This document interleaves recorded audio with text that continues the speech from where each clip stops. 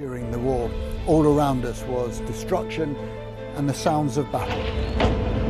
What you see a lot of here are military machines, soldiers, devastation and destruction.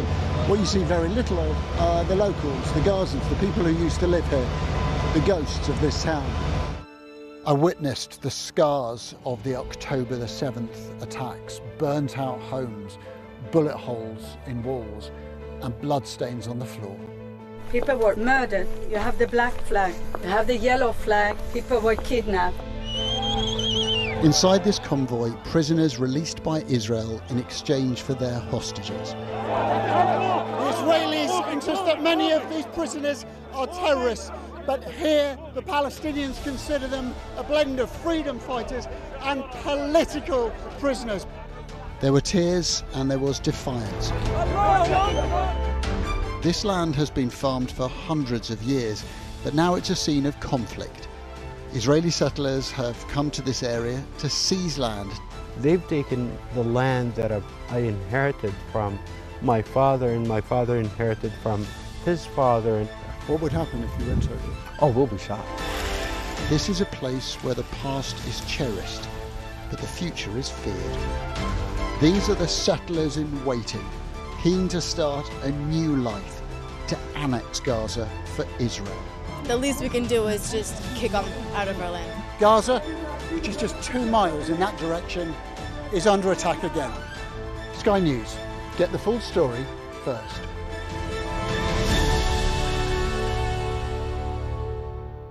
Well, hello and thank you for watching. Tonight on The Wrap.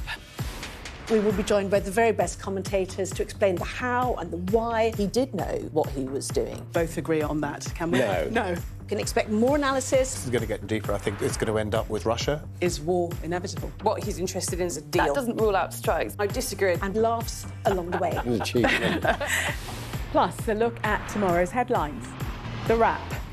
Everything wrapped up for you from Hello, it's an important day for the government. The Chancellor will be delivering her spring budget forecast. However, of course, the growing regional conflict in the Middle East has thrown more uncertainty over the global economy and the state of the public finances. Let's get more on this with our political correspondent, Alex Rogers. Alex, what can we expect to hear from the Chancellor? Morning. So the Chancellor's hoping to make this a low-key affair. She's calling it a spring forecast rather than statement to try and create as little fanfare around it as possible. So we're not expecting any new policy announcements in this, but we are expecting an update on the health of the economy and the state of the public finances. Now, she's tried to take the drama out of this because she wants to have only one fiscal event per year, so that will be the budget later in the year. And she wants to end the kind of speculation and intrigue that often precedes these events. She says that that's kind of destabilising for business and isn't good for market confidence. Now, the danger in that approach is that the spring statement does normally provide the Chancellor with an opportunity to hammer home her economic narrative and strategy. And in the absence of that, that does give the opportunity to opponents like Reform and Nigel Farage, perhaps, to seize the microphone. And it's worth remembering that this forecast comes off the back of a very difficult by-election for Labour in Gorton and Denton in Greater Manchester, where Labour came third behind the Greens and Reform. And in the fallout of that, we did hear some Labour MPs calling on the Chancellor to be more bold on the economy and more bold on the cost of living. So she is under pressure domestically and also internationally, of course, with the escalating conflict in Iran, which could have a very big impact on her ability to drive down the cost of living here, especially if oil prices are affected. So she may well be hoping to project a sense of calm and control, but events on the world stage may upend that mission entirely. OK, for now, Alex, thank you. Well, do stay with us on Sky News. For midday, we'll have special coverage of the spring forecast with Sophie Ridge, Beth Rigby and, of course, Ed Conway. Well, it's time to take a look at the weather now. You're looking happy. Well, the forecast looks good. So you've sorted the travel insurance then? All Clear Travel Insurance sponsors Sky News Weather. It will be mild and quite sunny and mainly dry for much of the week, but western parts look wet on Thursday and most places will be dry with plenty of sunshine this morning, although starting frosty in the north and west and locally foggy in the southeast. Now, southern England and the southern Welsh counties look rather cloudy, however, with some patchy drizzle, and the extreme north can expect the odd coastal shower too. That's your weather. All Clear Travel Insurance proudly sponsors Sky News Weather. Still so much to come. After the break, we'll be talking about the first evacuation flights, bringing Brits back to the UK from the Middle East. We'll have the very latest. I'm Adam Parsons, Sky's Middle East correspondent. We've just entered Gaza. The vista out there is complete destruction. I'll always remember going into Gaza City during the war. All around us was destruction and the sounds of battle. What you see a lot of here are military machines, soldiers, devastation and destruction. What you see very little of are the locals, the Gazans, the people who used to live here, the ghosts of this town. I witnessed the scars of the October the 7th attacks, burnt out homes, bullet holes in walls, and bloodstains on the floor. People were murdered. You have the black flag, you have the yellow flag. People were kidnapped. Inside this convoy, prisoners released by Israel in exchange for their hostages. The Israelis insist that many of these prisoners are terrorists, but here the Palestinians consider them a blend of freedom fighters and political prisoners. There were tears and there was defiance. This land has been farmed for hundreds of years, but now it's a scene of conflict. Israeli settlers have come to this area to seize land. They've taken the land that I inherited from my father, and my father inherited from his father. What would happen if you entered it? Oh, we'll be shot. This is a place where the past is cherished, but the future is feared. These are the settlers in waiting, keen to start a new life, to annex Gaza for Israel.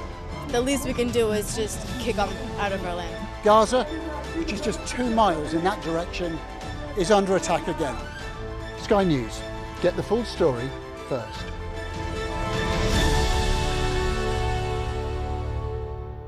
Well, hello and thank you for watching. Tonight on The Wrap. We will be joined by the very best commentators to explain the how and the why. He did know what he was doing. Both agree on that, can we? No. You can expect more analysis. This is going to get deeper. I think it's going to end up with Russia. Is war inevitable? What he's interested in is a deal. That doesn't rule out strikes. I disagree. And laughs along the way. Plus, a look at tomorrow's headlines. The Wrap. Everything wrapped up for you from Tehran. Now, the first group of relieved Brits arrived home last night on an evacuation flight from the United Arab Emirates. Some 300,000 British nationals have been left stranded in Gulf countries, which flights were largely suspended. Well, let's bring in our correspondent, Barnaby Papadopoulos. Barnaby, just explain to us what the scenes were like at Heathrow for those Brits that arrived back.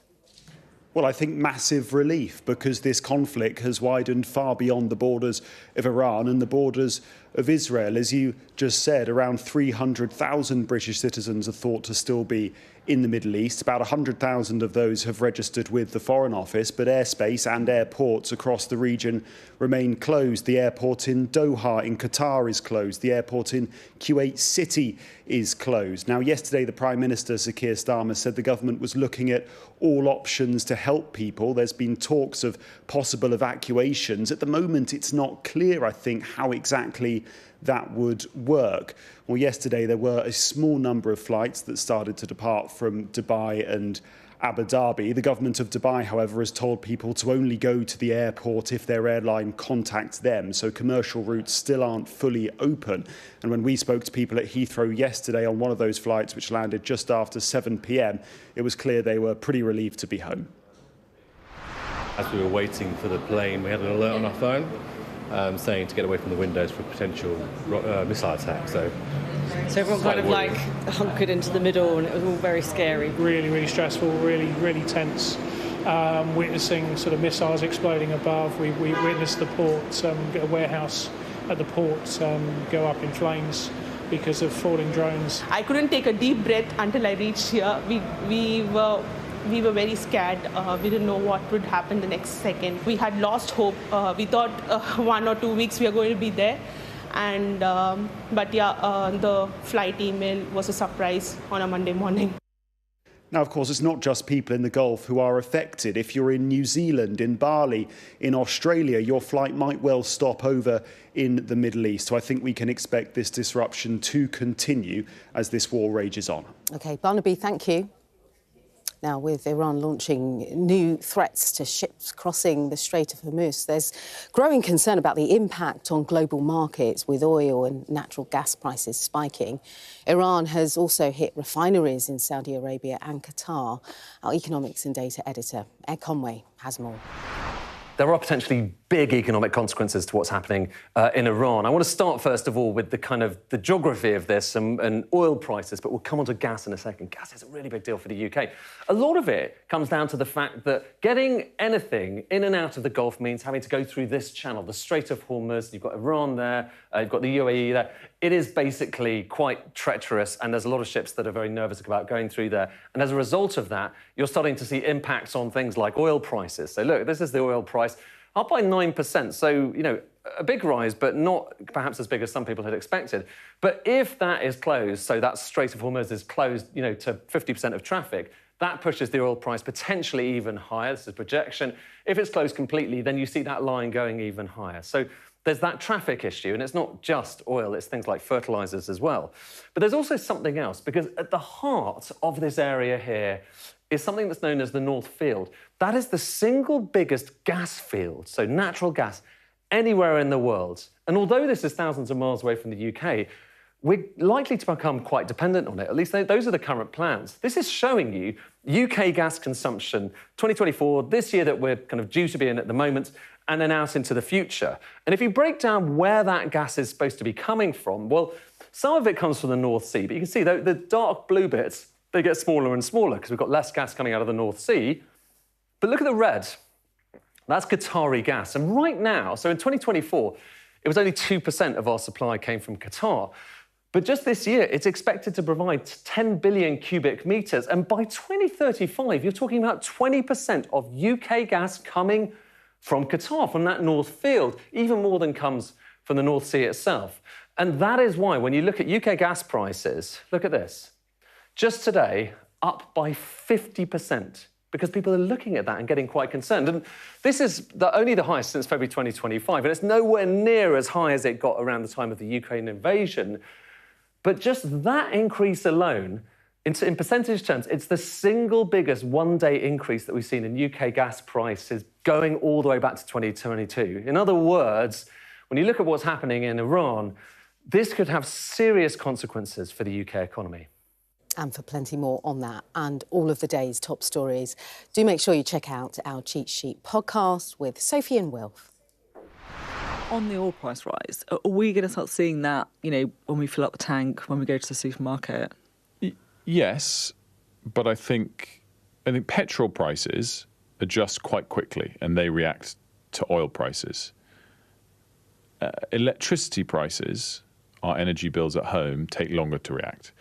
And so and that's a bigger portion of most people's pay packet, at home electricity cost. And for it to really affect that, you need that persistence, not just a commodity price spike for a couple of days or weeks. That will come out in the wash in your energy bills, whereas oil prices being higher will adjust. You know how you have those electronic boards at the petrol station? Those prices will adjust more quickly. And again, I come back to that key point. For this to really affect people's pockets, it's going to be the persistence, which, by the way, the comments from both sides point to, but we have to wait and see. And today's cheat sheet will be available very shortly wherever you get your podcasts. Coming up, we'll be discussing the stories making headlines in today's papers with our panellist, Benedict Spence. I'm Adam Parsons, Sky's Middle East correspondent. I've just entered Gaza. The vista out there is complete destruction. I'll always remember going into Gaza City during the war. All around us was destruction and the sounds of battle. What you see a lot of here are military machines, soldiers, devastation and destruction. What you see very little of are the locals, the Gazans, the people who used to live here, the ghosts of this town. I witnessed the scars of the October the 7th attacks, burnt out homes, bullet holes in walls and bloodstains on the floor. People were murdered. You have the black flag, you have the yellow flag. People were kidnapped. Inside this convoy, prisoners released by Israel in exchange for their hostages. The Israelis insist that many of these prisoners are terrorists, but here the Palestinians consider them a blend of freedom fighters and political prisoners. There were tears and there was defiance. This land has been farmed for hundreds of years, but now it's a scene of conflict. Israeli settlers have come to this area to seize land. They've taken the land that I inherited from my father, and my father inherited from his father. What would happen if you went over? Oh, we'll be shot. This is a place where the past is cherished, but the future is feared. These are the settlers in waiting, keen to start a new life, to annex Gaza for Israel. The least we can do is just kick them out of our land. Gaza, which is just 2 miles in that direction, is under attack again. Sky News, get the full story first.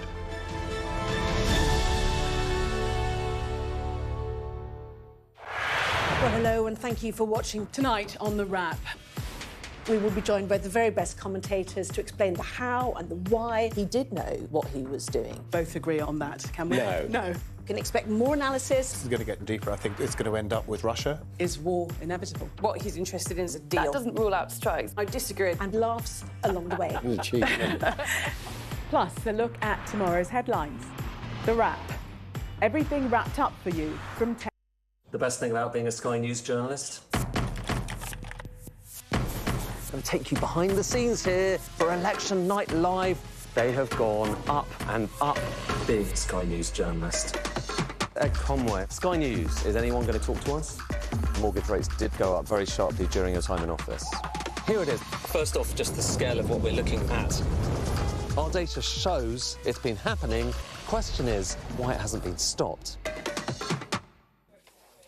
We just want to bring you a little bit of breaking news that we're hearing here at Sky News. There are reports this morning from across the Middle East that 2 US military bases have been attacked. Now, this is according to Reuters, the US military base near Iraq's Erbil airport. They're reporting it's been hit in a drone attack. And then elsewhere, Iran's Revolutionary Guard says it's targeted a US airbase in Bahrain. Now, the US at this stage hasn't commented on the reported attacks. Of course, we'll bring you more on those developments throughout the morning as and when we get them.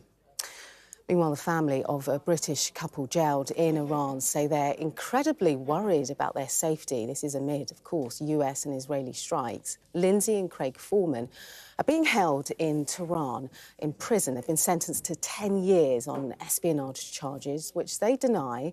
Well, Lindsay's son, Joe Bennett, says he's desperately trying to bring them home. Deeply, deeply concerned and worried. I mean, when I was on the phone to my mum this morning, you know, these bombs are close enough going off to the prison that they heard them, they felt them. One was so close that it blew out the windows. And yeah, there was mass panic on the other end of the phone.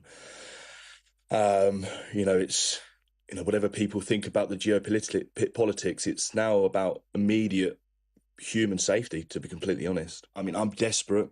You try to act composed, but when you hear your mum, you know, describe an explosion from inside a prison, it hits you that they're trapped, they can't run, you know, they can't protect themselves, and my only focus is getting them both home safely.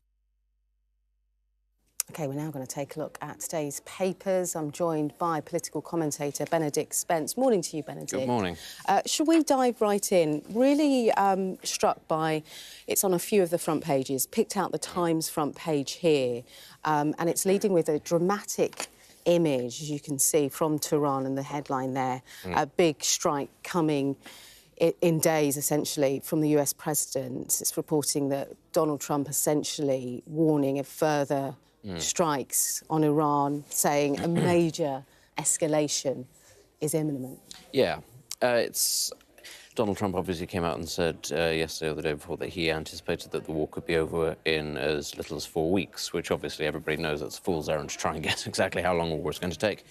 But there are reasons for that, and that's because of the nature of Iran's regime on the one hand and what it is trying to achieve on the other.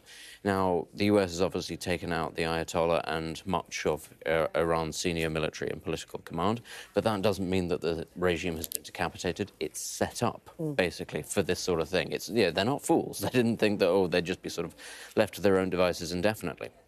The whole purpose of this conflict has been started ostensibly because Iran is trying to develop nuclear weapons. That will not have ground to a halt just because of what's happening elsewhere around the country. The separation, if you like, of the different areas of Iran's ability to defend itself do not rely on that sort of linear hierarchy. So it's a question of time. Excuse me. If the regime understands that this is existential, different elements of it will, independently of each other, start to ratchet up their operations. That means that when Donald Trump says he anticipates it could be over in 4 weeks, read between the lines, that could be him saying, actually, we've only got 4 weeks if they then decide to go for broke before we get to a point where the Iranians are able to maybe manufacture nuclear weapons, and suddenly that sort of strategic asymmetry that the US and Israel has doesn't exist anymore. So there is going to be a massive escalation because there are many different facets of Iran's defense infrastructure that need to be taken out. Obviously, we'll talk about the energy aspect of this later, but if we're talking about timelines, that's probably going to be with one eye on what it is they can achieve in terms of developing nuclear capacity. It was interesting, wasn't it? Because we also heard from Donald Trump talking around the stockpiles. You know, they have an unlimited amount of stockpiles, that this could be a forever war. He was the president that promised peace. He was the president that said he wouldn't be putting any of his troops in the firing line. Yeah, and this is, yesterday he also didn't rule out putting boots on the ground. I can't anticipate, actually, that there will be US boots on the ground without somebody else coming to their aid, because, you know, we understand exactly what that would mean for Iran. Iran is a far larger country than Iraq, and put it this way, it's not going to be Israeli boots on the ground. That's not going to happen, or if it does, that's not going to be as part of an occupation force. There has been some discussion about what happens if the country does start to disintegrate, because, of course, it's not one homogenous ethno-state. There are various different groups from Balochistan, which obviously shares a border with Pakistan, and in the north you have the Kurdish issue. And Turkey, I think, has been very sort of clear on this, that it would not allow any sort of uprising or a disintegration in that part of the world. Does that mean Turkish boots on the ground? We're not at that stage yet, but this is the sort of situation that you potentially face. You don't want it to be one of those forever wars. I think a lot of emphasis is being placed on the Iranian people, ordinary Iranian people. The administration, Trump administration, is saying this is your opportunity to take charge. The issue is, of course, part of the state of Iran is not simply set up to oppose external forces. It's also designed to suppress opposition within. That's part of the justification for supposedly going in the first place. Yeah, and you know, I take you back to that front page of the Times, that image, because Donald Trump was calling on the Iranian people, this is your moment to rise up. In amidst all of that geopolitics, there is an 8-year-old, 9-year-old girl maybe with her parents in her pyjamas, covered in rubble. The reality of this is that if people, even now, head out onto the streets to try to protest, they're putting their lives in danger. Absolutely. So it's a bit of a fool's errand to say to these people, well, it's up to you to do a popular uprising, presumably without weapons, because, you know, you didn't have anything when you were fighting the regime forces themselves at the time. So you're going to be going out, you're going to be dodging the US Air Force, and you're going to be dodging the IRGC. It doesn't sound particularly auspicious. If I was the average Iranian person, I'd be sat there thinking, well, we maybe could have done with this assistance some time ago, and now, given the current circumstances, what am I supposed to do? Am I supposed to go out and sort of stand in the middle of Tehran and, you know, sort of call for change? It doesn't work like that. And, of course, the other thing that we always have is that juxtaposition of, yes, the regime is incredibly unpopular amongst great swathes of its population, but people don't like their children being bombed. And that, of course, can, you know, coalesce into a better the devil you know kind of situation, which is, of course, what we saw in Iraq. Interesting. And, you know, you take it back to very beginning, and it was market traders who were fed up about the cost of how much things, you know, were setting them back, that they came out and protested. All of this now is drawing in bigger global economic issues. Front page of the Times, Iran turns fire on global energy supply, hitting energy infrastructure, which will in turn have a big impact across the globe. Yeah, I mean, ironically, of course, that's also what led to the Arab Spring, was market conditions. And one of the things that's been affecting Iran for some time is its lack of water supplies. But here's the other thing, I suppose, is who actually has the biggest stomach for the fight. If we're talking about energy supplies, we've obviously already seen the spike in gas prices in Europe, and that's because Europe has left itself very behind. Despite its attempts to reach net zero, it has started slowly to realise it's not feasible in the timeline that's been given. So obviously it's then had to resort to external competitors. One of those was Russia. That went really well, obviously, when the Ukraine war started. So then there's bigger emphasis on the Gulf. And now, obviously, the Qataris have turned off access to the LNG, and the Saudis are getting very, very jumpy about their own oil supply. Nobody is also insuring tankers. That's the key thing. Even if they wanted to, even if the Saudis and the Qataris and the Emiratis were saying, oh, yeah, fine, business as usual, we'll just plow on through, none of the tankers are going to go through the Strait of Hormuz because nobody will insure them for anything like a reasonable price. That means that they all congregate there. What does that mean? You've got a giant target set in the middle of the sea. If the Iranians decide they have another WMD, so to speak, which is not a nuclear bomb, it is the oil and gas infrastructure of their neighbours. And if they continue to hit it, as they have already done in limited capacities, well, it took a year to put out the Kuwaiti oil fires after the Iraqi withdrawal from Kuwait. This is obviously a much bigger scale. It's 20 to 30% of the world's fossil fuel supply, given what kind of day it is. There aren't really the pipe capacities to override it. There's no real way out of that for Europe. The US has its own supplies. China has done a lot to sort of, you know, safeguard its own supplies. Russia obviously will be fine. The only other major pole at all of this that has not got to this point is Europe, because it's been doubling down on net zero and it's not able to get there in time. So Europe is going to feel the pain. It's going to feel the pain anyway. If it's any more than 4 weeks, I'm not sure what to say to people. Your bills are going up badly. Yeah, people will feel it in their pockets. I tell you who is also very jittery about all of this. Sir Keir Starmer, wasn't he? At the front page of the Daily Telegraph, the President of the United States, I'm very disappointed in Keir. Were you shocked by this? I wasn't actually shocked by this, to be honest, because on the one hand, you can look at Keir Starmer as seeing everything through the prism of international law, which is perhaps his biggest single strategic failing. He doesn't understand that the rest of the world, if it ever really cared about international law outside of Europe, it's long since over. Donald Trump certainly doesn't care about it. Iran and the Gulf states certainly don't care about it. So from that perspective, it wasn't surprising that Keir Starmer was going to go, well, I'm not sure about the legality of this situation, because that's all that he knows. But there is another element to this that is slightly more strategic, and that comes back to what we were just talking about. It's obvious to anybody that this was going to cause an energy price spike if it ended up escalating outside of Iran, which it has. That's going to affect British consumers. Keir Starmer does not want to have to sit there and explain to his constituents, to the electorate, to the House of Commons, if he backs this war too much, what role he then plays in the changes in people's living standards, in their bills. At the very least here, he's able to sit there and say, well, listen, I didn't want to escalate the situation. I acted within what I believe to be the law, and I tried to do what I can, but there's nothing that I can do about the murderous regime in Tehran and a rogue president who decides to do whatever he wants. That's why your bills are going up. It's nothing to do with me. If he'd backed him to the hilt, then in 4 weeks he'd be asking questions about why is everything so unaffordable. With his polling as it currently is, and a pretty mutinous situation in the aftermath of the Mandelson situation, the Morgan McSweeney resignation, I think Keir Starmer needs things to be as calm as possible. So I do understand why, from this perspective, he thought, this is a bridge too far for me. I cannot get involved in this. I tell you what will be really interesting. It will be the midterms in November for the president. He's very disappointed in Keir Starmer. I wonder, huge swathes of the MAGA tribe, whether they will be disappointed in their president for what they're seeing now. Oh, hugely, hugely. They obviously won't vote Democrat, but they might just not turn out. And this is the curious thing, actually, at the heart of what's going on, because Marco Rubio, the Secretary of State, is front and centre for most of this. He certainly was with the Venezuela situation as well. For a certain strand of the Republican Party, he is incredibly popular because he is taking on the enemies that for so long America's just sort of sat back and handled.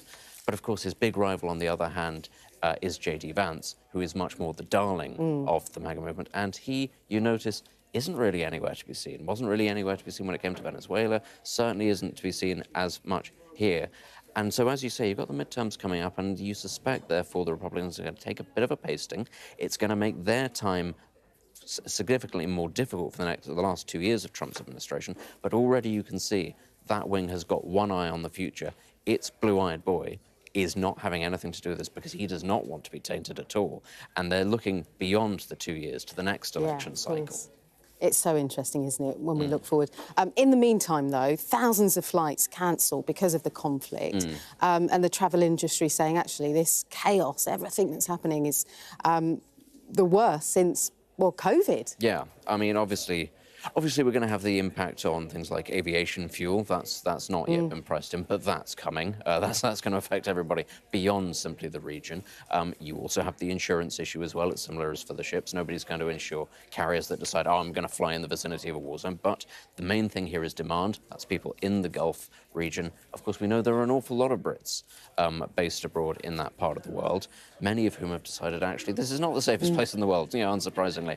How it is that you get those people from A to B in an orderly fashion, bearing in mind that that will mean people flying into what is effectively now a war zone, that's a very difficult thing because you don't want to create another front. The Iranian regime has proven in the past it is, perfectly fine with terrorism. It is perfectly fine with shooting down aeroplanes.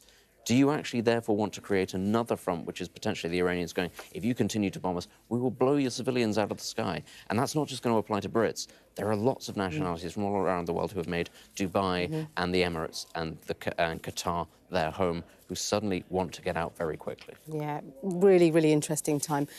Benedict, thanks for your company this morning. Thank you so I hope much. to see you very soon. That's all from me. Next up, we'll have all the latest on, of course, the widening conflict in the Middle East with Ridge and Frost, including the fallout across airports around the country too. So do stay with us.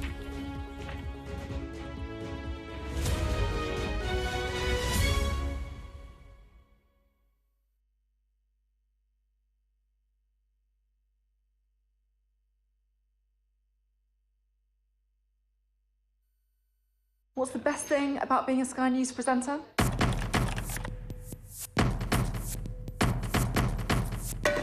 We've done the work and the reading, so you don't have to. Being a Sky News presenter. Hello and welcome. Westminster, the heart of British politics. I'm so sorry about what happened to you. So what on earth is going on? It's not true. Can I tell you what I think? It's really unusual. Mornings with Ridge and Frost. Let's crack on. Let's get started. What's the best thing about being a Sky News journalist? Who's funnier? Being a Sky News journalist. A special edition of The World with me, Yalda Hakim. Pakistan has the right to respond. You're like, what? Historic day here today. Congratulations, this is a huge moment. But what happens now?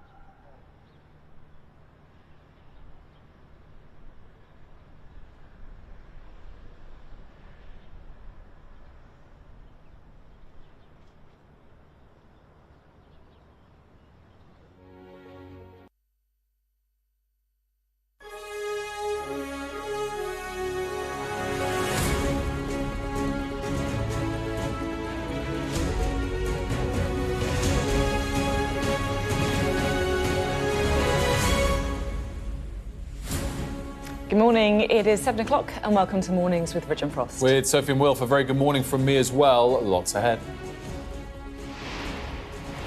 Iran threatens to set fire to any ship crossing the Strait of Hormuz shipping route, which could have a huge global impact on the cost of living. President Donald Trump says the United States is ready to fight a war forever, boasting healthy munitions stockpiles. Israel says it's continuing simultaneous strikes on both the Iranian and Lebanese capitals. Meanwhile, the US embassy in Riyadh is hit by a drone strike. Also this morning, the footage of Bill and Hillary Clinton's testimony to Congress over their links to Jeffrey Epstein is released. We all are abiding by the same rules. I will take that down. Yeah, well, I would like to take a break at this moment. Yeah, I'm done for now.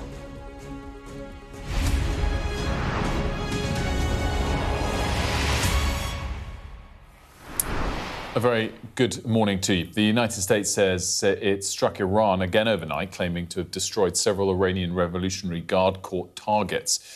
We don't know if these latest strikes were the hardest hits yet to come that were promised by the US Secretary of State Marco Rubio last night. But look, this is a fast-moving situation, an awful lot happening on multiple fronts. So let's take you through some of the details. Firstly, Iran has threatened to set fire to any ships attempting to transit the Strait of Hormuz. It's a vital global shipping lane. That threat has spiked oil and gas prices. 2 Iranian drones struck the US embassy in Riyadh, which was vacant at the time. And also this morning, the president said that wars can be fought forever. So he claimed the US has a virtually, in his words, unlimited supply of munitions to fight. But there was a bit of a different message from the Israeli Prime Minister last night.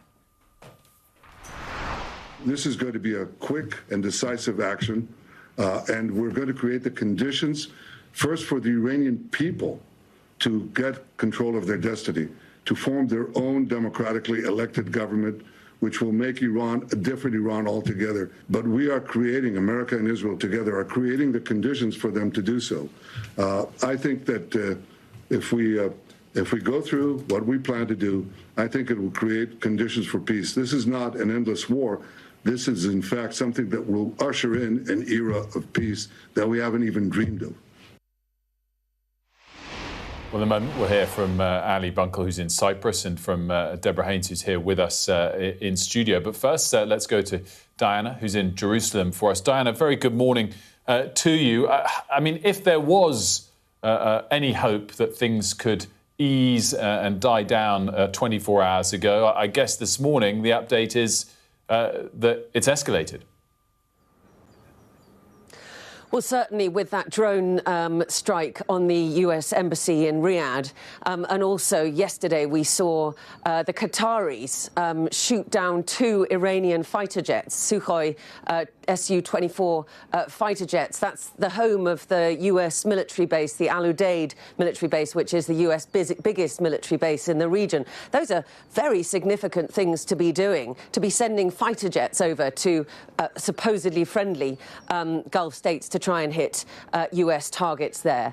But interestingly, we here in Jerusalem and across of Israel have felt a slight pause over the last 24 hours. We just had a siren a few minutes ago, but nothing seemed to come of it. And that was the first in 24 hours, certainly here in Jerusalem.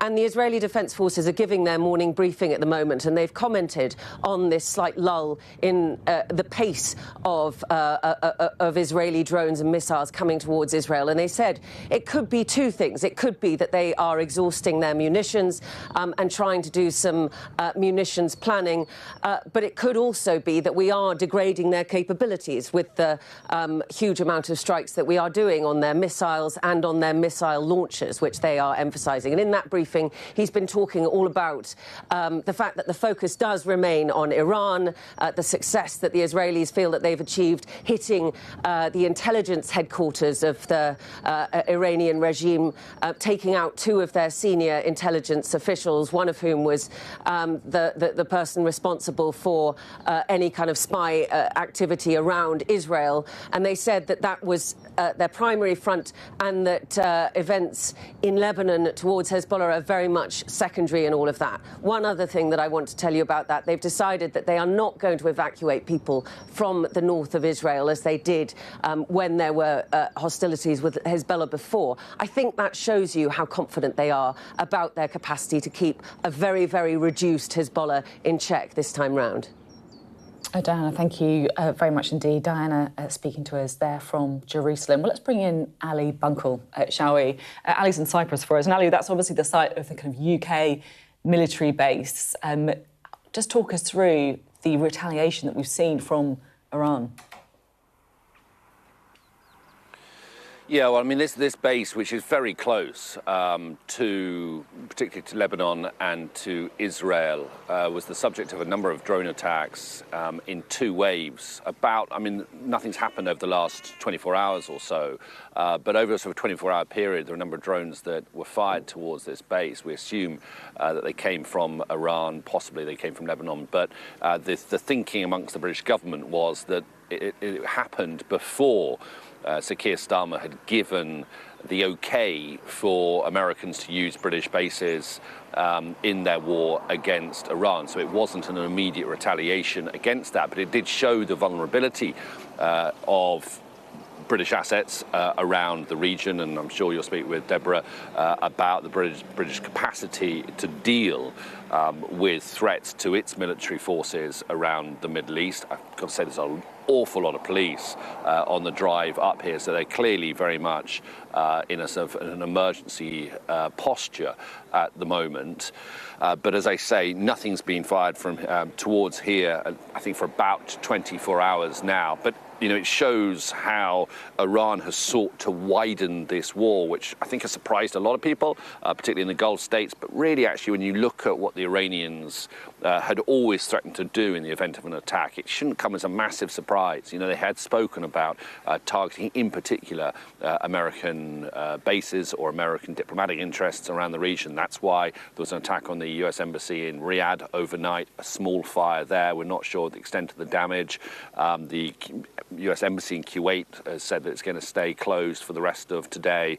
And so what Iran is trying to do is trying to, I think, strategically with and just pick up from what Diana said and what I'm hearing, whatever it does have left, because of course they were severely degraded last time in the 12-day war in June, is to try and use that cleverly to try and attack across the region. And I guess from an Iranian point of view, the hope would be to put pressure on America, in particular on Israel, but on America from its allies around the region to bring this thing to an end sooner rather than later. Great stuff. Thanks so much for that. As we mentioned, Deborah's here with us in studio. Deborah, just stepping back from everything, first of all, what capability does Iran have that could hit UK assets? We're only talking about the airbase in Cyprus, obviously, not here, or am I wrong with that? I mean, Donald Trump has made a big play about Iran's long-range ballistic missile capabilities, but the reality is it doesn't actually have operational intercontinental ballistic missiles that could hit, for example, the UK. It does have, however, a large arsenal, and we don't know exact estimates because obviously, as you were hearing from Ali, a lot of it has been degraded, of short and medium-range ballistic missiles, and they could hit what Cyprus is believed to be in range. And of course, we've also got assets across the Middle East. We've got a base in Qatar, we've got troops in Bahrain, we've got troops in Iraq, all across the Middle East. There are several thousand British military personnel, and then obviously hundreds of thousands of British citizens. And so, as well as the ballistic missile threat, there are obviously cruise missiles that Iran uses, and as well those Shahed drones, those one-way attack drones. Also cyber attacks, and Iran is known to be able to launch more sort of subversive attacks, sort of bombings, suicide ships or boats that could go up against a ship, that kind of less conventional warfare that it uses to go against larger militaries. And do you think we have the capability to intercept one of those ballistic missiles if they did choose to fire them at RAF criteria, or would we have to rely on others' help for that? Right now, we'd have to rely on the Americans. That's just the blunt fact. Yes, we do have Type 45 destroyers, which are big warships that are fitted with anti-ballistic missile systems. So they have the capability to shoot ballistic missiles out of the sky. And actually, we saw them do that against the Houthis off Yemen. Maybe it was 2 years ago now, in 2024. But that that capability, I was told that quite a few munitions had to be used to hit that ballistic missile out of the sky. It is a difficult feat, and we only have 6 of these ships. And of those 6 ships, I was told by the Royal Navy yesterday that 3 are available, but sources have since said to me that actually they think it might be only 1 that could literally be deployed now. None of them, as far as I'm aware, are in the region at the moment. So in terms of the ballistic missile threat, we're relying solely on the Americans to defend Cyprus. I mean, that's so interesting, isn't it? And also, I have to say, it's worth reflecting on the state of the relationship right now between us and the US. Donald Trump saying he was disappointed in Keir Starmer's response. You had Pete Hegseth, the kind of Secretary of War, saying, oh, traditional allies have been kind of clutching their pearls and wringing their hands. I mean, he's talking about the UK, right? He is, definitely. However, it has to be said that there is such a close relationship on the military and the security side of things. And the UK is still highly regarded with its capabilities and its willingness to fight, unlike a lot of other allies maybe, who might be not so forward-leaning in terms of their willingness to attack and to defend themselves. And I do understand that there are American forces also on the base in Cyprus. They're not conducting strikes into Iran, but clearly you can imagine they're involved in defensive operations too. And there is a huge American aircraft carrier in the Mediterranean as well. So it is in America's interests to defend Akrotiri as much as it is to defend the British. Deborah, we've got lots to get to with you throughout the morning. You're sticking around? Yes, I am. Fantastic. So we'll have to hit pause for this hour, but Deborah will be back throughout the morning, as we mentioned, and we'll continue our coverage with a slew of great guests as well, we should say, on the latest in the Middle East. But up next, the impact, of course, is already being felt and potentially could be felt more depending on how things escalate and persist when it comes to oil and gas prices. Yeah, so I think for a lot of people watching this morning, they're going to be thinking, what is the impact of this conflict on the economy? And there could be an impact, as we're saying. So that's bad news. I'll take it over for a minute as he sorts his earpiece out. I won't know what to do next if I haven't got my earpiece in. Exactly, the voice is in your head. It's a spring forecast today, so it's a difficult backdrop, of course, with the international affairs as well. I can confirm it is the spring forecast. That's what we're going to talk about next. Yes, OK, good, thank you. Yeah. We've got Alex Rogers here, our political correspondent.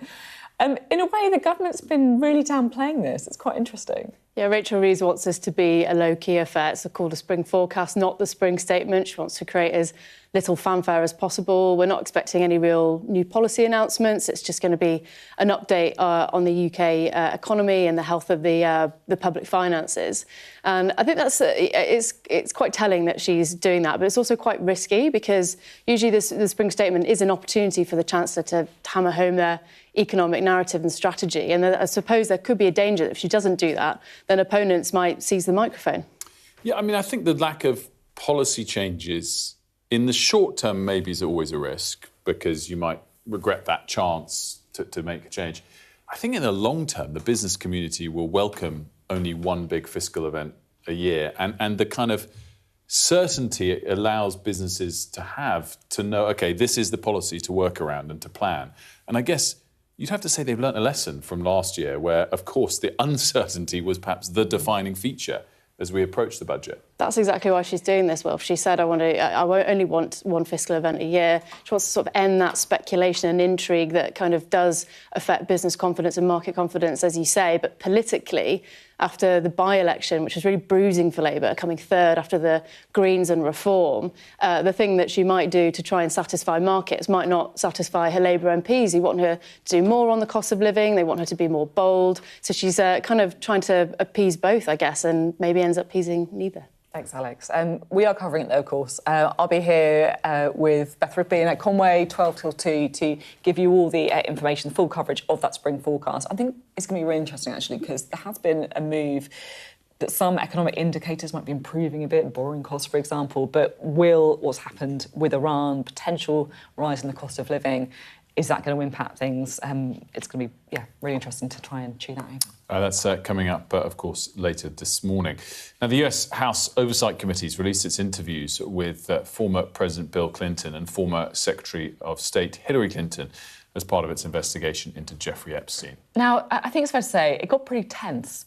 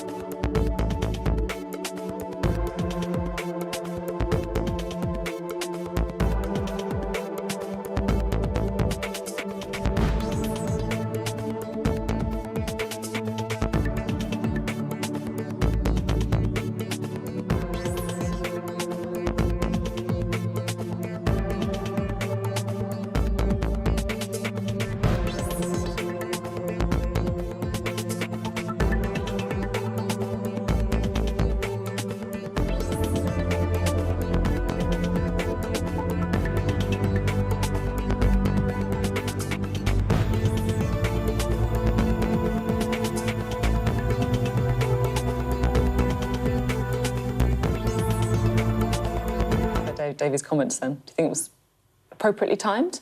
Well, I think he's in tune with the public on this. I mean, if you live in the UK and expect the support of UK public services, you should pay your fair share of taxes towards them. I don't think there's any debate about that. OK, and then just finally, I've got to squeeze it in, I'm very sorry.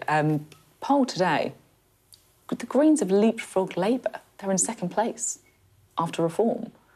I mean, are you worried? Are you the party of the left no longer? No, I'm not. I'm not worried. I mean, you know, polls move around all the time.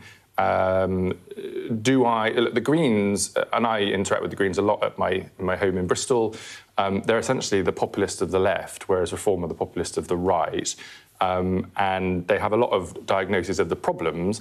They don't really have any answers to how to fix them that are credible. And I think when the public look at that, especially at the point of a general election, they'll be able to see that neither the populist left or the populist right have got any credible plans, and they're not going to want either of them to become Prime Minister. I mean, you're right, the polls move around all the time, but polls have pretty consistently shown that people are deeply unhappy with this Labour government, right? Do you need to change? If you step back in time and look at polls for any government, it always ebbs and flows, especially when you are the people having to make difficult decisions. It doesn't feel like it is ebbing and flowing, though. This is my point. Get Ed Conway on your screen with his slides, and you should have a look at the ebbs and flows. Don't worry, I'm very well across, the ebbs and flows of polling. I don't need Ed Conway to explain it to me. I meant more for your viewers, but whether you or Ed do it is entirely up to you. But if you look at the graph, it is quite normal. Because governments have to make difficult decisions, right? Opposition parties don't have to. You know, we had that for 14 years, but we'd rather be in government making those difficult decisions. When was the last time Labour was leading the polls? Well, when we won the general election, which is what matters. Because at the end of the day, it's what matters at a general election when the public have to decide who they want to be leading this country. They gave us a very significant majority to do that not long ago. We're getting on with that plan for change, and by the time we get to the next general election, I'm very confident the public will see that we've been delivering on those promises. OK, thank you very much indeed. Pleasure. Darren Jones there. Stepping away, I think, from saying that the UK backed the initial action by the US and Israel.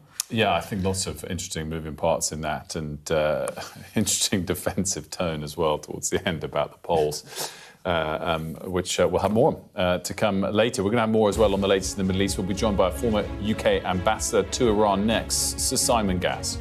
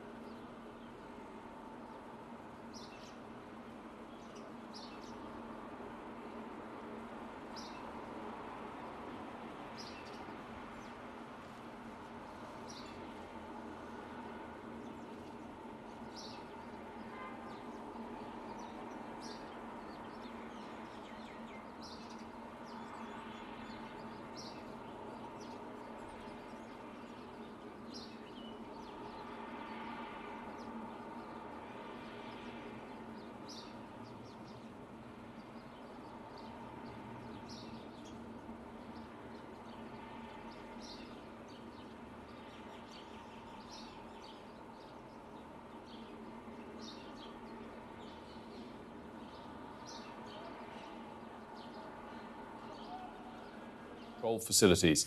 I'm joined now by the former British ambassador to Iran, Sir Simon Gass. Sir Simon, sorry for that sound effect there. Great to have you with us. Thanks for joining us. Your assessment this morning, 4 days in, that this is likely to escalate and prolong for weeks and months, or find an off-ramp before then? I don't think this is a campaign that will go on for months, no. I think that the political pressures on President Trump not to get embroiled in a long-term Middle Eastern war, which sends gas prices at the pumps in the United States going through the roof, that is not going to be a good strategy for the United States. So my expectation is that this will continue for several days to come. The United States will have a target list, so will Israel. They will want to get through that to a good degree. But I'd be surprised if this goes on for more than, let's say, 3 or 4 weeks. In terms of the scale of response from Iran, maybe more the breadth of the response from Iran, have you been surprised by the number of different regional states they've decided to hit? Not entirely. This is really what Iran said that it would do before the conflict. It said that those countries that allowed themselves to be used for US basing and for hostile actions against Iran would be regarded as targets. And this is Iran carrying out what it had previously said. We're probably in a position in which a lot of the decisions within the Iranian armed forces are being taken at quite a local level because of the disruption of their command and control. So in a sense, it is surprising because it is a change in what Iran has done in the past. But this is a unique attack from Iran's perspective. This is the first time that a US president has called for regime change as a result of US and Israeli military action. So this is an existential moment for the Iranian regime. And to that extent, it's not all that surprising that they are lashing out, no doubt in the hope, firstly, that the United States Gulf allies tell President Trump that he needs to call the campaign to a close sooner rather than later, and secondly, to put pressure on oil prices and the domestic economies of the Gulf states. Do you think regime change is likely or possible? I think it's possible. I don't think that it's likely. This is a pretty resilient regime, which is heavily networked inside a very large country. It's been in existence for 45 years, and I don't think that it will be at all easy to unseat. We're not seeing at the moment large popular demonstrations in Iran against the regime. We're not seeing defections from the Iranian armed services. We're not seeing splintering in the Iranian leadership. One can't exclude that possibility, of course. The future is inevitably uncertain. I think one of the most interesting things to watch will be the question of who becomes the next supreme leader in Iran. Is there any chance that they will be of a mind to be just a bit more conciliatory towards the United States and its partners? Even that, I think, is a long shot, but it's possible. That said, to what extent is Iran going to be weakened by this, particularly in its military capabilities, such that in a year, do you think we'll conclude that not so much Britain, but Britain's allies in the region have benefited from this, or is that, in fact, unlikely? Well, Iran has already been heavily weakened, of course, in the last couple of years. Many of its allies within the region, including the Syrian regime of former President Assad, have been pretty much demolished. The attacks by Israel and the United States last June also did quite a lot of damage to Iranian military infrastructure. So it is certain that after this, Iran will be further significantly weakened. It's worth recalling, though, that Iran tends to use asymmetric means of attacking its enemies. It uses ballistic missiles, it uses proxies, it uses sometimes terrorist-type tactics against its opponents. And therefore, even if you erode Iran's capability, that doesn't guarantee you security from retaliation. Sir Simon, thanks so much for joining us. Sir Simon Gass there, the former UK ambo to Iran. Time now for a look at the weather. Dinner under the stars tonight? That reminds me of our travel insurance. You mean All Clear Skies? All Clear Travel Insurance sponsors Sky News Weather. So actually, we've got some quite good news for the weather for once, because it's going to be mild, quite sunny and mainly dry for much of the week. That's a surprise. But western parts do look a bit wet, though, on Thursday. Most places are going to be dry with plenty of sunshine this morning, although starting frosty in the north and west. Locally foggy in the southeast, southern England and the southern Welsh countries look a bit cloudy, though, and there will be a bit of patchy drizzle there. The extreme north can expect the odd coastal shower, but it's going to turn out pretty mild, and it won't be as breezy as yesterday. All Clear Travel Insurance proudly sponsors Sky News Weather. Now, we've been debating, of course, a lot the extent of a breakdown in relationship between Donald Trump and Keir Starmer. Well, Harry Cole of The Sun has just spoken to President Trump. He'll join us next. I'm Adam Parsons, Sky's Middle East correspondent. We've just entered Gaza. The vista out there is complete destruction. I'll always remember going into Gaza City during the war. All around us was destruction and the sounds of battle. What you see a lot of here are military machines, soldiers, devastation and destruction. What you see very little of are the locals, the Gazans, the people who used to live here, the ghosts of this town. I witnessed the scars of the October the 7th attacks, burnt out homes, bullet holes in walls and bloodstains on the floor. People were murdered. You have the black flag, you have the yellow flag, people were kidnapped. Inside this convoy, prisoners released by Israel in exchange for their hostages. The Israelis insist that many of these prisoners are terrorists, but here the Palestinians consider them a blend of freedom fighters and political prisoners. There were tears and there was defiance. This land has been farmed for hundreds of years, but now it's a scene of conflict. Israeli settlers have come to this area to seize land. They've taken the land that I inherited from my father, and my father inherited from his father. What would happen if you entered? Oh, we'll be shot. This is a place where the past is cherished, but the future is feared. These are the settlers in waiting, keen to start a new life, to annex Gaza for Israel. The least we can do is just...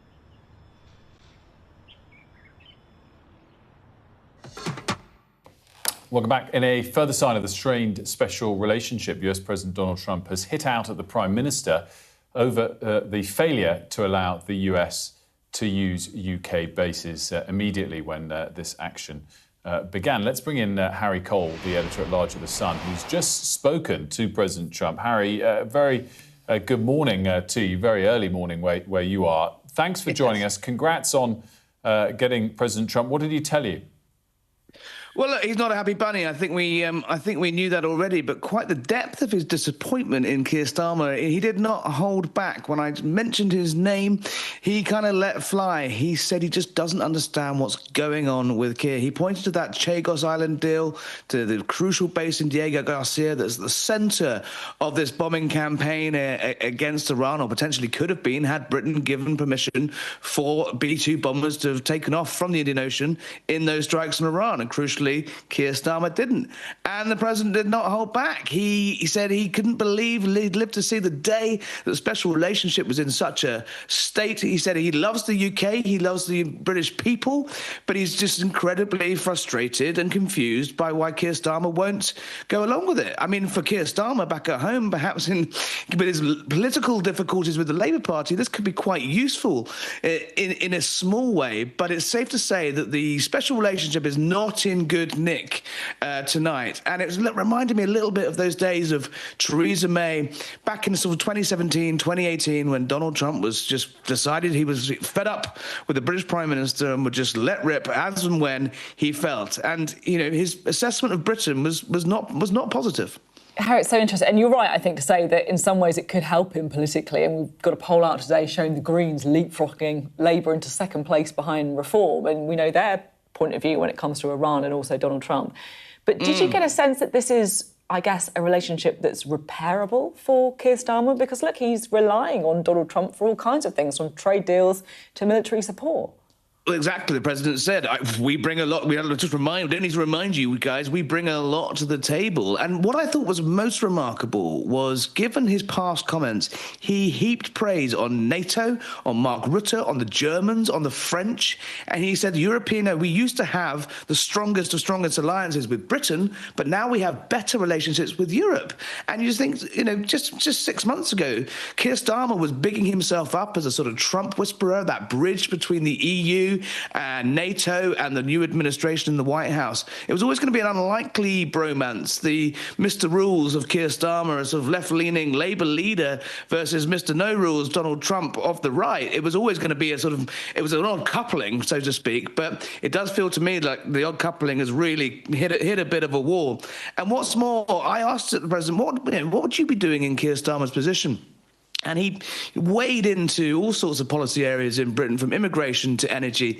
And he made a very stark warning to Britain when he said, look, you've just got to stop letting people into your country who hate you.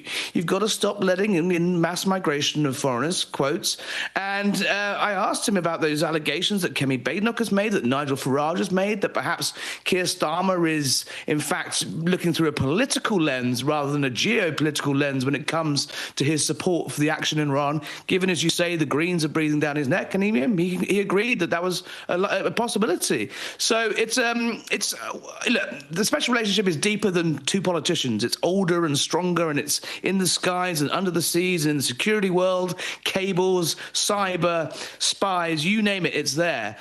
It's lasted longer than politicians, but it's never nice when the two protagonists are going head to head. Harry, great stuff. Thanks so much for joining us. Thanks for having me. And congrats on the interview. And we'll see where that relationship emerges in the next couple of days. Now, I think everyone would remember 5 years ago when the news first came out that Sarah Everard was missing. And then that was then the kind of weeks and days that followed, the, I guess, fear of what had happened to her, only to find out that those worst fears were realised. She was abducted, raped and murdered by a serving Metropolitan Police officer. Sky News can reveal dozens of serving police officers across the country have been investigated for rape since the murder of Sarah Everard. Yeah, it's pretty astonishing, to be honest, the report. Of all 17 of the police forces we spoke to, 17 of them said that they'd investigated police officers for sexual offences. The Deputy Assistant Commissioner at the Met Police told Sky News it's an awful truth that there are still abusers inside the organisation. Here's Mola Malone. I've been followed home before. It's something that is a reality. People are scared to talk about these things. It's not right that we're not safe in the evenings. The change is down to men. I've already checked behind me twice. I like to stay quite alert and aware. 5 years ago, Sarah Everard was picking up a bottle of wine on the way to a friend's house. Later that evening, she was abducted, raped and murdered by a serving Metropolitan Police officer. She should still be alive today, and if policing was better, then she might be still alive today. It was a horrific case that lit a touch paper in our society and ignited a conversation about women's safety and trust in the police. We found widespread evidence of criminal investigations into hundreds of officers for sexual offences. It's an incredibly awful truth that we have abusers and perpetrators inside our organisation. It was also talked about as a turning point, a moment demanding change. 5 years on, I want to try and get a sense of whether that change is happening. How are women feeling in terms of safety in public spaces? And how is the police service doing to improve and build back trust?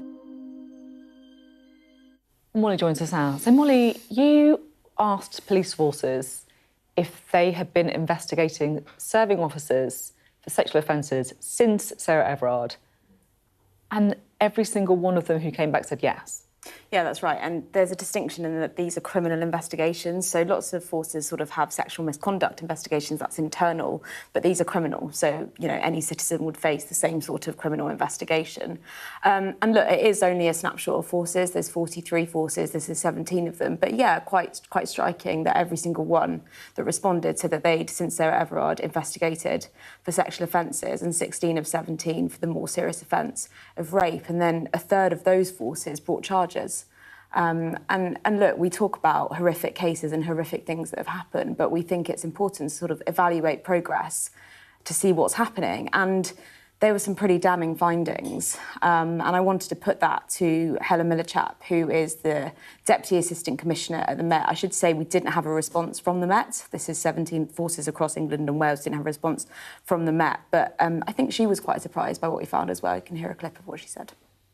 It's an incredibly awful truth that we have abusers and perpetrators inside our organisation, and could be one of the biggest factors in preventing women and girls coming forward to report crimes to us for fear that they cannot trust the response they get because of our internal culture and those that are inside our organisation who don't uphold our standards.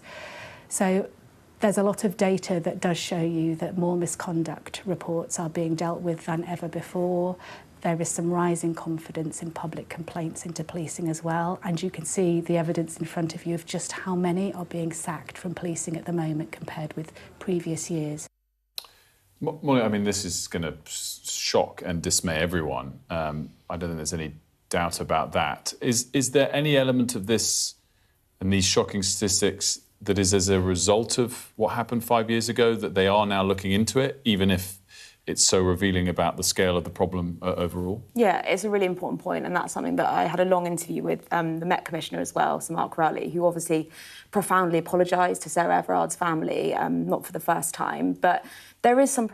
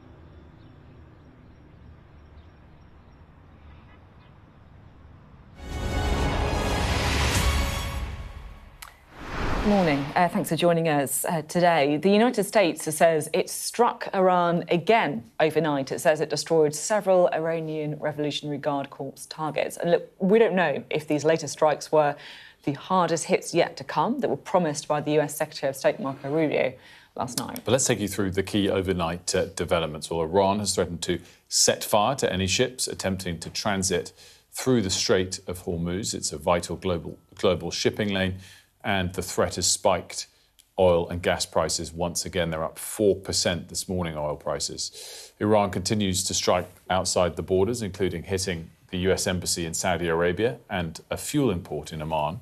So also this morning, the president came out to say that wars can be fought, in his words, forever, claiming the US has a virtually unlimited supply of munitions to fight. There was also a bit of a different message from the Israeli Prime Minister last night.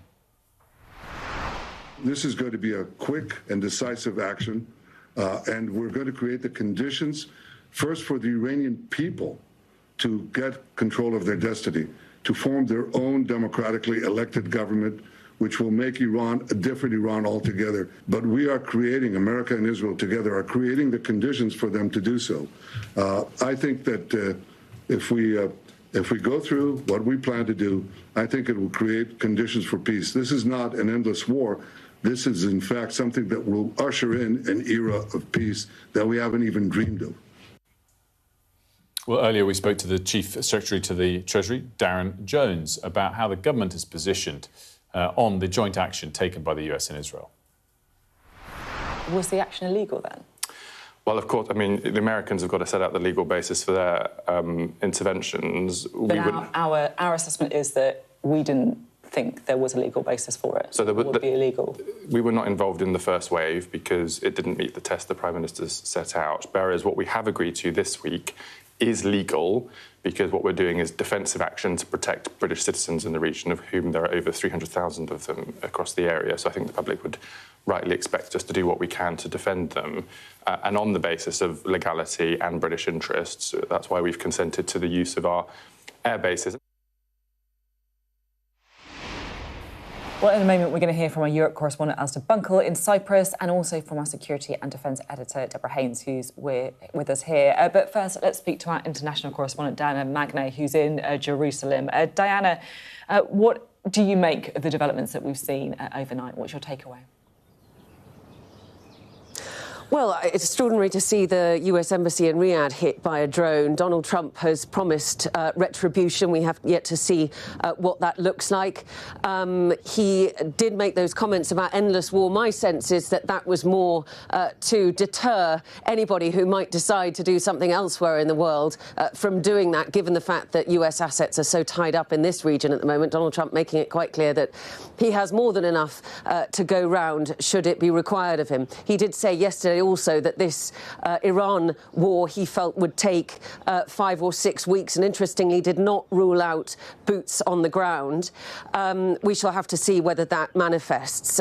Secretary of State Marco Rubio, really the only one who was most specific about what the objectives were, saying that this wasn't about regime change, but that it was about degrading their ballistic missile capabilities, making sure that they don't have a nuclear program. And of course, Benjamin Netanyahu following up, as Donald Trump has said, that it is about creating the conditions at which point the Iranian people can take matters into their own hands. But at what exactly that stage is has yet to be defined, what those conditions would be. We've just been hearing from the IDF, their morning briefing. It's interesting because over the last 24 hours, really, there has been a sort of lull in terms of Iranian missile attacks into Israel.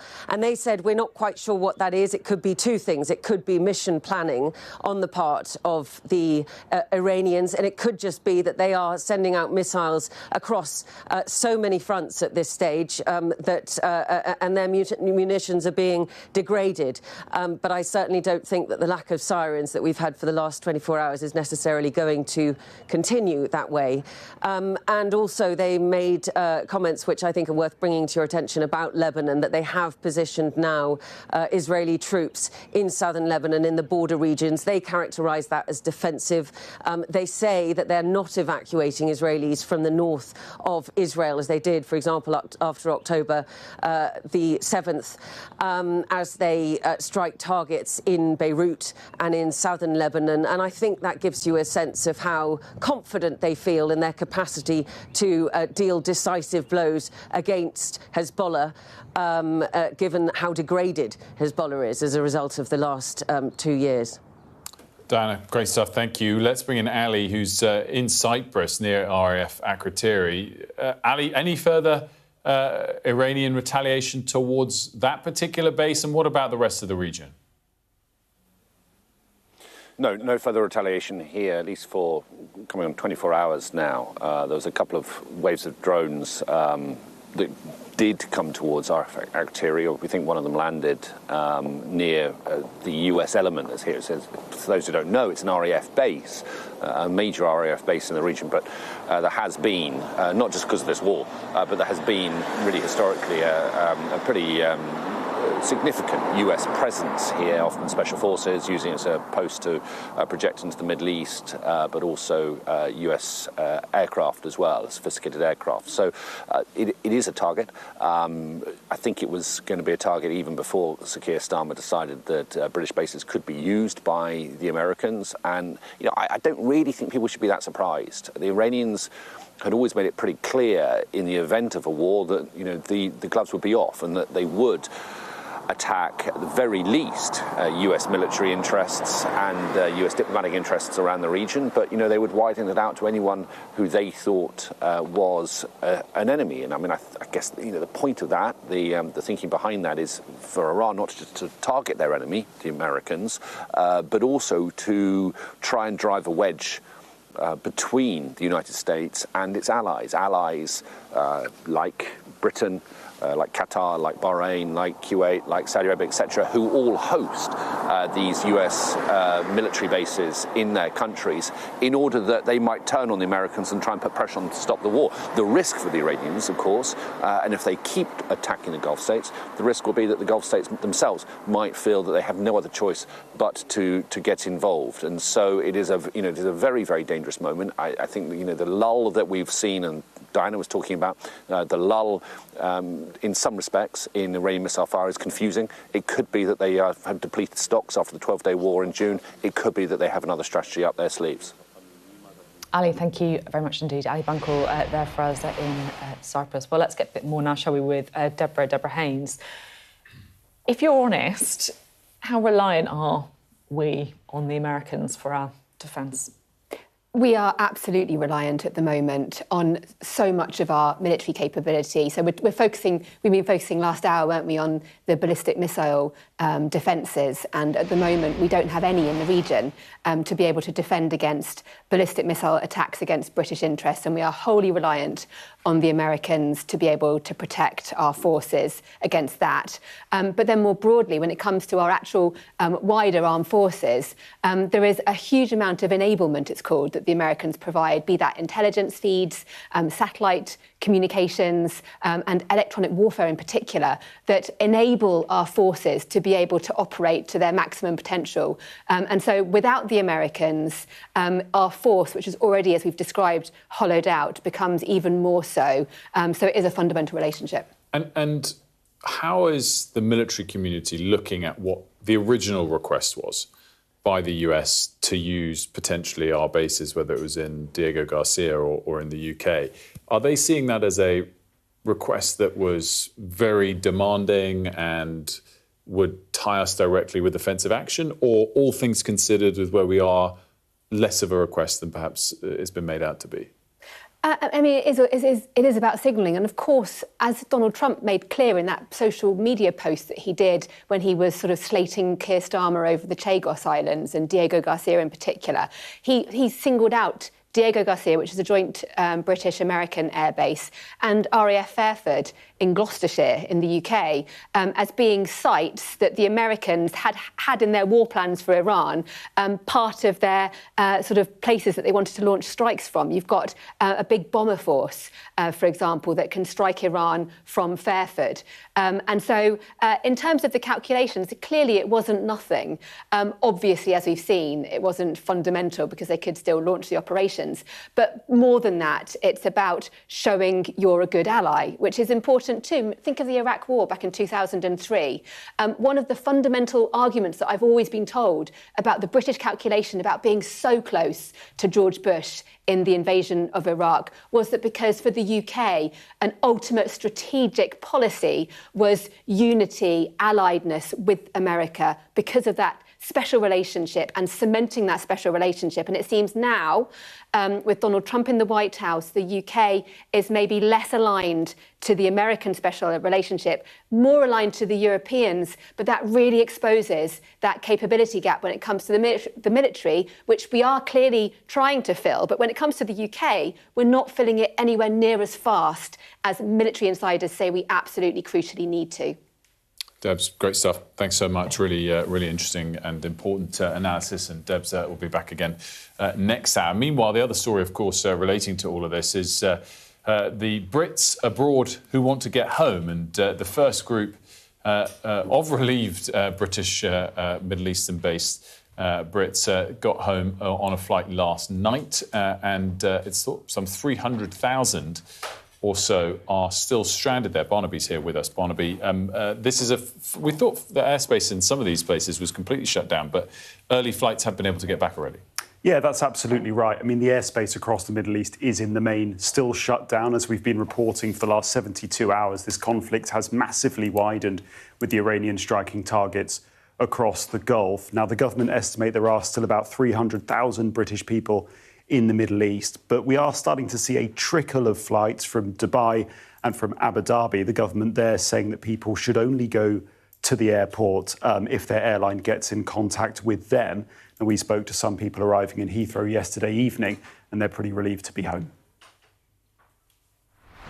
As we were waiting for the plane, we had an alert on our phone saying to get away from the windows for a potential missile attack. So everyone kind of like hunkered into the middle, and it was all very scary. Really, really stressful, really, really tense. Witnessing sort of missiles exploding above. We witnessed the port, a warehouse at the port go up in flames because of falling drones. I couldn't take a deep breath until I reached here. We were very scared. We didn't know what would happen the next second. We had lost hope. We thought 1 or 2 weeks we are going to be there. And but yeah, the flight email was a surprise on a Monday morning. I mean, this has been such a big part of the story, hasn't it? Just because the number of Brits in the region, and I guess, look, we've seen some people in Heathrow there, but there's an awful lot of people still there. That's absolutely right. And I think we also have to think about people further afield. If you're in Bali, Australia, New Zealand, your flight is possibly going to stop in the Middle East on the way back to the UK. And this all has massive implications for the Gulf as well. These are countries that have sold themselves as being great places to invest in, to do business in, insulated from the instability that affects other parts of the Middle East. But at the moment, that security seems to have been shattered. Barnaby, thanks so much for that. Now, we just wanted to bring you the latest on the oil price, because it has picked up again a little bit this morning. It's now up 4.3% today. It follows an 8 or 9% move yesterday. So we're looking at a Brent oil chart. That's the international gauge of oil prices, now above $80. $81.10 for the price of oil, and we're seeing gas prices up another 5 or so percent today. So, Sophie, it is certainly starting to have an effect. We're at the highest gas price, the domestic gas price, since February 2023 now. Again, the question now is how long the scale of activity we've seen in the Gulf persists, and I think you'll start to see it go exponentially higher if it persists for months. If it's only for days or weeks and we fall back down to earth again, then it won't feed through so much to domestic prices. Yeah, domestic prices as in how much you pay at the petrol pump, how much you pay at the supermarket, your gas bill, all that kind of stuff as well. And that, of course, is the backdrop for Rachel Reeves's spring forecast, the Chancellor's spring forecast. Alex Rogers is in Downing Street for us this morning. I mean, she kind of was hoping it would be a bit of a non-event, right? But it might be a bit more of an event if these oil prices and gas prices keep going one way. That's right, Sophie. She's very much trying to make this low-key affair. She's trying to sort of instill market confidence by not creating a lot of fanfare around it. She's called it the spring forecast rather than a statement to try and downplay it. But I think domestically she's under pressure along with Sir Keir Starmer following that by-election. And on the world stage as well, obviously with the escalating conflict in Iran, that could have a real knock-on effect on oil prices and inflation back here, which is going to make that make it much more difficult for the government to sort of drive down the cost of living, which it's big mission, really. Alex, great stuff. Thanks so much. Alex Rogers there for us in Downing Street, of course, outside number 11 today, more than number 10. The spring statement kicking off at 12:30, and Sophie and the team will have full coverage of that. Let's preview it now with Sir Jeremy Hunt, of course, the former Chancellor and also former Foreign Secretary. Particularly great guest to have today. Sir Jeremy, very good morning to you. Morning. Is it right that the spring statement's not going to have any policy changes in it? Well, I think that's the government's plan, but I think they are going to have to react to the events in Iran. And I was just listening to your conversation with Sophie just now. When I was Chancellor, we used to have a rule of thumb that if international oil and gas prices go up by 20%, that's 1% higher inflation and 0.5% lower growth. And you cannot ignore that kind of impact on the economy. So I think Rachel Reeves will be thinking about whether in the year ahead we're likely to have higher inflation, higher interest rates, more pain in terms of people's pay packets, how much they have to pay for goods on the high street. And I think that will create pressure in perhaps areas we're not talking about yet, such as why have we stopped exploring new oil and gas in the North Sea when we have it right there? Why do we have these big green levies when people are worried about the cost of living? Those kind of debates, I think, are going to become a lot more salient. So come to that longer-term stuff in a second, and also specifically Iran in a second. But stepping back as we approach this fiscal statement, and I guess where borrowing costs are today versus in November, and the lack of crazy coverage leading up to it, is that itself something to be pleased about? It's definitely a calmer backdrop than we've had ahead of Rachel Reeves's previous fiscal events. That is true. But I think the challenge for her is that her key message, what she wanted to take out of that, was a message about stability. But when you look at the world today, what people are actually going to be saying is, what is your plan for this very unpredictable world that we're now in? And I think the UK is, as I found when I was Chancellor, we're more exposed than other countries to what's happening across the world because our domestic electricity prices are set by international gas prices. So there's a direct link between those prices you were talking about just then.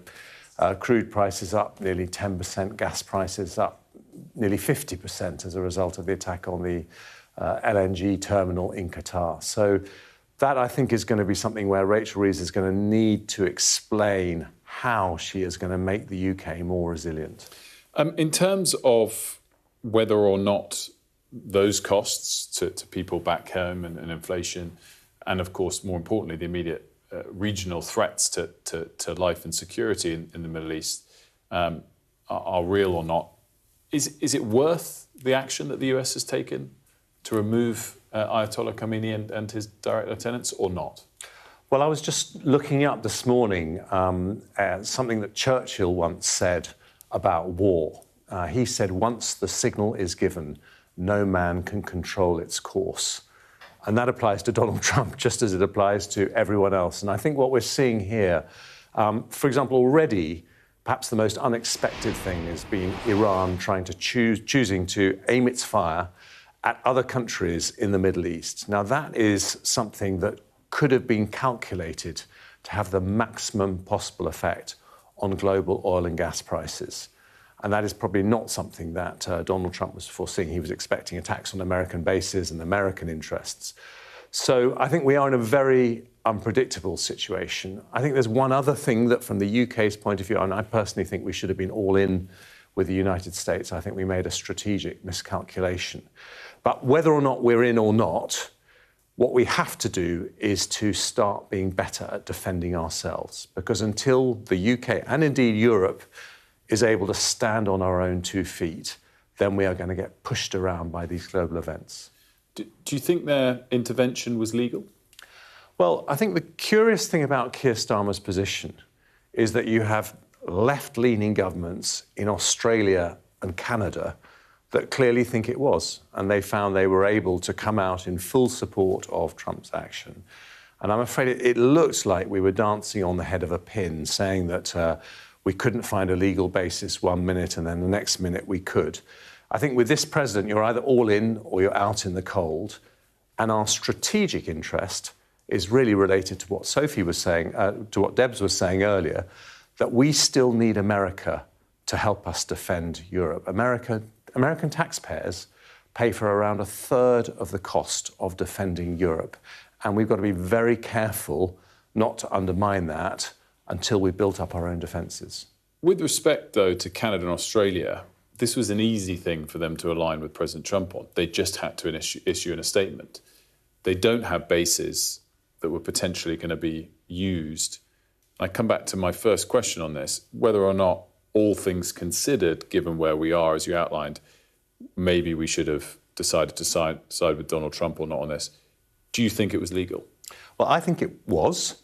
And I think the legal advice is a lot less clear than Keir Starmer was making out. Obviously, if you ask someone like Lord Hermer, who has a certain set of views about the world, you are going to get a certain answer. But lots of other very distinguished lawyers are saying it is perfectly legal. We have had attacks on UK interests in the last year repeatedly by Iran. So I personally think that the case for self-defence is very justifiable. But I also think that when you're making these very balanced decisions, you have to look at the bigger picture. Right now, we are dependent on the United States for the defence of Ukraine. If Donald Trump pulls the plug on Ukraine, we could see Ukraine capitulating to Russia. That would be incredibly dangerous. That would be directly against the UK's national interests. And that's why I think the Prime Minister did make the wrong call. Just bring it back to the cost of living for us to wrap things up, Sir Jeremy. I mean, if this persists for more than a week, do you think we're underpricing at the moment the chance of quite a big uptick in inflation in people's bills at home? Well, we don't know how long this is going to last. But what I would say is that the fact that this seems to be spreading throughout the Middle East, the fact that Iran has closed the Straits of Hormuz, where a fifth of the world's crude oil goes through, means that we have to recognise this may last longer than we would hope. And when I was Chancellor, I would just say this, I had to put aside just under £100 billion to help people with their energy bills. If you remember, people were terrified energy bills were going to go above £2,000. And we put in place plans to help families with that. So if that happens, then there's going to be severe pressure on Rachel Reeves. Sir Jeremy, thanks for joining us. Great to see you as always. The former Chancellor, former Foreign Secretary. We're going to take, no, not yet a break, apologies. We're going to get a recap of the key takeaways from the testimony.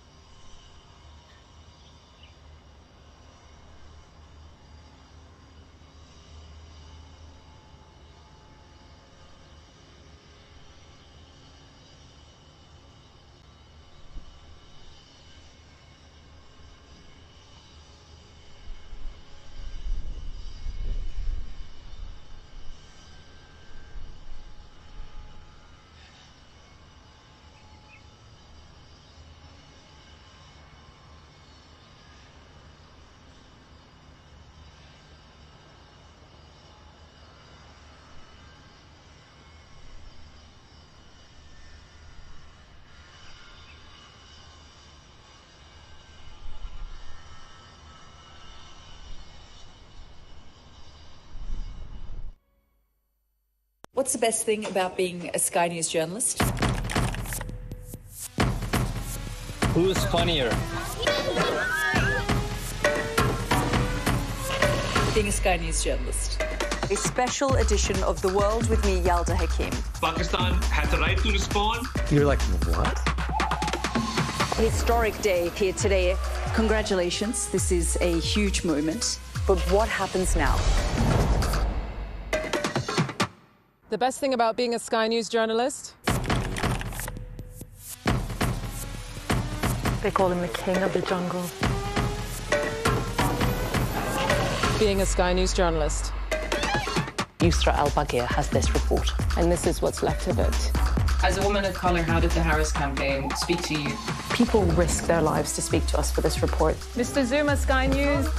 We're trying to see as much as we can.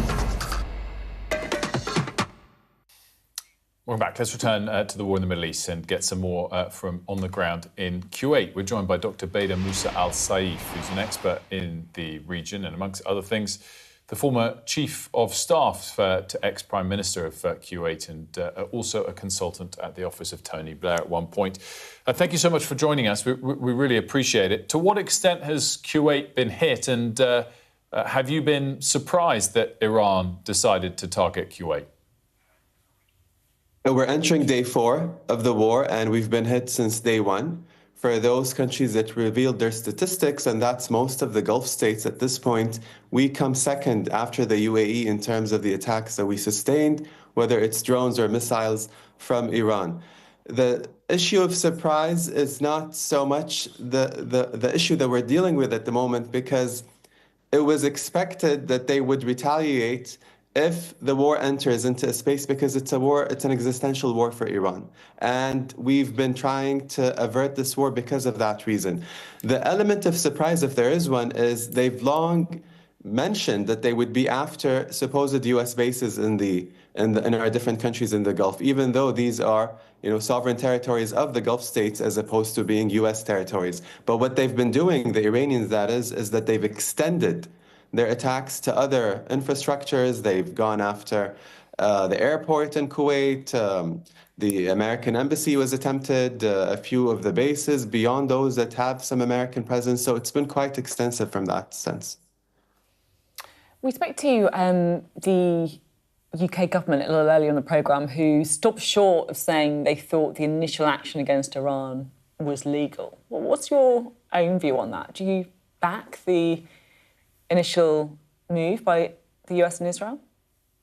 This is an illegal act. I mean, it's quite clear.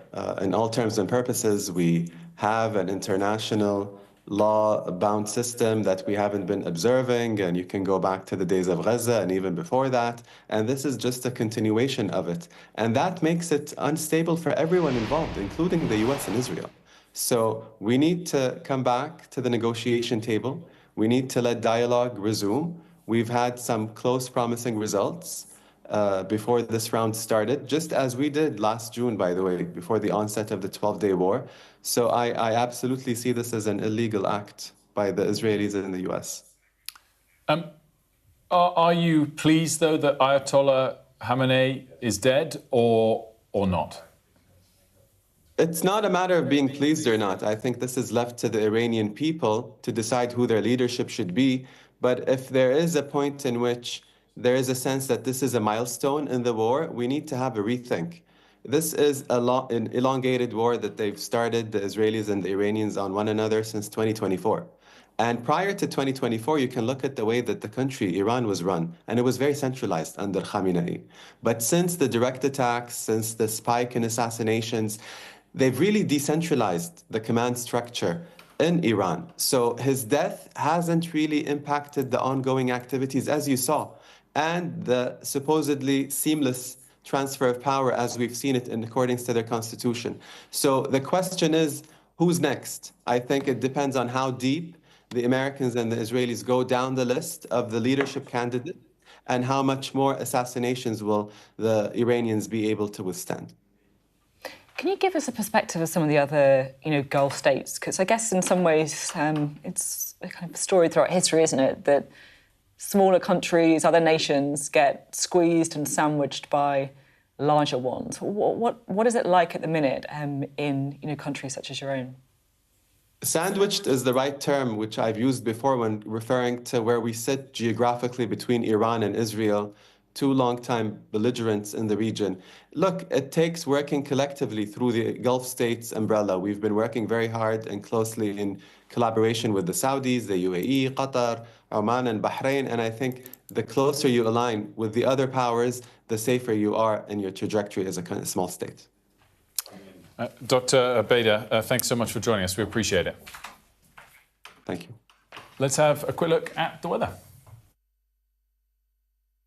You're looking happy. Well, the forecast looks good. So you've sorted the travel insurance then? All Clear Travel Insurance sponsors Sky News weather. It'll be quite mild, quite sunny, mainly dry for much of the week, but western parts that are wet on Thursday. Most places will be dry with plenty of sunshine this morning. Although starting frosty in the north and the west, locally foggy in the southeast, southern England, and the southern Welsh counties look rather cloudy, however, with some patchy drizzle. The extreme north can expect the odd coastal shower. It'll turn out quite mild again and won't be as breezy as yesterday. All Clear Travel Insurance proudly sponsors Sky News weather. There is so much news. Iran, also, of course, the spring statement. Our next guest is Robert Jenrick, Reform UK's Treasury spokesman, and he's here with us. So with your kind of new Treasury spokesman hat on for Reform, we've got the spring forecast later. How worried are you that what we've seen in Iran is going to start impacting the cost of living with the rising price of oil? Well, the cost of living is already a massive pressure for everybody across the country. You know, bills continually rise, whether that's energy, water, the cost of groceries at the supermarket, and wages are flatlining. This is only going to make that worse. You've already seen the international market spike. It really depends how long this conflict lasts, whether that's a permanent impact, but it's going to be a further pressure, and it's why we've got to get people's bills down. You know, Rachel Reeves is going to come to Parliament today and say that everything is moving in the right direction, that her plan is working. That's not the experience of people that I meet out on the streets of this country. We've got to ensure we bring those bills down. How do you do that? Well, stop hiking people's taxes would be a good start. Okay. And one of the reasons why that's happening is all the waste that you're seeing at the moment, where the government is spending too much money on benefits, on things that just don't matter to working people. I'm going to rattle through a few things just because there's so much to talk about today, not least, of course, the conflict in Iran. And I just want to focus a bit on that relationship between the UK and the US. Donald Trump said he's disappointed. Keir Starmer didn't come in immediately with those air bases. Pete Hegseth, the US Secretary of State for War, said traditional allies have been clutching their pearls and wringing their hands. I mean, he's talking about us, right? He is. Look, it's sad when a relationship that's so important as the one between the UK and the United States frays in this way, and we're perceived to be an unreliable ally because of the way the Prime Minister has dithered and procrastinated. Everyone can see that. Look, he is a weak leader, let's be honest with ourselves, and at the moment we need a strong leader. And part of the problem with Keir Starmer is he always puts his obsession with international law, this highly opaque and political view of what you should or shouldn't do in the world above the core security interests of the United Kingdom. I do want to come in because there'll be an awful lot of people who think that actually Keir Starmer is right not to just jump as soon as Donald Trump says so. I'm not proposing that, Sophie. I actually think that although our relationship matters to the United States, I'm much more interested in what are the interests of the British people. And there's no evidence that Keir Starmer has done that. He's really just acted upon the advice he's received from the Attorney General, Lord Herman. He's much with Chagos, with all these different issues. He's much more interested in upholding international law than our own security. I think the point that I'm trying to make, though, is many people would think he was right not to get involved in this conflict. I think it was General Petraeus, for example. If I could just this one question, thank you. I think it was General Petraeus who once said, the most important thing to ask is, tell me how it ends. It doesn't feel to me like we know how this one ends, right? Yeah, of course. You should always think carefully before deploying British personnel, but we don't, at Reform, we don't want to see British troops on the ground in Iran. What we do want to see is our interests properly protected.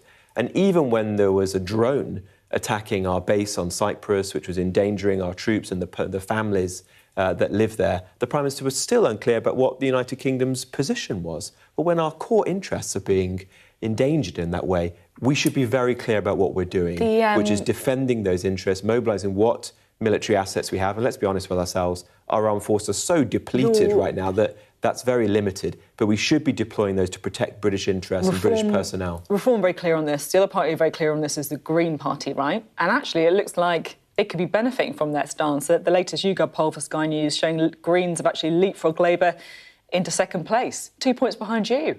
Well, look, they're real opposition to you now. I do think that British politics is shaping up to be a choice at the next general election between Nigel Farage and Reform on the one hand and a coalition of the left on the other.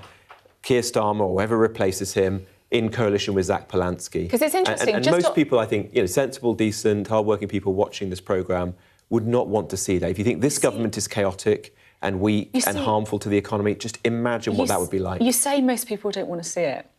And I do wonder if Reform have been a bit blinded to, I guess, the warning sign for your party from the Gorton and Denton by-election, which is that if people think Reform have a shot of winning somewhere, they will vote for whoever is most likely to stop you. Is that a problem?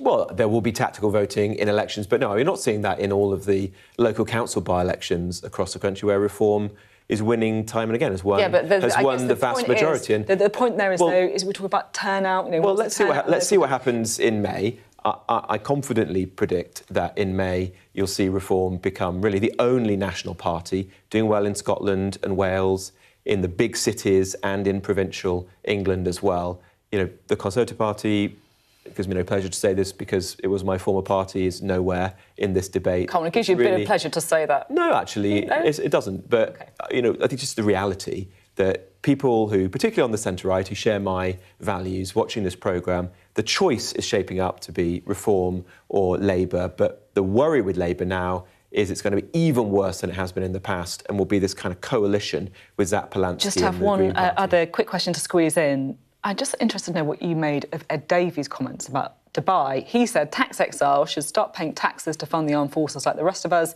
The likes of Isabel Oakeshott and washed-up old footballers mock ordinary people who stay in the UK and pay taxes here, but then expect us to pay the bill for their protection. Well, look, I'm not going to get into kind of puerile attacks on people who choose to live overseas. I'm not leaving this country, trust me, neither are a lot of other people. But what we want to see is the UK be a country where people don't feel the need to do that. Why are all these people leaving the country, particularly young people at the moment who are not super rich? It's because they're being taxed to the hilt, they can't get on the housing ladder because all of the immigration and the failure to build, and the country feels like it's defeated at the moment. There's this sense of malaise that's got to change. We can fix it, we can turn the country around, but it's going to require getting people's bills down, getting people's taxes down, and getting good jobs going again in the country. OK, Robert Jenrick, thank you very much indeed. Coming up, we're going to be talking more about Iran. We've got our very own Michael Clark, who is going to be looking through the situation there and across the Middle East. I'm Adam Parsons, Sky's Middle East correspondent. We've just entered Gaza. The vista out there is complete destruction. I'll always remember going into Gaza City during the war. All around us was destruction and the sounds of battle. What you see a lot of here are military machines, soldiers, devastation and destruction. What you see very little of are the locals, the Gazans, the people who used to live here, the ghosts of this town. I witnessed the scars of the October the 7th attacks, burnt out homes, bullet holes in walls and bloodstains on the floor. People were murdered. You have the black flag, you have the yellow flag, people were kidnapped. Inside this convoy, prisoners released by Israel in exchange for their hostages. The Israelis insist that many of these prisoners are terrorists, but here the Palestinians consider them a blend of freedom fighters and political prisoners. There were tears and there was defiance. This land has been farmed for hundreds of years, but now it's a scene of conflict. Israeli settlers have come to this area to seize land. They've taken the land that I inherited from my father, and my father inherited from his father. What would happen if you enter it? Oh, we'll be shot. This is a place where the past is cherished, but the future is feared.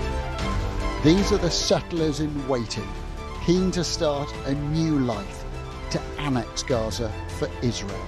The least we can do is just kick them out of our land. Gaza, which is just 2 miles in that direction, is under attack again. Sky News, get the full story first.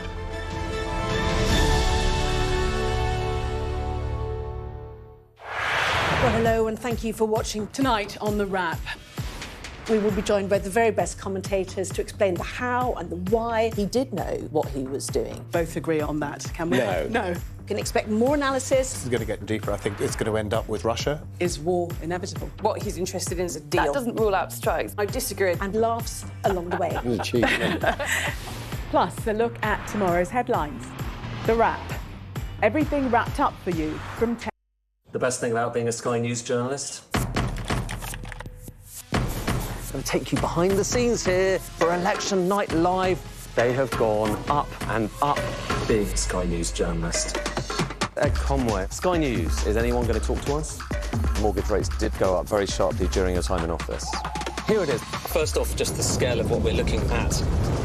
Our data shows it's been happening. Question is, why it hasn't been stopped.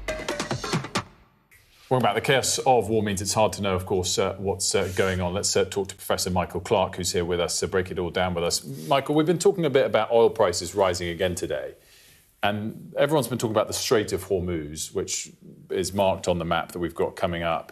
But you've been telling us about how it's actually quite easy to block the Strait of Hormuz. It's quite hard to keep it open. Just talk to us about what you've been referring to. Yeah, I mean, you can say the Strait of Hormuz is blocked, but to block it, you only have to make it dangerous. And that's not very difficult for the Iranians. And they've made it dangerous already by some of the attacks that they've conducted, because it all depends on, firstly, it's the narrowness of the strait. So there, at the tip is the narrowness, and that's quite a good example of where it is. All the deep water is outside the strait. It gets very shallow once you get inside the strait, and even shallower at the key point. So at the very tip of the Strait of Hormuz, that's 21 miles. So there it is, 21 miles. So 33 kilometres, same as the channel. But the channel that you can use is even smaller than that because of the depth. So there's an up channel, an up lane and a down lane. The up lane is 3 kilometres wide, the down lane is 3 kilometres wide, and there's a 5 kilometre separation zone in the middle. Now, that sounds like a lot of space, but it isn't. If you're talking about a 300,000-tonne tanker going at 13 or 14 knots, that's pretty small. And as they get up over that tip, they have to do a pretty sharp left turn. So the actual available space in a 33-kilometre narrow gap is actually only 11 kilometres. An up lane and a down lane, and you've got to stick to them, and you've got to be very careful on the sharp left turn. When you get round the turn, then you get onto the upside, as it were, going into the Gulf. Then all the water, that's Oman that we're looking at, that's the tip of the spear, if you like. All the water to the west of that, going into the Gulf, is very shallow. It's about 25 metres. 25 metres. Most of these big tankers, their draft is 25 metres, so they can't go there. So once they get round the tip, they have to go straight, and that takes them straight into Iranian waters. As they're coming up through the straits, they're in Omani waters. That makes them fairly safe. Then they do the sharp left turn. Then they have to go straight, and that takes them straight into Iranian waters. So all the Iranians have got to do is threaten them from their shoreline. It kind of blows my mind that so much of the world's oil, the stuff that we're so reliant on all over the world, is like 25 metres of water. That's right. Well, 25 metres is what, I mean, the smaller ships, the cargo ships, the bulk carriers, they could go into that shallower. It depends what their draft is. But, I mean, that 25 metres only then goes to 60 metres, even as you go further up the Gulf. So all the big stuff, and I mean, an average carrier now, let's say a Shell Max, is about 150,000 tonnes. That's twice as big as an aircraft carrier. And then the very large carriers and the ultra-large carriers, they go up to 400,000 tonnes.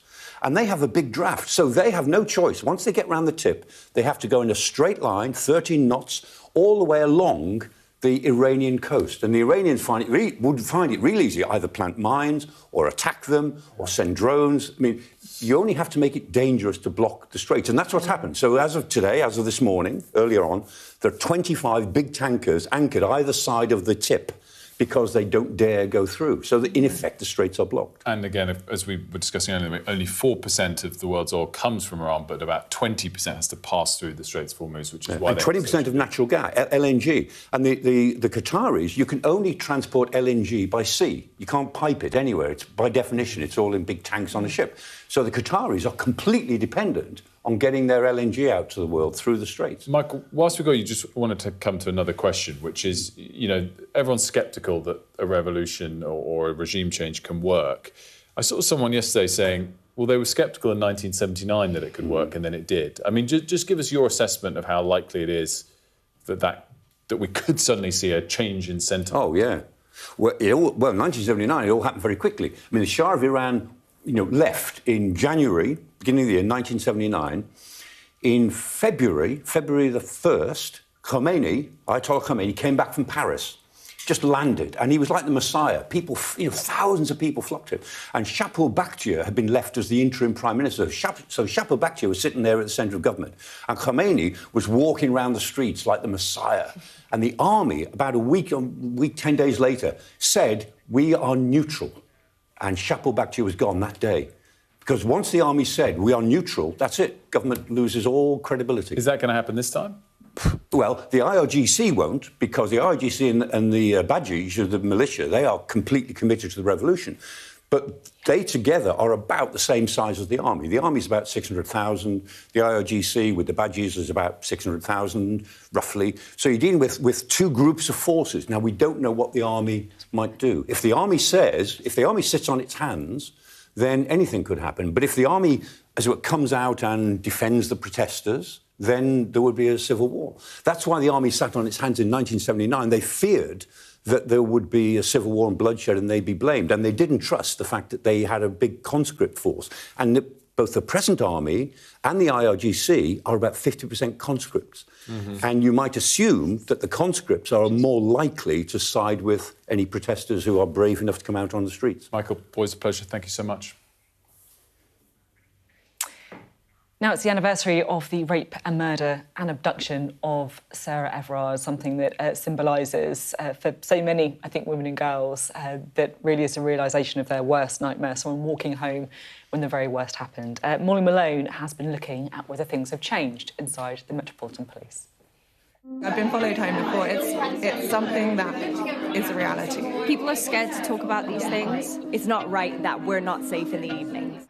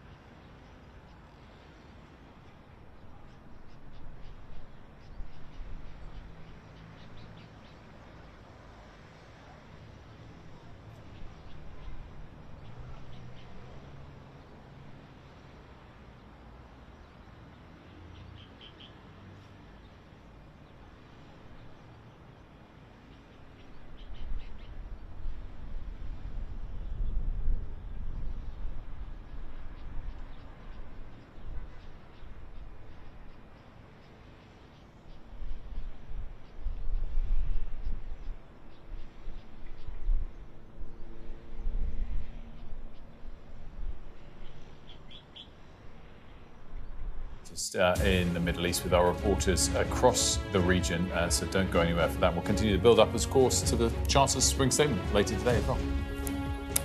Thanks, Molly.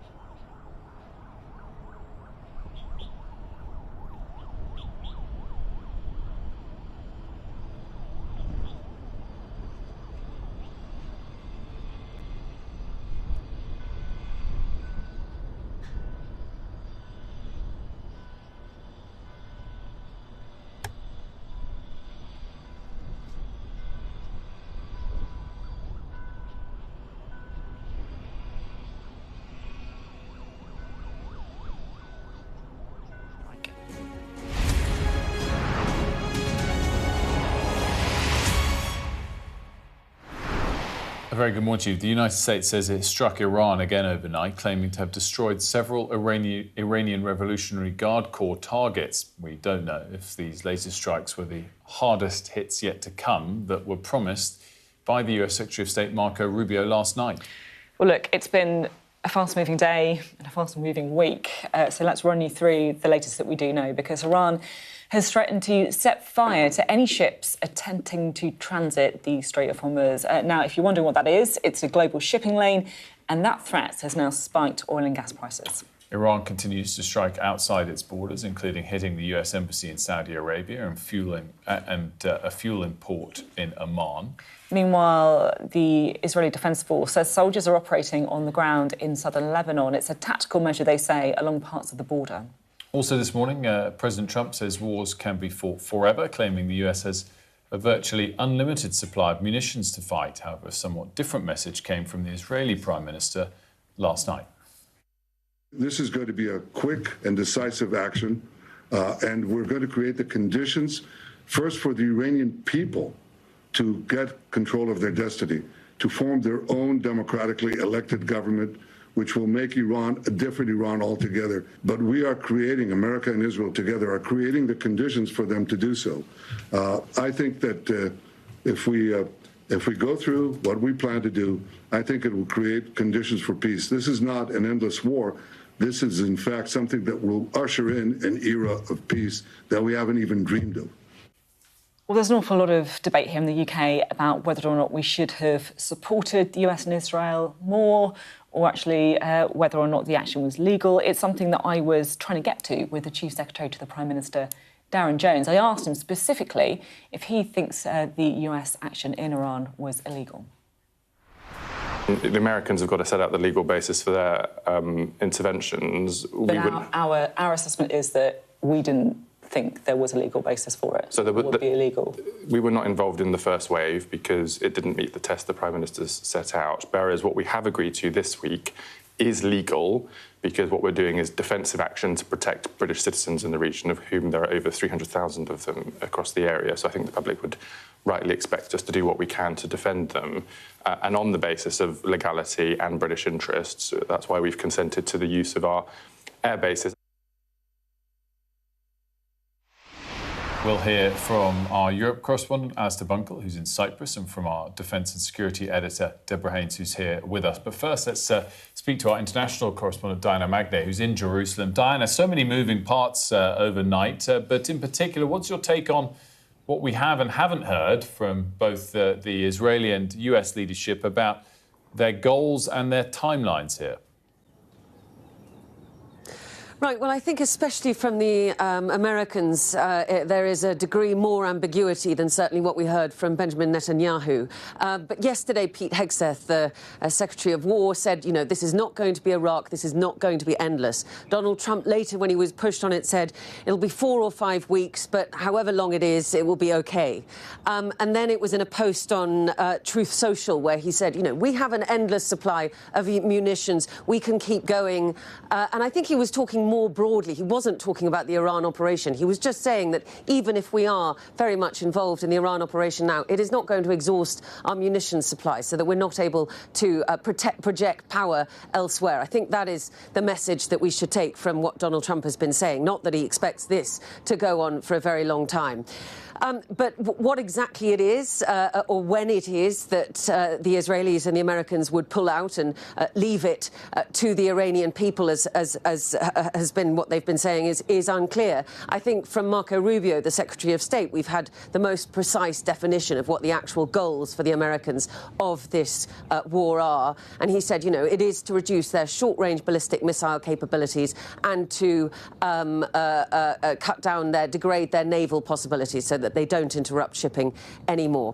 They have certainly promised retaliation for the attack on the US embassy in Riyadh. 2 drones struck that, causing a fire, and also for the loss of American service members' lives in Kuwait. 6 of them have died so far in this war.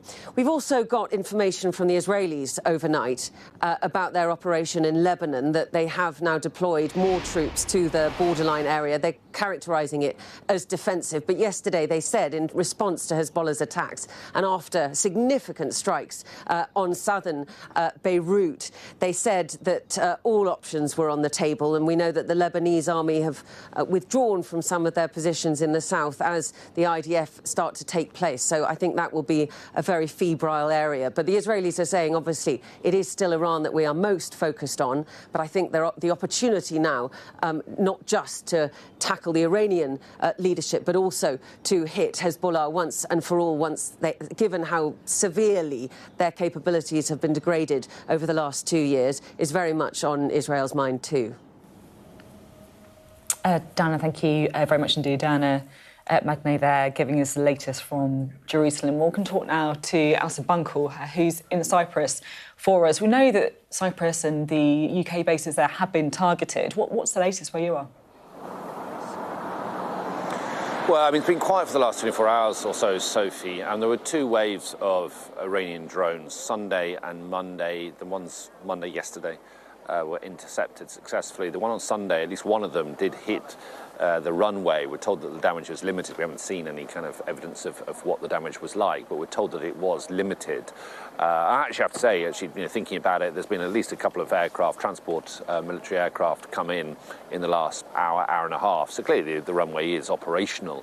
But it goes to show both, the risk that the wider region is under at the moment, and the fact that the British military assets are a target. It is not, I should explain, simply a British military base. Yes, it is an RAF base. It is a massive British military outpost in the Middle East. But there is, and there has been long before these tensions and this war, a sizable US presence here. I mean, it fluctuates in size, but they've used it for special forces missions to project into the Middle East. Spy planes are based here as well. So it is a target. The ability to defend it is pretty limited, to be quite frank. There's such is the case that the Greeks have sent a couple of fighter jets and some naval ships to help protect the island. But I think it highlights how the region has been sucked into what is going on in Iran, whether it's Cyprus, whether it's the Gulf states, as Iran has, as it always warned it would do, widened out the response to the attacks by the United States and Israel. I guess to try and divide and conquer, to try and turn some of America's allies against them, to try and put pressure on America to end the war sooner or later. But of course, the risk is for Iran is that it just drags others into the war against it. Alistair, thank you very much indeed. Deborah's here with us in studio as well. Deborah, we've been debating a lot the kind of aspect of whether or not the UK can be targeted. Just remind us of exactly what capabilities Iran has and how it can affect UK interests.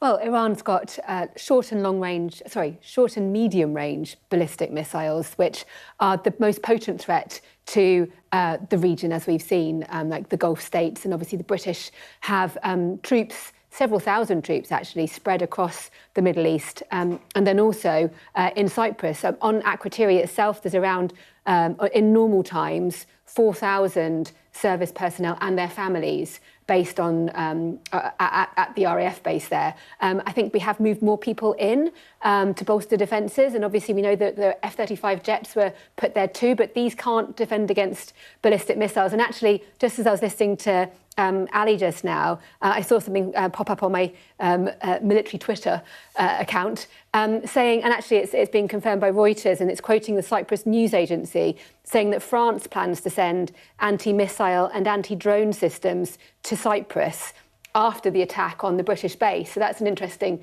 development, if confirmed, that, and again, underlines the fact the limited UK capabilities. We do have a warship, a Type 45 destroyer, that has the ability to defend against ballistic missiles. There are 6 of them, in fact, altogether. But of those 6, only 3 are listed as operational. And of those 3, only 1 is currently ready for deployment, though I'm told the other 2 could be quickly readied, whether that's true or not, in terms of crews. I'm sure it is true, but in terms of crews and how capable it would be, again, it just underlines the real pressure that the military is under right now. Can you talk a bit about the US-UK relationship? Because look, there's always going to be bumps in the road. There's always going to be disagreements, Donald Trump mouthing off, etc., etc.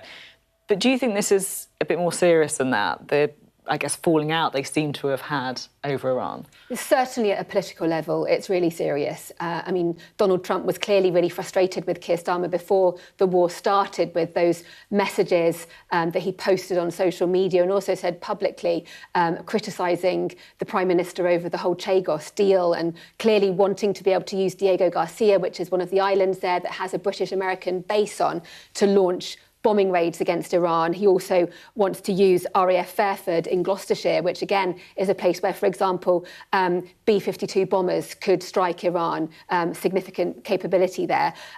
However, and so the fact that the British didn't allow that initially and now have changed their tune, clearly that's frustrating. Whether it filters down, though, on a military to military, intelligence to intelligence level, obviously there's deep relationships there, but it is going to have an effect. It's surely going to have an effect. And if America is going to look at the UK as a less reliable and willing ally, is it going to then be less willing or reliable when it comes to defending British interests? Well, let's hope not, but it's a critical question at the moment. Deborah, thanks so much, as always, Deborah Haynes. Now, the first group of relieved Brits arrived home last night on an evacuation flight from the UAE. Barnaby's here to tell us a bit more about that. So I guess airspace more broadly there is shut down, but some flights are escaping. Yeah, that's right. Airspace across much of the region is still closed, but we are starting to see a trickle of flights coming back to the UK. So yesterday, some planes coming from the UAE to the UK, and that's going to continue today. So Emirates is planning to fly 2 planes to Heathrow, 1 to Gatwick and 1 to Manchester. Etihad is also flying a flight to London Heathrow, but many other routes remain closed. Qatar's airspace is still closed. British Airways has cancelled all of its flights to the region. So this is going to take days to clear as a backlog. And it's safe to say that people landing back in the UK yesterday were pretty relieved to be home. Barnaby, great stuff. Thanks so much. Let's just quickly check in on how this has affected all of the markets. Oil prices have picked up again today. Yesterday we rose sort of 7 or 8%. Today another 4%. We've got the graph for you coming up. And so Brent, the international gauge of oil prices, is up. This is obviously not the oil price. This is stock markets, which is also worth pointing to because you are seeing a bigger reaction to the downside in equity markets today than yesterday. So... I don't know what was going on there. There we go. Anyway. It's broken. The oil prices are going up so much that the whole thing's broken. The key point being that the contagion is spreading and we are seeing equity markets down a full 2% here in Europe today, more than yesterday, and oil prices are rising again to the tune of 4%.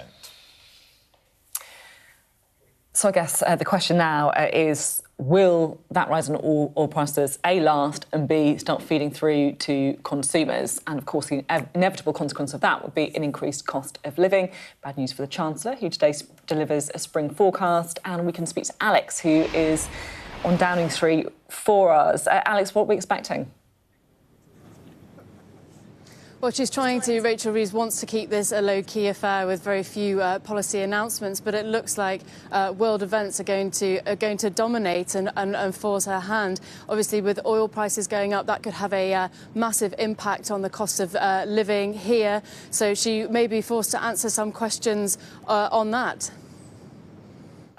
Alex, what time does everything unfold today? And have we had any of the mood there of arrivals? Yes, so we've had some cabinet ministers start arriving. One of them was Peter Kyle. I asked him about the state of the special relationship following Donald Trump's latest comments that Keir Starmer hasn't been particularly helpful on Iran. Here's what he had to say. Morning, Peter. Is the special relationship over?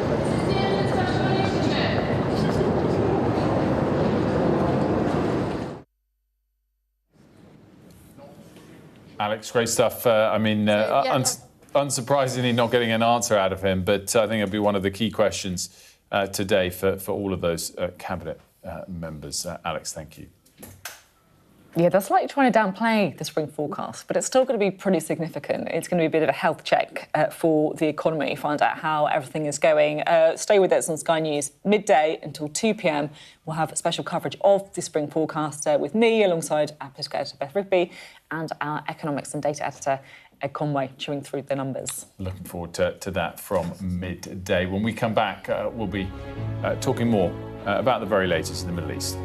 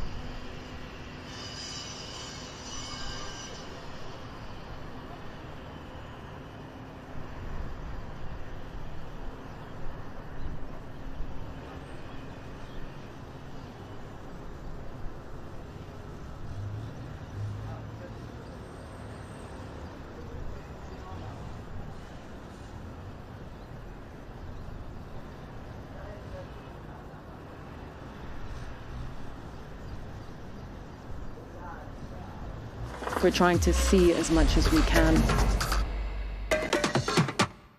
Well, let's return to the Middle East now. We can speak to someone who, very familiar, it should be said, to being personally attacked by the Iranian regime. British-Iranian journalist Rana Rahimpour was the long-time lead presenter for BBC Persia and worked there 2008 until 2023. She joins us now. A very good morning to you. Thanks so much for joining us. What was your initial reaction when you saw the news of the US-Israeli military action and the fact that the Ayatollah was killed? The confrontation was inevitable. Everyone was expecting it, especially since the 12-day war in June 2025.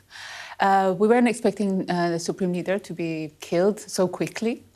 It took a while, and it only really landed when the Iranian state media confirmed it. And there was obviously a moment of happiness. This is a man that has killed and tortured thousands, hundreds of thousands of Iranians over the course of his leadership. But I was also filled with fear, and that fear is getting more and more as we watch how it's expanding, how it's now taking the whole region, how you can see the escalation. And with no clear end in sight, no clear succession plan, it's very difficult to know where we're heading. I think this is it. You see there's no clear end in sight, no succession plan. Because Donald Trump has said this is about regime change, but is there an alternative regime who could take over in Iran? Are we anywhere near that point? We're not. We're not. There are some wishful thinking going on in the West, but the reality on the ground shows a deeply wounded, very dangerous, seven-headed dragon, as the way I see the Islamic Republic, that is mourning the loss of its leader. And it's not just in Iran. We're looking at the Shias in Iraq, in Lebanon, who are going to do everything they possibly can to hurt the West. I cannot foresee how regime change is going to look. I think history has showed us that aerial bombardments alone cannot change regimes. I can't see how it will happen from inside because people are taking shelter. They're running away from the major cities. President Trump keeps asking them to take over. But no, they're taking shelter because they don't want to be killed. They don't want to be killed by American bombs and they don't want to be killed by the Islamic Republic's bullets. There are no organized opposition, so people don't even know who to rally behind, even if they want to go on the streets. So it's a very, very confusing moment, not just for Iran, but for the Middle East and ultimately for the world. Do you think that things will calm down anytime soon, or will this escalate quite significantly and persist? I think it will escalate before it calms down. Every war in the world will have to come to a diplomatic solution. We know that. But I think both sides are going to exhaust everything that they have. And I don't think that the Shia radicals in the region are going to let this go. Because the Iranian Supreme Leader was not just the leader for Iran. In fact, he was more of a religious leader. And his death, even though many Iranians are celebrating that, is a big loss for many Shias in the region. And they are a ticking bomb. They're now attacking American consulates in the region. They are going to make life very difficult. When we introduced you, we said that you were under constant attacks and threats by the Iranian regime in your role. I just wondered if you could tell us a bit more about that, like what happened? So this is common practice of the Islamic Republic. They don't like journalists. They would persecute journalists. So when I joined the BBC's Persian service in London, a few years later, they put my parents under a travel ban. They interrogated them. Then they put all BBC Persian staff they started pursuing us on charges of conspiracy against national security just because we were reporting on what was going on inside the country. I was receiving personal death threats. My conversations with my parents who live in Iran were wiretapped by the regime in 2022 because I was one of the main people covering the protests, the Mahsa Amini protests at the time. So they have used every tactic, and unfortunately, they're still doing that. Many of my former colleagues at the Persian service are doing their job under immense pressure, and that hasn't stopped. Those sorts of tactics, might they go away, even if we don't know what regime follows? Do you think it will be less hardline, or again, is that wishful thinking? My fear at the moment is that if the regime doesn't fall, it will become much more violent. And usually the first victim of their violence is the Iranian nation. I heard from a friend who was on a video call with her sister in Tehran yesterday, and she showed videos of fighter jets in the sky. And on the streets, there were regime supporters on their motorbikes chanting Haydar, Haydar, which is a Shia call for war. And those calls are not against the United States. It's against any potential opposition to the regime. So large parts of the Iranian population is now caught between the hardline regime and the American and Israeli bombs, and that's not going to go away. And if anything, if this regime is not finished off, it will get much worse and it will kill more and more people. Can I just ask one very quick final question? How weakened is Iran as a whole, the regime specifically militarily? We know the economy is very weak. Are they running low? on military supplies or not? I presume so, because they are using unprecedented amount of ammunition only in the last. The first 2 days, they used more drones and rockets against Dubai, the UAE alone, compared to what they did in Israel in the 12-day war last June. So they will definitely run out, and the question is whether they will get any support from their ally Russia, or whether they will resort to more one-to-one terrorist attacks and militia movements in the region. But they will definitely transform into a different form of resistance sooner or later. Rana, really fascinating. It's so good to have you. Thanks so much. Yeah, and also as a journalist, my hat goes off to you, I have to say, for your continued sort of reporting that you've done in the region. Thank you. We'll take a quick break. When we come back, we'll be talking about how this all impacts the Prime Minister politically here domestically. We'll be right back.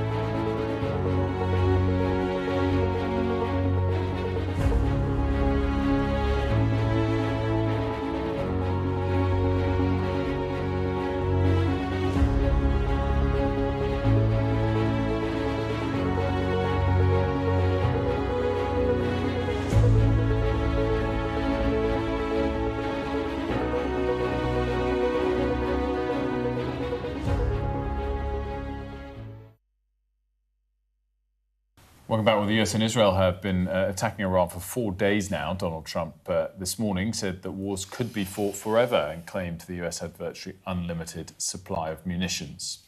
Our lead world presenter, Yada Hakim's in Jerusalem for us. Yada, great to have you with us. I guess my first question is what you make of what some of the key leaders on both sides of this have been saying and what it implies as to where we're going in the days ahead, if this is going to escalate and prolong or calm down.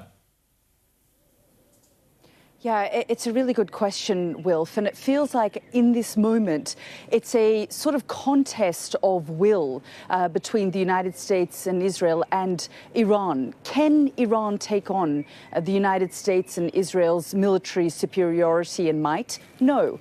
But are they employing and taking on a strategy where they think that they can outlast the United States in this? I think they do believe that they have time on their hands. And we've seen in the past few days, in the last 72 hours or so, President Trump give a sort of dizzying almost explanation of why they've gone into this war, the number of justifications that he's given. We saw him on Saturday morning come out in that video call, and he sort of called on the Iranian people to come out onto the streets, and he said, "We are with you, but it's going to be up to you."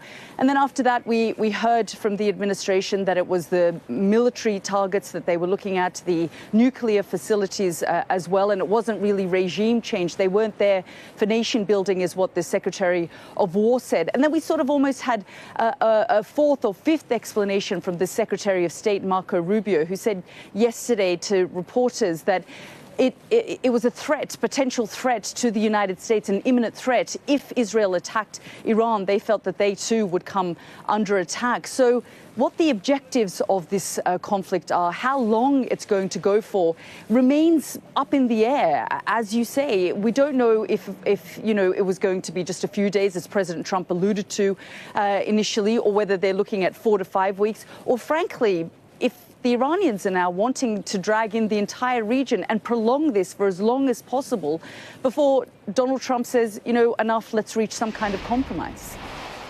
I mean, what you say there about the length of it and the fact that there's no clear kind of off-ramp really says it all. Yada, I'm keen to get your take on the UK government. It's something we've been discussing quite a lot this morning, and it feels like there's been this kind of war of words with Donald Trump saying he's disappointed with Keir Starmer. What do you make of the state of the special relationship?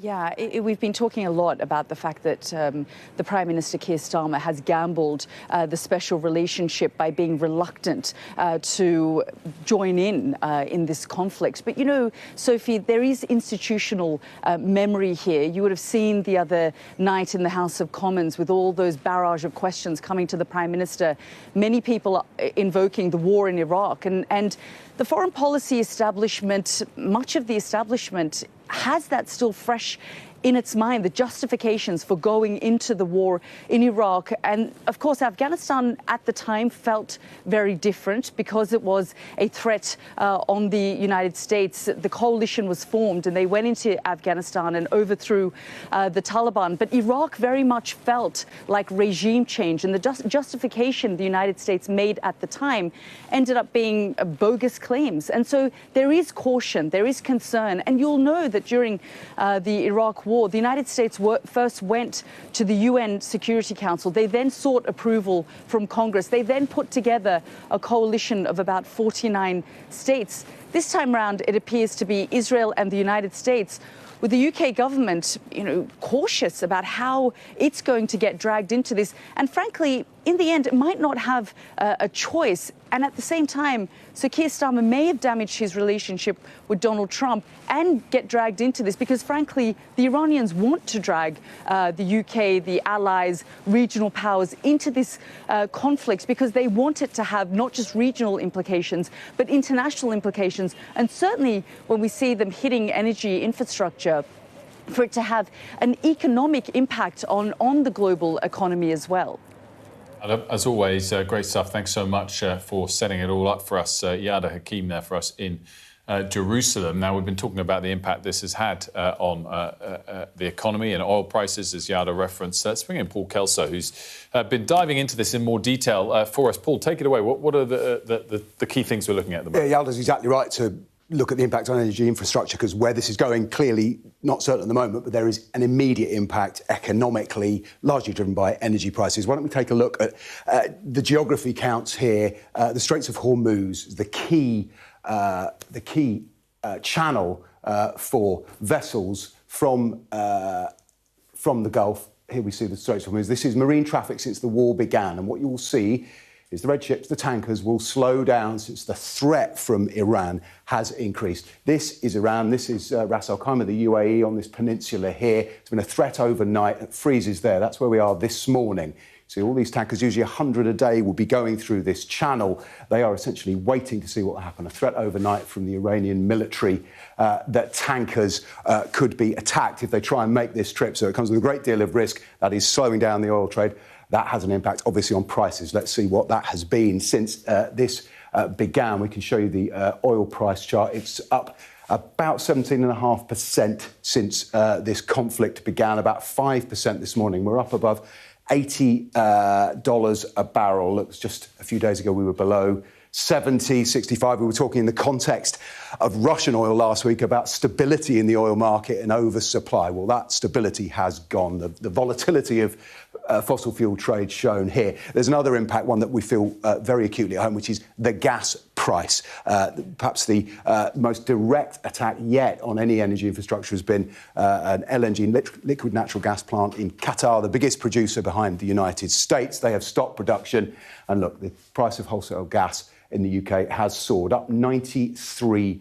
That's over 150 pence a therm, a huge climb.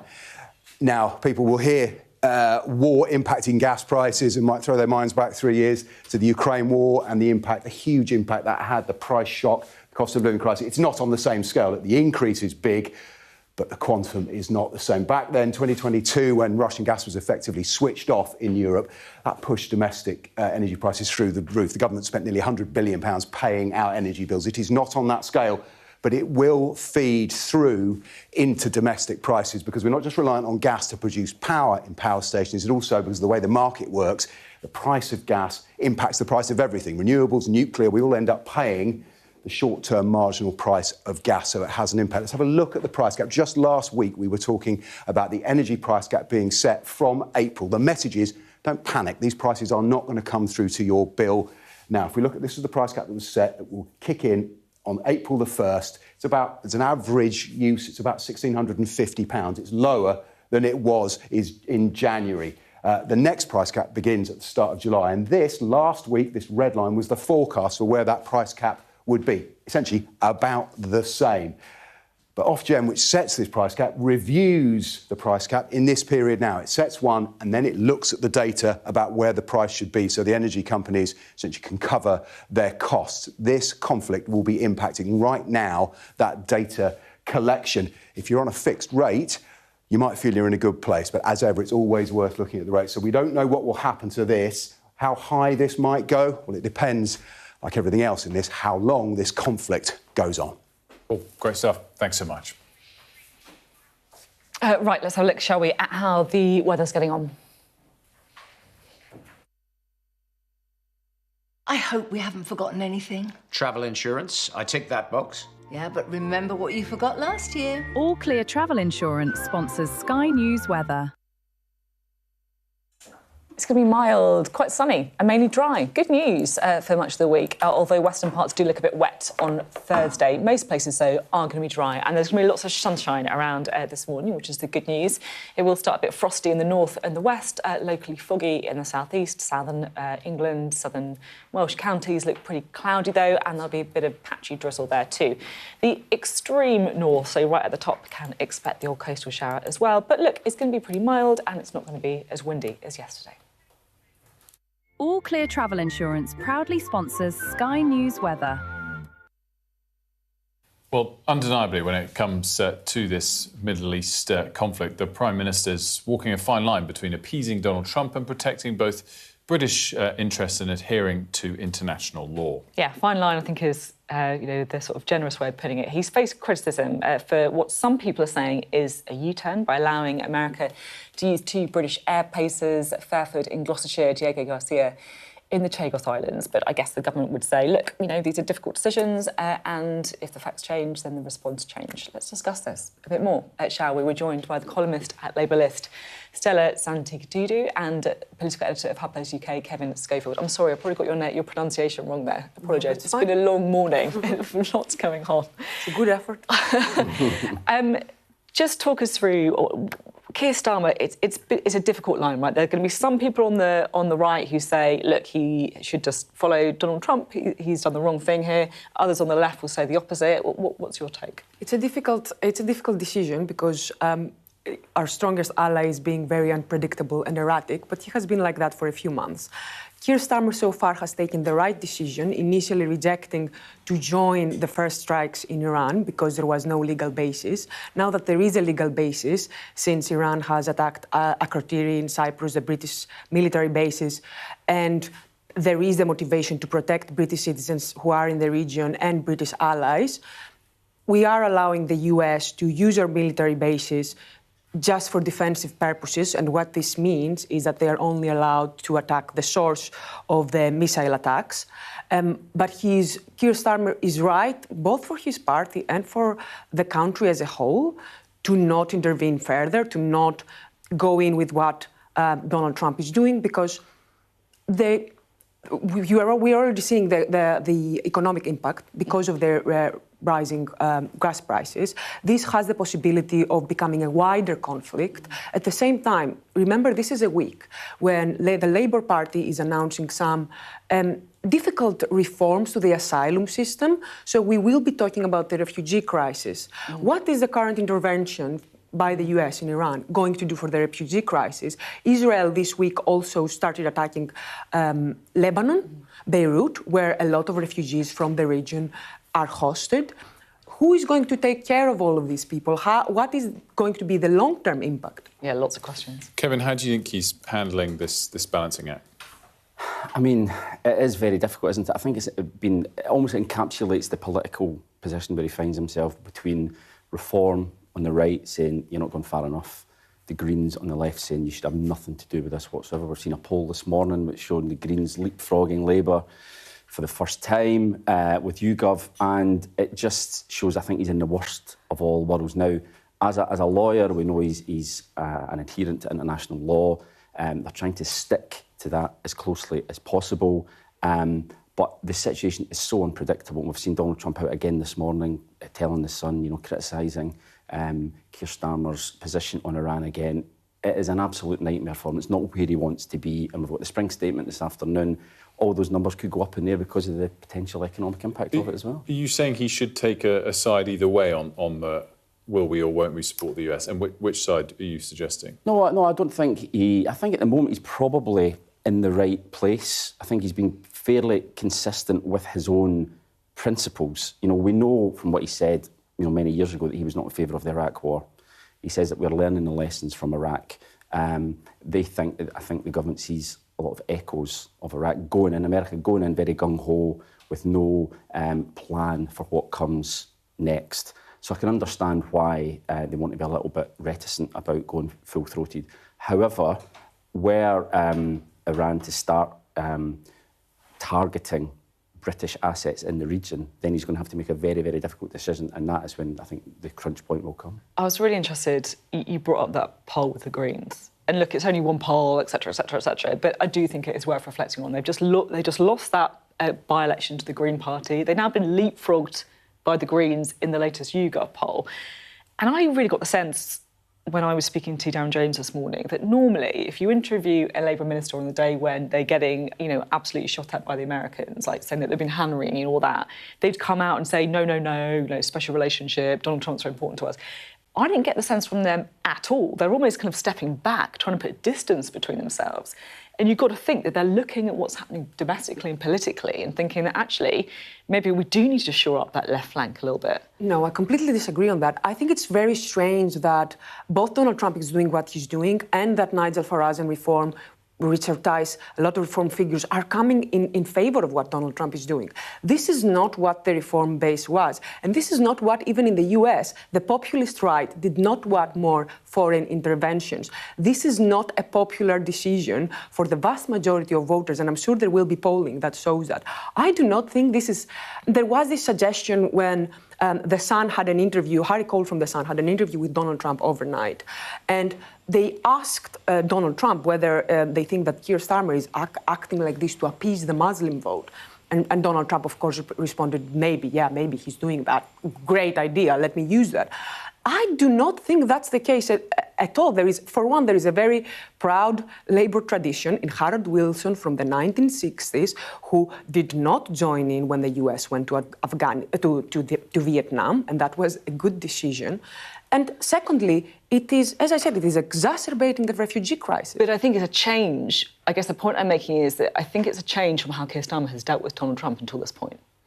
For sure. I think maybe that started with the Chagos deal, which Donald Trump's announcement that he no longer supports the deal happened on Truth Social, an alternative social media website. I think by then, maybe they started realizing that there is simply no line of accurate communication.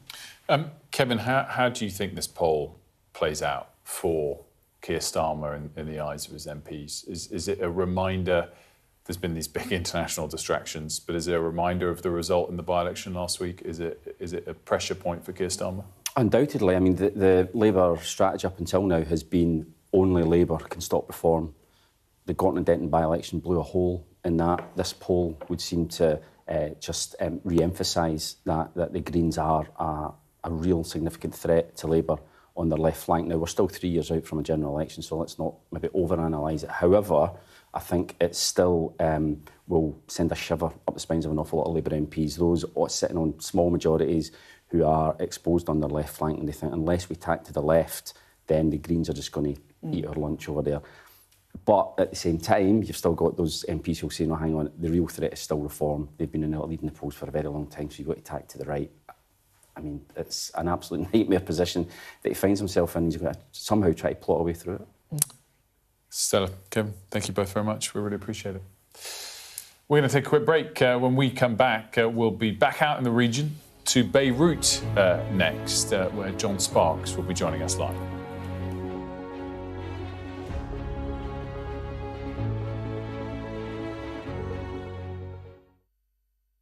Well, hello, and thank you.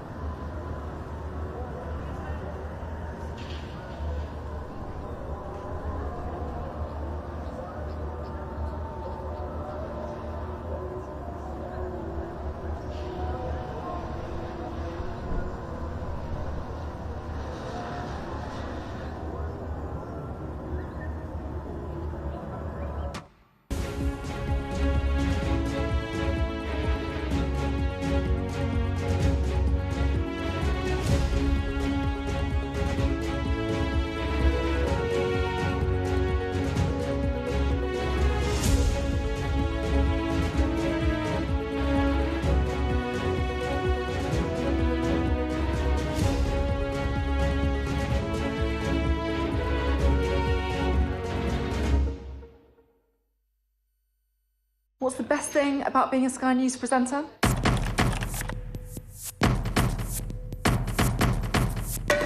We've done the work and the reading, so you don't have to.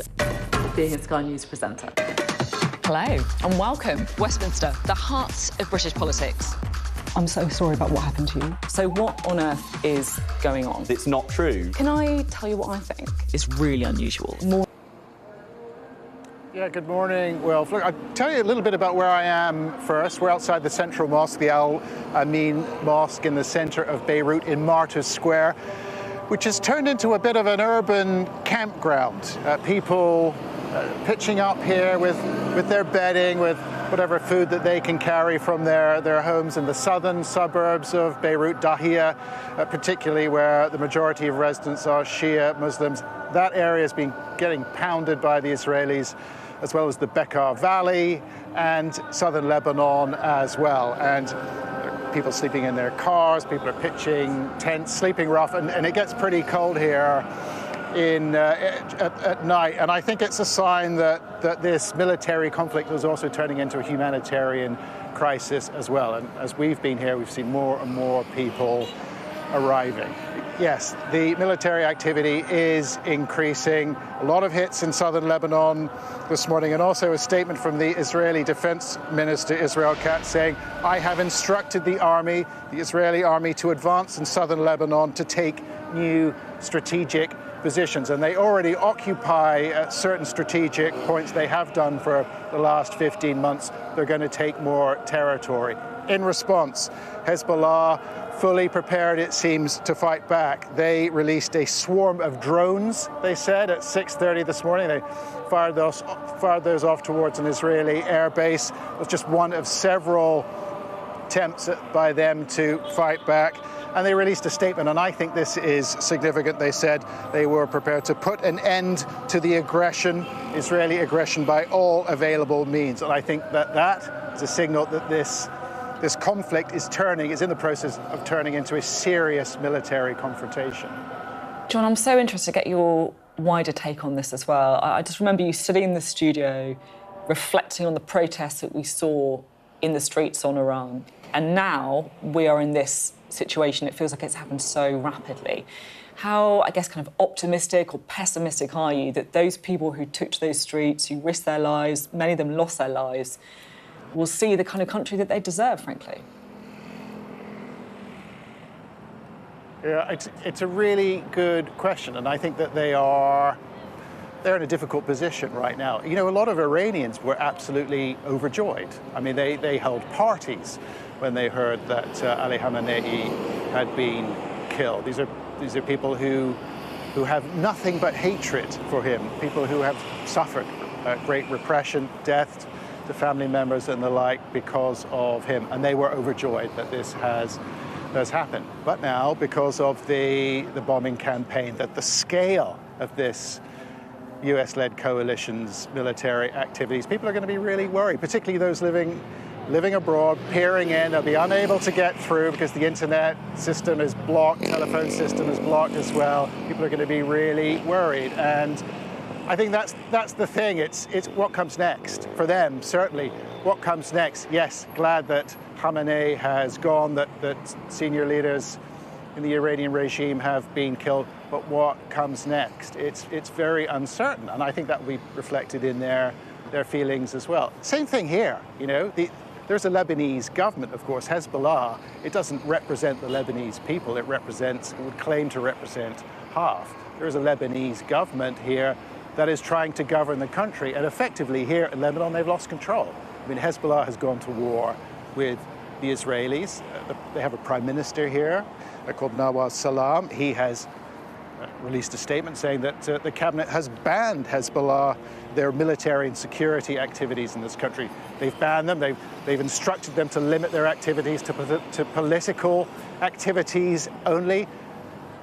But, you know, how is he going to do that? Is he going to use the Lebanese army to do that? I mean, if he does, you're talking about potential civil war here. So the Lebanese government, they've lost control. It's these unintended consequences, isn't it? These second and third order consequences that flow from that initial decision to attack in Iran. And it's very, very difficult to predict.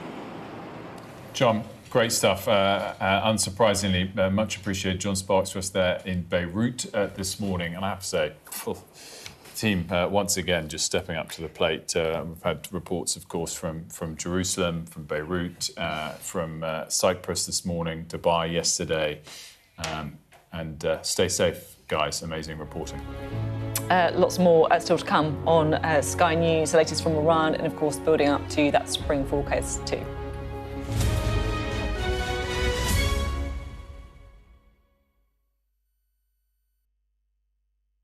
I'm Adam Parsons, Sky's Middle East correspondent. We've just entered Gaza. The vista out there is complete destruction. I'll always remember going into Gaza City during the war. All around us was destruction and the sounds of battle. What you see a lot of here are military machines, soldiers, devastation and destruction. What you see very little of are the locals, the Gazans, the people who used to live here, the ghosts of this town. I witnessed the scars of the October the 7th attacks, burnt out homes, bullet holes in walls and bloodstains on the floor. People were murdered. You have the black flag, you have the yellow flag, people were kidnapped. Inside this convoy, prisoners released by Israel in exchange for their hostages. The Israelis insist that many of these prisoners are terrorists, but here the Palestinians consider them a blend of freedom fighters and political prisoners. There were tears and there was defiance. This land has been farmed for hundreds of years, but now it's a scene of conflict. Israeli settlers have come to this area to seize land. They've taken the land that I inherited from my father, and my father inherited from his father. What would happen if you entered? Oh, we'll be shot. This is a place where the past is cherished, but the future is feared. These are the settlers in waiting, keen to start a new life, to annex Gaza for Israel. The least we can do is just kick them out of our land. Gaza, which is just 2 miles in that direction, is under attack again. Sky News, get the full story first.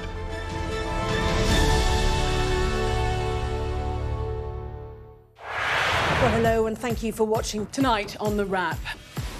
We will be joined by the very best commentators to explain the how and the why. He did know what he was doing. Both agree on that, can we? No. You can expect more analysis. This is going to get deeper. I think it's going to end up with Russia. Is war inevitable? What he's interested in is a deal. That doesn't rule out strikes. I disagree. And laughs along the way. Plus, a look at tomorrow's headlines. The Wrap. Everything wrapped up for you from 10. The best thing about being a Sky News journalist?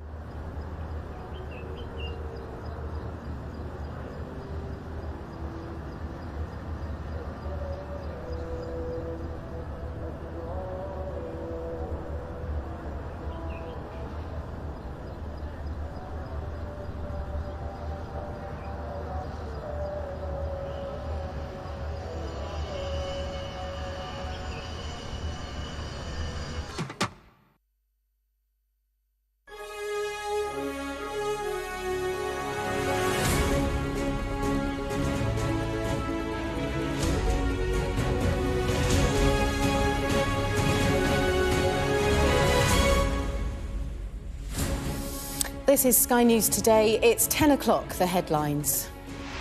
A fourth day of strikes across Lebanon and Iran as the US warns the hardest hits are still to come. This is the scene live in Beirut. Israel has confirmed it's now sent troops into Lebanon and launched further strikes on Hezbollah. President Trump lashes out again over Britain's involvement in the war, saying it's sad to see the relationship is obviously not what it was. Some Britons have begun to return to the UK from the region, but many thousands still remain stranded across the Middle East. And the government concedes the Iran war will have an impact on the cost of living crisis as the Chancellor prepares to deliver her spring statement.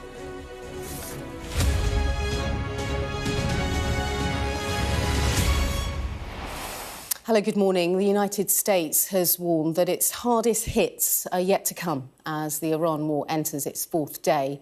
The US Embassy in Saudi Arabian capital Riyadh was hit by a drone early this morning as Iran continues to respond to US and Israeli strikes. Well, this morning, Israel has said its soldiers are operating in southern Lebanon.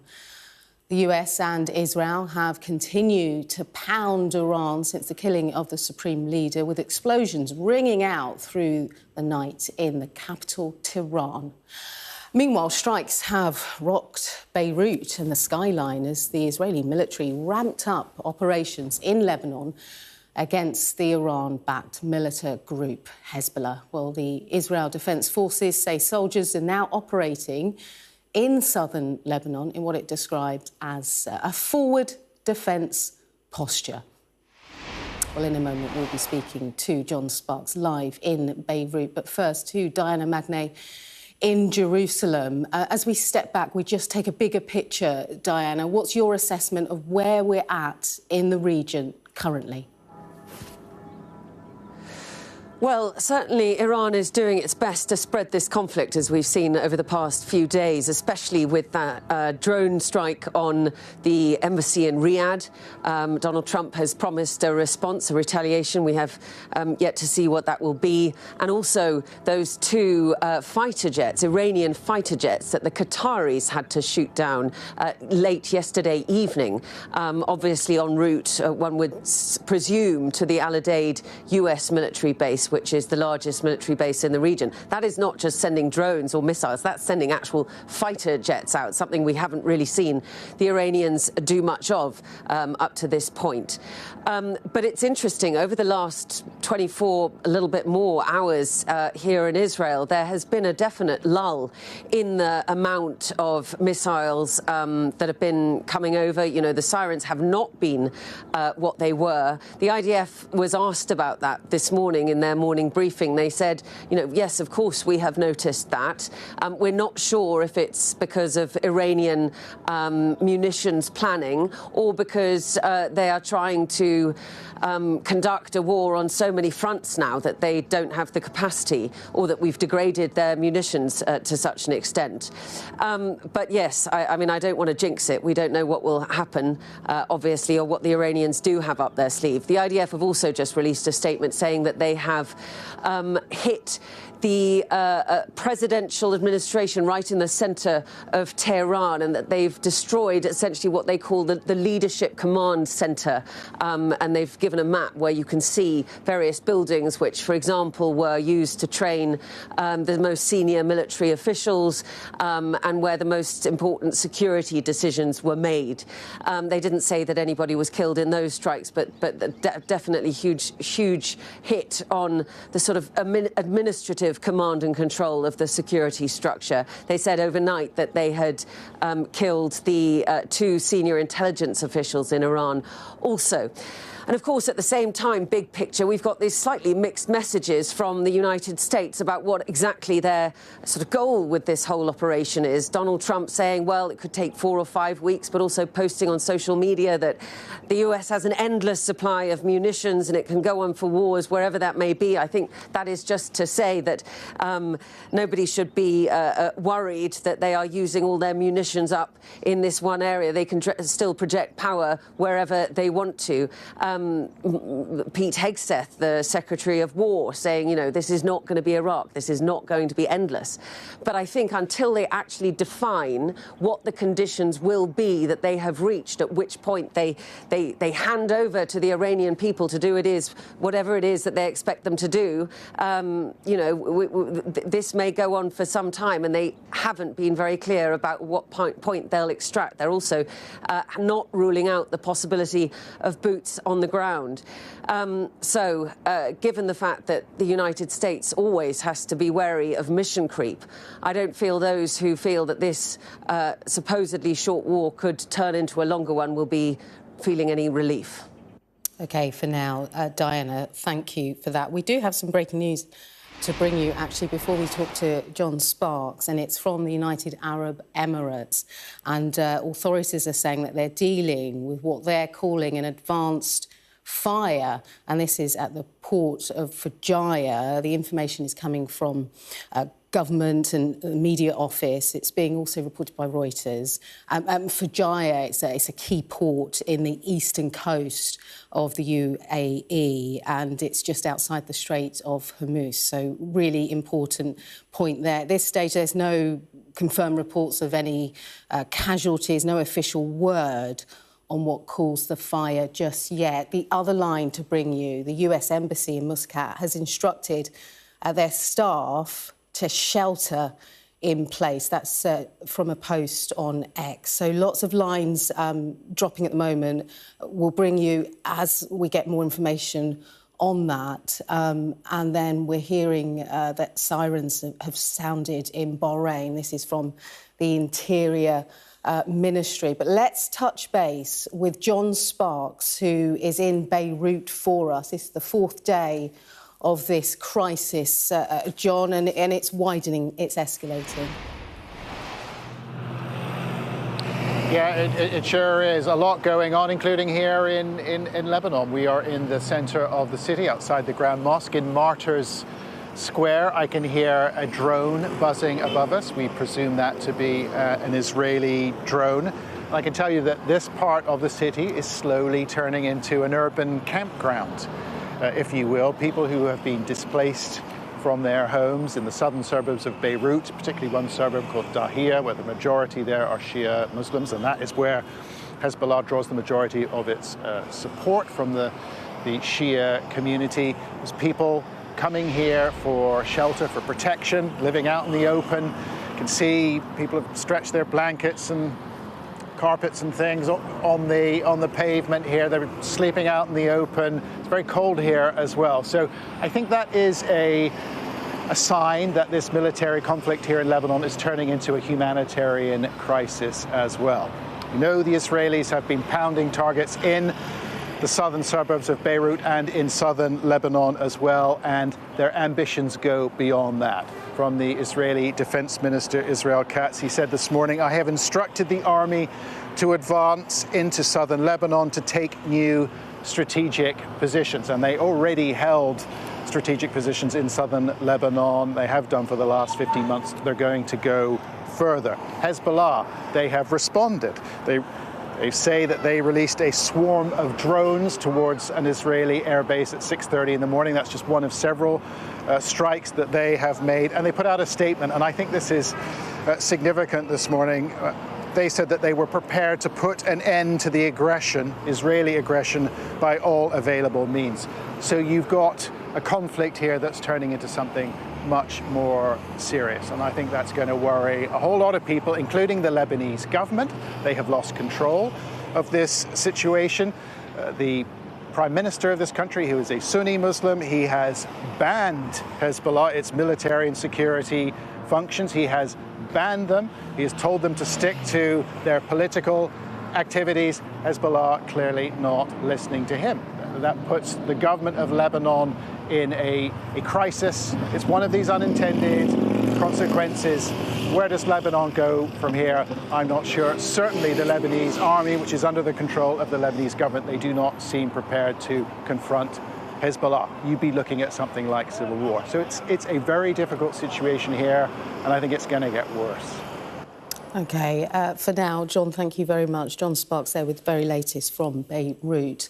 Meanwhile, President Trump has continued to criticise Sir Keir Starmer for not supporting the US in its initial strikes on Iran. Speaking in an interview with The Sun's Harry Cole, the president branded the apparent transatlantic rift as very sad.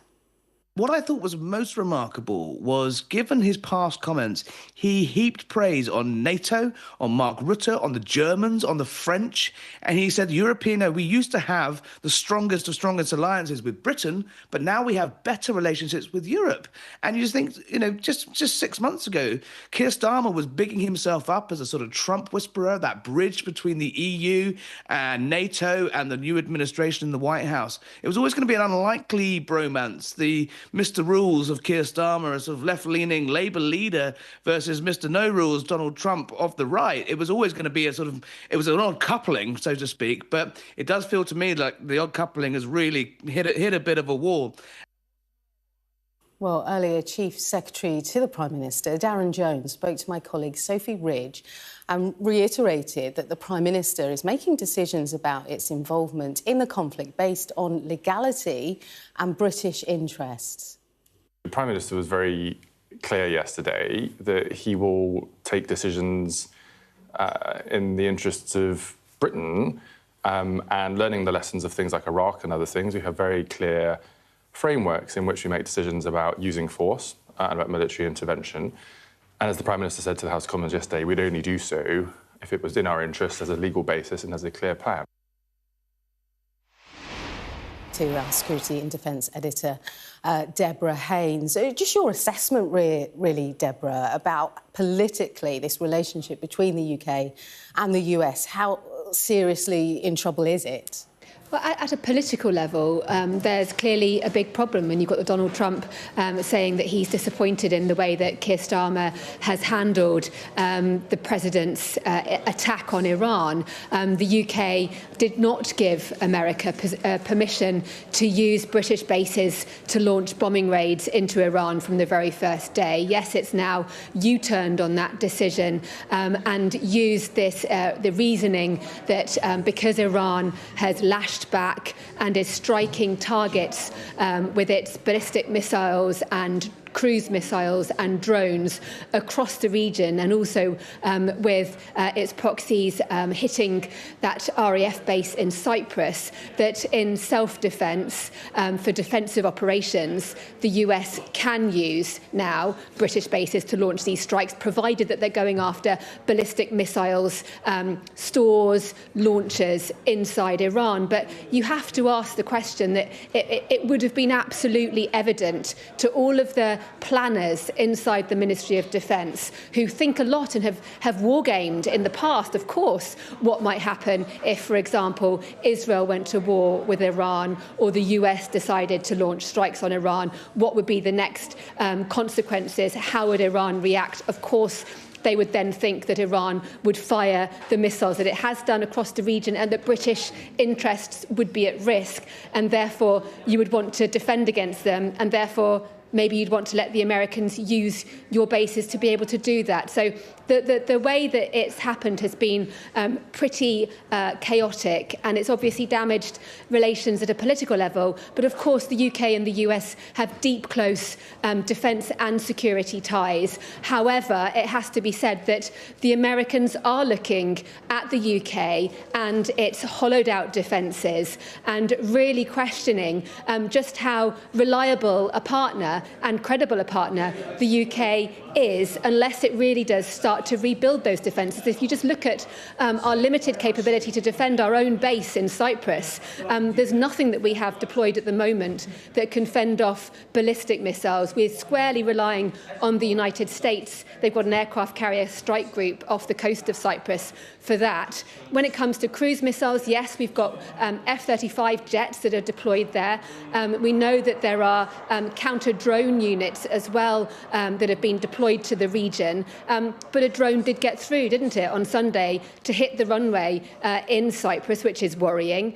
And therefore, there's no sign of the one asset that Britain does have that can defend against ballistic missiles. That's the Type 45 destroyer. We've got 6 of them.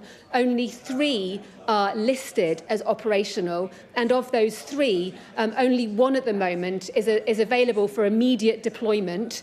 The other 2, I'm told, could rapidly deploy if called upon. But there are questions, really, as to why that hasn't happened yet, and it really does point to the UK not being prepared for war, which is what the MPs have said for a long time, military chiefs have warned about, and now it's really coming home to roost.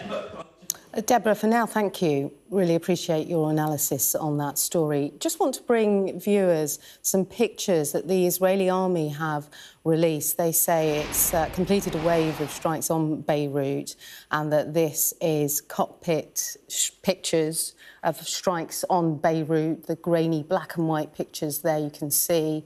More airstrikes happened earlier this morning, of course, saying they were targeting Hezbollah command centres and weapons storage, but this is the latest view of that strike from earlier this morning. We're going to go live now to Alistair Bunkle, who is at the Akrotiri base in Cyprus. Lots of people asking Alistair why Cyprus was targeted. Obviously, it's that UK base, but it's very close, isn't it, to Israel, to Lebanon too, so it's a key point. Just bring us the context of what's been happening there in the last few days. Well, firstly, geographically, it's very close. I mean, the flights between here and Tel Aviv, which in normal times are many times a day, it's half an hour, 35 minutes. Beirut, even closer. So, you know, of course, we think of Cyprus as being part of Europe, which, you know, it is, but it really sort of sits very, very close to the Middle East, which is why the British have this airbase here and a major listening post as well. And it's not just the British base, it's an RAF base, but for a long time it has also had US detachments here. I saw a U-2 spy plane take off within the last hour, for example. They're almost always here, so not necessarily anything to do with what is going on in Iran, but you'll often have US Special Forces here as well. They've used it as a staging post to project into parts of the Middle East, particularly during counter-Islamic State missions, for example. The British military flew spy missions over Gaza as well over the last couple of years from here. So it is a very, very strategic base, and that is why it was targeted. Nothing's happened for at least 24 hours. There were 2 waves of drones, one on Sunday, which hit the runway. Clearly, the fact that we've seen planes landing and taking off suggests that it's still operational. And then there were 2 more drones taken down on Monday, yesterday, so just slightly earlier than this time in the morning. So it is a target. It's frankly not well defended. It's particularly against these drones, and so it is, at least here they feel somewhat exposed, and it is an indication of how Iran is looking to expand its response to the US and Israeli attacks, you know, across the entire region. I guess the strategy is to try and put pressure from America's allies to get them to sort of stop bombing Iran. But of course, it spreads the Iranian capabilities much thinner when they are going at multiple countries, multiple targets, not just at Israel, for example. And you run the risk of dragging others into the war, which to a certain extent, we have seen with the British, who have U-turned on their decision originally not to allow British bases to be used for American operations. They're now allowing it, although no confirmation that Akrotiri is being used. OK, Alistair, thank you so much. We just want to show you some of the latest pictures. This is the aftermath of those strikes in Beirut, the very latest pictures. Also, the Israeli military issuing evacuation orders, we're seeing here, for residents of more than 24 properties and towns across southern Lebanese areas. So that's the very latest there. Fast-moving, developing story this morning, as we've seen over the last 4 days or so. And of course, all of what you're seeing here on your screens, on your devices, wherever you're watching, the impact of the conflict in Iran is just being felt globally, with climbing oil prices and gas prices too. Let's bring in our business correspondent. It's Paul Kelso. You've got some figures for us, Paul. How is this impacting everything in terms of, you know, what we pay at the petrol pumps and bills at home too? Well, we know it certainly will have an impact if the direction of this conflict isn't clear. The economic impact of it are being felt already in energy markets, if nowhere else, and that's because of the geography and the importance frankly, of the Arabian Gulf to energy markets. It's where a huge amount of the world's fossil fuels are located. And the threat overnight we've had of military action from Iran, which is here on the northern side of the Straits of Hormuz, against any tankers that try and make this passage past the UAE. This is Ras Al Khaimah, the peninsula here, and into the Persian Gulf, Saudi Arabia on the southern side. The tankers should be attacked. That has essentially chilled the flow of tankers, usually 100 a day or so. What we're looking at is a picture taken, this is marine traffic tracking of tankers, 7:30 this morning, GMT. The red dots are tankers, and they are essentially paused in a holding pattern, waiting for instruction. Are they going to risk making this passage or not? So that obviously has an impact on prices. We can see the oil price, first of all. This is oil primarily coming out of Saudi Arabia. The price of oil has risen. Brent crude, this is up above $80 a barrel, up about 17.5% since yesterday.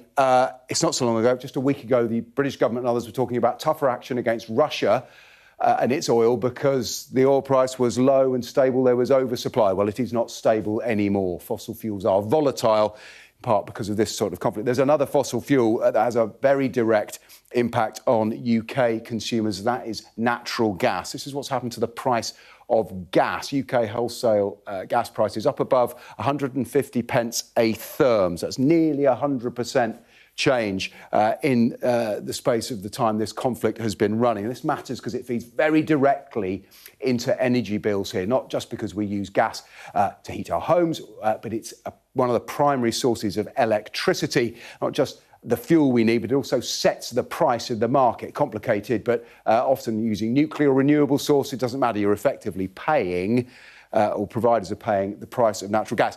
Now, people will hear about a gas shock and worry that we're going to get a repeat of what happened after the Ukraine invasion, which caused the cost of living crisis, massive global inflation spike. Well, we're not there yet, certainly in quantum. The rise is large, but look, we're nowhere near. This is back 2022, when Russian gas was essentially switched off, embargoes above 600 pence a therm. That pushed energy prices above £4,000 on average. The government spent about £80 billion paying our energy bills. Now, we are not there yet. Last week, we just got the most recent price cap, the system the government via Ofgem, the regulator, uses to regulate and try and protect consumers from this kind of price shock. Let's have a little look at what was set last week. Last week, we learned that the price cap will be set on, they use an average price for a household, about £1,650, and that will kick in on April the 1st. The price was set last week. You'll start paying it if you're on a floating rate. It's the maximum rate energy suppliers can charge you on average about £1,600 from April the 1st. Now, also last week, Cornwall Insights, well-respected forecaster of these matters, suggested that the next price cap, it's done every 3 months from July, will be about the same rate. And they worked that out looking at the forward price of gas and other commodities to try and work that number out. Now, that number, frankly, who knows now? Cornwall Insights say they're not offering any fresh forecasts because it's just too volatile. What matters is the way this price cap works is that the regulator, once it's set a price, it then goes about forecasting the next one, and it uses data across this 3-month window to try and work out what's a fair price that energy providers can charge us. Well, right now, we simply cannot know. There is a forecast from a company called Stifel that says, were the Straits of Hormuz to effectively be closed for about 6 weeks, were the price of gas, remember where we saw it above 150p a therm, if it were to treble, then we could be looking at this number rising to about £2,500. And that starts to get consumers very close back to those really grim figures from 3 or 4 years ago. We are not there yet. I think the consumer advice, it's always a good idea to look at the rates, look at whether you're paying the right one, whether you could pay cheaper. But anyone who has fixed their energy price for a considerable period of time might be thinking they're on the right side of this. Of course, there's real conflict that is causing these price rises and the uncertainty in the markets. I think the Chancellor is going to be on her feet in an hour or two giving a statement on the state of the economy, having to deal with a price shock on that scale because of what's happening in Iran and around the Gulf. It's probably the last thing she wants to have to consider as well. All right, brilliant stuff, Paul. Thank you so much. And staying with the economy, the Chief Secretary to the Prime Minister, Darren Jones, told Sophie Ridge that the Iran war is probably going to have some impact on the cost of living and that only time will tell how much. The Prime Minister and Chancellor have said repeatedly that international events can obviously affect the UK economy. We've seen that before and we will see it again. But that's why our plan in terms of stability and strength within the UK economy is so important, whether that's about stable public finances or bringing down national debt so we have more room for manoeuvre, keeping the cost of government borrowing down, tackling the cost of living for people, and on energy, making sure that we're investing in homegrown renewable energy. Are you worried specifically about Iran and the cost of living? Look, there's probably going to be some impact. There's no question about that. We don't know yet what that is. But I think in the spring forecast later, what the Chancellor will be able to show is that our plan is working in terms of a stable approach to the UK economy, that in a world where there is lots of things happening is a very attractive economy for investors. So an impact in terms of what petrol prices, is that the most likely one, you think? So we have to see how long this goes on for. One of our hopes is that we can bring this to an end as quickly as possible. That's one of the reasons we've consented to our airbases being used, because the sooner it's over, the lesser the impact will be on our economy and the global economy. Well, the war is concerning news for the Chancellor, who's preparing to deliver her spring forecast this lunchtime. Let's speak to our political correspondent, Alex Rogers. What are we likely to hear from the Chancellor, Alex? So Rachel Reeves is hoping that this will be a low-key affair. We're not expecting any big policy announcements. Instead, we're just expecting an update on the state of the economy. But obviously, events today very much overshadowed by what's happening in the Middle East and the state of the special relationship following Donald Trump's latest comments that Keir Starmer hasn't been all that helpful on Iran. When I've been here all morning and cabinet ministers have been going into Downing Street, and that was the key question they were asked. It was about the state of the special relationship, and they nodded and they smiled, but it clearly is under a lot of strain. So politically, what's going on with America is difficult, but also economically, America's actions in Iran could have a dire effect on the UK economy in terms of the oil price and petrol. We know that the Chancellor is already facing calls to cancel the planned hike in fuel duty by 1p, which is set to come into force in September. So the sense of control and calm that she's hoping to project today may be out of her hands because of what's going on globally. OK, for now, Alex, thank you. We're going to return to our top story now as the Iran war continues into the fourth day. Let's speak with Professor of International Politics at Birmingham University, David Dunn. Great to have you with us this morning, David. Just your snapshot of what we're seeing, particularly in Beirut, the Israeli military saying it's now confirmed that they've sent troops into Lebanon. Well, this is what Iran hoped to achieve, actually, to widen the war to the wider region, and by having attacks from Lebanon, this was entirely expected. This doesn't necessarily mean, of course, that it's going to spread much wider than this, but this is par for the course.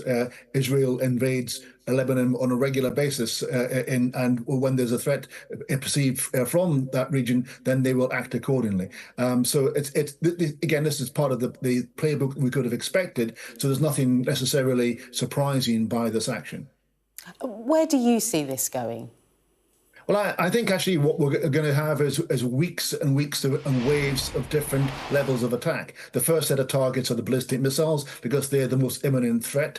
Once the Americans believe that that has been dealt with, they will then bring in another wave that will also attack nuclear facilities. The idea is to try and deprive Iran of any capacity to have a nuclear program. If they couldn't achieve it by diplomacy, they're resorting to force to achieve that. And they may then, as part of that, go after other military targets that are less urgent, but also potentially economic targets as a way of trying to coerce elements of the regime to come to terms with American demands. What did you make of the attack on the Akrotiri base in Cyprus in particular? Again, I think that will be expected in terms of trying to widen the war on Iran's part. What they're trying to do is to attack other states in order to get them to put pressure on the Americans and Israelis to stop the hostilities. They won't achieve that, I don't think, but that's part of what they promised and what their strategy is, to try and make this long and painful and as wide as possible. That's their strategy. And it did highlight some of the vulnerabilities around UK bases. And then when we drill down into that relationship between the US and the UK, particularly when Iran are viewing this, how dangerous a moment do you think that is, hearing criticism from Donald Trump of the Prime Minister? Well, it's 2 points. I mean, the vulnerability on the bases, it just points to the fact that the UK has no air defences against missile attack, zilch, either in Akrotiri or for the UK as a whole. Many other nations have invested in that. The UK hasn't, because we don't spend enough on defence. The wider point in terms of the UK-US relations, I think the issue there is that actually Starmer put a priority on abiding by international law rather than being close to the Americans on this account. As a lawyer, you would expect that. And actually, the American case legally is flimsy at best. And as a consequence of that, that's the choice that he's made. I don't think it'll have any long-term consequences, because the agenda has changed and Britain is still a useful ally and will be in the future. But it's not good for the optics when you have the American president talking to the press and taking to social media and criticising the UK leader. But that's par for the course with Trump. That's what you get with Trump. What do you think about how reliant the UK is, though, on the US to defend itself, and where we stand moving forward with that? Well, I think actually, the world that we're in, not just this conflict, but particularly the invasion of Ukraine and the wider threat to European security that Russia presents, demonstrates both how serious the threat is and how reliant we are on America, who actually we can't rely on the same way, because they are much more quixotic in the way in which they approach things. And therefore, I think Britain would be perhaps advised to actually follow through on its rhetoric and increase the defence budget in the way in which Germany and Poland and many other European countries have done, recognising both the vulnerability and threat from Russia and the inability to have confidence in the way in which we used to do on the Americans to come to our defence and European security more broadly.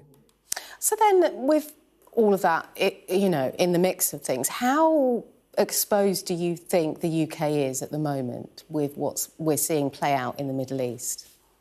I think that the Middle East conflict is one where we thankfully have a limited exposure. I mean, obviously there is the economic disruption, the economic cost, the inflationary aspects to fuel, and in general the disruption to travel and to business and everything that goes with that. But I think the bigger picture in terms of actually the threat to European security from Russia as part of a wider conflict shows the world in a much less stable place, a one where the rules of international law and the norms of behaviour are set aside. It's interesting that actually the Americans have made no effort to actually justify this to the UN in a meaningful way, or indeed in terms of international law. And in fact, Trump hasn't even gone to Congress and actually explained it to them and asked for their permission. So what we are in is a situation where the threats to international security are much more serious, are much more widespread, and the norms that we experienced really for most of the post-war period are now set aside in a much more violent world. OK, we'll have to leave it there. David Dunn, thanks so much for your take on this developing story. Always a pleasure. You're watching Sky News. We'll have much more on this story, and I'll be joined in the studio by Professor Michael Clark.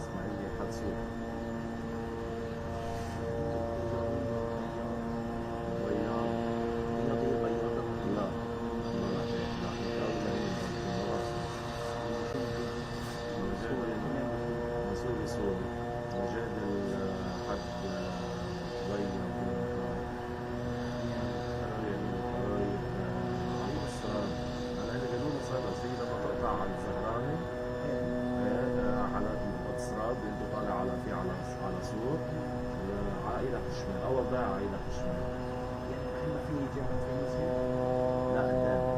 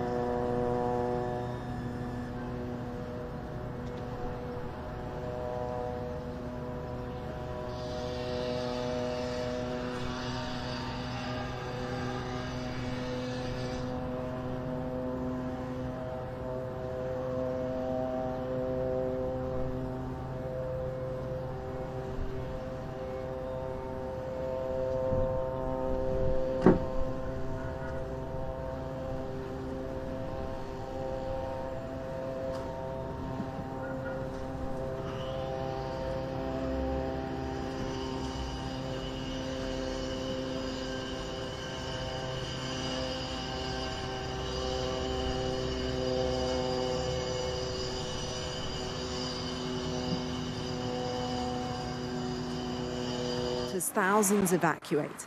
But in Beirut, notes of defiance too. We left our homes not out of fear or terror of the United States, but to fulfill our religious and legal duty to protect ourselves. They do not intimidate or frighten us. They will not make us retreat even an inch from the path of resistance. In northern Israel, you can feel a conflict that's creeping closer. We are right on the border with Lebanon here. It's just over that mountain range. We can hear drones overhead. The Israeli army was firing just a few minutes ago, and there have been some loud thuds. Now, for months, there's been speculation that Israel may expand its attacks on Hezbollah amidst claims that the group was trying to rebuild its capabilities. And from here, right now, it does feel that that time may well have come. Avraham is tracking Hezbollah's movements. That's the northern tip of Israel. We're right by the border with Lebanon. A group hugely depleted, but not, he says, defeated. How would you characterize them right now? A wounded animal. I think they're looking for an opportunity. I think they're rebuilding. I think they have been rebuilding and manufacturing more and more because they don't have the ability to bring in weapons from Iran as much as they did before. We're in Kibbutz Hanita. This is bits and pieces from stuff which was falling in my yard over the war. Yoram is one of just a handful of people who didn't flee after the October the 7th attacks. And he's staying put now too, next to his personal collection of broken missiles and rockets. Do you feel any more vulnerable now, this time round? Vulnerable? Never. What would you like to see Israel do across the border in Lebanon? I think that if in this particular time we will end the Hezbollah story, which is another ridiculous regional story, we can have peace. You think that this could be the beginning of the end for Hezbollah in Lebanon? I really hope so. In Lebanon, the Prime Minister hopes a ban on Hezbollah's military activities will stop them. But in this expanding war, dreams could quickly fall apart. Cordelia Lynch, Sky News. Efforts to bring back stranded Brits from the Middle East, well, that continues today also. A majority of departures from the region remain cancelled after the conflict between Iran and the US caused widespread airspace closures in the Middle East. And luckily for these passengers, late last night, one flight from Abu Dhabi was able to make it back to Heathrow. As we were waiting for the plane, we had an alert on our phone saying to get away from the windows for a potential missile attack. So everyone kind of like hunkered into the middle, and it was all very scary. Really, really stressful, really, really tense. Witnessing sort of missiles exploding above. We witnessed the port, a warehouse at the port go up in flames because of falling drones. I couldn't take a deep breath until I reached here. We were very scared. We didn't know what would happen the next second. We had lost hope. We thought 1 or 2 weeks we are going to be there. And but yeah, the flight email was a surprise on a Monday morning. And let's talk to Sky correspondent Barnaby Papadopoulos. Barnaby, great to see you. So, huge relief for those people that have managed to make that journey back to Heathrow. Yeah, massive relief for those people, but not everyone is so lucky because much of the airspace across the Middle East remains closed as Iran continues to strike targets in the Gulf. Now, we are starting to see a trickle of flights making their way back to the UK from the United Arab Emirates, from Dubai and Abu Dhabi, and that is set to continue today. Emirates is planning to fly 4 planes back to the UK. Etihad is also flying a plane from Abu Dhabi to Heathrow. But other than that, major routes do remain closed. Qatar's airspace is closed. British Airways have cancelled their flights to the Middle East, and Virgin Atlantic have just axed a flight from Dubai to Heathrow as well. And the issue here is that there are 300,000 British citizens believed to be in the Middle East, and 100,000 of them have registered for UK government help. Now, even if those planes flying back to the UK today are carrying, say, 500 or 600 passengers, which they might well be, it's still going to take days for this backlog to clear as the fighting continues. OK, Barnaby, thank you for the update there. And British expats and tourists continue to be caught up in the Middle East conflict. Tens of thousands are stranded, mostly in the UAE, as thousands of flights have been cancelled since Saturday. We can actually speak now to a British citizen currently stranded in Dubai. Oliver Scott, great to have you with us. How are you going? I'm doing OK, thank you. Yeah, I'm holding up all right. I've been in a hotel for a few days now. So it's getting a little bit dull, but the most important thing is that I've been safe. So it's been fine. Thank you. So this all started, obviously, on Saturday. When did you first realise that something wasn't quite right? So I landed in Dubai on like Saturday afternoon, and then within a couple of hours, my flight got delayed by a little bit. And then soon after that, other flights around me were getting cancelled. And then all of a sudden, every single flight was cancelled. And so there was a little bit of what was an initial delay that then turned into a mass cancellation. Yeah, so that was probably about Saturday, mid to late afternoon, that I realised something was a little bit up. So just describe to me then what it was like at the gate, what people were saying to each other, and just how you felt. Well, I think it's important to remember that it's an unprecedented situation. And so there was a lot of confusion, both from passengers and from airline staff as well. And there was one point of help within Dubai Airport. So they were swamped with people rushing there to get information about where they needed to go and what they should do. And so I think there was a lot of pressure for staff on the ground, a lot of sudden and unexpected pressure for staff on the ground in the airport that they had to deal with.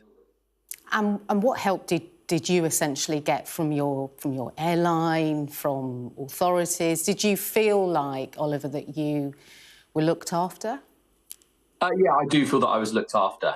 Although it took a little bit of time, that's to be expected given the nature of the situation. Once I was told where to go to seek help, and yes, there were queues, and yes, there was a lot of people there, and it was a bit stressful. But ultimately, once I was seen, I was given a hotel ticket, and after, again, quite a lengthy queue, but also, a well-organised and orderly queue managed by staff with very little notice, I was put on a coach to a hotel. And since I've been at the hotel, they've treated me really well, and they've done all that they can to alleviate the stress of the situation as well. So when you arrived at the hotel, clearly you were looked after. That's really great to hear. In uncertainty, that's really important too. And when you realised what was happening, you would have switched on the news to see what caused this. I mean, on reflection, what's going through your mind? Obviously there's a lot of stress and anxiety, considering that you're quite close in proximity to the events that are happening. But again, it's just trying to reassure yourself that things will be okay and hoping that things will be okay in that moment as well. And what information have you had in the last couple of hours? Has anyone been in touch? Do you know what the future holds for you? Yes, so today I had my first point of contact with Emirates, so I've heard absolutely nothing from Emirates. I've had an email from the British consulate here just a response notifying that I am here, which I told them. But Emirates said today that they're beginning to sort through passengers and hopefully put people on flights in the next couple of days. And then just when you're looking at what's happening in the region, you must feel, Oliver, that you're caught up in something bigger than just a delayed flight. Absolutely. It's impossible. Your concern first and foremost has to be for people who are affected by the wider geopolitical situation, rather than people who are who aren't able to get on holiday. Actually, this is the daily existence of people on the ground stuck in quite a difficult situation in places far beyond the UAE, and just a hope for those people whose lives are getting destroyed by conflict daily that there's a resolution for them. OK, we'll leave it there, Oliver. Really good to talk to you, and hopefully you get on your way really soon. Cheers. Bye-bye. Bye. Let's take a look at the weather for you.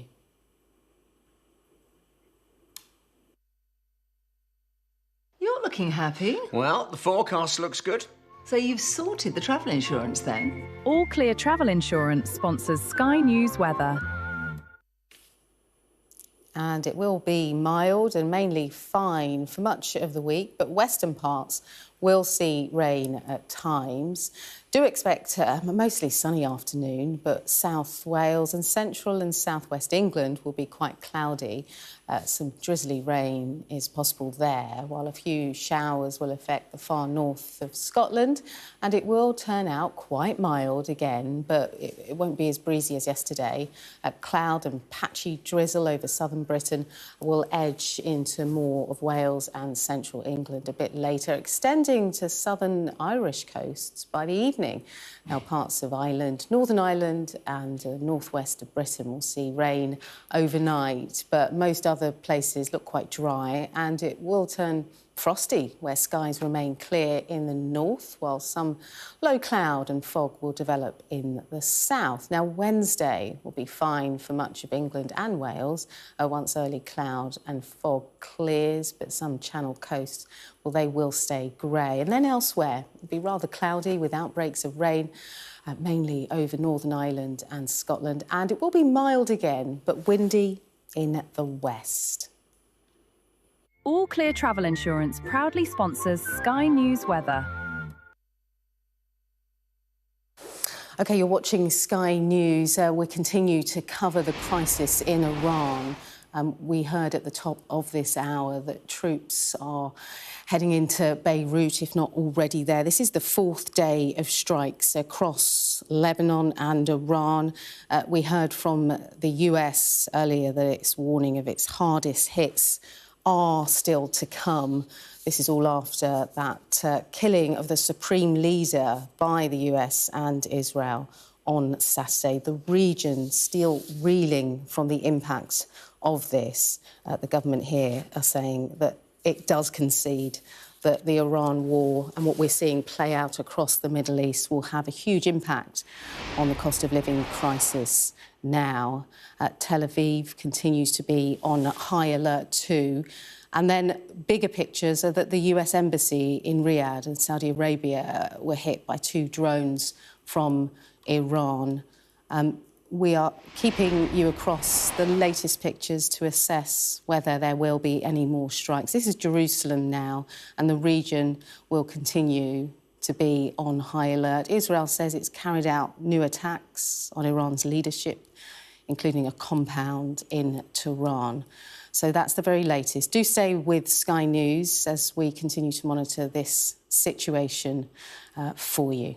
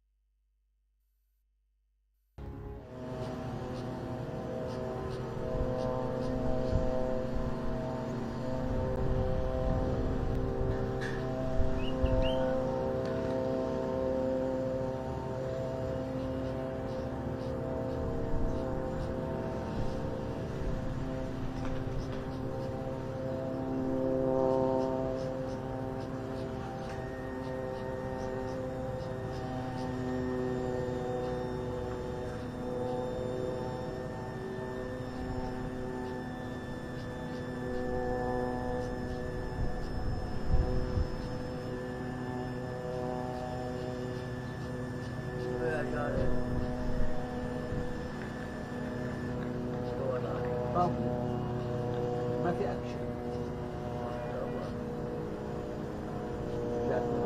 رايحين حرباني.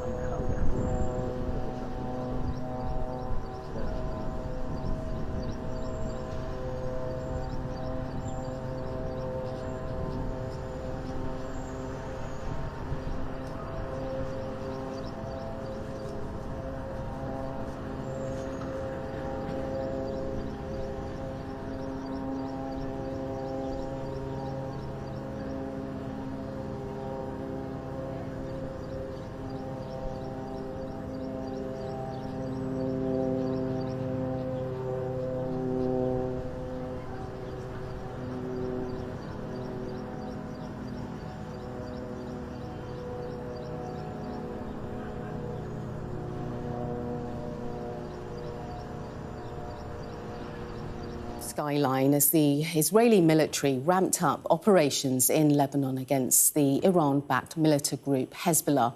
The Israel Defense Forces say soldiers are now operating in southern Lebanon in what it described as a forward defence posture. Well, our international correspondent, John Sparks, is there in Beirut, and he can bring us up to date with the latest. We are in the centre of the city, outside the Grand Mosque in Martyrs Square. I can hear a drone buzzing above us. We presume that to be an Israeli drone. I can tell you that this part of the city is slowly turning into an urban campground, if you will. People who have been displaced from their homes in the southern suburbs of Beirut, particularly one suburb called Dahia, where the majority there are Shia Muslims, and that is where Hezbollah draws the majority of its support from the Shia community. There's people coming here for shelter, for protection, living out in the open. You can see people have stretched their blankets and carpets and things on the pavement here. They're sleeping out in the open. It's very cold here as well. So I think that is a sign that this military conflict here in Lebanon is turning into a humanitarian crisis as well. You know, the Israelis have been pounding targets in the southern suburbs of Beirut and in southern Lebanon as well, and their ambitions go beyond that. From the Israeli Defense Minister Israel Katz, he said this morning, "I have instructed the army to advance into southern Lebanon to take new strategic positions." And they already held strategic positions in southern Lebanon. They have done for the last 15 months. They're going to go further. Hezbollah, they have responded. They say that they released a swarm of drones towards an Israeli airbase at 6:30 in the morning. That's just one of several strikes that they have made. And they put out a statement, and I think this is significant this morning. They said that they were prepared to put an end to the aggression, Israeli aggression, by all available means. So you've got a conflict here that's turning into something much more serious. And I think that's going to worry a whole lot of people, including the Lebanese government. They have lost control of this situation.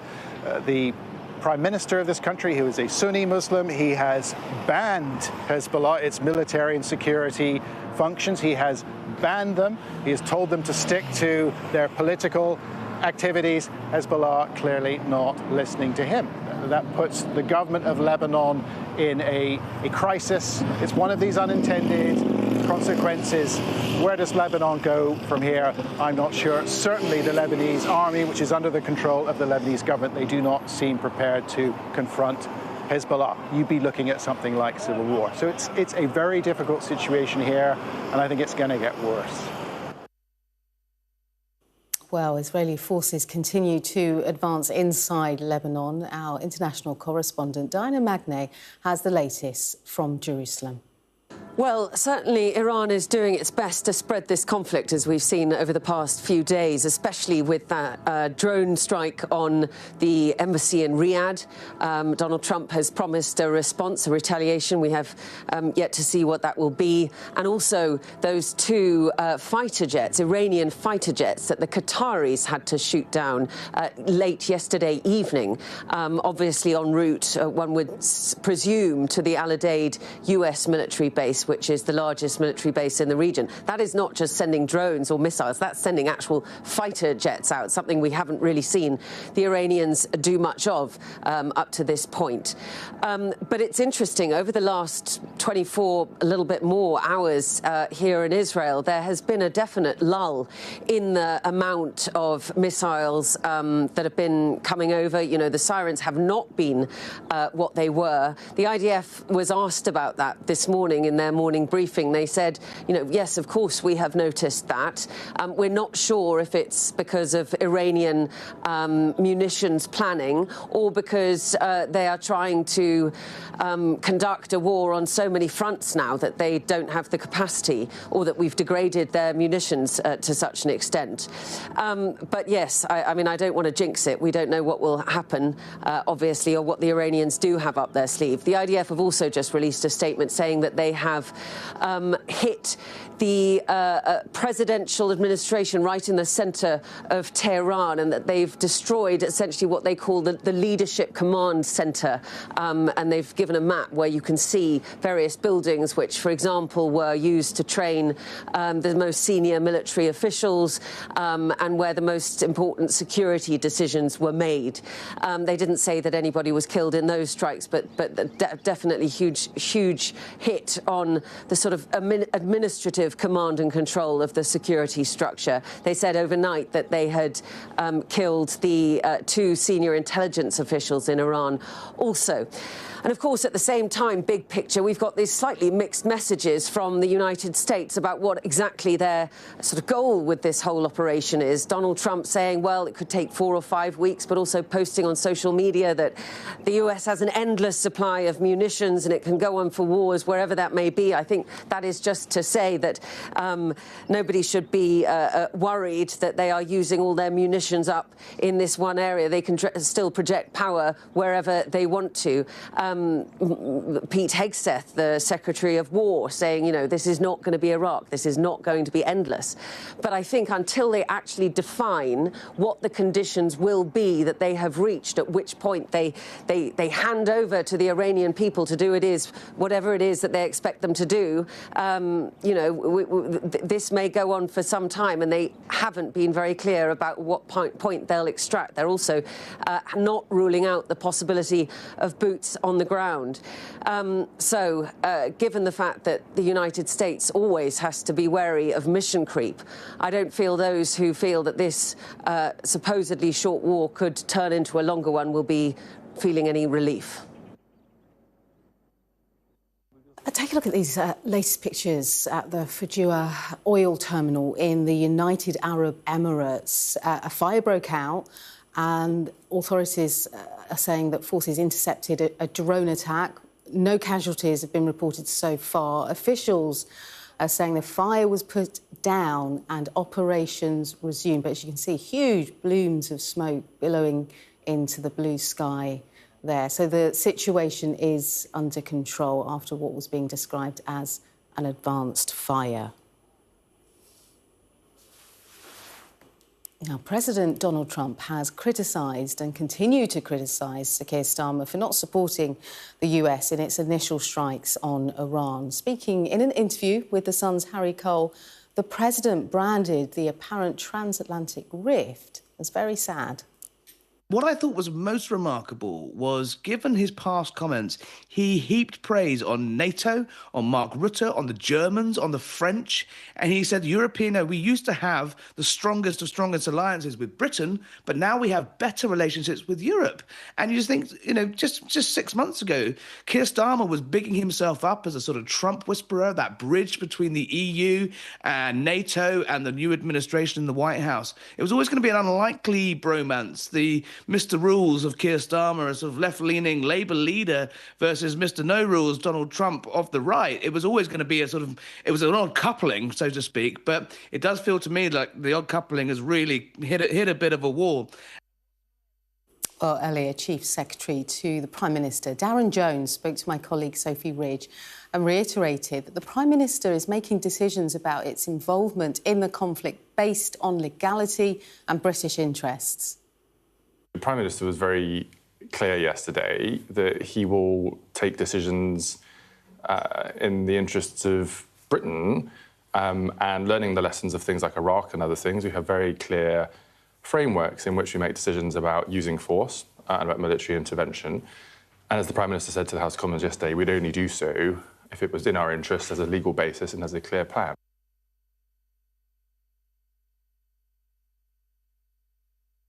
Well, here in the studio with me is Tara Kangalu, a global affairs journalist and author of the book The Heartbeat of Iran. Great to have you with us today. I think it would be really important if we start from that personal perspective, because there is the geopolitics, there's the economy side of things. But for the people of Iran, this is quite a sensitive moment in both celebrating what could be, but such uncertainty at the same time. Absolutely, Leah. And I always say multiple things can be true at the same time. And I think when you look at what's going on in the country when it comes to the Iranian people's sentiment and feeling toward what's happening, that is precisely the case. They are, on one hand, in majority, happy to see the demise of the regime as it was and the death of a man who they call a dictator and see responsible for their isolation and repression for many years. But then on the other hand, you have a population that is facing an extremely difficult economic hardship. Many of the people are worried where their next meal is coming from. 51% of the population is under the poverty line. And so you have an environment where people are on their toes because they don't know what comes next. The President of the United States, Donald Trump, has been extremely unclear as to what the day after looks like. And that is right now the concern of most Iranians as to where are we heading? Where are we going next? And where are we going next? Because we know that the Iranian regime essentially planned for something like this to happen. And there are layers and layers of issues that are present there. But for you, from your reporting inside of the country too, how does that leave people feeling that despite what they might feel is a step forward, it could just be more of the same? Absolutely. Some are telling me that if the system, if the IRGC stays put, they are going to be more repressive and brutal. Much more than we've seen before. So that's one scenario, and I say if they stay in some shape or form. The other point you mentioned, which is extremely true and important for us to look at, is that there is no centralized government anymore in Iran. Iranian regime has planned this for years, and right now they have done mosaic planning, meaning that across the country, IRGC forces are autonomously operating and they are not centralized. And this is important for us to understand that the regime of Iran has now been divided into the religious and executive branch, but the ones who control the power are the third prong, which remain the IRGC, the Revolutionary Guard. And so with that said, the uncertainty remains on the Iranian people who are seeing the IRGC going full force against the countries in the region and also taking in all the retaliatory attacks from Israel and the United States. And Leah, it's important to also note that today we are seeing heavy strikes on Isfahan, another extremely important city in Iran. As we know, some of Iran's nuclear facilities are there. Natanz, a key place that Reuters reported just last week that might be holding the nuclear stockpile and the enriched uranium. So Isfahan is a key place for us to look at. And I'm hearing that today multiple military sites have been hit in Isfahan. And all of what you say, really, really key and important, but it does leave Iran incredibly isolated. We haven't heard much from Putin and Russia on that side of things. So that's a danger, isn't it? Absolutely. And let's add to that China. Yes. I know we're talking about Strait of Hormuz, the concerns of the Gulf countries, but 70% of Iran's oil goes to China at a bargain. So China has a very good deal with Iran. And mind you that they're paying in the Chinese currency. So they should be concerned at a time that the Strait of Hormuz, it is at risk. And all of this, by the way, the regime of Iran has been doing under sanctions. And another argument that we can make and look at China closely for is Taiwan. Right now, the United States is spread out in the war between Russia and Ukraine and having its arsenal in the Gulf. And where does that leave China? And I think, as you mentioned, Russia and China are key players as to how all of this will unfold. And then just circling back to how we started this conversation, from what you know, ear to the ground, people that you talk to, how are ordinary Iranians really feeling about this? You know, some of the front pages of this morning's newspapers, and it's really stayed with me, is a family running out in the rubble with like an 8-year-old in her pyjamas. And you've spoken about how people can't afford to buy tea in the evening or to buy newspapers. The struggle's really real amongst all of this geopolitics. Of course, and we talk about targets being hit. Just imagine a dense city. So even if you target a military or IRGC compound, next to it, there's a home. Next to it, there's a shop. Next to it is a man or a woman or a family who were already struggling to make ends meet. Where is their next meal coming from? How are they going to move forward in a society that has been destabilized? And I think, you know, having covered conflicts in the region, the bottom line is that the people, innocent people who never wanted any of this, will ultimately bear the brunt of what's next. And in the case of Iran, that's something that we're already seeing happening to ordinary people. OK, so much uncertainty. Tara, thanks so much. Really great to talk to you today. Meanwhile, President Donald Trump has said the transatlantic relationship is not what it was after the UK refused to support initial strikes on Iran. Our defence and security editor, Deborah Haynes, has this update. There's clearly a big problem when you've got Donald Trump saying that he's disappointed in the way that Keir Starmer has handled the president's attack on Iran. The UK did not give America permission to use British bases to launch bombing raids into Iran from the very first day. Yes, it's now U-turned on that decision and used this the reasoning that because Iran has lashed back and is striking targets with its ballistic missiles and cruise missiles and drones across the region, and also with its proxies hitting that RAF base in Cyprus, that in self-defence, for defensive operations, the US can use now British bases to launch these strikes, provided that they're going after ballistic missiles, stores, launchers inside Iran. But you have to ask the question that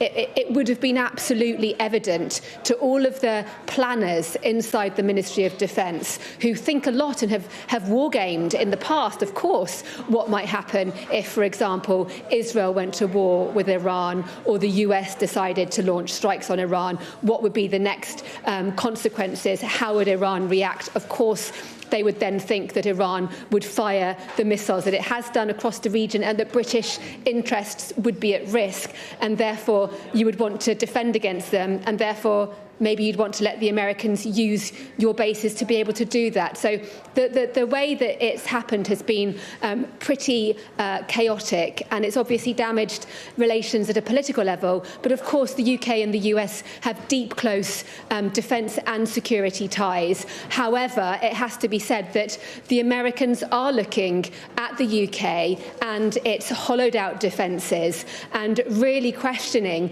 just how reliable a partner and credible a partner the UK is, unless it really does start to rebuild those defences. If you just look at our limited capability to defend our own base in Cyprus, there's nothing that we have deployed at the moment that can fend off ballistic missiles. We're squarely relying on the United States. They've got an aircraft carrier strike group off the coast of Cyprus for that. When it comes to cruise missiles, yes, we've got F-35 jets that are deployed there.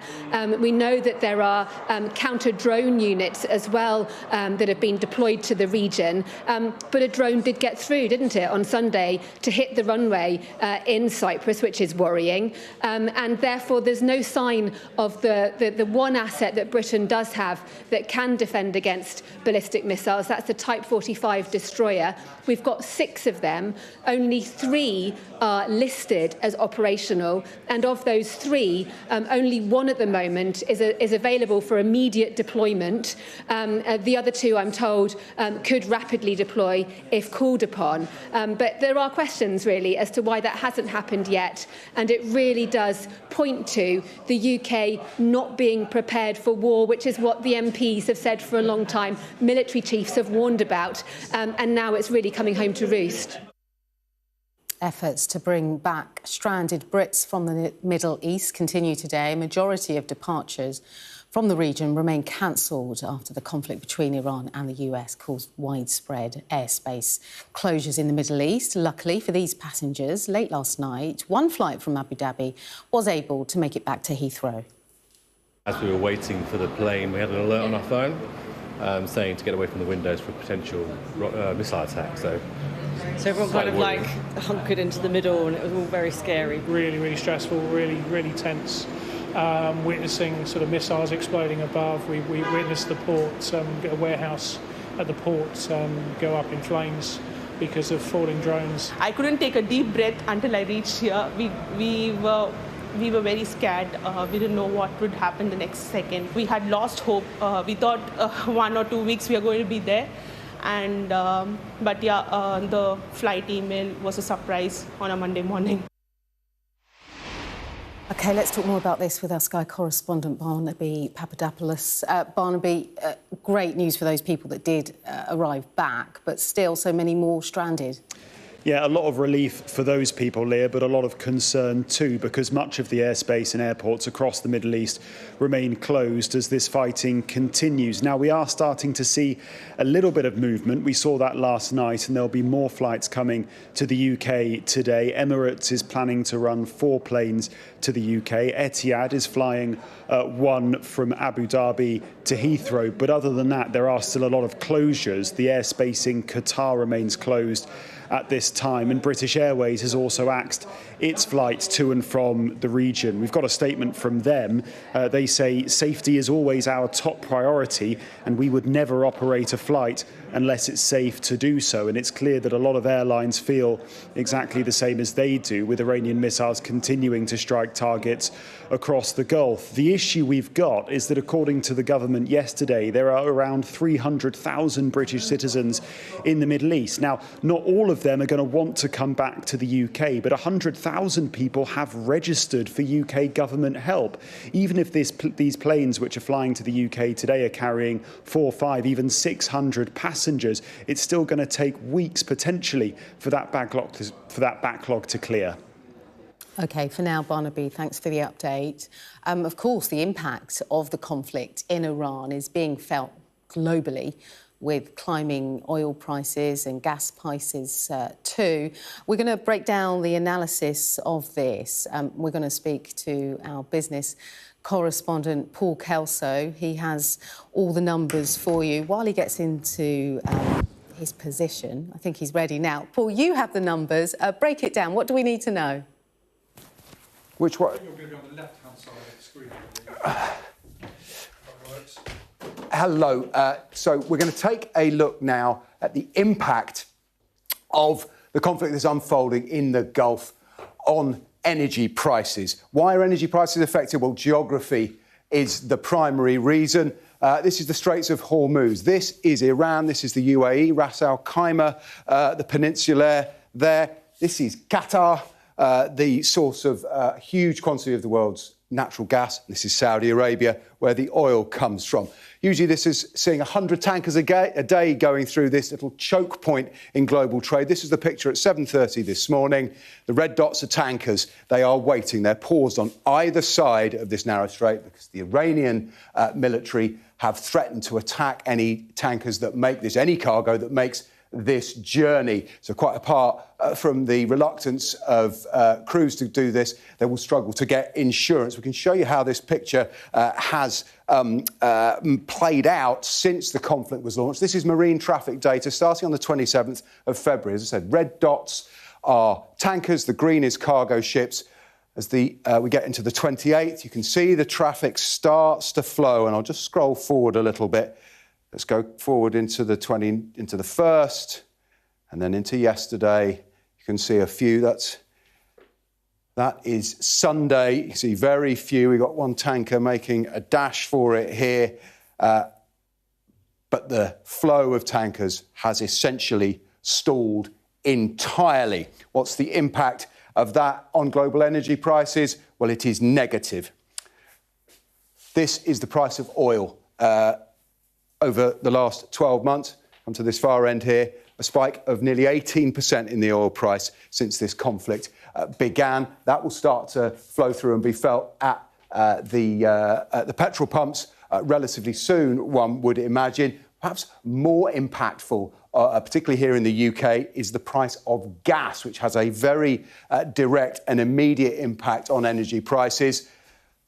The price of gas has nearly doubled since this conflict began. 93% this morning was the increase in UK gas prices. This is the pence per therm.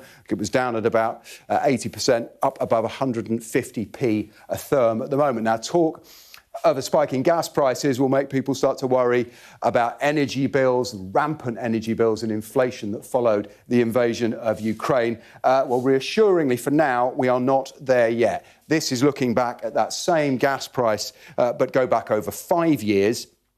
And this is post as the invasion of Ukraine, start of 2022. Huge soaring price, up above 600p a therm. So 4 times today's price.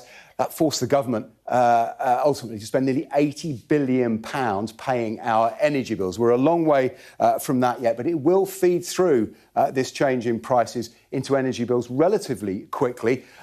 We've talked a lot, haven't we, about the energy price cap set by the regulator Ofgem. It's intended to protect consumers from the impact of these kind of price spikes. And we found out what the latest price cap will be just last week. From April, look at this chart here, April, the price cap's going to be, Ofgem uses an average price for an average household, about £1,650, a little bit cheaper than you're paying at the moment. It comes in from April the 1st.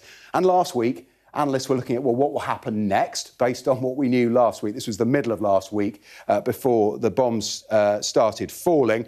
Well, the thought was that come July, every 3 months this cap is set, it would stay around the same because gas prices and other wholesale inputs into electricity particularly looked stable. Well, not anymore. So what's going to happen to that price? Impossible to know, but we know the regulator Ofgem, once it's set the price for the next cap, it starts calculating what suppliers can be allowed to charge us for the period beyond that. So they are now in the period where they're assessing the inputs to energy prices. And right now, that includes these soaring wholesale gas prices that have been caused by the conflict that's unfolding in the Middle East. If gas prices, those wholesale prices, were to triple, and as I say, we are a long way from that, then that price cap, there's some analysts, Stifel, they're called, have said this morning, that could rise perhaps to around £2,500. So we would be back in this kind of territory where the government essentially imposed a cap and paid the difference.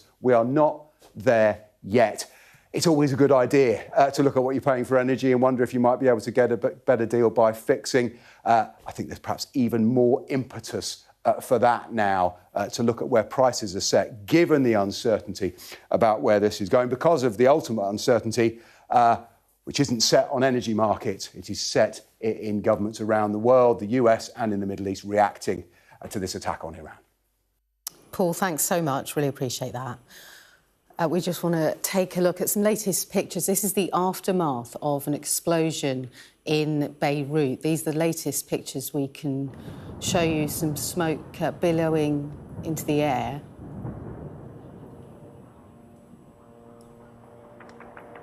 We understand some of the southern districts have been targeted, areas we believe are strongholds of Hezbollah. But this is just the current and most latest pictures coming out of Lebanon.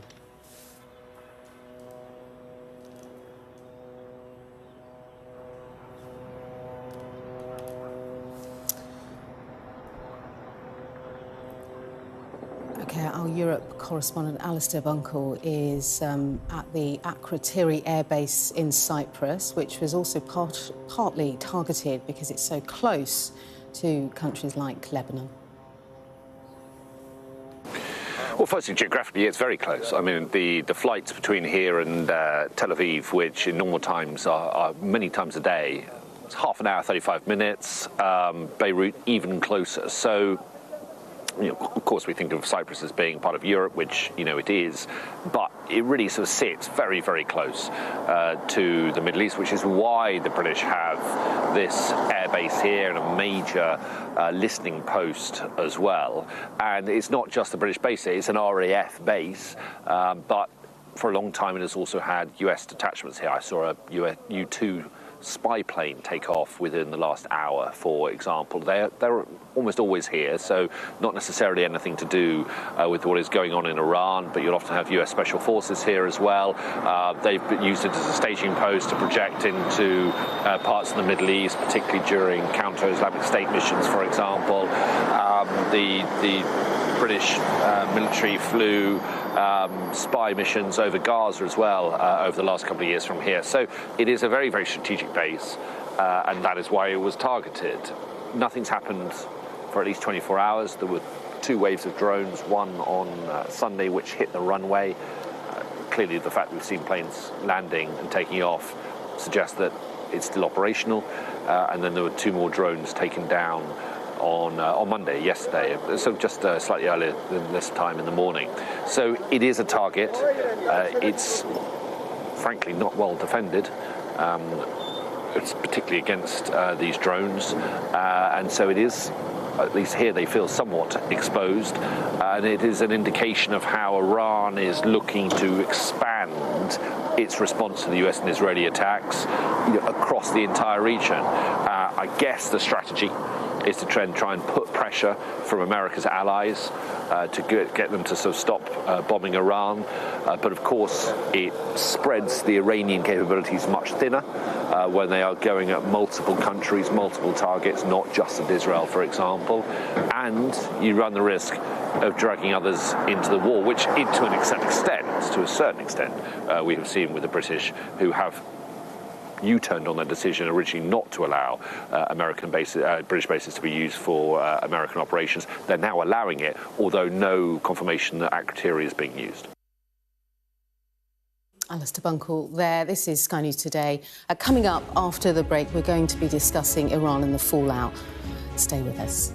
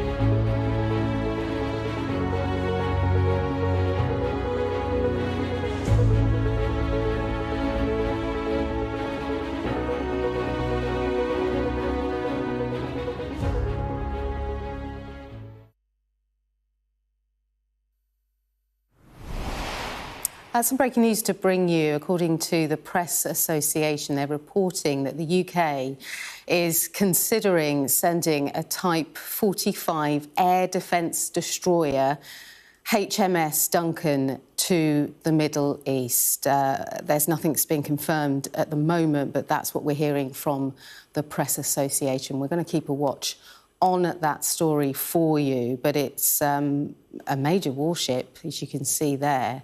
And they're considering sending that to the Middle East. This is live and breaking. We'll get you more details on this story as and when we receive it. But we understand that is being sent to the Middle East. Now, the war is concerning news for the Chancellor too, who's preparing to deliver her spring forecast this lunchtime. Let's talk to our political correspondent, Alex Rogers.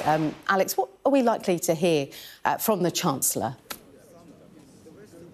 Well, Rachel Reeves has been trying to make this a very low drama event, a very low key affair. We're not expecting to hear any major policy announcements or any new policy announcements. Instead, it's just going to be a snapshot of the state of the economy and the health of the public finances. But for reasons outside of her control, the spring forecast is gaining attention, and that's because of events in the Middle East and Donald Trump's latest broadside against Sir Keir Starmer. He's been telling The Sun that he hasn't found the Prime Minister particularly helpful on Iran. So that's one of the key things hanging over the spring forecast. That's some of the pressure that she's facing politically. Economically, what's happening in Iran and Donald Trump's actions there also have an impact on the UK in terms of oil prices and energy prices. They could blow an absolute hole in her plans to drive down the cost of living, which she has put at the centre of Keir Starmer's government. OK, Alex, thank you for the update there. Let's take you to live pictures of Beirut now. We're hearing from Reuters are reporting this. These are the live pictures that the Israeli military says it's striking Hezbollah commanders in Beirut. We heard about this offensive earlier today. This is the latest line. Let's speak to our guest now on this. It's Nada Murakon Atala, journalist and broadcaster. We're looking at these live pictures, Nada. How does this reshape the overall conflict? Yeah, thank you for having me. This has been a complete surprise for Lebanese and for Lebanon.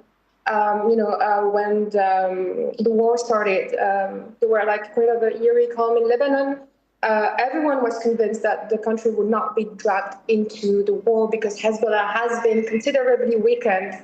There were guarantees for the Lebanese authorities. Hezbollah, as I also know, has been completely decimated. Its leadership, Hassan Nasrallah, was killed during the last war. They were talking about like the disarmament of the group. So it came as a complete surprise for me, for reporters, for analysts, for diplomats that I talked to, that Hezbollah would be launching rockets, given its completely diminished capabilities. Now the country has been dragged into the war and is now part of this wider conflict. And talk to me a bit about the voices inside Lebanon. There are some people saying that the country is being pulled into a war that it didn't choose. How widespread is that feeling? And I wonder, do people feel like they have any control over where things go next? Yeah, I think it's pretty widespread. It feels like I've covered the conflict in 2034. It feels like the past is repeating itself. It's the same displacement, the same bombing. We hear the bombing, very loud blasts at night everywhere in Beirut. It's not just in the southern suburb. Tens of thousands of people displaced. The Lebanese state is going through a very steep economic crisis. They can't really shelter these people. So there's anger, because it's not a war they've chosen. They don't feel like it's their war. It's not the Lebanese war. So there is a feeling of anger.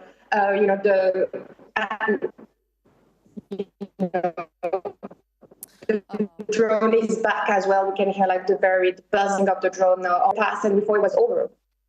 And Nada, I wonder your take on Hezbollah and their decision-making. Is it independent, or how much do you think it's shaped by Tehran? And now that Iran is somewhat weakened, what is the future of Hezbollah? Yeah, it's actually a very good question, because the decision really is a complete surprise. When I heard the rockets and the bombing of Israel, and I've read overnight the news that Hezbollah launched the rockets, I could not believe it, because it really looks like a suicide. Hezbollah has been completely, really weakened. It feels like there's reports that since Hassan Nasrallah was killed, and since Hezbollah's leadership has been decimated, Iran has tightened its grips over the group. So now, we can't say for sure who ordered the decision, whose decision it was. It came as a complete surprise, but we don't know exactly who. If there was a divide, it could have been a divide within Hezbollah regarding this decision, and there's reports of cracks, within the group. What is sure is that the group is now in existential mode. It's financed by Iran. It relies on Iran on the military level, on the financial level. So really, the threat on the Iranian regime has, pushed Hezbollah in this existential and survival mode.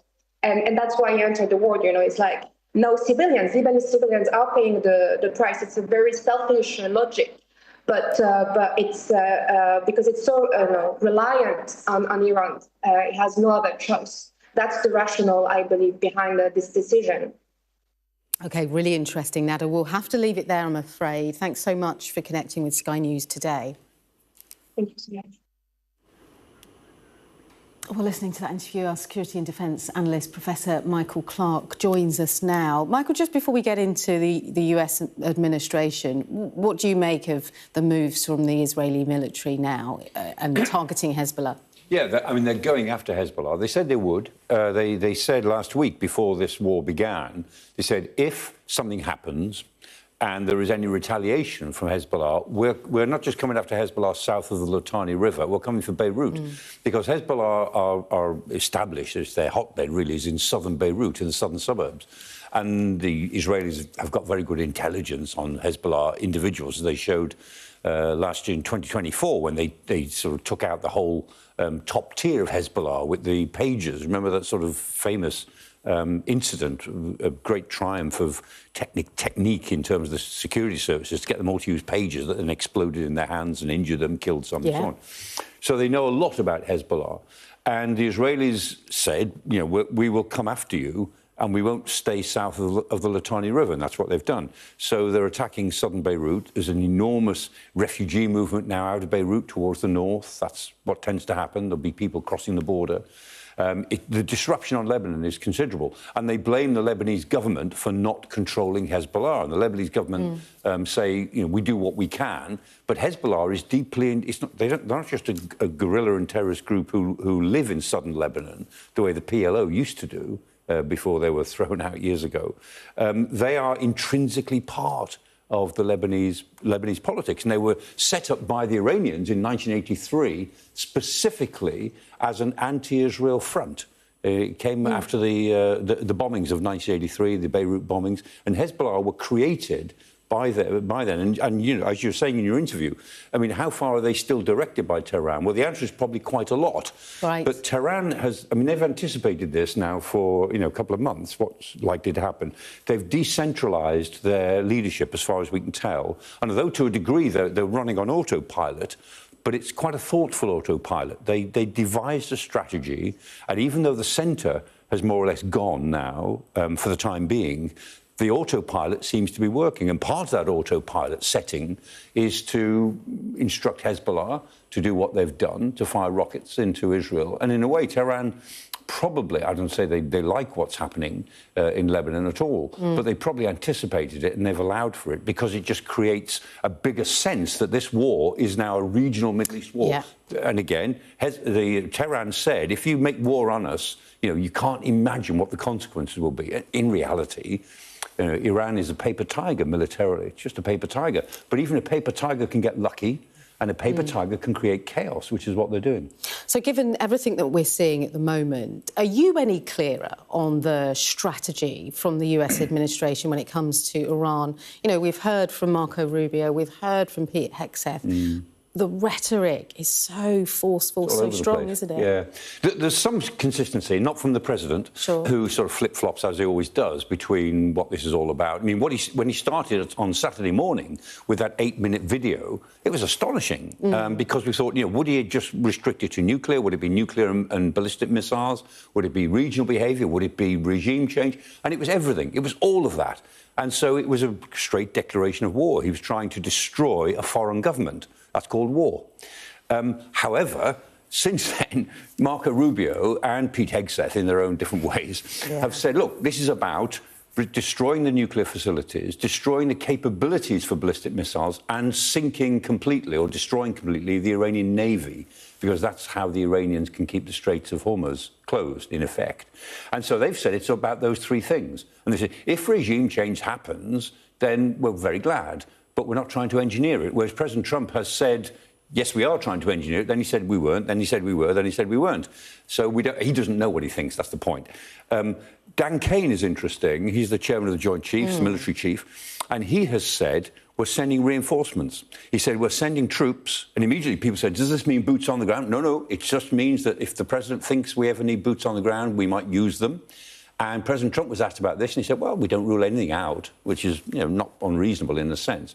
So American troops are going to the region, more than are the, 38,000 that are normally there. And that's for reinforcement. And he's also reinforcing tactical air. So the Americans are sending more stuff in, because I think they're now dealing with a bigger war than they anticipated back on Saturday morning. Yeah, indeed. OK, Michael Clark, we'll leave it there. Thanks. It's always good to talk to you on big issues like this. Thank you so much.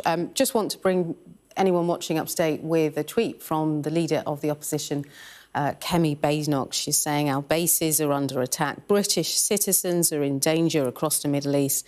Our allies are removing a regime responsible for planning 20 lethal attacks on Britain. And this government's response, we have to act in our national interest.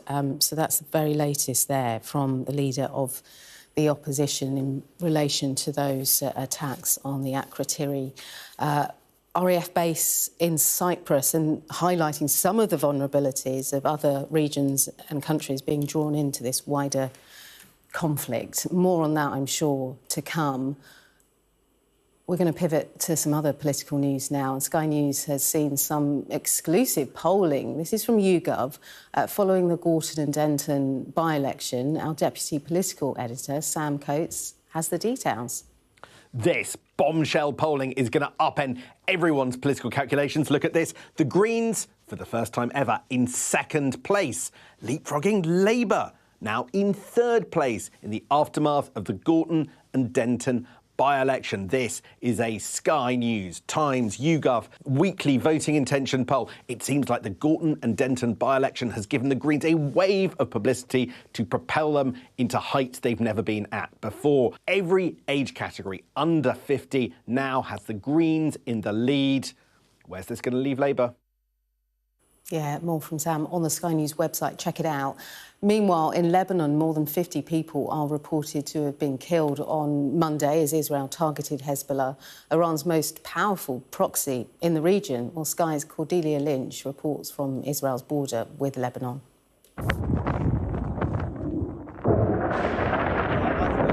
Lebanon, a new front in a spiralling war. A delicate, imperfect truce extinguished. This Israel's response to Hezbollah entering the fray. Revenge for the Iranian-backed group launching a barrage of rockets. In southern Lebanon, there's already an exodus. Highways gridlocked as thousands evacuate. But in Beirut, notes of defiance too. We left our homes not out of fear or terror of the United States, but to fulfill our religious and legal duty to protect ourselves. They do not intimidate or frighten us. They will not make us retreat even an inch from the path of resistance. In northern Israel, you can feel a conflict that's creeping closer. We are right on the border with Lebanon here. It's just over that mountain range. We can hear drones overhead. The Israeli army was firing just a few minutes ago, and there have been some loud thuds. Now, for months, there's been speculation that Israel may expand its attacks on Hezbollah amidst claims that the group was trying to rebuild its capabilities. And from here, right now, it does feel that that time may well have come. Avraham is tracking Hezbollah's movements. That's the northern tip of Israel. We're right by the border with Lebanon. A group hugely depleted, but not, he says, defeated. How would you characterize them right now? A wounded animal. I think they're looking for an opportunity. I think they're rebuilding. I think they have been rebuilding and manufacturing more and more because they don't have the ability to bring in weapons from Iran as much as they did before. We're in Kibbutz Hanita. This is bits and pieces from stuff which was falling in my yard over the war. Yoram is one of just a handful of people who didn't flee after the October the 7th attacks. And he's staying put now too, next to his personal collection of broken missiles and rockets. Do you feel any more vulnerable now, this time round? Vulnerable? Never. What would you like to see Israel do across the border in Lebanon? I think that if in this particular time we will end the Hezbollah story, which is another ridiculous regional story, we can have peace. You think that this could be the beginning of the end for Hezbollah in Lebanon? I really hope so. In Lebanon, the Prime Minister hopes a ban on Hezbollah's military activities will stop them. But in this expanding war, dreams could quickly fall apart. Cordelia Lynch, Sky News. Let's take a look at the weather. Dinner under the stars tonight? That reminds me of our travel insurance. You mean All Clear Skies? All Clear Travel Insurance sponsors Sky News weather. It will be mild and mainly fine for much of the week, but western parts will see rain at times. Expect a mostly sunny afternoon, but South Wales and central and southwest England will be quite cloudy. Some drizzly rain is possible there, while a few showers will affect the far north of Scotland, and it will turn out quite mild again, but it won't be as breezy as yesterday.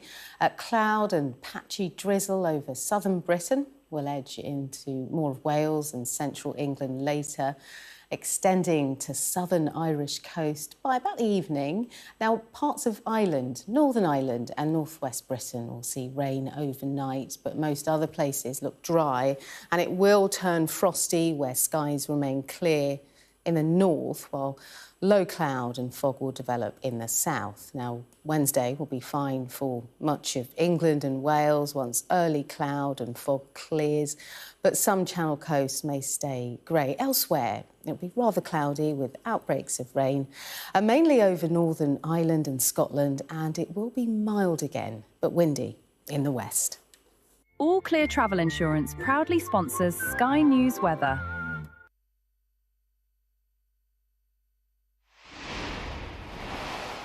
Well, these are live pictures from outside number 11 Downing Street, because in about 20 minutes or so, we should hear from the Chancellor. Her statement is expected at 12:30, and it's a spring forecast, not a budget, but it still is a big moment for both the economy, for the politics of the month ahead. And all of this at a really delicate time, because the cost of living, that still remains a real pressure for so many households up and down the country. Mortgage holders, well, they've faced higher repayments, food and energy bills, though they're starting to ease, it's still elevated compared to, if you think, to just a few years ago. And that's the political argument, is about inflation. It's about whether people feel better off. And then to add to that, there's this international backdrop to consider that we've been discussing from much of the day. The crisis in the Middle East has added fresh uncertainty to global markets. We're soon going to hear from Sophie Ridge, Ed Conway, Beth Rigby, talking about the implications. And then when we circle back to the escalations and the risks affecting energy prices, we were hearing from Paul Kelso and the factors that will feed directly, really, into the UK's economic outlook. And this is a globalised economy, and events will feed into that happen miles away, can quickly reshape the figures presented at Westminster when the Chancellor finally opens that door. We've seen throughout the morning Cabinet Ministers arriving ahead of this statement and the usual choreography. But politically, this is a big deal, actually, nonetheless. It's all about confidence, isn't there, in numbers, how stable people feel, and perhaps how resilient the economy is, and that headroom that we've spoken about for such a long time now. We are also going to hear from Mel Stride of the opposition, because Rachel Reeves will try to present steadiness, a low-key event in the backdrop of something that is affecting so many lives. The opposition will be framing today as a verdict on the government's record. And I suppose what they will argue, you'll hear this from Sophie, you'll hear this from Beth, that they will be arguing that living standards have essentially been squeezed for far too long, and then growth, too, has been too weak. The jobs market, and for younger people, how that's been feeding in. But I'll hand over to Sophie Ridge.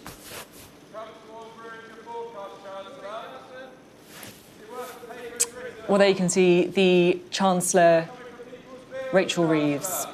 She hasn't got the red box with her because this is emphatically not a budget. It is a spring forecast, making the short walk from number 11 to Parliament. And this really was supposed to be as close to a non-event as you can, an update, if you like, on the forecast, trying to show stability.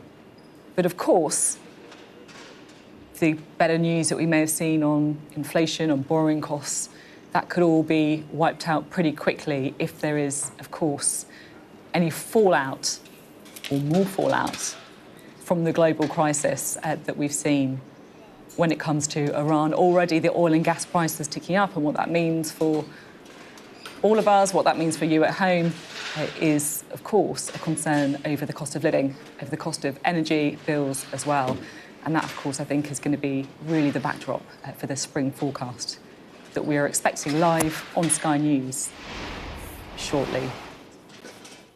This is the scene in the House of Commons as MPs gather on those green benches, awaiting to hear from the Chancellor, Rachel Reeves, and to hear the forecasts that are coming.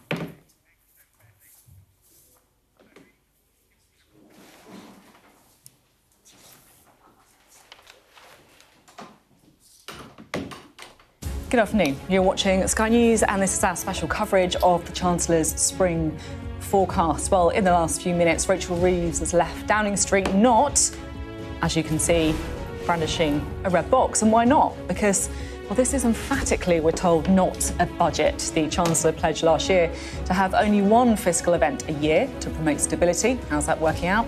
So we shouldn't expect big tax or spend measures today. Instead, this is meant to be a simple and relatively short setting out at the latest forecasts for the economy by the Office for Budget Responsibility. But what it will give us is a vital health check for the UK at a time of huge economic and political instability.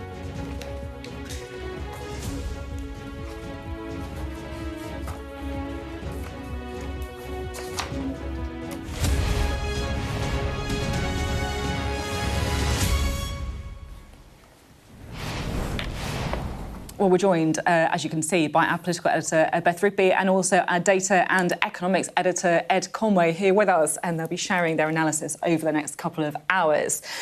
Awful lot to chew over, despite, the kind of non-event of the day, particularly, of course, given the global backdrop as well. But first, we just want to bring you an update on the latest developments, of course, when it comes to the Iran war, because the United States has warned that its hardest hits are yet to come as it enters its fourth day. The US Embassy in the Saudi Arabian capital, Riyadh, was hit by drones early this morning as Iran continues to respond to US and Israeli strikes. Well, the US and Israel have continued to pound Iran since the killing of the Ayatollah, with explosions ringing out throughout the capital all night in Tehran. The Red Crescent Society says that at least 787 people in Iran have been killed by airstrikes since the war began. Well, a mass funeral has been held in the southern Iranian city of Manab for 165 people killed in what's been described as an attack on a girls' school that happened on Saturday. Well, the US Central Command says officials are now looking into reports that a school was struck. And Iran and its allies have also been firing back at Israel and also neighbouring Gulf states too. These were the scenes at the Fujairah oil terminal in the United Arab Emirates earlier. Authorities said that falling shrapnel were what caused the fire that you can see to break out. And strikes have also been rocking the Beirut skyline as the Israeli military ramped up operations in Lebanon against the Iran-backed militia group Hezbollah. The Israeli Defence Forces say that soldiers are now also operating on the ground in southern Lebanon. Well, in the last half an hour, Sky News has learned that the UK is now considering sending a Type 45 destroyer, a bit like HMS Duncan that you can see on your screens now, to the Middle East. And that's just the latest move by a government here trying to protect UK assets and personnel. Well, let's speak now to our international correspondent, Diana Magnay, who's in Jerusalem for us. Diana, very fast-moving story. What's the latest you can give us?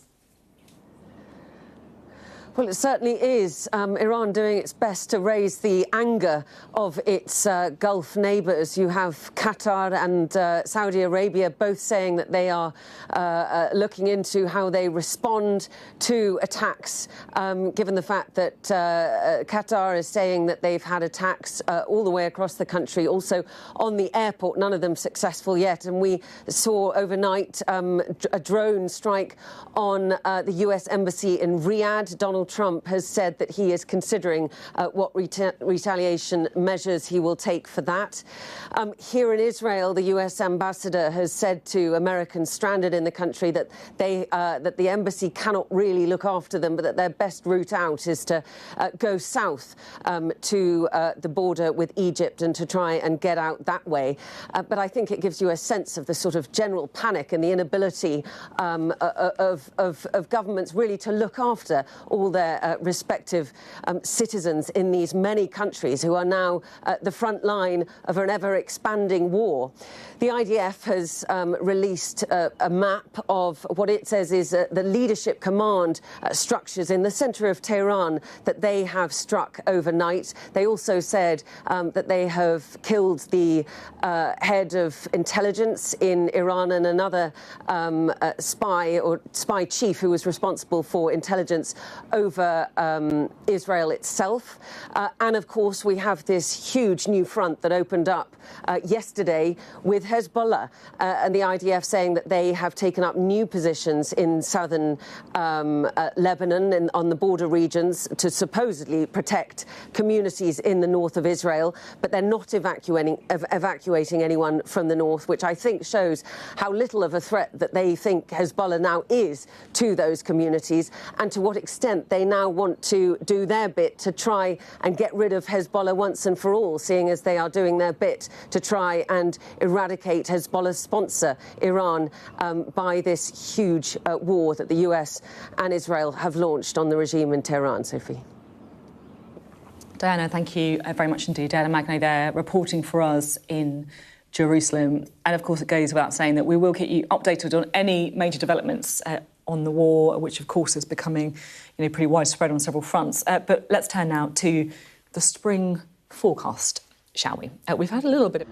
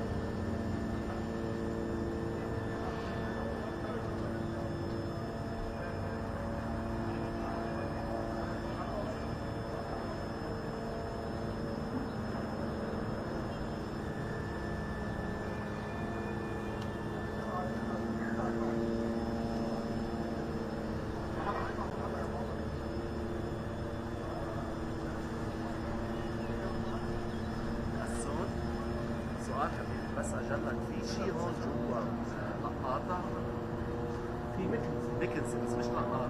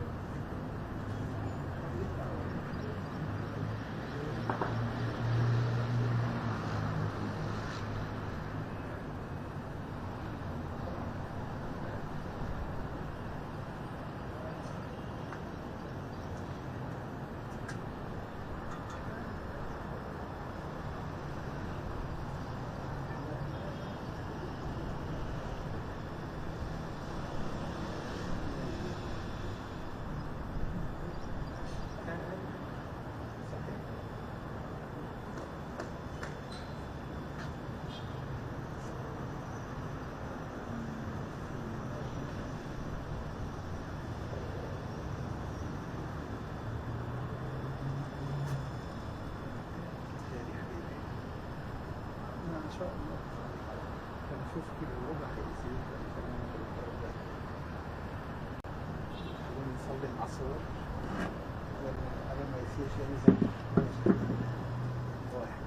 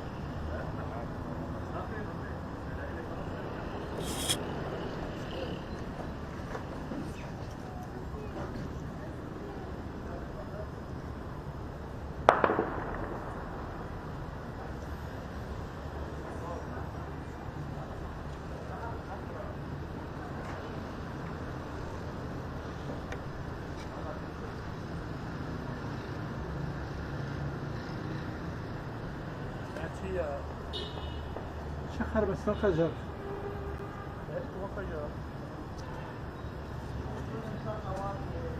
ليكو والظهر صار نفس الشيء شاكر الظهر صار نفس الشيء لما ضربت طلع وحده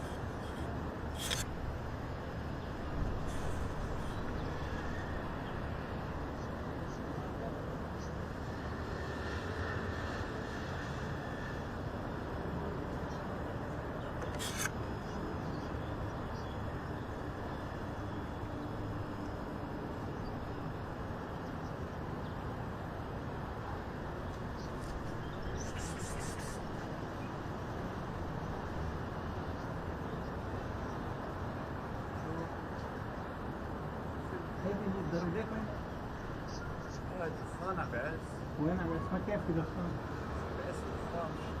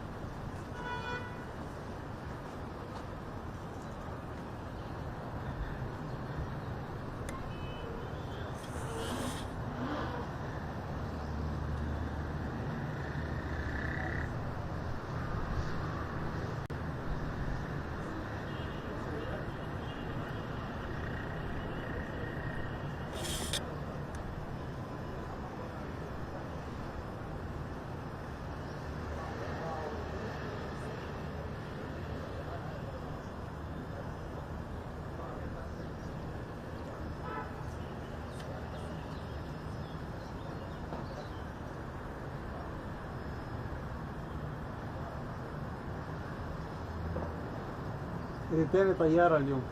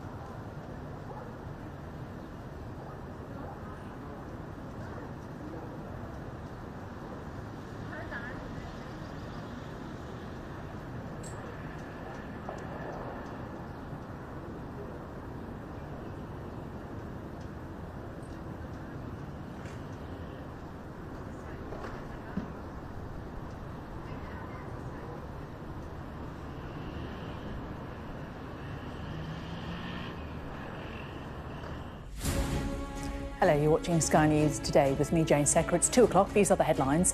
The fourth day of strikes across Lebanon and Iran as the US warns the hardest hits are still to come.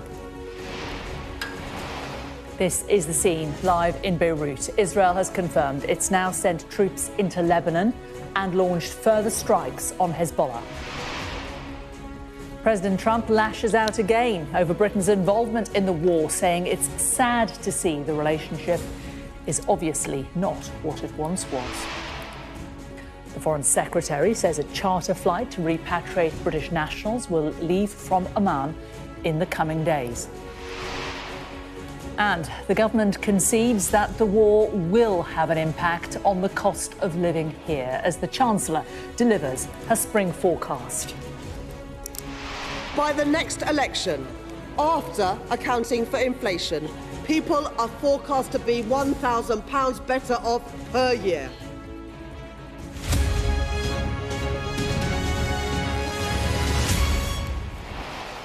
Hello, good afternoon. The United States has warned that its hardest hits are yet to come with the Iran war now in its fourth day. We understand the UK is considering moving a warship to the Mediterranean after an RAF base in Cyprus was attacked with drones. Meanwhile, there are questions over how the government is planning to safely return the hundreds of thousands of Brits stranded in the region. Let's take you through all the latest updates. A US security alert for a missile threat has been issued over the Saudi Arabian city of Tehran, with a warning not to go to the consulate there. It comes after the US embassy in the Saudi Arabian capital Riyadh was hit by drones early this morning, as Iran continues to respond to US and Israeli strikes. The US and Israel have continued to pound Iran since the killing of Ayatollah Ali Khamenei, with explosions ringing out throughout the night in the capital, Tehran. The Red Crescent Society says at least 787 people in Iran have been killed by airstrikes since the war began. A mass funeral has been held in the southern Iranian city of Minab for 165 people killed in what is described as an attack on a girls' school on Saturday. The US Central Command says officials are looking into reports a school was struck. Iran and its allies have been firing back at Israel and neighbouring Gulf states. These were the scenes at Fujairah oil terminal in the United Arab Emirates earlier. Authorities said falling shrapnel caused a fire to break out. The UAE says that its air defences have dealt with 186 ballistic missiles launched towards the country. Meanwhile, strikes have rocked the Beirut skyline as the Israeli military ramped up operations in Lebanon against the Iran-backed militant group Hezbollah. Israel's defence forces say soldiers are now also operating on the ground in southern Lebanon. Well, Sky News has learned that the UK is now considering sending a Type 45 destroyer, like HMS Duncan, you can see here, to Cyprus to help defend the RAF base there from attacks. Meanwhile, the Foreign Secretary, Yvette Cooper, says a government charter flight will take off from Muscat in Oman in the coming days for British nationals. As of this morning, 130,000 British nationals have now signed up to the Register Your Presence programme, which is vital to the Foreign Office's ability to know where people are and to provide updates and advice. Members will know that in many of these countries, the airspace is still closed, but I'm in close contact with my counterparts across the region, speaking again yesterday with the UAE on the excellent support that they are providing and some of the departures that they are now securing as this becomes viable. And we are also working with airlines on increasing capacity out of Muscat for British nationals, with priority for vulnerable nationals. And a government charter flight will fly from Muscat in the coming days, prioritising vulnerable nationals. Well, let's bring in our international correspondent, Diana Magne, who is in Jerusalem for us. A lot to bring us up to date on, Diana, not least of all the fact that there have been further strikes inside Israel today. There have one just a few minutes ago in central Israel. No one reported killed at this stage, but there have been injuries and buildings destroyed. The pace of fire from Iran has been less than in the first 48 hours of this conflict over the last 24 hours.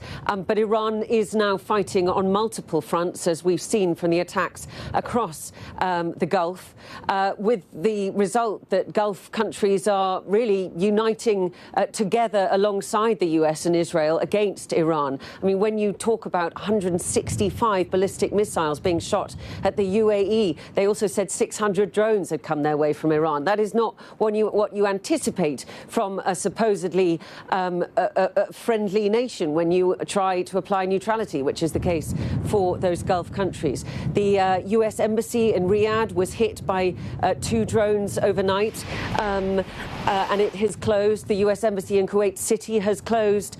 US citizens across the region being told to depart now. Seems a little late, given the fact that it is very difficult to fly out of this region. Here in Israel, the US ambassador has said that it can't do much to help, but has advised citizens, US citizens, to travel to the south and to try and make their way out via Egypt.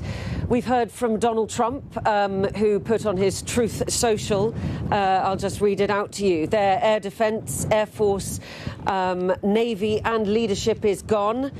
They want to talk. I said too late, referring, of course, to Iran. I think it would be an overstatement to say that their leadership is gone, given how quickly the Iranians have managed to bring their succession planning into place. And we understand, according to the Iranian the Interim Leadership Council, that they will be announcing a new Ayatollah soon. But certainly the strikes are continuing from the IDF and Israel on Tehran. The IDF saying today that they had hit a leadership complex, also that they'd taken out 2 important intelligence chiefs in Tehran. Interestingly, we've had word from Russia's state-run atomic energy provider, Rosatom, who works together with the Iranians on their nuclear energy programs. They've said that they're evacuating staff from the Bushehr nuclear power plant because there are audible strikes on military facilities very close to the plant. And they said they also have no contact at all, this is the CEO of Rosatom, with Iran's nuclear leadership. So he doesn't know what they are thinking. As for negotiations, I expect that we will be hearing from the leadership that still does put comments out on X about their response to what Donald Trump had to say. Certainly the Iranian ambassador to the United Nations has said this is not the time for negotiations, that we are very doubtful about the usefulness of negotiations, he said. I think it's also worth noting, you mentioned that strike on the girls' school in Minab in Iran on the first day, in which 165 were supposed to have been killed, 150 of them students. The UN Human Rights Office has called for an investigation into what exactly the circumstances of that were, saying that it could be a war crime. And certainly Israel and the United States have not been able to give any clarity as to what may have happened there. So that seems to be an investigation that will take some time to work out, but certainly a terrible incident in the early hours, certainly not pinpoint bombing, as America has said this is, as the death toll in Tehran climbs, and also the death toll in Lebanon, of course, where Israel's offensive against Hezbollah is picking up pace. Diana, thank you very much. Well, as Diana mentioned there is still an operation in Lebanon. What is happening on the ground there? Our international correspondent John Sparks is in Beirut and can bring us the latest. We are in the centre of the city, outside the Grand Mosque in Martyrs Square. I can hear a drone buzzing above us. We presume that to be an Israeli drone. I can tell you that this part of the city is slowly turning into an urban campground, if you will. People who have been displaced from their homes in the southern suburbs of Beirut, particularly one suburb called Dahia, where the majority there are Shia Muslims, and that is where Hezbollah draws the majority of its support from the the Shia community. There's people coming here for shelter, for protection, living out in the open. You can see people have stretched their blankets and carpets and things on the pavement here. They're sleeping out in the open. It's very cold here as well. So I think that is a sign that this military conflict here in Lebanon is turning into a humanitarian crisis as well. You know, the Israelis have been pounding targets in the southern suburbs of Beirut and in southern Lebanon as well, and their ambitions go beyond that. From the Israeli Defense Minister Israel Katz, he said this morning, "I have instructed the army to advance into southern Lebanon to take new strategic positions." And they already held strategic positions in southern Lebanon. They have done for the last 15 months. They're going to go further. Hezbollah, they have responded. They say that they released a swarm of drones towards an Israeli airbase at 6:30 in the morning. That's just one of several strikes that they have made. And they put out a statement, and I think this is significant this morning. They said that they were prepared to put an end to the aggression, Israeli aggression, by all available means. So you've got a conflict here that's turning into something much more serious. And I think that's going to worry a whole lot of people, including the Lebanese government. They have lost control of this situation. The Prime Minister of this country, who is a Sunni Muslim, he has banned Hezbollah, its military and security functions. He has banned them. He has told them to stick to their political activities. Hezbollah clearly not listening to him. That puts the government of Lebanon in a crisis. It's one of these unintended consequences. Where does Lebanon go from here? I'm not sure. Certainly the Lebanese army, which is under the control of the Lebanese government, they do not seem prepared to confront Hezbollah. You'd be looking at something like civil war. So it's a very difficult situation here, and I think it's going to get worse. John Sparks there. Well, President Trump has continued to criticise Sir Keir Starmer for not supporting the US in its initial strikes on Iran. Speaking in an interview with The Sun's Harry Cole, the president branded the apparent transatlantic rift as very sad. What I thought was most remarkable was, given his past comments, he heaped praise on NATO, on Mark Rutte, on the Germans, on the French, and he said, we used to have the strongest of strongest alliances with Britain, but now we have better relationships with Europe.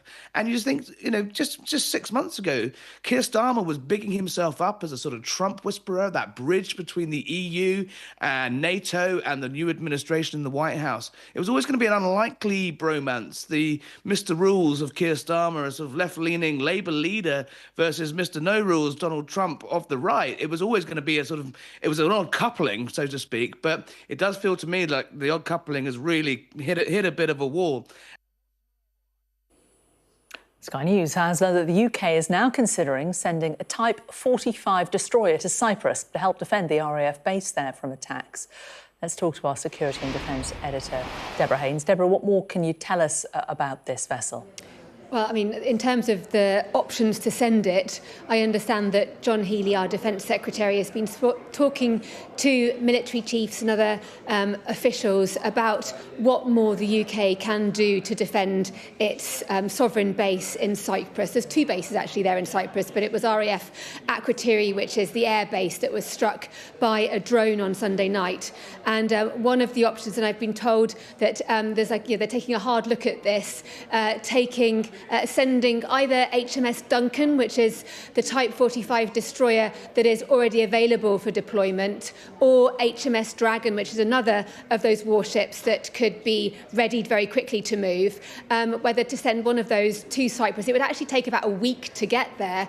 So, of course, there's a risk that it shows up and the war is over, although obviously nothing's known at the moment in terms of how things are going to play out. But there are a lot of questions as to why they are just talking about this now, given planners would have absolutely known that if the US went to war with Iran, Iran would fight back, and the UK's base, whether or not they were involved in the direct attack on Iran, would then be caught up in the aftermath and the conflict, which is exactly what's happening. And so why the UK didn't forward deploy this ship ahead of time, that's a question. It seems from conversations that I've had that the thinking was that we've got a big American American aircraft carrier strike group, which was located south of Cyprus and has plenty of capabilities to defend against ballistic missiles. Maybe that was what we were relying on. But clearly, the thinking now is that given the threat, the escalating threat, maybe we're going to have to change our posture. We also are hearing that the French and the Greek are sending assets to Cyprus in the form of ships and planes to bolster defences. That's according to officials in Cyprus. So it really does show that the UK at the moment does need to rely on its allies to help with its defences. That is what the Prime Minister has talked about, NATO first. But there are big questions as to why the UK is looking so undefended at the moment. And of course, that's a much wider, larger, deeper question. And it relates to years and years of choosing to underfund the armed forces. And it really is coming back to bite. Deborah, thank you. Well, here with me in the studio is Tara Kangalu, a global affairs journalist and author of the book The Heartbeat of Iran. Day 4 of this conflict now, Tara. It's very difficult to get a really clear situation of what actually is happening on the ground in Iran. But what are you able to tell us, piecing together bits of information? Absolutely. I also have to say that very similar to what we saw during the protest crackdowns, internet connections are extremely low and it's very difficult to get in touch with people in the country. But my sources are telling me that Tehran, as we speak, is being pounded, as are other cities. Iranian news outlets are reporting that the Assembly of Experts building in Qom has been hit. Qom is a significant city in Iran. It houses the country's Shia clerics. And also, as you know, Assembly of Experts is an 88-member body that is tasked to pick and supervise the country's supreme leader. So I find that significant. Also, other areas that are being hit are the border areas between Iran and Iraq. But speaking with sources, we now know that over 700 civilians have been killed in Iran. So the situation is tense. But what we know of the regime and how they're operating, again, having spoken with some sources, they've been telling me that the regime in Iran has been planning this for many years. They've done mosaic planning, meaning that right now, in some ways, they're decentralized. And the sole power at the moment is really within the IRGC apparatus, who's going full force in their retaliatory attacks. And they've said many times over and over that if we are destabilized, we are going to destabilize the region. What about the Straits of Hormuz? We know that they've said that this is closed from now on. There was a vessel set on fire yesterday. What impact is that having? Of course, the Strait of Hormuz is one of the most significant areas in the world. 20% of the global energy goes through there. And for the longest time, it was the Islamic regime's wild card that we are going to close it. In some ways, experts would say it would be an economic suicide. But right now, they're using that to threaten the region, but also the globe. I would say we also have to pay attention to China, because 70% of Iran's oil is sold to China, who pays Iran with Chinese currency. And this is being done under sanction. So the impact of that is also significant. And I think Iran might use that to further escalate, but also use it as leverage to potentially have the Gulf countries put pressure on the US and Israel to perhaps defuse the tensions and come to some form of talk or negotiations, which, by the way, at this point is unlikely because, again, as you know, a powerful person to watch right now in Iran, Ali Larijani, the head of the Security Council in Iran, has said no talks with the U.S. And earlier today, President Trump reinforced that no time to talk right now. Tara, good to get that update. Thank you very much. As we were talking there, we've just heard from the Israeli military. This is coming from the Reuters news agency. They have ordered Iranian citizens to leave areas near an industrial area in Tehran and also Payam Airport near Tehran, warning that it is going to carry out operations there in coming hours. So a direct warning from Israel to Iranian civilians near both an industrial area and the airport in Tehran. Well, efforts to bring back stranded Brits from the Middle East continues today. A majority of departures from the region remain cancelled after the conflict between Iran and the US caused widespread airspace closures in the Middle East. Luckily for some passengers, late last night, one flight from Abu Dhabi was able to make it back to Heathrow. Joining us now, Alfie Chenery, who is stranded on a cruise ship docked in Dubai. Alfie, very good to talk to you today. So when did you arrive and when did you realise that things weren't quite what you'd expected? Hi there, good afternoon. We arrived over here last Monday and since then we've been stuck here as it's been developing and we have no means of getting home at all. Did you have any security concerns at all going to the region before you left the UK? I mean, we knew something was brewing before we come out here, but, advice was still you could travel here. So we didn't really predict this at all coming here. And when did you realise that something was happening? We realised Saturday. We woke up. My brother looked on his phone. He saw what had happened overnight. And as Saturday went on, it developed and that now our cruise has been cancelled. Have you actually seen any of the missiles that have been coming in from the ship where you are? Yeah, we've had good views of missiles, particularly overnight. Last night, there was 4 or 5. A restaurant at the back of the cruise ship. And, they're very visible. The odd bang here and there and the constant noise of fighter jets. Are you worried? Are you scared at all, Alfie? Not particularly, because things are very calm on this cruise ship. And having been in central Dubai, the people are very calm. I mean, I suppose being on a well-stocked ship, there are worse places to be stuck, aren't there? Are you being treated OK on board? Yeah, I think MSC they've got everything in hand, and we are being very well treated. That's for sure. What about your return date, though? When were you due to come back? Well, we were due to come back tomorrow, and earlier on today we got a return date of the 30th of March. So we've got the possibility of 4 long weeks out here. Wow, how do you feel about that? Is that an absolute catastrophe, or is that a holiday that you might be able to enjoy? Well, work-wise, it's a catastrophe, but we just have to crack on as normal on the ship. We've met some good friends, and we are being as normal as possible about it all. Has it put you off coming back? I don't think it'll put me off coming back. It's just such a shock coming to Dubai and, we never anticipated this happening here at all. Alfie Chenery, stranded Brit on a cruise ship, as you can see, just off the port there in Dubai. Thanks so much for joining us. Thank you. Thank you very much. Well, earlier this afternoon, the Chancellor delivered her spring forecast, an update about the state of the UK economy after the latest set of Office for Budget Responsibility forecasts. Rachel Reeves insisted her forecast today would be a quiet affair, with the autumn budget being the sole major fiscal event of the year.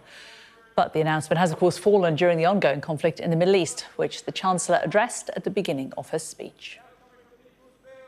With the unfolding conflict in Iran and the Middle East, it is incumbent on me and on this government to chart a course through that uncertainty, to secure our economy against shocks and protect families from the turbulence that we see beyond our borders. I want to express my gratitude to members of our armed forces as they serve across the globe to protect our country. And I want to reassure this House that I am in regular contact with the Governor of the Bank of England, with my international counterparts and with key affected industries, including our maritime sector. And tomorrow I will meet with our North Sea industry leaders to discuss the implications that they face and work with them to manage this uncertain period. Rachel Reeves defended her economic policy, insisting that her plans are the right ones. The Chancellor said GDP would grow slightly slower than previously forecast, but that people will be over £1,000 a year better off in 2029. GDP is forecast to grow by 1.1% in 2026, 1.6% in both 2027 and 2028, and 1.5% in both 2029 and 2030. I've always said that growth is for a purpose, to make working people better off. And I can confirm that GDP per person is set to grow more than was expected in the autumn, with growth of 5.6% over the course of this Parliament. That compares to a fall in GDP per capita in the last Parliament. And by the next election, after accounting for inflation, people are forecast to be £1,000 better off per year. The Shadow Chancellor, Mel Stride, took the opportunity to attack the government's policy, including the impact increasing tax has on businesses and jobs, and called on Rachel Reeves to go. What is her message to young people today? Nothing. Her message today has been that her so-called plan is working. But what is the reality? Inflation up, borrowing up, spending up, tax up, welfare up, unemployment up. All of this, Mr. Speaker, speaks to the weakness and chaos of this government. Is it any wonder that her so-called plan is not working? We've heard from the Unite General Secretary, Sharon Graham. She has said that today's statement was a real opportunity to do something for Britain, to back workers, to commit to our public services and British industry. Britain needs the government to have a real Labour vision, one that understands the deep cost of living crisis that is crippling families. This cost of living crisis is an everyday reality, and workers need immediate change that they can touch and feel, not numbers on a spreadsheet.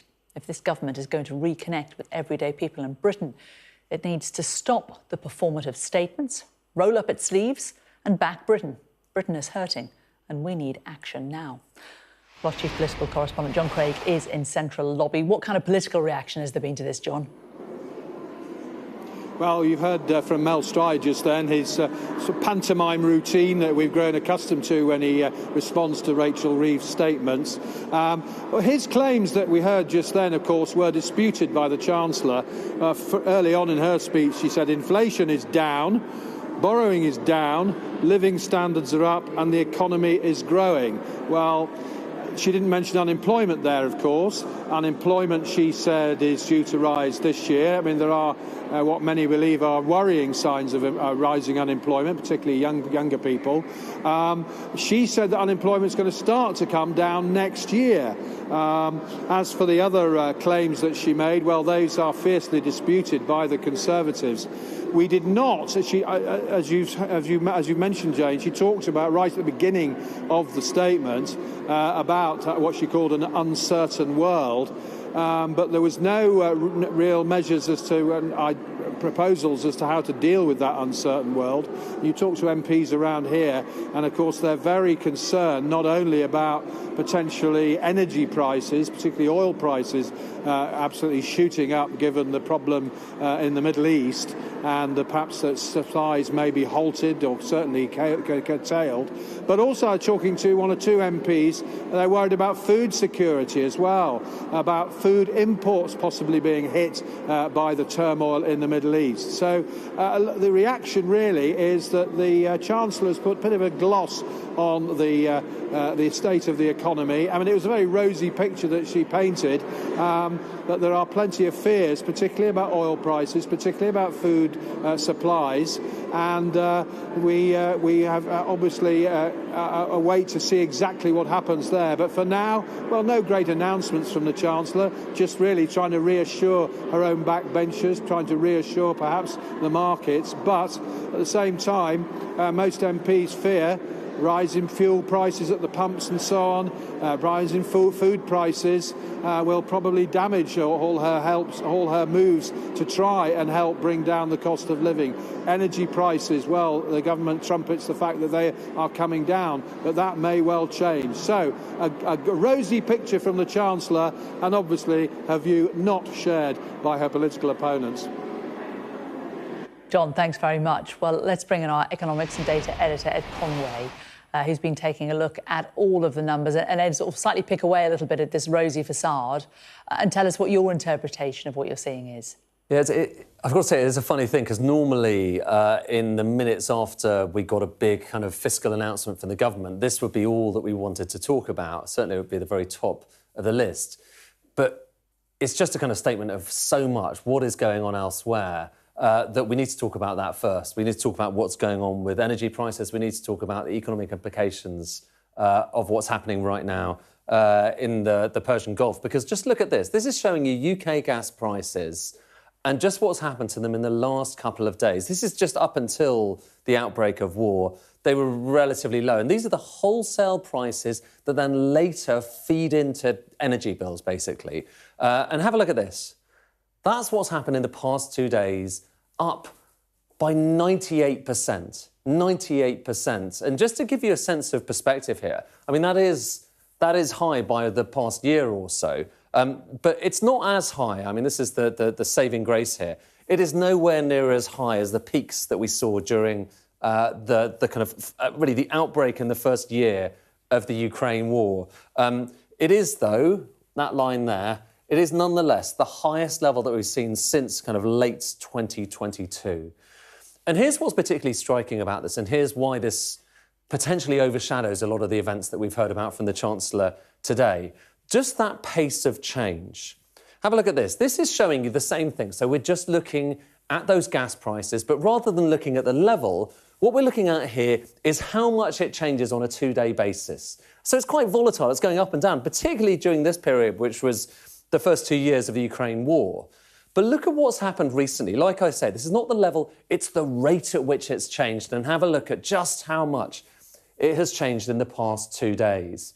And now, if we draw a line going back, what do you see there? You see that we are in the midst now of the biggest 2-day increase in wholesale gas prices that we've ever seen in the UK, ever. You know, bigger than any of the 2-day increases that we saw in the first years of the Ukraine war. So even though the level is lower, the movement is faster. And to some extent, that's because this has come as an enormous shock across the world that is now just being digested. It's being digested so quickly that it doesn't play any kind of a role in all of the numbers we've heard about from the Chancellor. So, for instance, you know, in this spring statement, perhaps the most relevant of all the numbers, well, it wasn't growth, but we'll come back to growth in a second. This is the inflation forecast from the Office for Budget Responsibility. And the key thing here is they expected last time around, the bars here are showing last time around, for inflation to come down to 2%. This time around, so the red bars here, this is the latest forecast that we've got, they're expecting it to come down to 2% again. And just look at how flat that is throughout the forecast horizon, 2% all the way through to 2030. And to look at that, you think, well, you know, to the extent that there was a cost of living crisis, which there certainly was, it looks from this like it was over. But now, consider what is actually happening. Consider the fact that when you have higher gas prices, they invariably, I mean, obviously everything depends on how long they stay high for, but they invariably begin to feed into inflation because it feeds into our energy bills. Not immediately. You have, obviously, the fact that the energy price cap takes some time to be calculated, so it wouldn't be until later on this year, the second half of this year, if indeed it happened. But nonetheless, it starts to feed in. And this is showing you what might well happen to inflation. It's just a forecast from Capital Economics about what they expected to happen to inflation before all of this. But now, if you assume that energy prices are going to be higher, it looks a bit higher, even if it's a temporary jump, so higher in the short run. If it's a big temporary jump, it's even higher in the short run. And if it goes on for longer, you can see inflation isn't around 2%, it's kind of getting towards 3%. Just because of what we're seeing right now in the Gulf. Of course, as I say, these are early days. It really depends on how long prices stay high and how much disruption there is, although the latest news is there is continued disruption. But if you assume that then you can also assume that, and this is what markets are doing right now, that there's an impact on interest rates. So this is showing you interest rates currently at 3.75%. They've come down a fair bit from 5.25%, but traders thought that it might come down, potentially as soon as kind of later on this month, next month, by another 0.25%. That was the latest, was the forecast at the end of February, so only a few days ago. Just in the last few days, look at what's happened. So people have looked out there, they've seen that inflation might be a bit higher than expected, and now they're not really kind of penciling in many, if any, rate cuts. So those hopes of a rate cut, they might just have gone away. So all of that overshadows the numbers that we have from the Chancellor today. I mean, there was inflation, like I say, there was economic growth. The growth numbers, that was last time around, 1.5%, 1.4%, except for 1.4% this year. This time, bit of a downgrade in the first year, bit of an upgrade in the next 2 years. But broadly speaking, there's not a massive change. If anything, the big story about this is the one that we've talked about quite a lot, which is it's quite weak growth. The economy is not going gangbusters. And, that is definitely in contrast to what the Labour government said they were going to do before they came into office. They promised the fastest growing economy in the G7. Is that the fastest growing? No, I can tell you it's not. And then unemployment. So unemployment last time around was forecast to peak at 4.9%. We got the latest numbers out, and partly thanks to higher interest rates, it's actually peaking higher, 5.3%. So higher unemployment this year, higher unemployment next year, higher unemployment the year after that. And here's the slightly concerning thing. That doesn't take into account the fact that interest rates might not now be going down, which in turn means potentially higher unemployment. So a lot of question marks over what the reality will be versus these numbers. But it's very hard to know early days just what is going to happen to the economy and just what the implications are going to be. And we're really going to continue to work that out as we get more news in the coming days and weeks. Ed, thanks very much. Meanwhile, there's been a warning about the price of wholesale petrol and diesel because of the situation in the Middle East. Let's talk to our business and economics correspondent, Paul Kelso. Paul, people are being warned not to panic buy. Message from Petrol Retailers Association, which represents about 60% of the forecourt market, to buy petrol normally. They go out of their way not to use the P word. They say they've seen some evidence in some areas of the country of forecourt sales going up about 30% since this conflict began just a few days ago. A natural, perhaps, consumer reaction to the prospect of petrol and diesel prices going up. It's the inevitable first consequence of a rise in oil prices, particularly a relatively steep one, as we've seen, and the wholesale markets are already reflecting that price increase, so it's not being seen on forecourts yet. It's the wholesale price of diesel in the last 24, 48 hours has increased by 18.5%. That almost exactly matches the rise in the cost of Brent crude. The wholesale price of petrol has gone up, meanwhile, by 6.5%. Now, those two numbers, those are wholesale prices. It should take time for those wholesale prices to pass through to retail prices. The Petrol Retailers Association, however, has not been slow to try and make some capital out of this. They have written to the Chancellor asking her to cancel a planned increase in fuel duty to take the pressure off motorists. Pressure, should be noted, that hasn't yet arrived. It's only in the wholesale prices. It's not in the retail prices. A slightly more nuanced message from the RAC, which says it represents motorists, and it's a message actually directly to retailers. Simon Williams, their head of policy today, said, "We really shouldn't see a shock jump in prices at the pumps as wholesale fuel costs had only been rising gradually in recent weeks, despite the oil price increase. The impact shouldn't be felt for over a week. But knowing the tendency for price increases to be passed more quickly to motorists than cuts, we would urge retailers not to put up the price of fuel that they've already got in forecourt tanks." So a little bit of positioning and something of a debate, let's call it that, between groups representing motorists and those representing the people that sell us or sell them their fuel. But what is inevitable is that an increase in oil prices will be felt at the pumps. The most immediate way we feel that is when we fill up our cars, but of course it feeds into every other element of the economy. Fuel costs are a big factor in inflation, as, of course, are natural gas prices. In energy, both areas where perhaps there'd been some stability in recent times and a bit of a chance for some long-term or medium-term planning at the very least. This conflict, whether it is a spasm or a prolonged campaign, is going to be felt by consumers.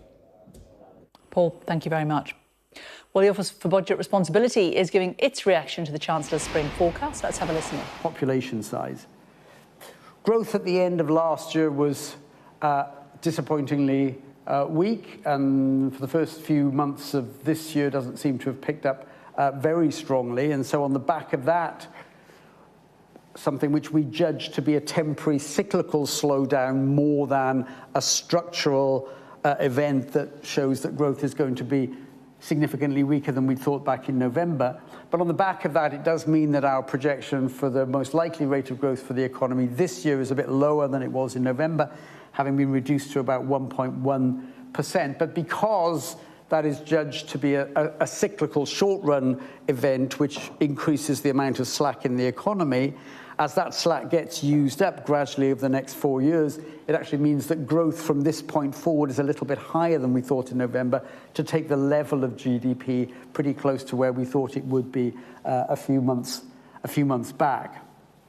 I think what will happen to inflation is particularly uncertain in the light of what's happened in the last few days. As I mentioned earlier, and as we all know, very large increases, particularly in gas prices and also in oil prices.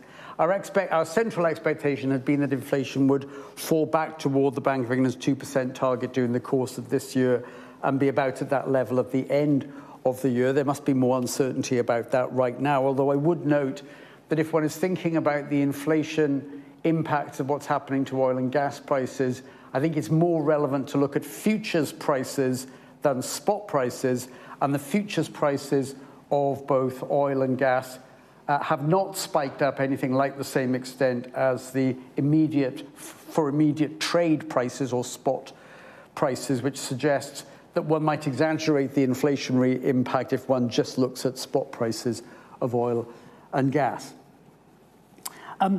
That's all really I wanted to say as an overview of the central forecast, and Tom will focus much more on the fiscal outlook than I have in just a moment. Perhaps I might finally just emphasise one thing, which is just how much actually, can we go back, if you don't mind, can we go back to that?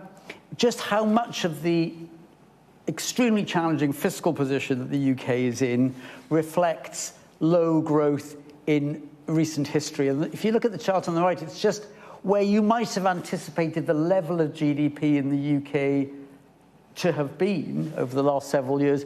If you take where the level of GDP was on the eve of the financial crisis, early 2008, and assume that GDP had followed the trend line that it had been on for much of the previous several decades, we would have followed the dotted line. The solid line is the path that GDP has actually followed, including our forecast, our central forecast at the end of it. Right now, the level of GDP per person in the UK is around about 30% below where it would have been had there not been a profoundly different trajectory for productivity in the period since the financial crisis. It is not surprising on the back of that the fiscal situation in the UK remains very challenging. What happens next is difficult to forecast. The central forecast we make about productivity growth, and I'll conclude on this point, is that it should run at around 1% a year over the next 5 years or so, and perhaps beyond. As you can see, productivity growth in different periods in British history have really been rather variable. We're just going to step away from the OBR. They're pointing at graphs that we can't see, so it's slightly limited usefulness. But we will bring you an update on what they say later. These images, though, tell a story all of their own. This is the skyline of Beirut in Lebanon to the north of Israel, and you can see more plumes of smoke rising onto the skyline. Israel says it's expanded its military push into southern Lebanon. Hezbollah has said in response that it is ready for open war. Israel's ordered residents of more than 80 villages to evacuate. the situation, which is volatile already, clearly escalating in that part of the world. Well, Sky's Cordelia Lynch has this report a little further south, Israel's border with Lebanon.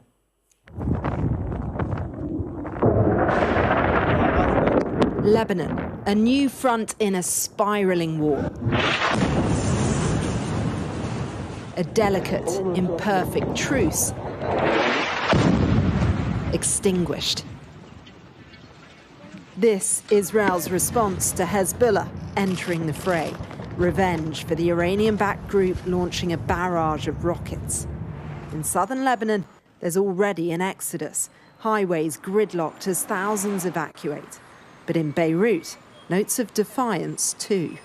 We left our homes not out of fear or terror of the United States, but to fulfill our religious and legal duty to protect ourselves. They do not intimidate or frighten us. They will not make us retreat even an inch from the path of resistance. In northern Israel, you can feel a conflict that's creeping closer. We are right on the border with Lebanon here. It's just over that mountain range. We can hear drones overhead. The Israeli army was firing just a few minutes ago, and there have been some loud thuds. Now, for months, there's been speculation that Israel may expand its attacks on Hezbollah amidst claims that the group was trying to rebuild its capabilities. And from here, right now, it does feel that that time may well have come. Avraham is tracking Hezbollah's movements. That's the northern tip of Israel. We're right by the border with Lebanon. A group hugely depleted, but not, he says, defeated. How would you characterize them right now? A wounded animal. I think they're looking for an opportunity. I think they're rebuilding. I think they have been rebuilding and manufacturing more and more because they don't have the ability to bring in weapons from Iran as much as they did before. We're in Kibbutz Hanita. This is bits and pieces from stuff which was falling in my yard over the war. Yoram is one of just a handful of people who didn't flee after the October the 7th attacks. And he's staying put now too, next to his personal collection of broken missiles and rockets. Do you feel any more vulnerable now, this time round? Vulnerable? Never. What would you like to see Israel do across the border in Lebanon? I think that if in this particular time we will end the Hezbollah story, which is another ridiculous regional story, we can have peace. You think that this could be the beginning of the end for Hezbollah in Lebanon? I really hope so. In Lebanon, the Prime Minister hopes a ban on Hezbollah's military activities will stop them. But in this expanding war, dreams could quickly fall apart. Cordelia Lynch, Sky News. And as we look at these pictures of Beirut, we could bring you some news from what's happening on the ground in Tehran. We've had reports from Iranian news sites being reported on Reuters that there's been an attack on Mehrabad Airport. This is the primary hub for domestic flights in Tehran. It's to the west of the city, about 8 kilometres from the city centre. That has been hit in the last hour or so. And also an airport in the southern port city of Bushehr. An Iranian air carrier has been destroyed on the ground in that southern port city. Again, that from Iranian news sites. News from the UK now, and the award-winning rapper Getz has been jailed for 12 years. Now, this is the Old Bailey in the last few minutes. This is for killing a student in a hit and run while he was speeding and above the drink-drive limits as well. We're expecting to get statements on the court steps in the next few minutes, and when we get those, we will bring them to you live here on Sky. Much more on that and the rest of the day's news after this break. I'm Adam Parsons, Sky's Middle East correspondent. I've just entered Gaza. The vista out there is complete destruction. I'll always remember going into Gaza City during the war. All around us was destruction and the sounds of battle. What you see a lot of here are military machines, soldiers, devastation and destruction. What you see very little of are the locals, the Gazans, the people who used to live here, the ghosts of this town. I witnessed the scars of the October the 7th attacks, burnt out homes, bullet holes in walls and bloodstains on the floor. People were murdered. You have the black flag, you have the yellow flag, people were kidnapped. Inside this convoy, prisoners released by Israel in exchange for their hostages. The Israelis insist that many of these prisoners are terrorists, but here the Palestinians consider them a blend of freedom fighters and political prisoners. There were tears and there was defiance. This land has been farmed for hundreds of years, but now it's a scene of conflict. Israeli settlers have come to this area to seize land. They've taken the land that I inherited from my father, and my father inherited from his father. What would happen if you went over? Oh, we'll be shot. This is a place where the past is cherished, but the future is feared. These are the settlers in waiting, keen to start a new life, to annex Gaza for Israel. The least we can do is just kick them out of our land. Gaza, which is just 2 miles in that direction, is under attack again. Sky News, get the full story first.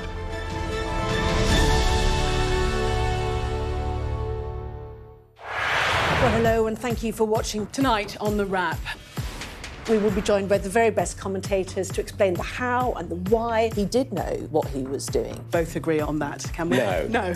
Can expect more analysis. This is going to get deeper. I think it's going to end up with Russia. Is war inevitable? What he's interested in is a deal. That doesn't rule out strikes. I disagree. And laughs along the way. Plus, a look at tomorrow's headlines. The Wrap. Everything wrapped up for you from 10. Let's just take you back to the live images that we have at the moment from Beirut. These are the southern suburbs of the city where we've seen a series of strikes this afternoon, some of them without warning, came after the Israeli military says it is targeting Hezbollah officials there. Israel has sent additional troops into southern Lebanon as well and ordered residents of more than 80 villages to evacuate. Let's get a little bit more about what is happening on the ground there. Our international correspondent John Sparks is in Beirut with the latest. We are in the centre of the city, outside the Grand Mosque in Martyrs Square. I can hear a drone buzzing above us. We presume that to be an Israeli drone. I can tell you that this part of the city is slowly turning into an urban campground, if you will. People who have been displaced from their homes in the southern suburbs of Beirut, particularly one suburb called Dahia, where the majority there are Shia Muslims, and that is where Hezbollah draws the majority of its support from the Shia community. There's people coming here for shelter, for protection, living out in the open. You can see people have stretched their blankets and carpets and things on the pavement here. They're sleeping out in the open. It's very cold here as well. So I think that is a sign that this military conflict here in Lebanon is turning into a humanitarian crisis as well. You know, the Israelis have been pounding targets in the southern suburbs of Beirut and in southern Lebanon as well, and their ambitions go beyond that. From the Israeli Defense Minister Israel Katz, he said this morning, "I have instructed the army to advance into southern Lebanon to take new strategic positions." And they already held strategic positions in southern Lebanon. They have done for the last 15 months. They're going to go further. Hezbollah, they have responded. They say that they released a swarm of drones towards an Israeli airbase at 6:30 in the morning. That's just one of several strikes that they have made. And they put out a statement, and I think this is significant this morning. They said that they were prepared to put an end to the aggression, Israeli aggression, by all available means. So you've got a conflict here that's turning into something much more serious. And I think that's going to worry a whole lot of people, including the Lebanese government. They have lost control of this situation. The prime minister of this country, who is a Sunni Muslim. He has banned Hezbollah, its military and security functions. He has banned them. He has told them to stick to their political activities. Hezbollah clearly not listening to him. That puts the government of Lebanon in a crisis. It's one of these unintended consequences. Where does Lebanon go from here? I'm not sure. Certainly the Lebanese army, which is under the control of the Lebanese government, they do not seem prepared to confront Hezbollah. You'd be looking at something like civil war. So it's a very difficult situation here, and I think it's going to get worse. John Sparks in Beirut for us. Well, let's just bring you the latest updates. A US security alert for a missile threat has been issued over the Saudi Arabian city Tehran, with a warning not to go to the consulate there. It comes after the US embassy in the Saudi capital, Riyadh, was hit by drones early this morning as Iran continues to respond to US and Israeli strikes. The US and Israel have continued to pound Iran since the killing of Ayatollah Ali Khamenei, with explosions ringing out throughout the capital in the night in Tehran. The Red Crescent says at least 787 people in Iran have been killed by airstrikes since the war began. A mass funeral has been held in the southern Iranian city of Minab for 165 people killed in what's described as an attack on a girls' school on Saturday. US Central Command says officials are looking into reports that the school was struck. Meanwhile, Iran and its allies have been firing back at Israel and neighbouring Gulf states. These were the scenes at Fujairah oil terminal in the United Arab Emirates earlier. Authorities said falling shrapnel caused a fire to break out. The UAE says its air defences have dealt with 186 ballistic missiles launched towards the country.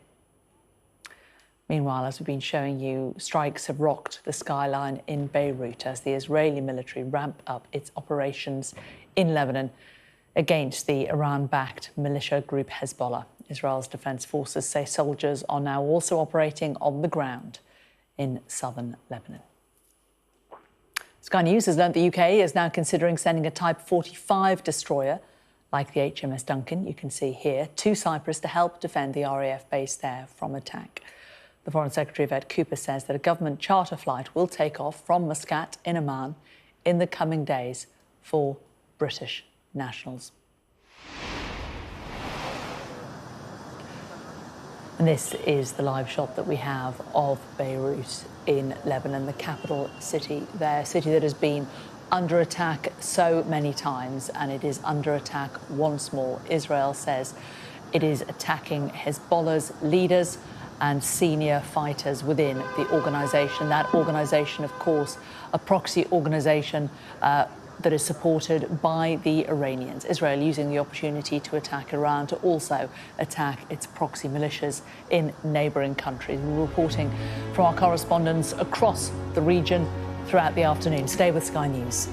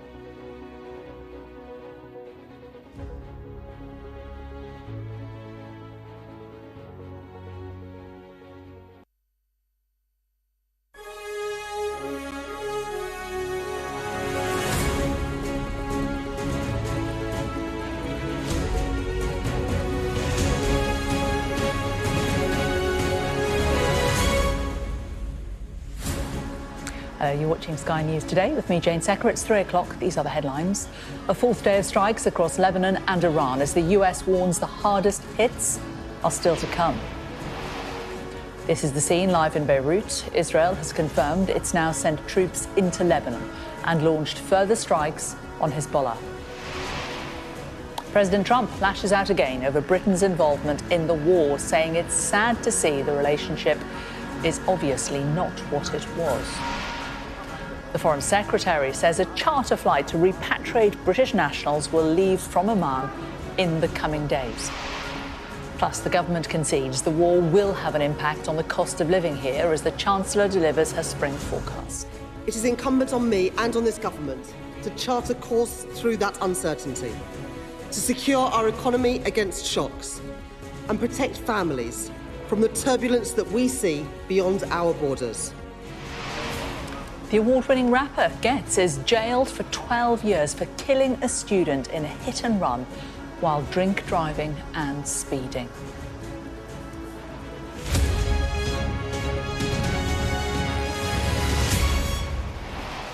Hello, good afternoon. The United States has warned that its hardest hits are yet to come, with the Iran war now in its fourth day. We understand the UK is considering moving a warship to the Mediterranean after an RAF base in Cyprus was attacked with drones. Meanwhile, there are questions over how the government is planning to safely return the hundreds of thousands of Brits stranded in the region. Let's take you through all the latest updates. Well, a US security alert for a missile threat has been issued over the Saudi Arabian city Tehran, with a warning not to go to the consulate there. It comes after the US embassy in the Saudi capital, Riyadh, was hit by drones early this morning as Iran continues to respond to US and Israeli strikes. The US and Israel have continued to pound Iran since the killing of Ayatollah Ali Khamenei, with explosions ringing out throughout the capital in the night. The Red Crescent says that at least 787 people in Iran have been killed by airstrikes since the war began. A mass funeral has been held in the southern Iranian city of Minab for 165 people killed in what's described as an attack on a girls' school on Saturday. The US Central Command says officials are looking into reports a school was struck. Well, Iran and its allies have been firing back at Israel and neighbouring Gulf states. These were the scenes at the Fujairah oil terminal in the United Arab Emirates earlier. Authorities said falling shrapnel caused a fire to break out. The UAE says that its air defences have dealt with 186 ballistic missiles launched towards the country. Meanwhile, strikes have rocked Beirut's skyline as the Israeli military ramps up operations in Lebanon against the Iran-backed militia group Hezbollah. Israel's defence forces say soldiers are now also operating on the ground in southern Lebanon. And Sky News has learned that the UK is now considering sending a Type 45 destroyer like HMS Duncan that you can see here to Cyprus to help defend the RAF base there from attacks. Meanwhile, the Foreign Secretary, Yvette Cooper, says a government charter flight will take off from Muscat in Oman in the coming days for British nationals. As of this morning, 130,000 British nationals have now signed up to the Register Your Presence programme, which is vital to the Foreign Office's ability to know where people are and to provide updates and advice.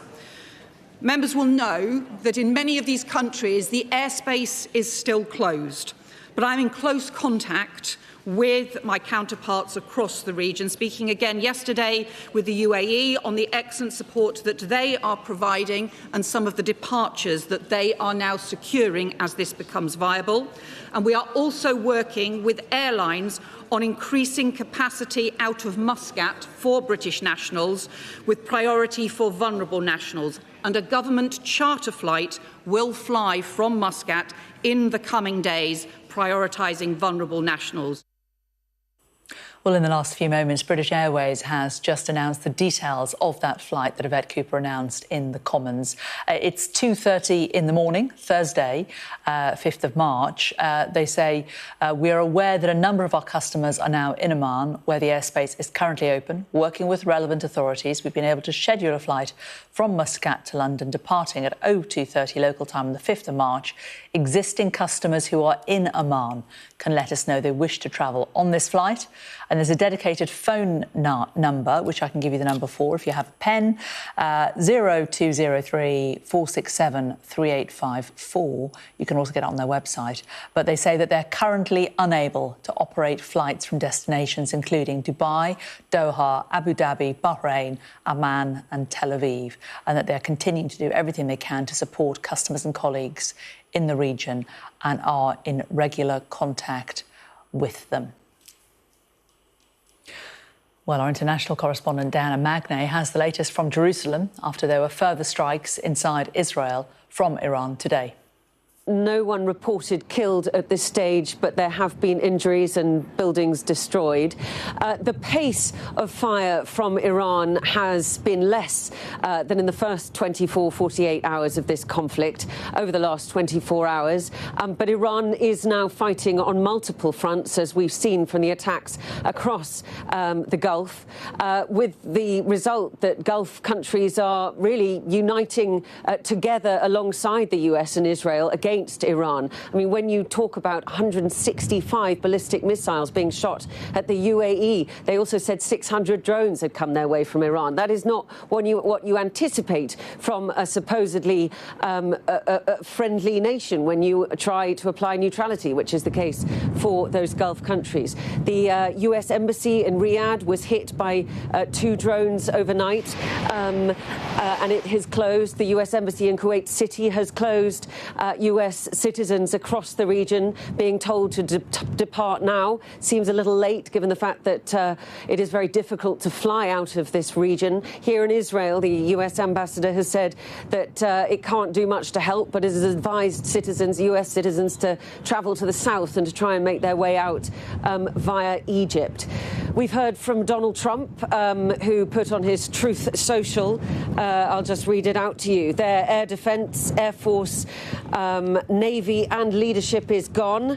They want to talk. I said too late, referring, of course, to Iran. I think it would be an overstatement to say that their leadership is gone, given how quickly the Iranians have managed to bring their succession planning into place. And we understand, according to the Iranian the Interim Leadership Council, that they will be announcing a new Ayatollah soon. But certainly the strikes are continuing from the IDF and Israel on Tehran. The IDF saying today that they had hit a leadership complex, also that they'd taken out 2 important intelligence chiefs in Tehran.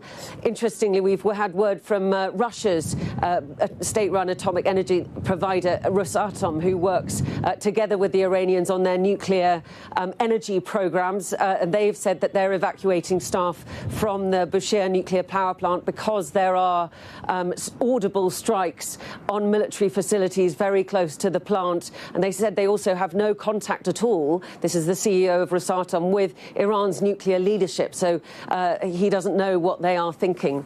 As for negotiations, I expect that we will be hearing from the leadership that still does put comments out on X about their response to what Donald Trump had to say. Certainly the Iranian ambassador to the United Nations has said this is not the time for negotiations, that we are very doubtful about the usefulness of negotiations, he said. I think it's also worth noting, you mentioned that strike on the girls' school in Minab in Iran on the first day, in which 165 were supposed to have been killed, 150 of them students.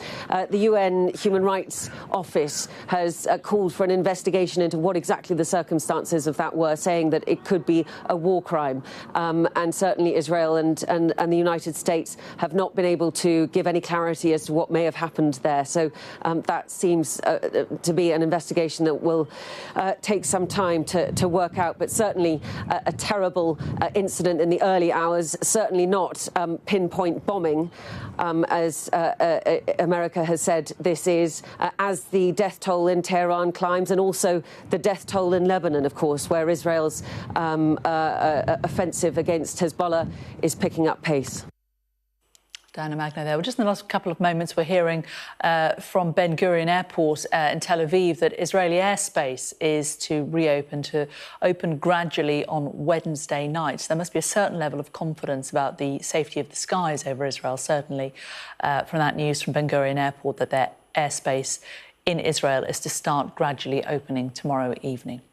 Well, Diana mentioned what is happening on the ground in Lebanon. Our international correspondent John Sparks is in Beirut with the latest. We are in the centre of the city, outside the Grand Mosque in Martyrs Square. I can hear a drone buzzing above us. We presume that to be an Israeli drone. I can tell you that this part of the city is slowly turning into an urban campground, if you will. People who have been displaced from their homes in the southern suburbs of Beirut, particularly one suburb called Dahia, where the majority there are Shia Muslims, and that is where Hezbollah draws the majority of its support from the Shia community. There's people coming here for shelter, for protection, living out in the open. You can see people have stretched their blankets and carpets and things on the pavement here. They're sleeping out in the open. It's very cold here as well. So I think that is a sign that this military conflict here in Lebanon is turning into a humanitarian crisis as well. You know, the Israelis have been pounding targets in the southern suburbs of Beirut and in southern Lebanon as well, and their ambitions go beyond that. From the Israeli Defense Minister Israel Katz, he said this morning, "I have instructed the army to advance into southern Lebanon to take new strategic positions." And they already held strategic positions in southern Lebanon. They have done for the last 15 months. They're going to go further. Hezbollah, they have responded. They say that they released a swarm of drones towards an Israeli airbase at 6:30 in the morning. That's just one of several strikes that they have made. And they put out a statement, and I think this is significant this morning. They said that they were prepared to put an end to the aggression, Israeli aggression, by all available means. So you've got a conflict here that's turning into something much more serious. And I think that's going to worry a whole lot of people, including the Lebanese government. They have lost control of this situation. The Prime Minister of this country, who is a Sunni Muslim, he has banned Hezbollah, its military and security functions. He has banned them. He has told them to stick to their political activities. Hezbollah clearly not listening to him. That puts the government of Lebanon in a crisis. It's one of these unintended consequences. Where does Lebanon go from here? I'm not sure. Certainly the Lebanese army, which is under the control of the Lebanese government, they do not seem prepared to confront Hezbollah. You'd be looking at something like civil war. So it's a very difficult situation here, and I think it's going to get worse.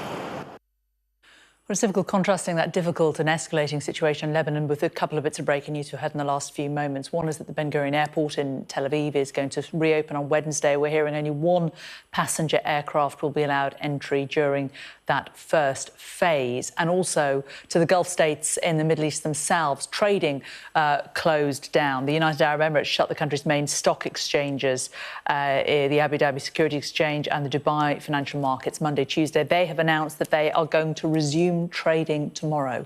So some of the Gulf states trying to get back to some state of normality in terms of the financial markets, at least tomorrow, and Israel starting to reopen its airspace.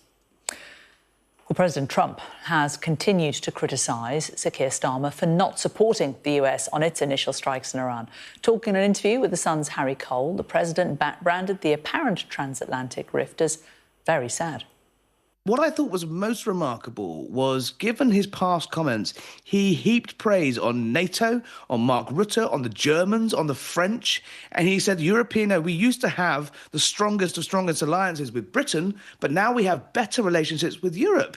And you just think, just 6 months ago, Keir Starmer was bigging himself up as a sort of Trump whisperer, that bridge between the EU and NATO and the new administration in the White House. It was always going to be an unlikely bromance. The Mr. Rules of Keir Starmer, a sort of left-leaning Labour leader, versus Mr. No Rules, Donald Trump, of the right. It was always going to be it was an odd coupling, so to speak, but it does feel to me like the odd coupling has really hit a bit of a wall. Well, I'm joined now by our US correspondent, Mark Stone. Mark, we'll talk about that odd coupling in a short while, but perhaps where Starmer used to be a bridge between the EU and America, the EU is coming to Trump straight direct today, aren't they, this afternoon? He's got another meeting with Friedrich Merz.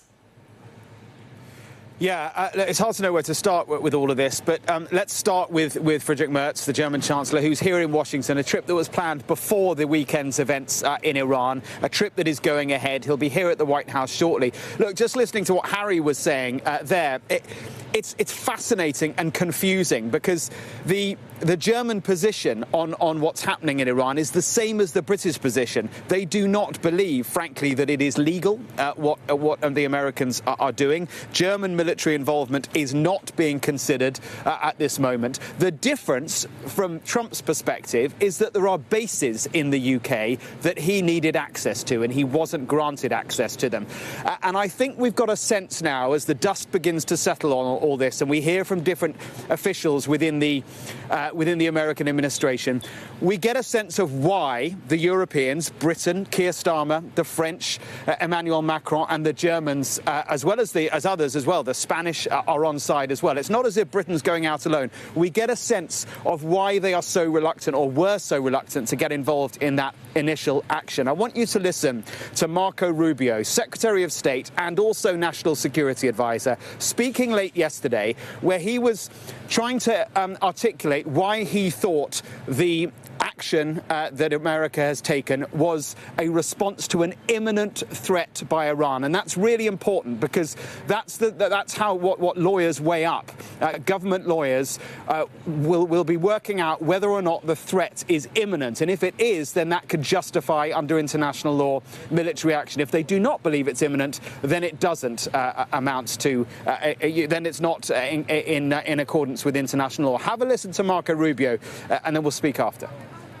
We knew that there was going to be an Israeli action. We knew that that would precipitate an attack against American forces. And we knew that if we didn't preemptively go after them before they launched those attacks, we would suffer higher casualties and perhaps even higher those killed. And then we would all be here answering questions about why we knew that and didn't act.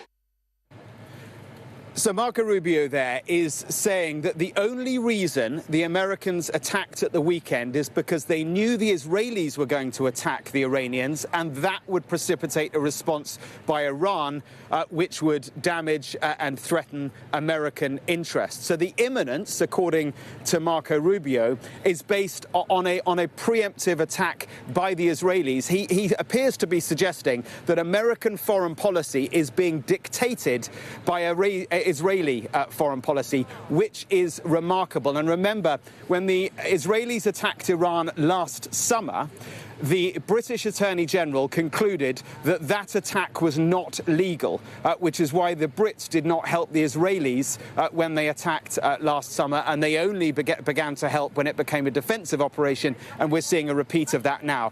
Now I want you to listen to Mark Warner. He is the Vice Chair of the Intelligence Committee. He's a Democrat, so he's not a fan of Donald Trump, but he gets eyes on the intelligence. He's what's known as part of the Gang of Eight. So in the run-up to the weekend, he saw the intelligence that none of us have seen. And here's his take about whether the threat from Iran was imminent.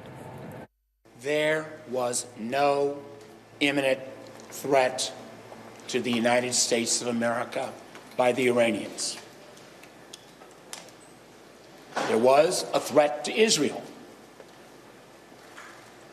If we equate a threat to Israel as the equivalent of an imminent threat to the United States, then we are in uncharted territory.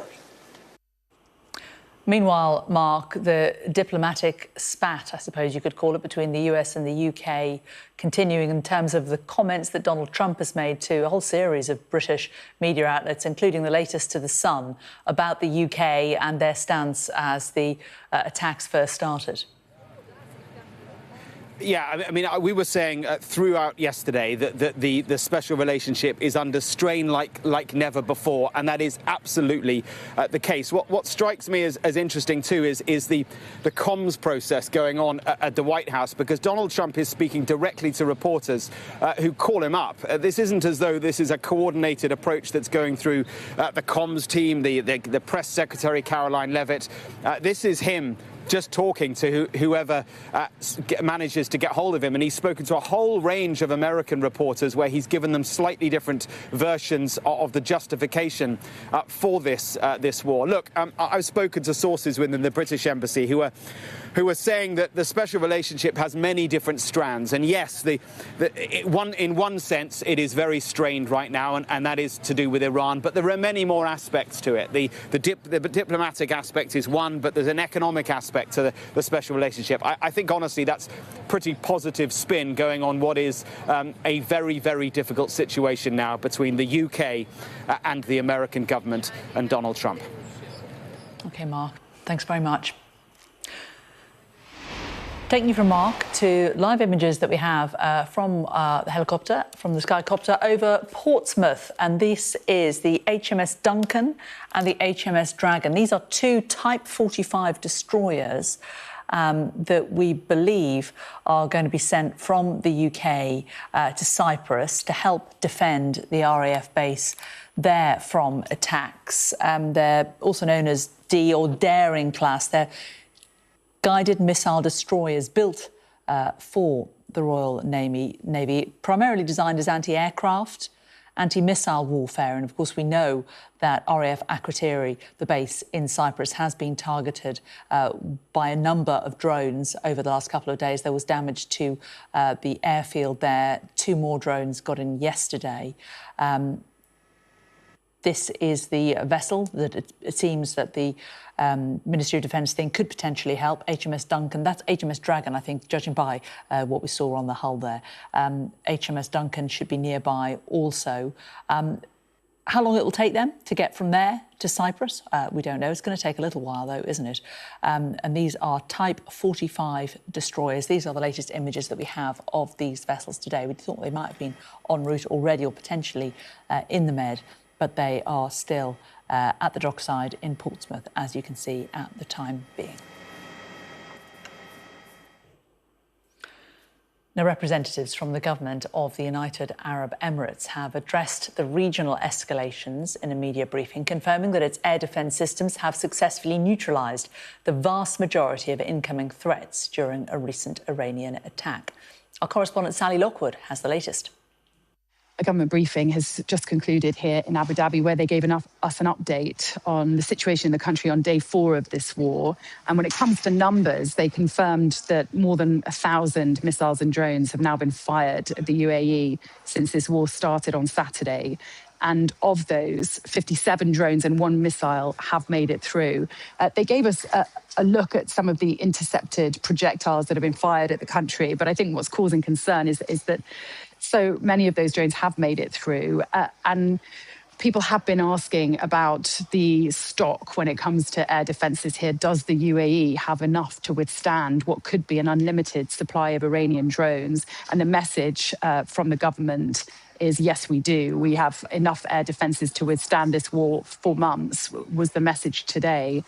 And when it came to military intervention, there was no word in terms of the UAE getting involved militarily, but certainly they did say there would be a response and that there would be repercussions to this act of war.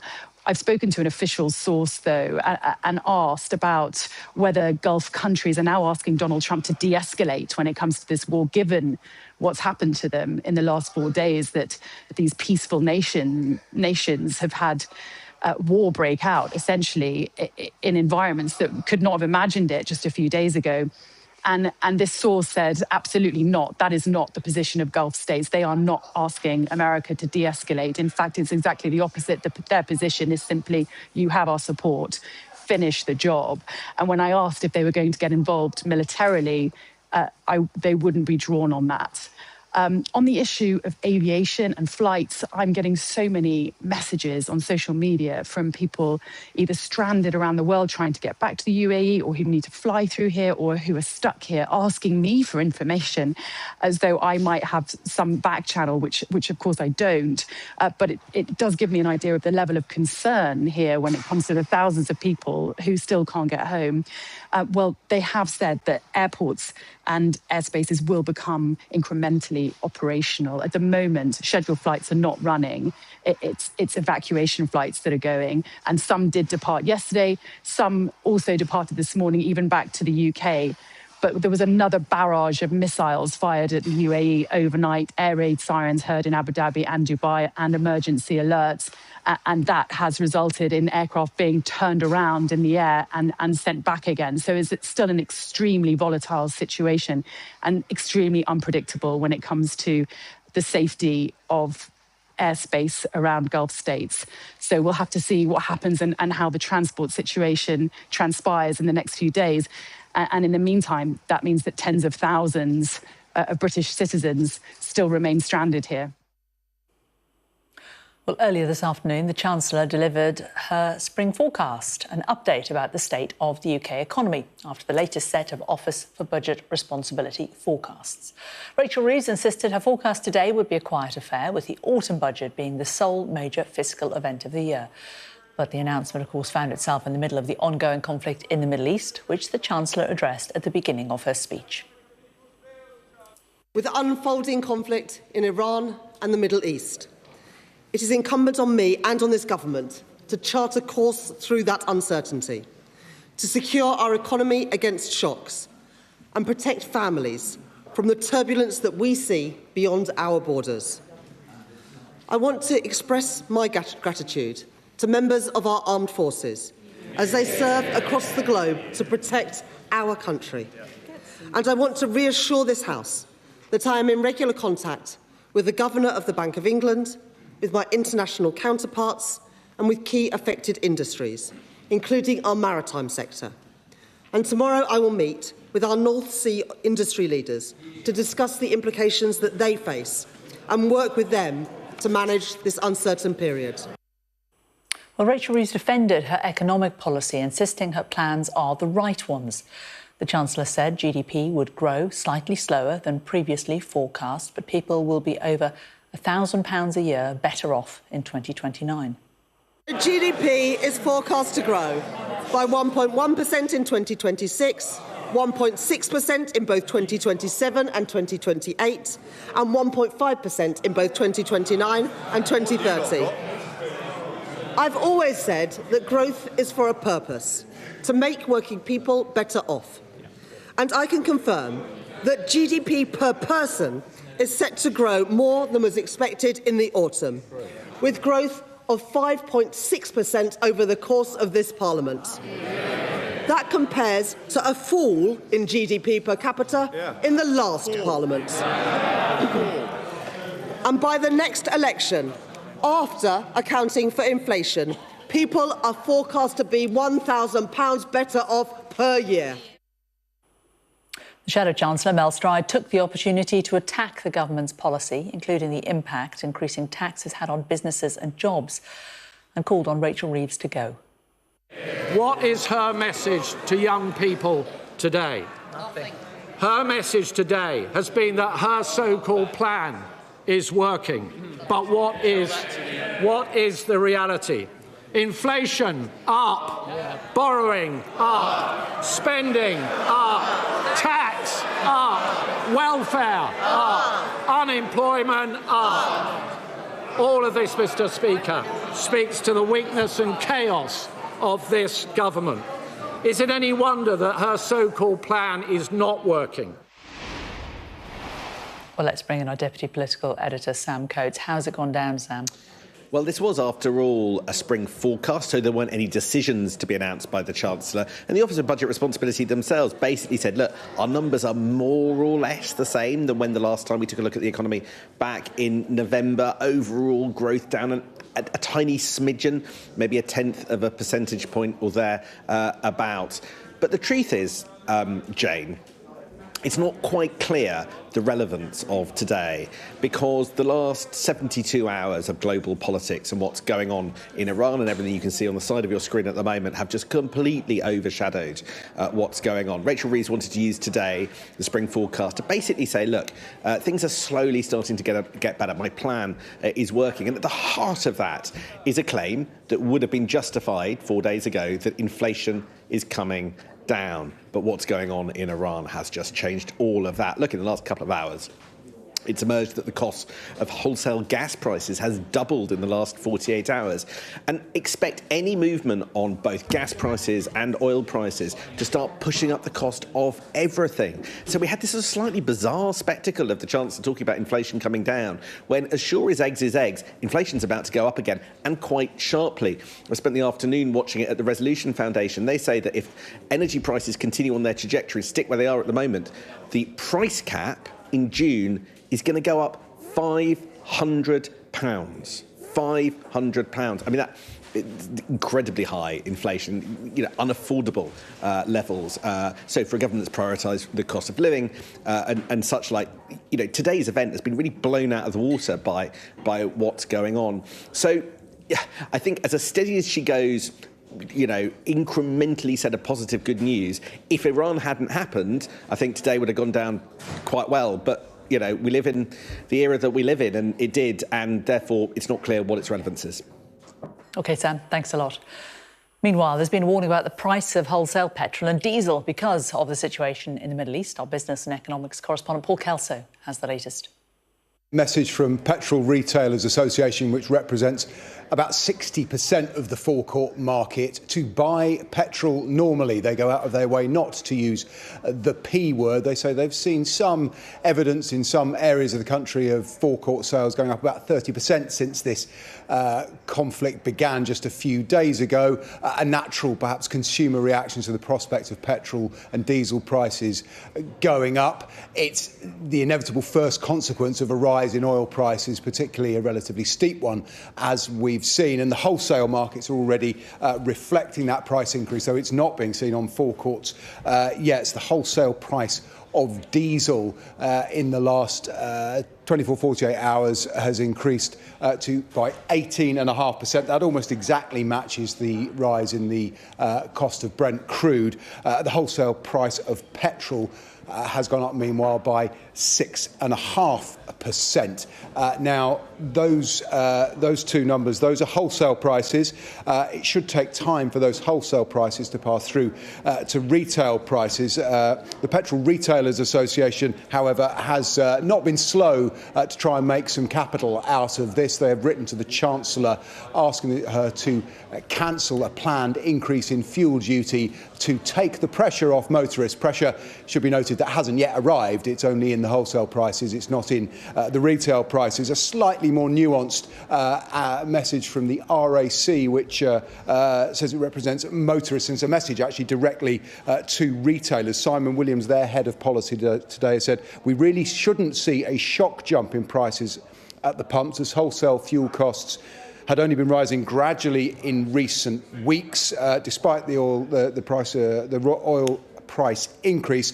The impact shouldn't be felt for over a week. But knowing the tendency for price increases to be passed more quickly to motorists than cuts, we would urge retailers not to put up the price of fuel that they've already got in forecourt tanks." So a little bit of positioning and something of a debate, let's call it that, between groups representing motorists and those representing the people that sell us or sell them their fuel. But what is inevitable is that an increase in oil prices will be felt at the pumps. The most immediate way we feel that is when we fill up our cars, but of course it feeds into every other element of the economy.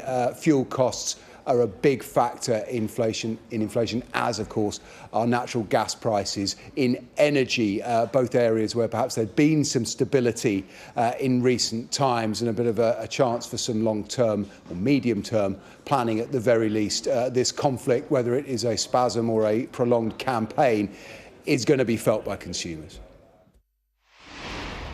Okay, so you're watching Sky News. Coming up, as the UK considers whether to send this ship, a Type 24 destroyer, HMS Duncan and HMS Dragon, at Portsmouth to Cyprus to help defend RAF Akrotiri. We're going to be talking about the special relationship between the US and the UK and why it's possibly not quite so special anymore.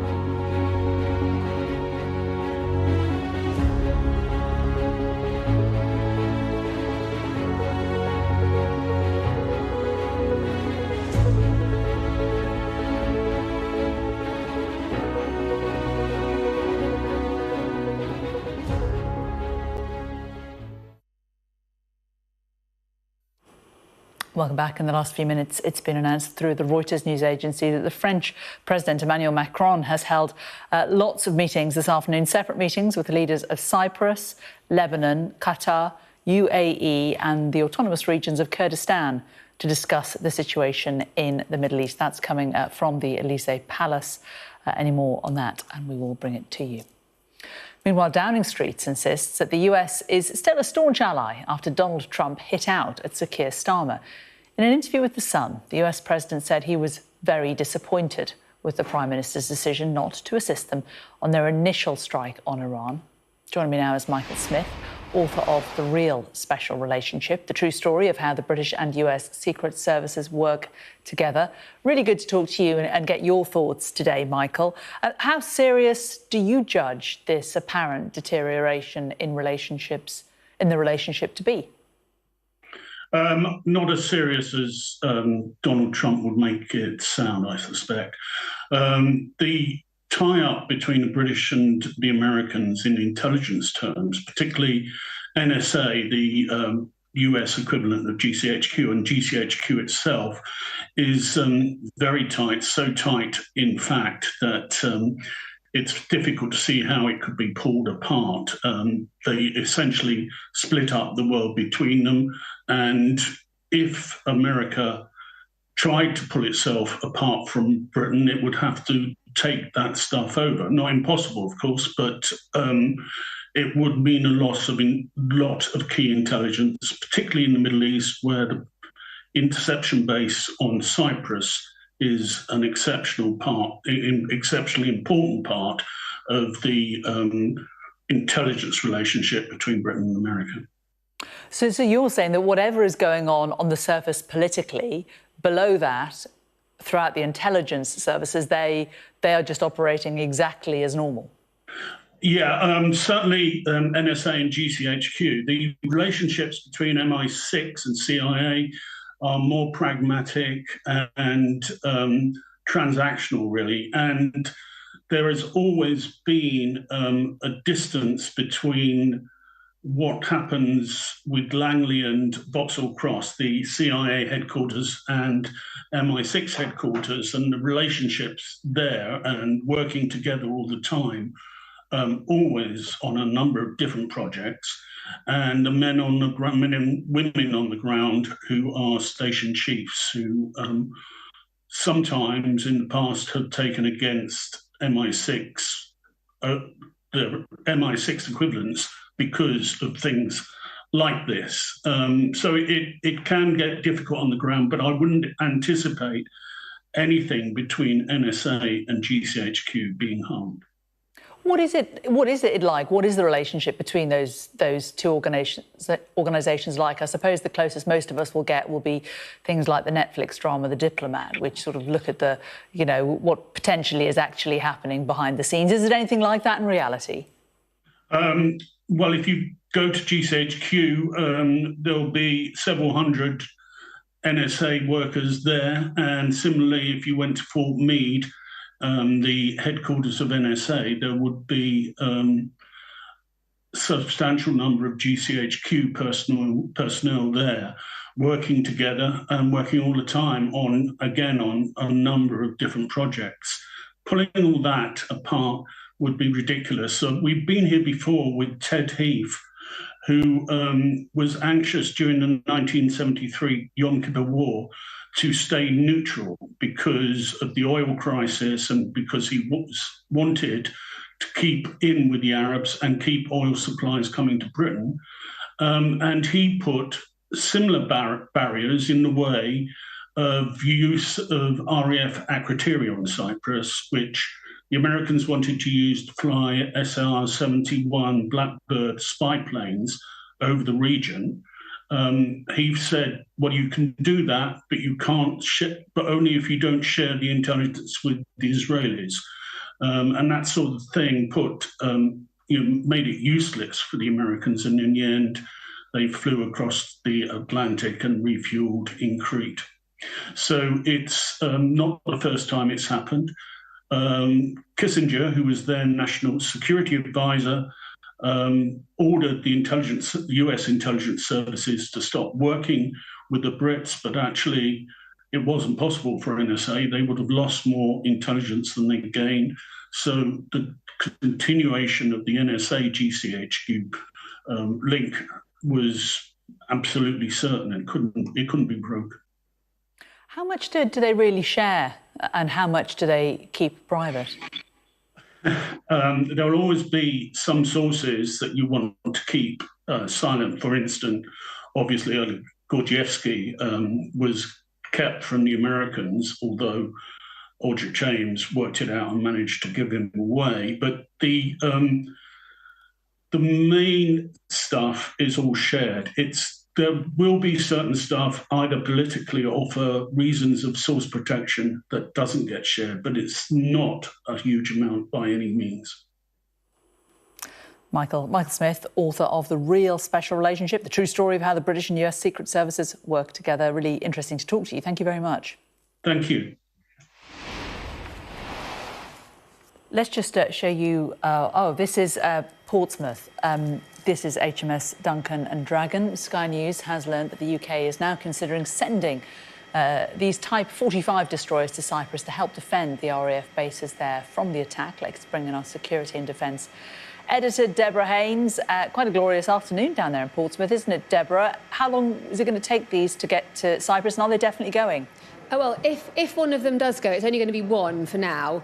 And, you know, there's been, as you'll know, a lot of difficulties for the Royal Navy having enough crews to be able to man warships and support supplies, ammunition, to make sure that if they do go, they go, ready for war potentially. And for many military insiders watching these pictures, they will be asking to themselves, or military experts, I should say, will be asking, like, why is the Type 45 still alongside when the government would have known well in advance that were the US to launch attacks on Iran, then British interests in the region would be at threat, and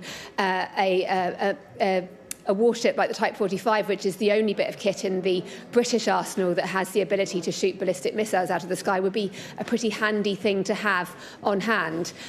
So I understand what's been going on is that John Healey, the Defence Secretary, yesterday and in recent days has been talking to, as you'd expect, his military commanders and other officials about what other options are available to bolster defences at RAF Akrotiri in Cyprus, which was hit by a drone on Sunday night, and that there's been a lot of discussions about sending one of the Type 45s, either HMS Duncan, which is the one that is actually operational and available for use, or HMS Dragon, which is also operational and could be made ready for use very quickly. And so one of those two ships is the ones that would be going. We haven't yet had confirmation of a decision. I was told that there's no decision yet. The discussions are still taking place. I think key factors in all of this mix are the fact that it takes time to get to Cyprus. I mean, it's going to take about a week maybe to get there from the UK. And so will the war still be going on there? I mean, Donald Trump's saying it could go on for weeks, but clearly there's uncertainty. As well, there is already an American aircraft carrier strike group in the region off Cyprus, which does have the capabilities to defend against incoming ballistic missiles. And of course, the US, given there are American forces on Akrotiri too, and despite the friction between Donald Trump and Keir Starmer at the moment, the US and the UK remain very, very close allies. So you'd hope that they would want to help defend the UK. The French and the Greek are also moving assets reportedly to help defend Cyprus, including a couple of frigates and also some fighter jets. But that does come down to what capabilities they do bring to bear. Of course, we have the ability to take out drones, to take out cruise missiles, but it's that ballistic missile threat that the Type 45 specifically is designed to counter. And so, yeah, I mean, we're obviously watching the pictures of the ships now. They're not moving anywhere at the moment. But presumably, if a decision is taken, then one of them could be driving off fairly soon. OK, Deborah, thanks very much. Couple of bits of breaking news while we were talking to Deborah. The Israeli military, this is coming by the Reuters news agency, has issued evacuation orders for residents in southern Lebanon's Sidon area. Sidon in southern Lebanon. That is the latest area where there's an evacuation order. And also, in the last few minutes, explosions have been heard, apparently, from the Iranian news agencies in the capital of Iran, Tehran, and the northwestern cities of Tabriz and Urmia. This is from the Iranian news agencies. More on that as we get it. Now, the impact of the conflict in Iran is being felt globally with rising oil and gas prices. Joining us now is Head of Global Political Strategy at the environmental organisation 350.org, Andreas Sieber. Andreas, very good to talk to you today. So we've seen a surge in both gas and oil prices, perhaps no surprise given what's happening in the Middle East. Do you think it will stabilise or do you think it will climb further? Hard to predict. The war in the Gulf has just shown us how fragile global fossil fuel supply chains are. Oil prices have jumped about 15%, gas around 60% in Europe, and that's on track to double if it continues like this. And the reason is that the shipping through the Strait of Hormuz, the waterway next to Iran, has come to a near stillstand, and about 20% of the world's oil and gas are shipped through there. So we see rising prices. It might go up even further if it continues. And those prices, we fear, will land on kitchen tables. And we also have seen in the last oil and gas crisis that fossil fuel companies were the ones who profited the most from this. And obviously, the war in Ukraine has already had an impact on energy prices for many of us in Europe. Are we now more exposed? So the share of gas, for instance, in the UK electricity grid has gone down a bit, which I guess is good news. And this is the way how we insulate ourselves from these global shocks, bring up renewables. However, the share of gas in the electricity grid in the UK, for instance, is still relatively high compared to European peers at about 30%. So if it continues like this, it will likely result in higher prices for consumers in the UK industry, and those prices will need to be absorbed. So there needs to be a long-term plan to insulate ourselves, invest in our security, and double down on renewables. I mean, environmental campaigners like yourself will say that obviously we need to reduce our reliance on fossil fuels, but the move to renewables, as well as being very expensive, can't be done overnight, can it? Well, we have seen how first renewables have improved tremendously. It is a technology that is now cheaper than fossil fuels. We see that the price of electricity in the UK, for instance, has largely been driven by gas. There's a brilliant carbon brief study that 2/3 of the high price are due to gas in the grid, not due to renewables. And we see that when renewables come in, the prices go down. So you might say, well, that's the environmental campaign kind of talking point, but it is also just what the markets tell you. Are you concerned that so much of the technology around renewables comes from China? Are we not simply moving our energy dependence from oil and gas from some countries to technology with another country?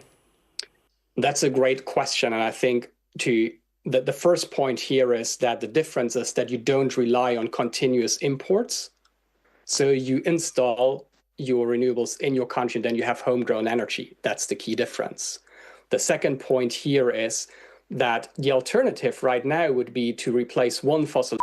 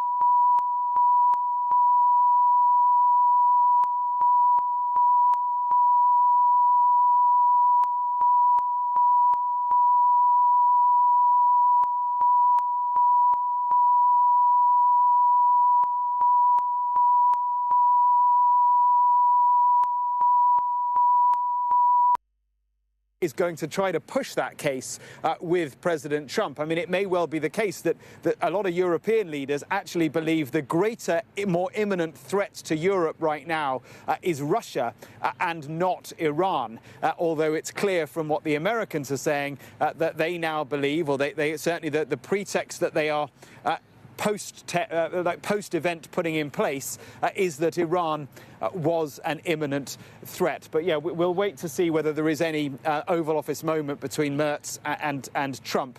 There may well be, and I think that'll be very interesting. The first time since the attacks at the weekend that we have seen the American president in a live scenario where questions can be asked and alongside a world leader who disagrees with what he has been doing in Iran.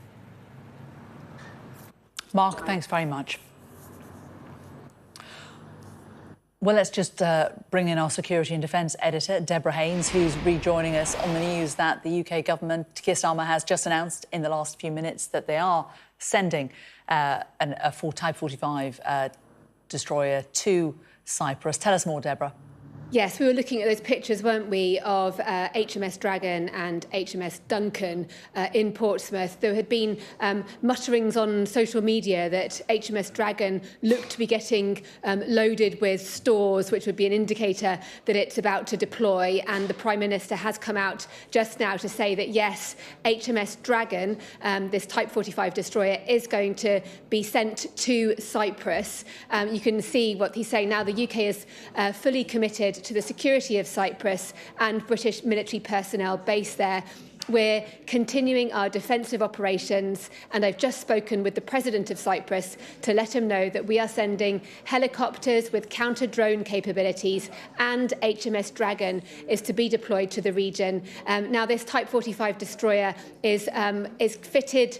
I think all of them are. I have to double check, but I'm pretty sure that this one is fitted with the latest counter-ballistic missile defences, which means that it will really bring an extra layer of protection to British forces in the region, not just in Cyprus, but obviously, of course, across the Gulf too, and as well to the UK's allies. The Prime Minister has already said how allies in the region have been turning to the UK, asking them to do more to help defend their skies as Iran retaliates to the US and Israeli operation against that country by launching barrages of missiles and drones into the region. A drone obviously hit RAF Akrotiri, that British airbase in Cyprus, on Sunday night. But there will be questions why this is only happening now. It's going to take a few days for that warship to drive and make its way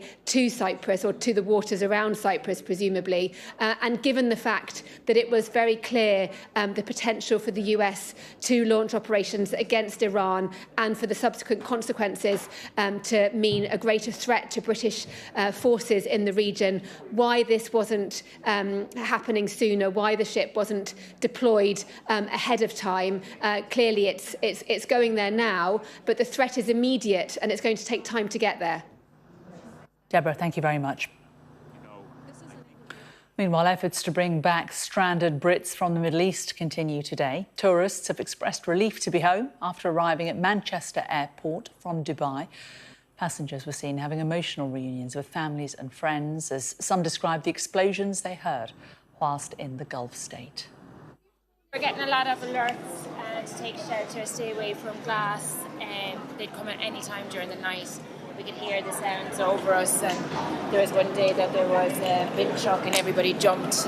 Every sound was heightened, so terrifying. Just delighted to be back. We haven't slept. We've been crying all throughout. We're just glad to be here. I haven't actually cried yet, and in a minute I'm ready to cry because, oh my goodness, you can't describe it. We've been through black cars, private cars, underground. The UAE, we've been really looked after, really looked after, and for that I'll be forever grateful. The worst night was Saturday night, when in the middle of the night your phone got alerts about missiles attacks, and that's when we were on the 62nd floor and we had to get down, recover down into the lobby. So, that would be panicking. Yeah, and it's just we haven't been able to go anywhere. But, you know, we felt as safe as you could possibly be, given the... But then there's just been loud booms, going off and windows rattling in hotel and stuff like that. So we've been taken to the new hotel, and yeah, just on the balcony, and you can see the sort of something go into the sky and then explode. It was obviously in the distance, but it's just quite scary because you can hear it all. But we're just happy to be home. Representatives from the government of the United Arab Emirates have addressed the regional escalations in a media briefing, confirming that its air defence systems have successfully neutralised the vast majority of incoming threats during a recent Iranian attack. Our correspondent Sally Lockwood has the latest. A government briefing has just concluded here in Abu Dhabi, where they gave us an update on the situation in the country on day 4 of this war. And when it comes to numbers, they confirmed that more than 1,000 missiles and drones have now been fired at the UAE since this war started on Saturday. And of those, 57 drones and 1 missile have made it through. They gave us a look at some of the intercepted projectiles that have been fired at the country. But I think what's causing concern is that so many of those drones have made it through. And people have been asking about the stock when it comes to air defences here. Does the UAE have enough to withstand what could be an unlimited supply of Iranian drones? And the message from the government is, yes, we do. We have enough air defences to withstand this war for months, was the message today. And when it came to military intervention, there was no word in terms of the UAE getting involved militarily, but certainly they did say there would be a response and that there would be repercussions to this act of war. I've spoken to an official source, though, and asked about whether Gulf countries are now asking Donald Trump to de-escalate when it comes to this war, given what's happened to them in the last 4 days, that these peaceful nations have had war break out, essentially, in environments that could not have imagined it just a few days ago. And this source said, absolutely not. That is not the position of Gulf states. They are not asking America to de-escalate. In fact, it's exactly the opposite. Their position is simply, you have our support, finish the job. And when I asked if they were going to get involved militarily, they wouldn't be drawn on that. On the issue of aviation and flights, I'm getting so many messages on social media from people either stranded around the world trying to get back to the UAE, or who need to fly through here, or who are stuck here asking me for information as though I might have some back channel, which of course I don't. But it does give me an idea of the level of concern here when it comes to the thousands of people who still can't get home. Well, they have said that airports and airspaces will become incrementally operational. At the moment, scheduled flights are not running. It's evacuation flights that are going. And some did depart yesterday. Some also departed this morning, even back to the UK. But there was another barrage of missiles fired at the UAE overnight, air raid sirens heard in Abu Dhabi and Dubai, and emergency alerts. And that has resulted in aircraft being turned around in the air and sent back again. So it's still an extremely volatile situation and extremely unpredictable when it comes to the safety of airspace around Gulf states. So we'll have to see what happens and how the transport situation transpires in the next few days. And in the meantime, that means that tens of thousands of British citizens still remain stranded here. Sally Lockwood there. Let's just recap the breaking news in the last few minutes, and that is that Keir Starmer has confirmed that the UK is sending HMS Dragon. This is the message on X. The UK is fully committed to the security of Cyprus and British military personnel based there. We're continuing our defensive operations, and I've just spoken with the President of Cyprus to let him know we are sending helicopters with counter-drone capabilities, and HMS Dragon is to be deployed to the region, going on to say we will always act in the interests of the UK and our allies. More on this and the rest of the day's news after this break.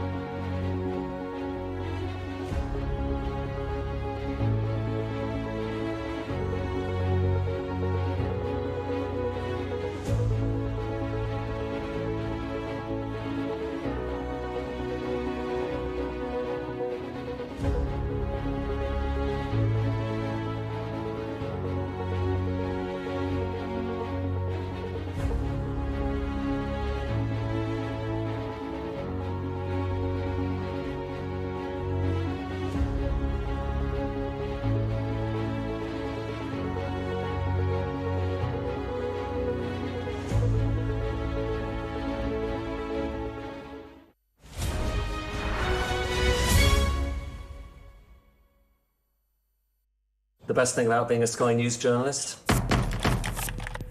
I'm going to take you behind the scenes here for Election Night Live. They have gone up and up. Being a Sky News journalist. Ed Conway, Sky News, is anyone going to talk to us? Mortgage rates did go up very sharply during your time in office. Here it is. First off, just the scale of what we're looking at. Our data shows it's been happening. Question is, why it hasn't been stopped. What's the best thing about being a Sky News presenter?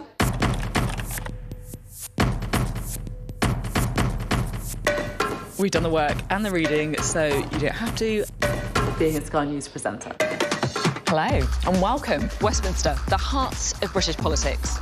I'm so sorry about what happened to you. So what on earth is going on? It's not true. Can I tell you what I think? It's really unusual. Mornings with Richard and Frost. Let's crack on. Let's get started. What's the best thing about being a Sky News journalist?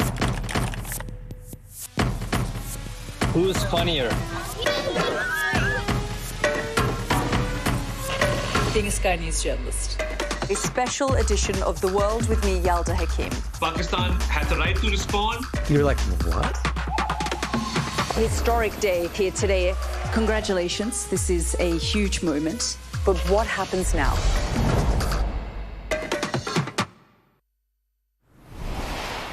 Welcome back. Let's just bring you a bit of breaking news about a story away from the conflict in the Gulf.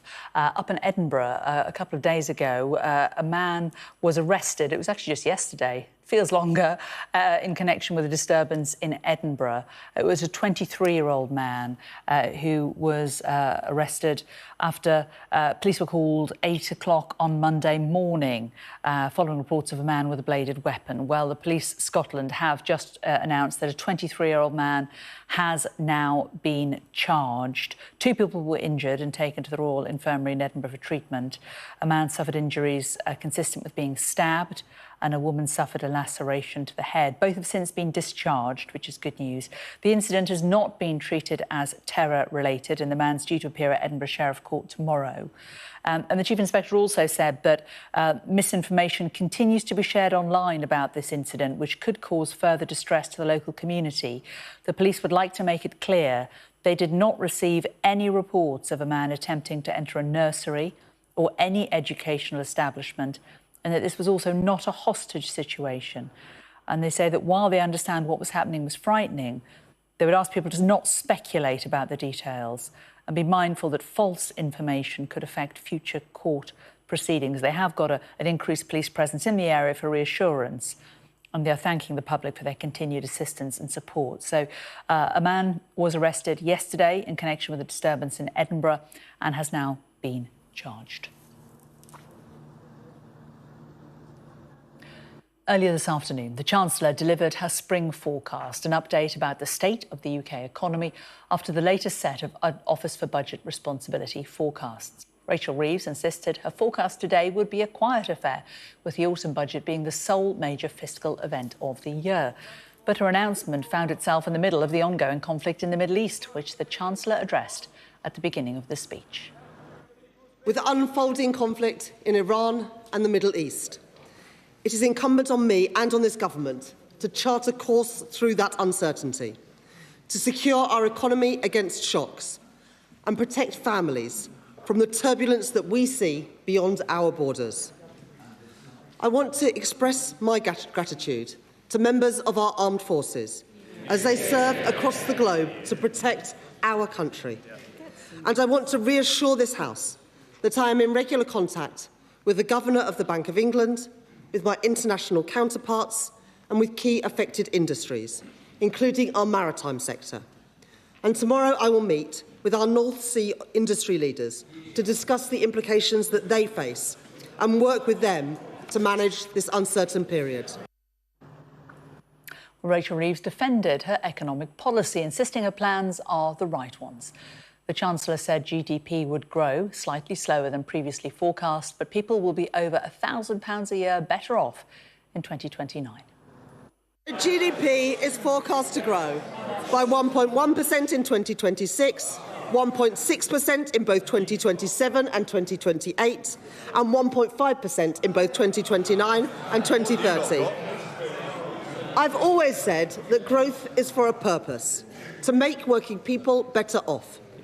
And I can confirm that GDP per person is set to grow more than was expected in the autumn, with growth of 5.6% over the course of this Parliament. That compares to a fall in GDP per capita in the last Parliament. And by the next election, after accounting for inflation, people are forecast to be £1,000 better off per year. The Shadow Chancellor, Mel Stride, took the opportunity to attack the government's policy, including the impact increasing tax has on businesses and jobs, and called on Rachel Reeves to go. What is her message to young people today? Nothing. Her message today has been that her so-called plan is working. But what is the reality? Inflation up, borrowing up, spending up, tax up, welfare up, unemployment up. All of this, Mr. Speaker, speaks to the weakness and chaos of this government. Is it any wonder that her so-called plan is not working? Well, our economics and data editor Ed Conway has this analysis of today's spring statement.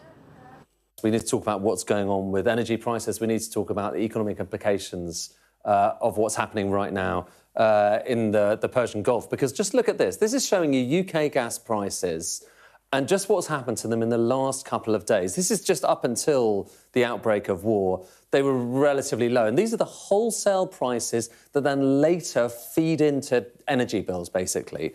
And have a look at this. That's what's happened in the past 2 days, up by 98%. 98%. And just to give you a sense of perspective here, I mean, that is high by the past year or so. But it's not as high. I mean, this is the saving grace here. It is nowhere near as high as the peaks that we saw during the kind of really the outbreak in the first year of the Ukraine war. It is, though, that line there, it is nonetheless the highest level that we've seen since kind of late 2022. And here's what's particularly striking about this, and here's why this potentially overshadows a lot of the events that we've heard about from the Chancellor today. Just that pace of change. Have a look at this. This is showing you the same thing. So we're just looking at those gas prices, but rather than looking at the level, what we're looking at here is how much it changes on a 2-day basis. So it's quite volatile. It's going up and down, particularly during this period, which was the first 2 years of the Ukraine war. But look at what's happened recently. Like I say, this is not the level, it's the rate at which it's changed. And have a look at just how much it has changed in the past 2 days. And now, if we draw a line going back, what do you see there? You see that we are in the midst now of the biggest 2-day increase in wholesale gas prices that we've ever seen in the UK, ever. You know, bigger than any of the 2-day increases that we saw in the first years of the Ukraine war. So even though the level is lower, the movement is faster. And to some extent, that's because this has come as an enormous shock across the world that is now just being digested. It's being digested so quickly that it doesn't play any kind of a role in all of the numbers we've heard about from the Chancellor. So, for instance, you know, in this spring statement, perhaps the most relevant of all the numbers, well, it wasn't growth, but we'll come back to growth in a second. This is the inflation forecast from the Office for Budget Responsibility. And the key thing here is they expected last time around, the bars here are showing last time around, for inflation to come down to 2%. This time around, so the red bars here, this is the latest forecast that we've got, they're expecting it to come down to 2% again. And just look at how flat that is throughout the forecast horizon, 2% all the way through to 2030. And to look at that, you think, well, you know, to the extent that there was a cost of living crisis, which there certainly was, it looks from this like it was over. But now, consider what is actually happening. Consider the fact that when you have higher gas prices, they invariably, I mean, obviously everything depends on how long they stay high for, but they invariably begin to feed into inflation because it feeds into our energy bills. Not immediately. You have, obviously, the fact that the energy price cap takes some time to be calculated, so it wouldn't be until later on this year, the second half of this year, if indeed it happened. But nonetheless, it starts to feed in. And this is showing you what might well happen to inflation. It's just a forecast from Capital Economics about what they expected to happen to inflation before all of this. But now, if you assume that energy prices are going to be higher, it looks a bit higher, even if it's a temporary jump, so higher in the short run. If it's a big temporary jump, it's even higher in the short run. And if it goes on for longer, you can see inflation isn't around 2%. It's kind of getting towards 3%, just because of what we're seeing right now in the Gulf. Of course, as I say, these are early days. It really depends on how long prices stay higher and how much disruption there is, although the latest news is there is continued disruption.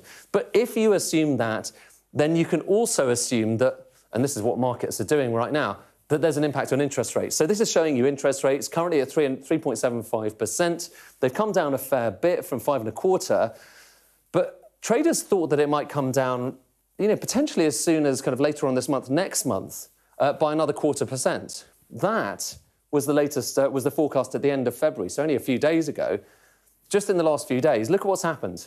So people have looked out there, they've seen that inflation might be a bit higher than expected, and now they're not really kind of penciling in many, if any, rate cuts. So those hopes of a rate cut, they might just have gone away.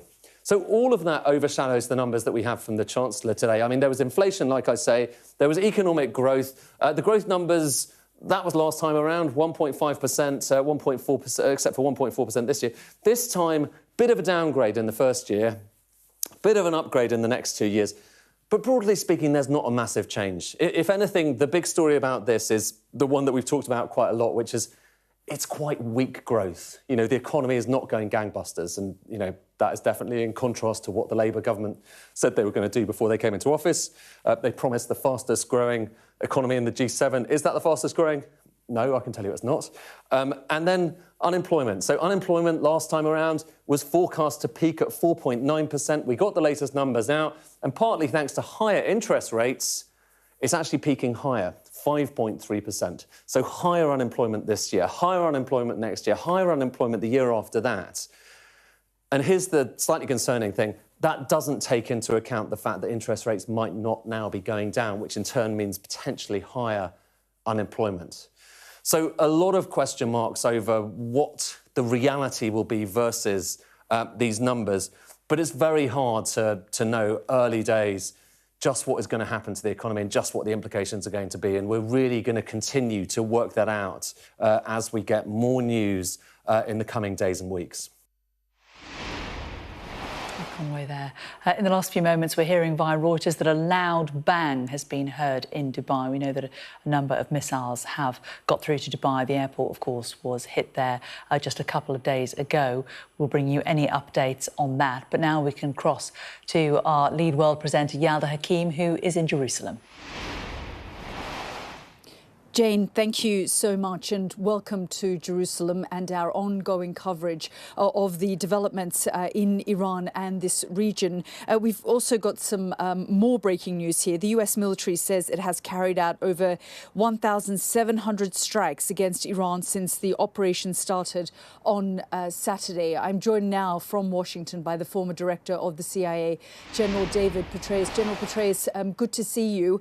I just want to get your assessment. We're day 4 into this war with Iran. How do you think the operations are going so far? Well, the Israeli and U.S. strikes have achieved some very substantial goals. Obviously, the supreme leader was killed. A number of the other senior leadership was killed. The defense minister equivalent, the chairman of the Joint Chiefs equivalent, and a number of others. The missile stocks have been degraded, but certainly are still heading at the Gulf states, at Israel, and targets throughout the region. You see a continued and increased effort against drone capabilities. That has proven to be a challenge. I believe that the 6 American soldiers who were killed in Kuwait were killed by drones. So the objectives sought by the U.S. generally, again, I think have been being achieved. We're not there by any means in a number of the categories. Iran, I think, very foolishly has expanded the war as so-called horizontal escalation that brought Hezbollah into it, as you're well aware there in Israel. And that has resulted in substantial strikes by Israel against Hezbollah. We see the Iranian-supported Shia militia in Iraq have conducted a few strikes against U.S. bases in that country, and there has been retaliation for that. But most significantly, I think, the big mistake is Iran attacking not just U.S. bases and assets in the Gulf states, but going after the civilian targets in those states as well, hitting airports, seaports, gas and oil loading stations, and so forth. And that has meant the widening of the war. It also, of course, went after a UK base. I think this was a drone launched by Hezbollah from southern Lebanon against the base in Cyprus. And I think what this is doing is bringing those countries which sought to be neutral in a way, to stay out of it, not to allow the U.S. to use their bases, now are going to be part of it, not just in a defensive way, but I just saw a report that the UAE may actually contemplate being part of the offensive operations as well. The real question, Yalda, though, is can these operations, again, very, very intense, you noted the number of strikes the U.S. alone has carried out, can they create conditions in Iran where some element of the regime forces, perhaps the regular military, rather than perhaps the Islamic Revolutionary Guards Corps, which, as you know, is a regime security element, but could break off and galvanize the people and other capabilities to actually topple the regime? I don't think that's the base case just yet. I don't know if there's something going on behind the scenes, perhaps by Israeli and or American intelligence operatives. But that is the big question. Can the regime actually be toppled by forces within Iran, given the conditions that we will create that might make that possible? And General, I want to get to that in a moment, but I just want to pick up on what you've just said about the drones that are being used and what a challenge that's been, especially across the Gulf. You've just come back from Ukraine and you've seen the technology that the Ukrainians have developed in intercepting these Shahed drones and taking them on, which of course is what the Iranians are currently using in the Gulf as well. What lessons can actually be learnt? Because there is no doubt that the Gulf states, the Americans have invested in air defences, but they haven't factored in how to deal with these cheaper drones. And it doesn't feel like using, these interceptors that cost millions against a drone that's about $50,000 worth. Even less than that, actually. So no, that's not the cost-effective way to do that. UAE has shown, I think, very impressively, they invested in what are called SHORAD systems, short-range air defense, and it's a comprehensive approach that is required. And they seem to have done quite impressively, but still, a dozen or more drones will get in on any given 12-hour period, and that can obviously cause problems. Ukraine has done this on a scale that is way beyond anything that we're seeing here. In fact, you noted I was just in Ukraine a few weeks ago. I actually went out on a midnight drone intercept mission with a team whose leader had shot down 100 Russian drones. They're a Shahed model, improved model, actually, over what the Iranians provided. But that's just part of a comprehensive effort. There are still heavy machine guns and searchlights and acoustic and radar sensors. There are F-16s shooting them down with their guns. It's a whole array of different capabilities that are required, and this will continue to develop. Ultimately, we'll see high-powered microwave, which will take down not just a single drone, but drone swarms, which is what the future will present as there's more and more autonomy in the operation of these drones. But again, in the Gulf right now, there's an intensive effort to shore up this capability. General, you know better than anyone that aerial campaigns alone can't bring about regime change, but you've also seen in places like Afghanistan and Iraq where thousands of troops were sent in, and that didn't bring about the results that the United States wanted. Do you think that the objectives that President Trump has laid out, the Secretary of War has laid out, the Secretary of State has laid out, has been clearly thought out? Because just in the space of 72 hours, each of these objectives seems to sort of change at a head-spinning sort of rate. First, if I could very respectfully, having known you for decades, I'd submit that we actually did achieve what we sought to bring about in both Iraq and Afghanistan, but that we made a number of mistakes subsequent to that. We fixed those in Iraq. You'll recall the surge in Iraq, which I was privileged to command, drove violence down by nearly 90%, and it stayed down for 3.5 years until the Iraqi government made some egregious errors. And in Afghanistan, we just didn't have the fortitude to stay, even though it was a very sustainable operation for us. But that notwithstanding, you're right that air power alone is not going to bring down a regime. These are not the color revolutions either, where just popular sentiment can topple regimes in the wake of the collapse of the Soviet Union, as we saw in Eastern Europe and former Soviet republics. There's going to have to be some kind of ground force. The objective, it appears, has been clarified, I think, is that the U.S. role and Israeli role is to try to create conditions where the most important regime forces are dramatically degraded, the capabilities are reduced, leadership is disrupted enormously. You'll see that you have seen that the Assembly of Experts, which gathered actually to select the new supreme leader, it in fact was hit. The question is, can there be the emergence of that kind of force? Could some of the regular military elements, keep in mind that there's an Army, Navy, Air Force, the regular force, the Artesh, in addition to the Islamic Revolutionary Guards Corps, which is the regime protection force. Can something develop there? Could the son of the Shah somehow galvanize a force? But it needs to be guys with guns, because as you know well from all of your reporting and experience over the years, sadly, in such situations, it is the guys with the most guns and the willingness to be the most ruthless that often prevail. And I think that's the big question. Yeah, and unfortunately, we're seeing. I'd like to ask you another question, but we're seeing President Trump with the German Chancellor. I'm going to have to go to that. But before you go, General Petraeus, you often say, "Tell me how this ends," and I would like to get your thoughts on that. If you can give it to me in I guess about 30 seconds or a minute. Well, my hope is that, of course, the latter outcome that I just described, where some force rises up and topples the regime after the U.S. and Israelis have battered it, would be the outcome. But I'm not sure that's the base case. Great to be with you, Yalda. General Petraeus, good to talk to you as always. Thank you very much for joining us. Let's just have a listen now to President Trump there with the German Chancellor.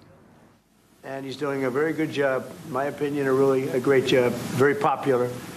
And the relationship that we have in trade and everything else has been very strong. We've been able to do our deals, and it's been very strong.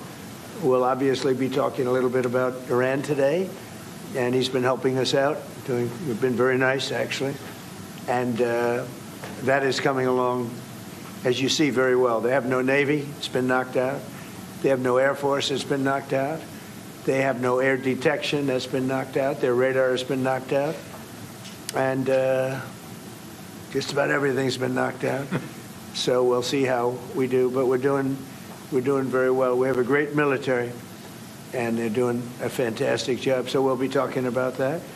And we're talking about some very big trade deals. And those, I know, will work out, too. So I just want to say it's a great honor to have you at the Oval Office.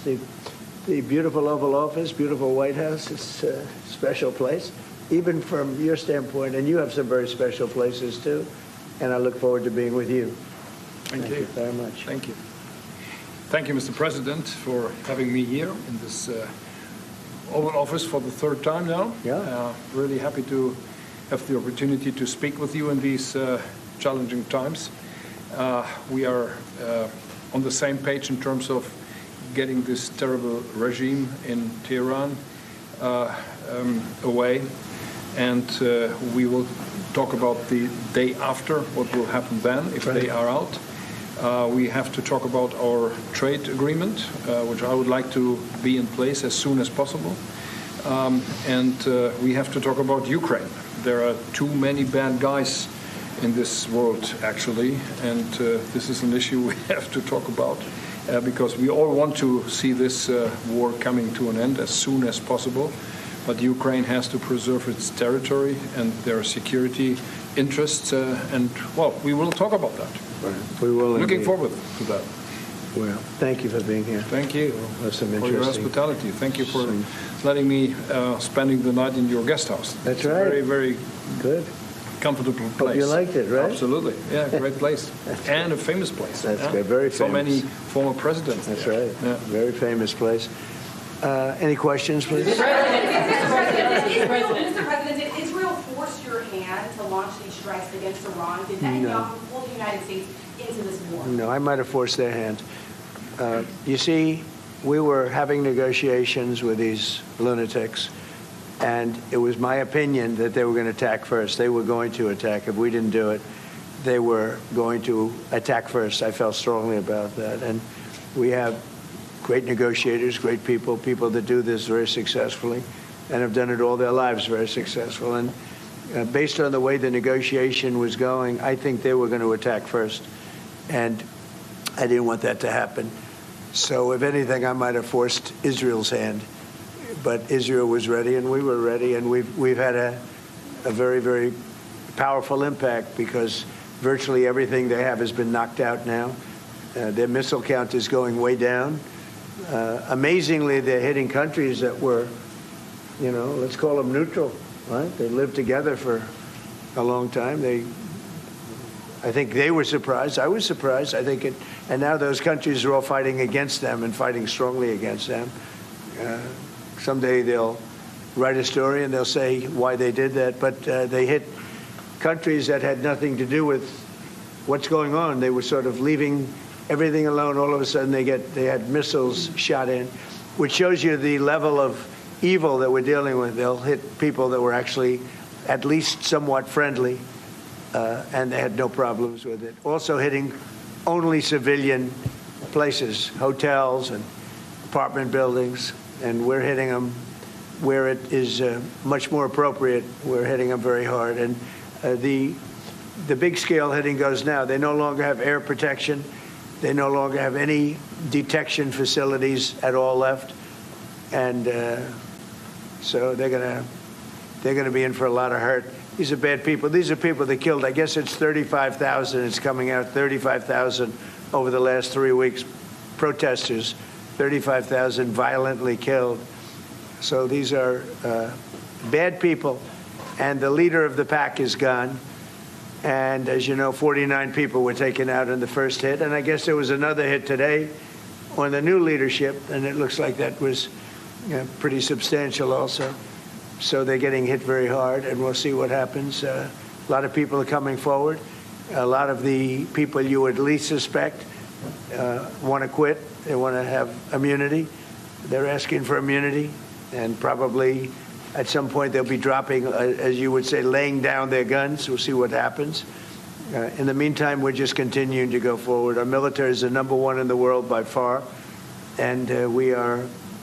Everything's big in my book. Venezuela was big. This is big. The original hit, Midnight Hammer, was big. Everything you view is big, but it's not considered very big by some standards, by some of our standards. We have a military like no other military that's ever been built. So we got the please. Mr. President, what's the worst case scenario that you have planned for in Iran? Well, I don't know if there's a worst case. We have them very much beaten militarily from the military standpoint. They're still lobbing some missiles. At some point, they won't even be able to do that because we're hitting all of their carriers. We're hitting all of their missile stock. They built up all these missiles over the last few years. They had a lot of them. They've shot a lot of them, and we're knocking out a lot. I guess the worst case would be we do this, and then somebody takes over who's as bad as the previous person, right? That could happen. We don't want that to happen. It would probably be the worst. You go through this, and then in 5 years you realize you put somebody in who was no better. So we'd like to see somebody in there that's going to bring it back for the people. And we'll see what happens with the people. They have their chance. And we've said don't do it yet. If you're going to go out and protest, don't do it yet. It's very dangerous out there. A lot of bombs are being dropped. But I would say that would be about the worst. Do you have someone in mind right now? Because you said all the people you did have in mind have been taken out. What do you think? Well, most of the people we had in mind are dead. So, we had some in mind from that group that is dead. And now we have another group. They may be dead also, based on reports. So I guess you have a third wave coming in. Pretty soon we're not going to know anybody. But we have...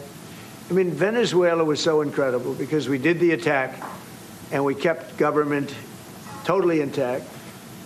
And we have Delcy, who's been very good. We have the whole chain of command, and they've been, look, the relationship's been great. We've taken out 100 million barrels of oil already, and a big part of that goes to them, and a big part goes to us.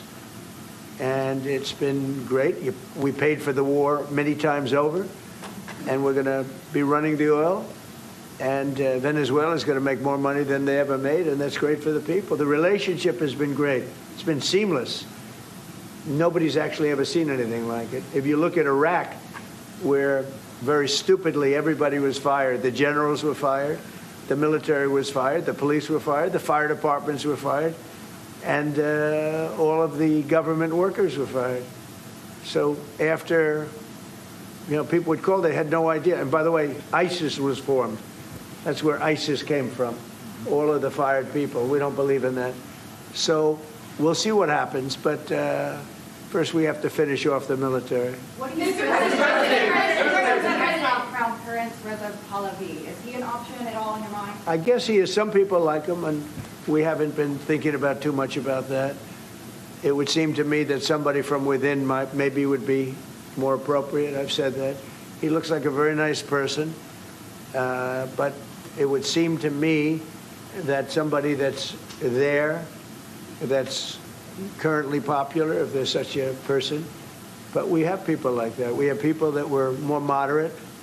These were radical lunatics, and you know what they get? They get nothing. All they do is kill people. Mr. President, what exactly was the imminent? You've asked, not your turn. Not your turn, please. Mr. President, you've been to take the heat off the European superintendent to the help you. Mark Rutte called on the allies to also help you. What does that mean? Well, you have to ask Mark Rutte. He said not as part of NATO, but to be helpful to you in this. Well, some of the European nations have been helpful, and some haven't. And I'm, very surprised. Germany's been great. He's been terrific. Others have been very good, terrific. I think that the head of NATO, Mark, is fantastic. Okay, Mark Rutte. I think he's fantastic. But some of the European, like Spain, has been terrible. In fact, I told Scott to cut off all dealings with Spain. Spain, first of all, it started when every European nation, at my request, paid 5%, which they should be doing. And everybody was enthusiastic about it, Germany, everybody. And Spain didn't do it. And now Spain actually said that we can't use their bases, and that's all right. We could use their base if we want. We could just fly in and use it. Nobody's going to tell us not to use it, but we don't have to. But they were unfriendly. And so I told him we don't want to. Spain has absolutely nothing that we need other than great people. They have great people, but they don't have great leadership. And as you know, they were the only country that in NATO would not agree to go up to 5%. I don't think they would have agreed to go up to anything. They wanted to keep it at 2%, and they don't pay the 2%. So we're going to cut off all trade with Spain. We don't want anything to do with Spain. Is the expectation towards... And I'm not, by the way, I'm not happy with the UK either. That island that you read about, the lease, okay, he made it for whatever reason, he made a lease of the island. Somebody came and took it away from him.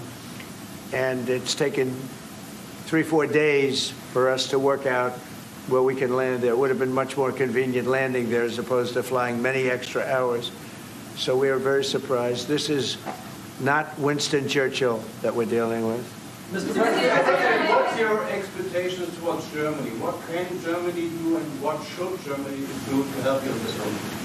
Well, I think they're doing it. I mean, they're letting us land in certain areas, and we appreciate it. And they're just making it comfortable. We're not asking them to put boots on the ground or anything. I mean, we're just they're a respected country.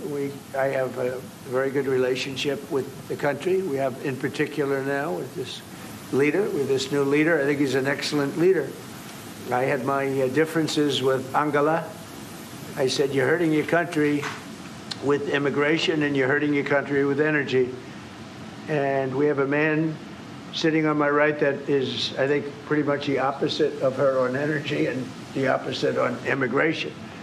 And I think he's doing very well. Commercial air travel right now is severely restricted in the Middle East, and thousands of Americans are stranded. Why wasn't there an evacuation plan, and will you send planes to get people out? Well, because it happened all very quickly. We thought, and I thought maybe more so than most, I could ask Marco, but I thought we were going to have a situation where we were going to be attacked. They were getting ready to attack Israel. They were getting ready to attack others. You're seeing that right now. And a lot of those missiles that are hitting in, those are stationary. Those were aimed there for a long period of time at these other countries. So I think I was right about that. We attacked first. And if we didn't, it could have been, look, we're really decimating them. They're being decimated. And if we didn't, and by the way, we have massive amounts of ammunition. We have the high end. A lot of it was given away stupidly by Biden, very stupidly, for free. And I'm all for Ukraine, but they gave away a lot. As you know, when I give away ammunition, everybody pays for it. The European Union's paying for it. Then they can do what they want with it, but they are giving it, let's say, to Ukraine, and it's okay. But we gave away a lot of high-end, but we have plenty. But we have unlimited middle and upper ammunition, which is really what we're using in this war.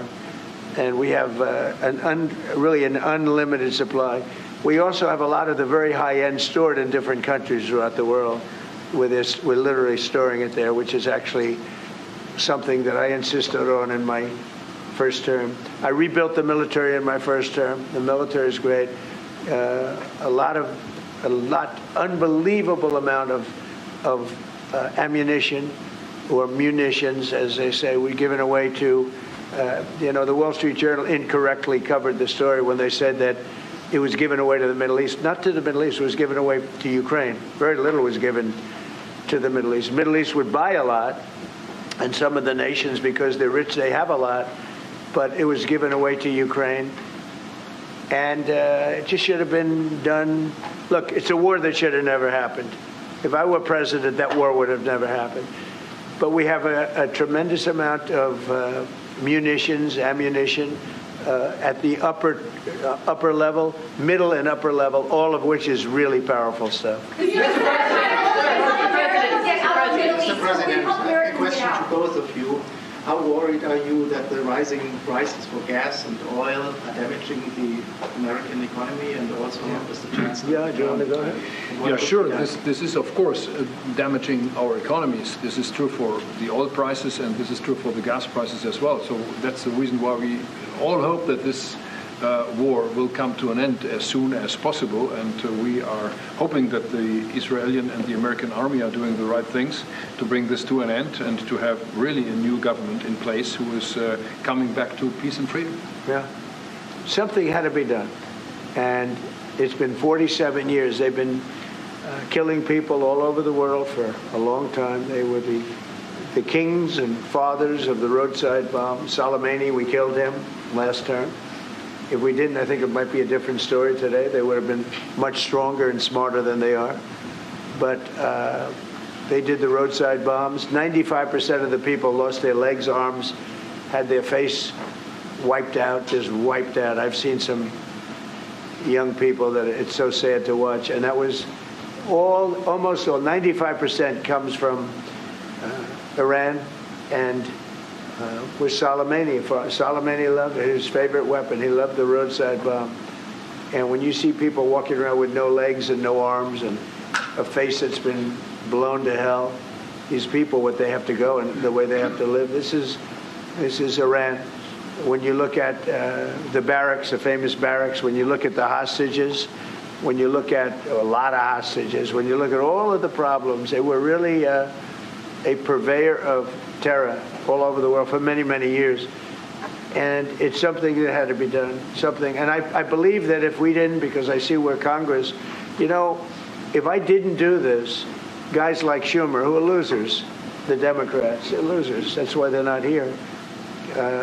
Guys like Schumer would say, well, you should have done this. In other words, if I did it, it's no good. If I didn't do it, they would have said the opposite, that you should have done this. But most people feel, I'll tell you what, I have never had more compliments on something I did. People felt it's something that had to be done. So if we have a little high oil prices for a little while, but as soon as this ends, those prices are going to drop, I believe, lower than even before. Mr. President, clarify on what exactly this is. Go ahead, please. Mr. President. Yes. How do you want to solve the conflict on tariffs between the EU and the US in this? Between who? The conflict on tariffs between the EU and the US. What do you want to solve? And US and who? EU. European Union. How do you want to well, we won on tariffs, actually. Somebody said you actually won the case. We won on tariffs. We had a decision that was wrong. It was a very bad decision from certain standpoints. From other standpoints, a very powerful decision because it reaffirmed all the fact that we have all these various forms of tariffs that we felt right, but it totally reaffirmed it. It said you can use all of these tariffs. So we have all these vast menus of tariffs. And tariffs have made our country very rich. We have to charge tariffs to nations who play with their money. You know, they move their money up and down like a yo-yo. We have to take care of nations that have been good to us and fair to us, and we're going to take care of them. Other nations, they haven't, and we haven't let them take advantage of us. But the whole thing with tariffs is we had a decision that, like, as an example, we have a license situation, and the license is something that allows us to immediately stop all business with, nobody even knew we had this power, but we do now because of the decision. We have the right to stop all business having to do with a certain country. If a certain country is not treating us well, the president, without going to Congress, has the right to stop. Sort of interesting. I have the right to stop, but under that one law, I didn't have the right to charge them. So I have the right to license them, but I don't have the right to charge, which is frankly ridiculous. But the right was given to us by the Supreme Court. And we have the right, as an example, we talked about Spain. I could tomorrow stop, or today, even better, stop everything having to do with Spain. All business having to do with Spain. I have the right to stop it. Embargoes, do anything I want with it. And we may do that with Spain. What do you think? Well, sir, I think we're going to talk about it with you. I know that you have strong power. The Supreme Court clarified. We know you can use it, and if you need to use it to assure national and economic security, we'll do it. Scott, do you have an opinion? Sir, I agree. The Supreme Court reaffirmed your ability to implement an embargo, and as we've talked, from your first term, the Section 301s and the 232s have withheld more than 4,000 lawsuits, and USTR and Commerce are going to begin investigations, and we'll move forward with those. And we've instituted a 15% tariff on everybody, as you know, and just used. I'll tell you, we had a couple of paragraphs written in that opinion that were really incredible. Justice Kavanaugh wrote a fantastic dissent. But in his dissent, he said what we should do, and we knew that too. We just wanted to simplify it, and for some reason, I think, very, very foolishly, the courts decided no, but they said you can do it many other ways, and that's what we're doing. And what we've done is we've gone to a very simple, straight 15% tariff. We've taken in hundreds of billions of dollars in our country because of tariffs. So we've taken in all of this money, hundreds of billions of dollars, and honestly, it's made us very, rich as a country. Right? So it's been doing good. When will you have the full plan implemented? We have a 5-month period, up to 5 months, where we can go at 15%.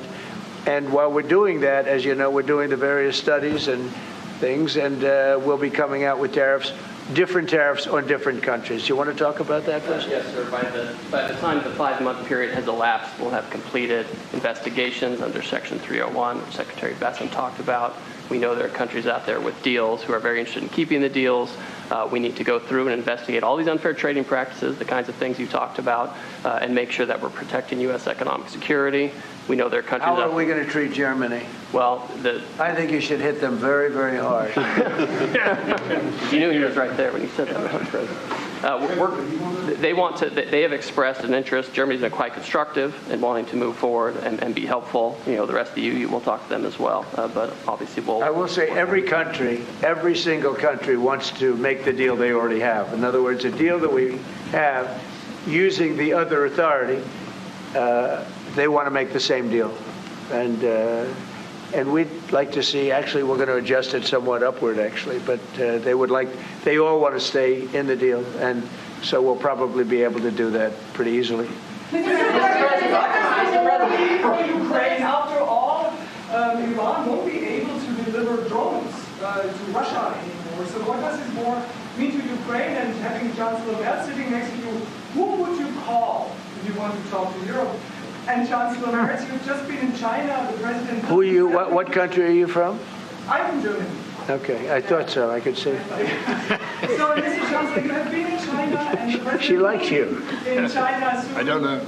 Will you be talking about China and what you specifically? We'll be talking about China, yeah. Sure. And what about you? I'll be going to China in a little while. Every time you meet, you talk about China. We respect China. I do. We both do, I think. But it's always a topic of conversation. We've had a very good relationship with China. We used to lose a tremendous amount of money with China, and that's no longer the case. We have a very, very good relationship with China, and we have a very good relationship with Germany. All right. Thank you, Mr. President. We've seen countries around the world, many of whom don't usually work together, working with the United States on Iran, whether it's Saudi Arabia working with the United States, Israel, Qatari shooting down Iranian aircraft, and we've also seen European countries step up. Why are we seeing such unity around the world against Iran? That's a great point. Look, they're just evil. They're it's not the politics; it's their whole philosophy. It's their whole where they come from. It's terrible. Where they killed 35,000, I thought it was 32. Now it turns out it's much more than 35,000 people, and in some cases using machine guns with people that have no weapon. They have no weapon, and they're being machine gunned. They're being sniped from buildings. They're hitting the people with snipers right through the eyes. It's just a very evil ideology, and nobody's really seen anything like it. As I said, even the fact that they've attacked all of their neighbors, and the neighbors weren't attacking. They thought they'd maybe sit it out or what. They've hit Qatar, they've hit UAE, they've hit Saudi Arabia, they've hit Oman. They were helping us negotiate. They got hit. Everybody got hit because they're evil and they're bad. It's a bad seed, and somebody had to do it. And it should have been done sometime during a 47-year period because so much death has been caused by them, so much unbelievable death. From Germany, too. Germany's been hit. Everybody's been hit by them. It's an evil ideology. And I've never been, look, I've done a lot of good things. So many people are saying, thank you, thank you, thank you. You see it in the streets of Los Angeles. They have thousands of people. I saw it the other day, pictures of Donald Trump. And I'm looking, I'm on the phone, probably talking to you. And I'm looking, and I see my picture. I say, oh, no, it's another, protest. I see my, and then I started saying, boy, they were very friendly people. And then I saw a woman hugging the picture of me. I said, what's going on? And it turned out to be these are Iranian people that live in the United States. So many. Thousands and thousands. You saw the rallies. And in New York, too, they had a big rally by pictures all over the place. the fact is that people are happy what we did. And you could never, and I've always said it, you could never have had true peace in the Middle East if Iran was allowed to go, even beyond the nuclear. If Iran was allowed to have all the, look at all the missiles they built. A lot have been now taken out by us, and a lot have been expended. But they have thousands of missiles in a fairly short period of time. And I'll go two things. The attack that we did, known as Midnight Hammer, had we not done that, Iran would have had a very powerful nuclear weapon within 1 month. We did it. It was great timing, but, you know, and you've been able to see that too. The other thing was Barack Hussein Obama made maybe the worst deal I've ever seen, because he gave all power in the Middle East to Iran. He went the exact opposite way, and I terminated that. If I didn't terminate that deal, they would be sitting with a massive nuclear weapon 3 years ago, which would have been used already on Israel at least, and other countries also. And we wouldn't be talking about it right now. But if I didn't terminate the deal that Obama made, giving them everything, including plane loads of cash. You remember the airplane flew over there? It was a Boeing 757. There was two of them loaded. They took out all the seats. It was loaded with green cash. So much cash that you could, it was in Virginia, Maryland, and Washington, D.C. They got all the cash from all the banks. They put it, and they flew it to Iran. I never knew a president had that power. I'm going to maybe try it sometime if it's okay. I think I'm going to do it. I'll fly it somewhere. Nobody's ever seen anything like it. 2 planes loaded from floor to ceiling. Big planes, Boeing 757s, taken over there and given cash. In addition to that, he was giving them billions of dollars. But worse, he was giving them the right to have the path to a nuclear weapon. And that deal expired. A lot of people said, oh, you terminated it. Well, it was going to be terminated anyway because it expired. It gave them the right to have top-of-the-line nuclear weapon. If they had, because they're crazy. They're crazy. Just like the people on my right during the State of the Union. I looked at them, I said, you're crazy? These people are crazy. And if they had a nuclear weapon, they would have used it. All right, how about 1 or 2 more? Mr. President. Go ahead, please. Jacques Lambert, you just heard that the president is thinking about punishing Spain. What are your thoughts spontaneously on this, and what can you do to,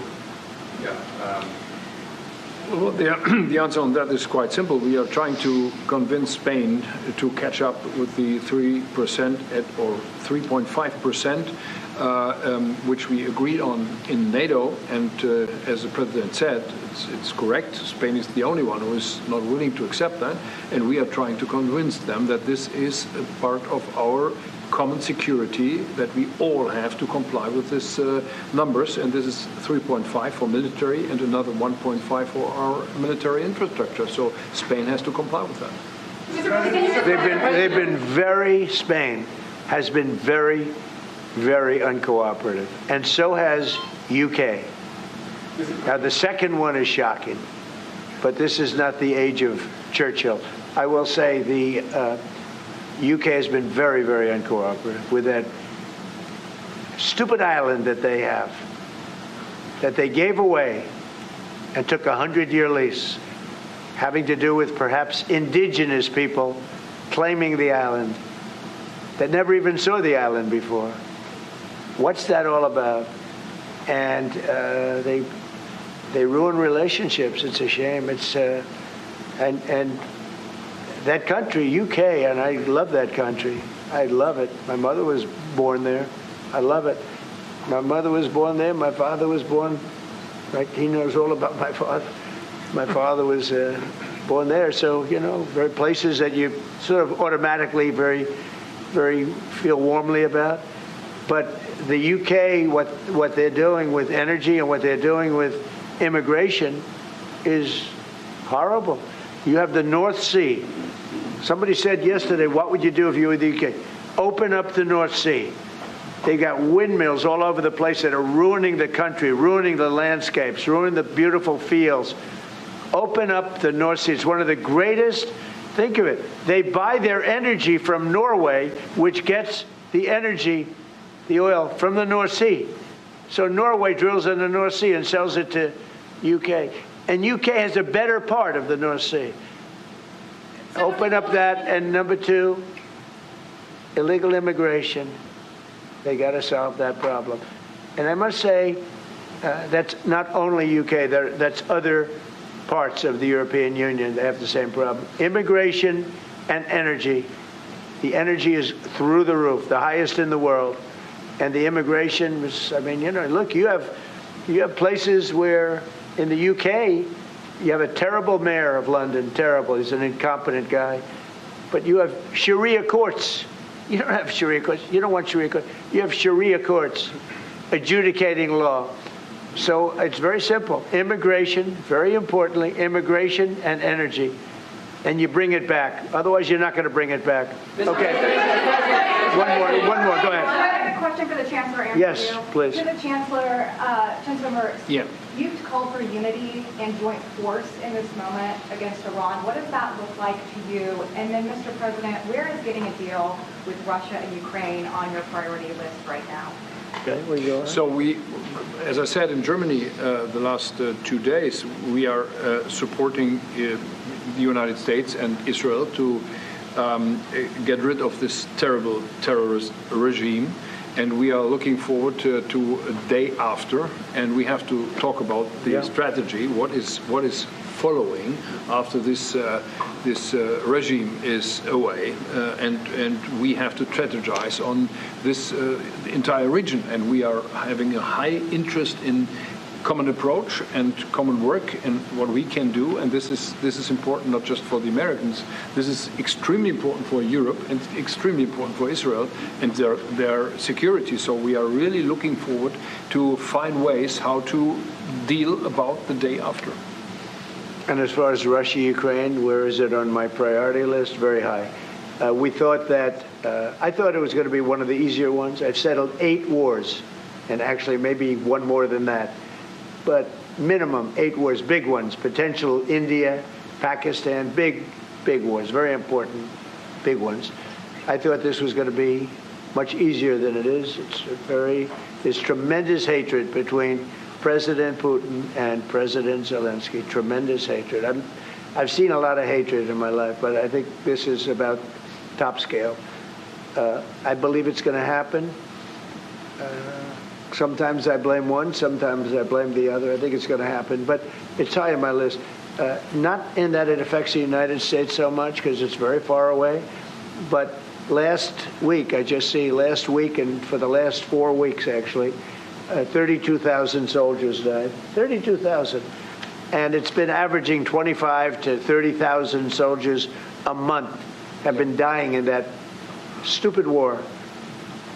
And I'd love to see it ended. It's the worst that there has been since World War II. If you can't get a deal, what will that mean for you? All you can do is do your best. You know, it takes 2 to tango, and they have to get along. They have to be able to talk to each other. They hate each other a lot. That has an impact. You know, it really has an impact. It's bad for both. The saddest is that if the election weren't rigged, my election, that war would have never taken place. And you know what else wouldn't have taken place? Allowing 25 million people to pour through an open border, that wouldn't have taken place. A lot of things would have been different. But we're doing very well. And I think a big factor in this world and future factor is what we're doing right now with Iran. If we don't stop them, or if we didn't stop them, or if we didn't start, they've been decimated. But if we didn't do what we're doing right now, you would have had a nuclear war, and they would have taken out many countries. Because you know what? They're sick people. They're mentally ill, sick people. They're angry. They're crazy. They're sick. Thank you very much. Thank you very much, everyone. Thank you, Press. Thank you. Thank you, guys. Keep moving. Thank you. Moving, guys. Thank you. This way. You were just listening there to President Donald Trump at that press conference at the Oval Office where he was meeting German Chancellor Friedrich Merz. Donald Trump was at the White House, as I said, and the German Chancellor is the first European leader to meet with Donald Trump since the start of the US-Israeli attack on Iran. Donald Trump said he felt strongly that Iran was going to attack first. And based on the way the talks were going, if anything, I might have forced Israel's hand, he said. Iran attacking countries that had nothing to do with what's going on. So he talked about how this war has been widening, and he was incredibly critical of Sir Keir Starmer as well as the UK, saying they've been uncooperative. Let's bring in our US correspondent Mark Stone. And Mark, you know, when we see a leader visit Donald Trump at the Oval Office and give one of these press conferences, it's always filled with so many, quotes that Donald Trump comes out with. And one of them was that he said about Sir Keir Starmer that he's no Winston Churchill, amongst many other things in terms of criticism directed at the UK and the British Prime Minister. Yeah, what would we call that? A broadside, I think. It was almost felt like Starmer's Zelensky Oval Office moment, and Starmer wasn't even here for it. Absolutely extraordinary language, devastating language from the president when it comes to the relationship with the United Kingdom. He said this, referring to Keir Starmer, is not Churchill that we are dealing with, not happy with the UK. What is all this about? It is about Britain's position, the British government's position, Keir Starmer's position on Iran, on the initial strike that took place at the weekend. It was the British government's view that that strike was not legal and that the UK could not support it because it did not believe there was an imminent enough threat from Iran to warrant military action under international law. And so the British decided not to grant the Americans the use of air bases. Now, Donald Trump kept referring to that island. It was almost as though he couldn't remember the name of it. That island is Diego Garcia. He conflated different things as well because he talks about the fact that the UK is handing sovereignty of that island away. That is true, and it's very controversial, but it's got nothing to do with the use of that airbase right now for the operation in Iran. The reason the British didn't allow the use of that is because, as I say, they had concerns over the legality of the war. The same is the case for the airbase at Fairford in the UK. Very, very controversial decision by the United Kingdom. Keir Starmer is busy arguing why he believes it's the case back in the UK, but the impact, the rupture that decision has had on the special relationship is profound. Now, the UK government, I've spoken to sources prior to this moment, of course, over the past few days. They are saying, look, the special relationship has its moments. It's deeper than one particular president. And of course, at times, different strands of the special relationship come under strain, but broadly, it's fine. That is very, very positive spin on what is, without question, a relationship that is under great strain right now. And Yalda, as you heard when he talked about Spain, when the president talks about Spain, he has the ability, because he is the president we all know him to be able to cause maximum damage to a country that he is upset about. He said today that he would effectively turn off the trade taps with Spain because of their decision not to allow their air bases to be used for the attack on Iran. Now, there's inconsistencies to what he's saying too, because Germany, while it doesn't have any air bases of the type that the Americans could use on Iran, has also been against what the Americans are doing in Iran. And yet, with the Chancellor sitting right next to him, he was saying that the Germans are among our best friends. So it shows you how incredibly fickle the president can be and how damaging it can be for a relationship at times like this.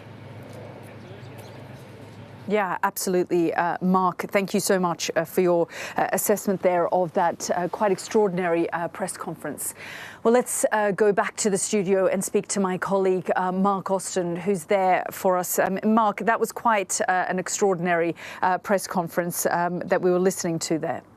Yeah, I mean, it was astonishing, breathtaking stuff, a devastating attack, as Mark Stone was saying, on Keir Starmer. And we'll talk to John Craig in a moment about that. But I was struck also, Yalda, about the beginning of that press conference when there was this suggestion to him that Israel had forced his hand in this attack. And he said, no, I just thought Iran was going to attack first, which, you know, as the talks were going on, we know the situation. One wonders what led him to think that Iran was about to launch an attack on the United States.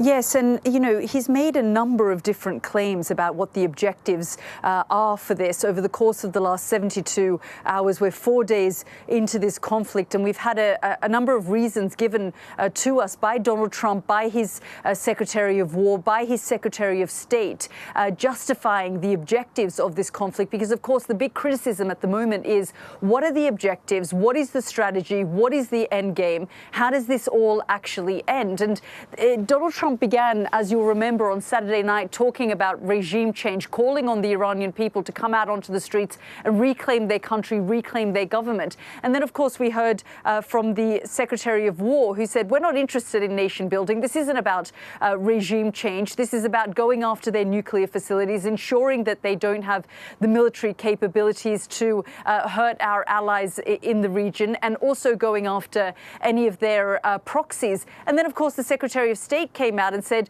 we thought that, you know, they would come after us once Israel hit them. So there's a number of justifications here, which is deeply concerning for all those watching these developments. And in the last hour or so, Mark, we've also heard that the United States has struck 1,700 different sites. And we know that thousands of munitions have been dropped on Iran, mainly on Tehran, over the course of the last 4 days or so. And Donald Trump says this is just the beginning. OK, and Yalda, let's talk a little later about the strategic aim of all this and what we think it is when we come back to you there in Israel. But now let's go straight to our chief political correspondent, John Craig.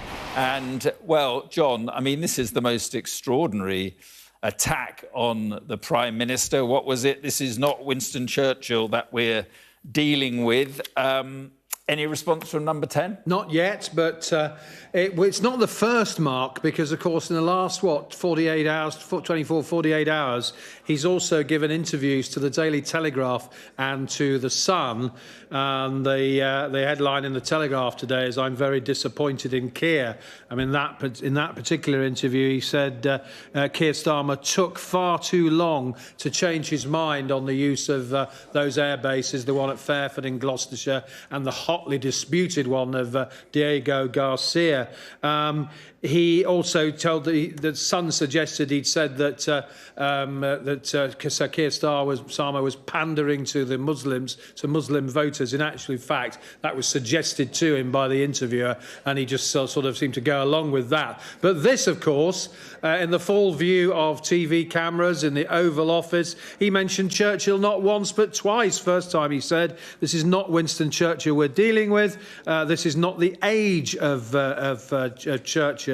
Now, he led up to that. He said, I'm not happy with the UK either. That was after his broadside against Spain. Now, I mean, Spain has been more hostile, far more hostile than the UK. I looked up what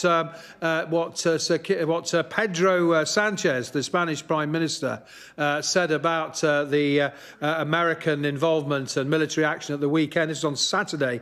We reject the unilateral military action by the United States and Israel, which represents an escalation and contributes to a more uncertain and hostile international order. Well, probably the most hostile thing that Keir has said about President Trump's action is that came yesterday during that 2 hours or so when he was facing questions from MPs. A question from the very senior Tory, the father of the House, Sir Edward Lee, who said you don't change, bring about regime change through the air. And Sir Keir agreed with that. He said, no, you don't bring about regime change through the air. That presumably has irked the president. I spoke to Sir Edward Lee over in Parliament today, and he was saying he backs Sir Keir Starmer. So this is a senior Tory grandee is backing the Prime Minister's stance. And I think there is, whilst you've got the Labour left saying that any support for Trump is illegal, and you've got Kemi Badenoch from the Tories, and you've got Reform UK saying that the action that the Prime Minister announced on Sunday night was too late. Kemi Badenoch was telling me today she should have given the go-ahead on Saturday. A bulk of MPs really backs the Prime Minister's cautious stance here, and they say he's right to go along the legal route. I mean, he gets lampooned for playing the lawyer, and of course he's a former DPP, but there is strong support from members of Parliament and of all parties for going along the legal route. Now, we've heard some of the criticisms from President Trump about the UK before. He doesn't like the UK's energy policy. He talked today about the buying energy from the Norwegians, who are continuing to drill in the North Sea. Remember, drill, baby, drill is one of his slogans. And also immigration. Well, he's talked about that before. Now, a couple of things that struck me as rather incorrect. First of all, he talked about the UK and other parts of the EU. Well, of course, Britain's not in the EU anymore. And he talked about Sharia courts. Well, we don't have Sharia courts. They're sort of informal Sharia councils for family disputes and that sort of stuff. They've no statutory footing in the UK at all. So, as ever, inaccuracies in what the President says, but the Prime Minister won't be very happy to have some of the insults hurled at him. As for he's not Churchill, well, plenty of politicians of all parties would agree with that. He's no Winston Churchill, but the Prime Minister does have plenty of support in this country for his stance, as well, obviously, as some criticism.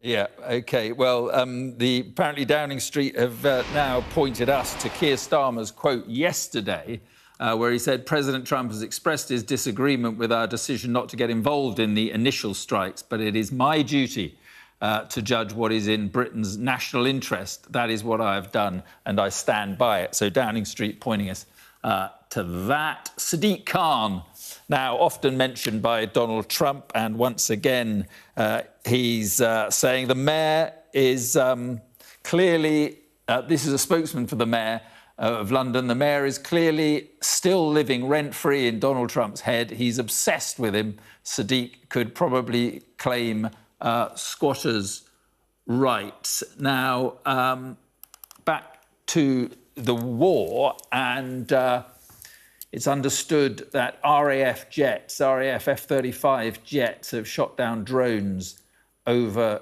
Jordan, and this is said to be the first time that an RAF F-35 has destroyed a target on operations. That's according to the Ministry of Defence. Now to another major development today, and it is that the Prime Minister has announced that Britain will send a warship and anti-drone helicopters to the Middle East. It means more British service personnel moving closer to the front line of an rapidly escalating conflict. Let's go live to Cyprus and our Europe correspondent, Alistair Bunkle. And Alistair, first of all, on this deployment, let's talk about the RAF jets in a moment. First of all, on this deployment, predictable, maybe, but highly significant. Yeah, I think both of those things are true. So this is a Type 45 destroyer. Will arrive in about 6 days' time. Currently in port in the UK.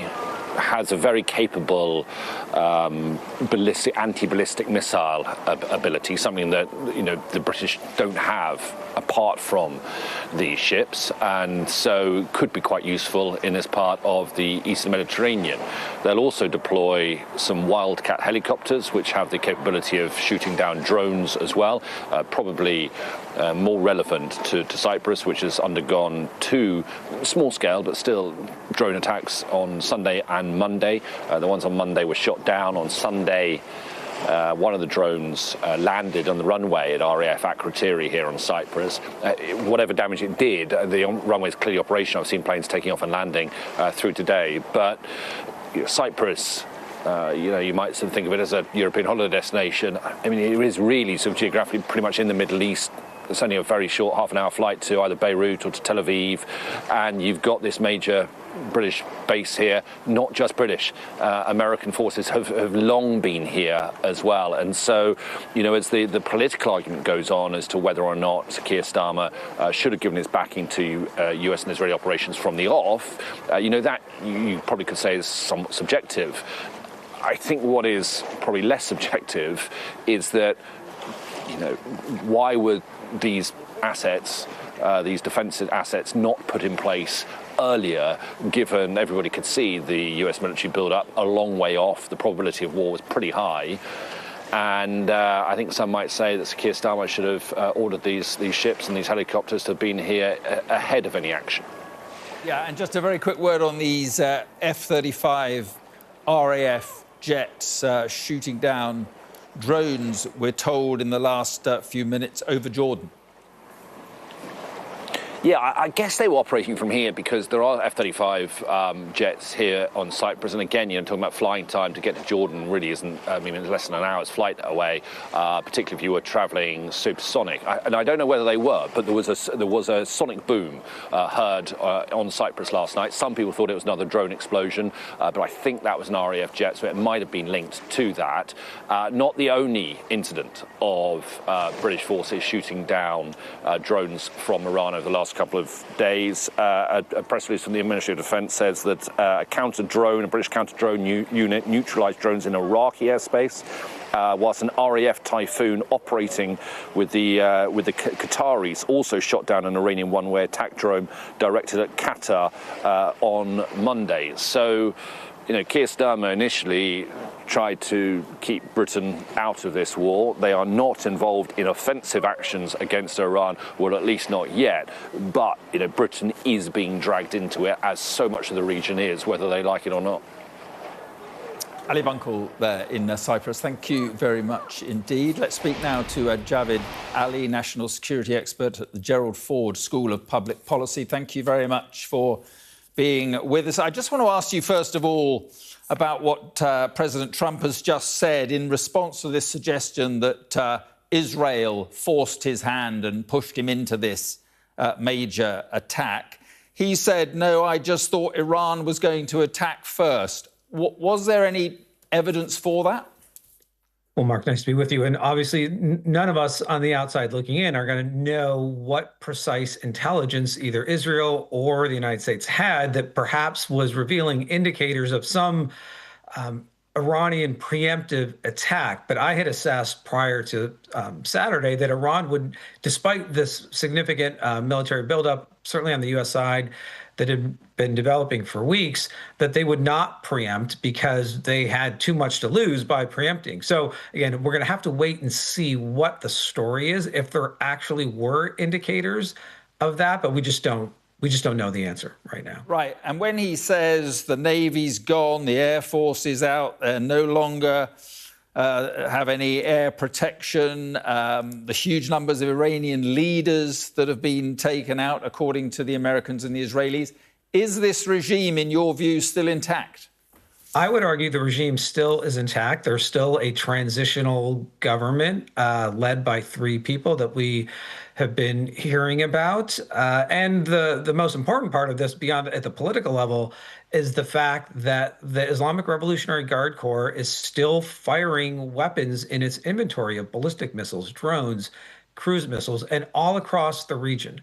And that inventory of weapons has not been not only depleted from their use, but also destroyed or damaged on the U.S. and the Israeli side. So I think because the regime is intact still politically, and because the IRGC, despite the fact they've lost dozens, if not more, of senior leaders, as an operational organization, they are still in the fight, and this will probably continue for the next several days. Right, and there is a lot of talk about, on both sides, about the constraints or limits on firepower, presumably more on Iran's side than the US or Israel's side. How soon do you think those limits could sort of kick in? Well, I think the clock is racing more for Iran than it is for Israel and the United States, because Israel and the United States obviously have a better advantage, both in terms of quantitative advantage and the qualitative advantage on the military side. But what we're seeing now with Iran, almost from the beginning on Saturday, opening up the targeting aperture and hitting targets across the region, this to me is a strategy designed to really raise the costs on not only the United States, but all the countries in the region, and perhaps somehow get the Gulf countries to appeal to the White House to pull back on the military campaign because their interests are being directly affected. This isn't just a fight between the Iran and Israel like last summer. Iran has opened it up to the entire region. Yeah, well, I also see here, as you speak, Oman's foreign minister saying, an immediate ceasefire. Those responsible should now return to regional diplomacy. There are off-ramps. Let's take them. So that makes your point in many ways that, they are looking for a way out earlier than perhaps would be the case. And I also see Gulf states are running out of, air defences, which will also play a role in this. Right, and that's why you're seeing Iran use weapons that it theoretically could use against Israel or other U.S. targets in these Gulf nations because they know that they don't have the same defensive posture that other countries who are certainly not on the U.S. side with all the firepower in the region. And this is a game of sort of ballistic missile and drone weapon math at this point. Whose side is going to be diminished first? Is it on the defensive side for the Gulf countries and the U.S. and Israel, or on the offensive side for Iran? And so as the days go by, this is going to make that math problem even more difficult for all the sides involved. And are we any clearer about having listened to President Trump this evening, are we any clearer about knowing what the strategic goal is here? Is it regime change? Is it something short of that? Well, we've heard different narratives. We've heard regime change. We've heard making sure that Iran has no capability to produce highly enriched uranium anymore that could be used for a nuclear weapon. We've heard that Iran's capability to produce drones and ballistic missiles and cruise missiles also has to be destroyed. So those are all three things that may not be related. And it's a question of how quickly can the U.S. achieve these and Israel achieve these objectives? How would you know that you've achieved them too? And then what comes next? And that's probably the biggest question. Even if the regime collapses and there's no indicators that that's immediate, at least right now, who is going to step into power in Iran if it's not some element of the former clerical establishment or even generals, the remaining and surviving generals and the IRGC? That's another one of these big questions that isn't particularly clear right now. And going back to the Iraq War experience for the U.S. in 2003, if we don't have a clear answer to that, then things could get even more volatile in the days and weeks ahead. OK, Javed, thank you very much indeed for coming on the programme. I appreciate it. Now let's go back to Yalda in Israel. And it's interesting, Yalda, what he was saying. No idea really yet of what the strategic goal is. But what we can say is that this war is escalating with breathtaking speed.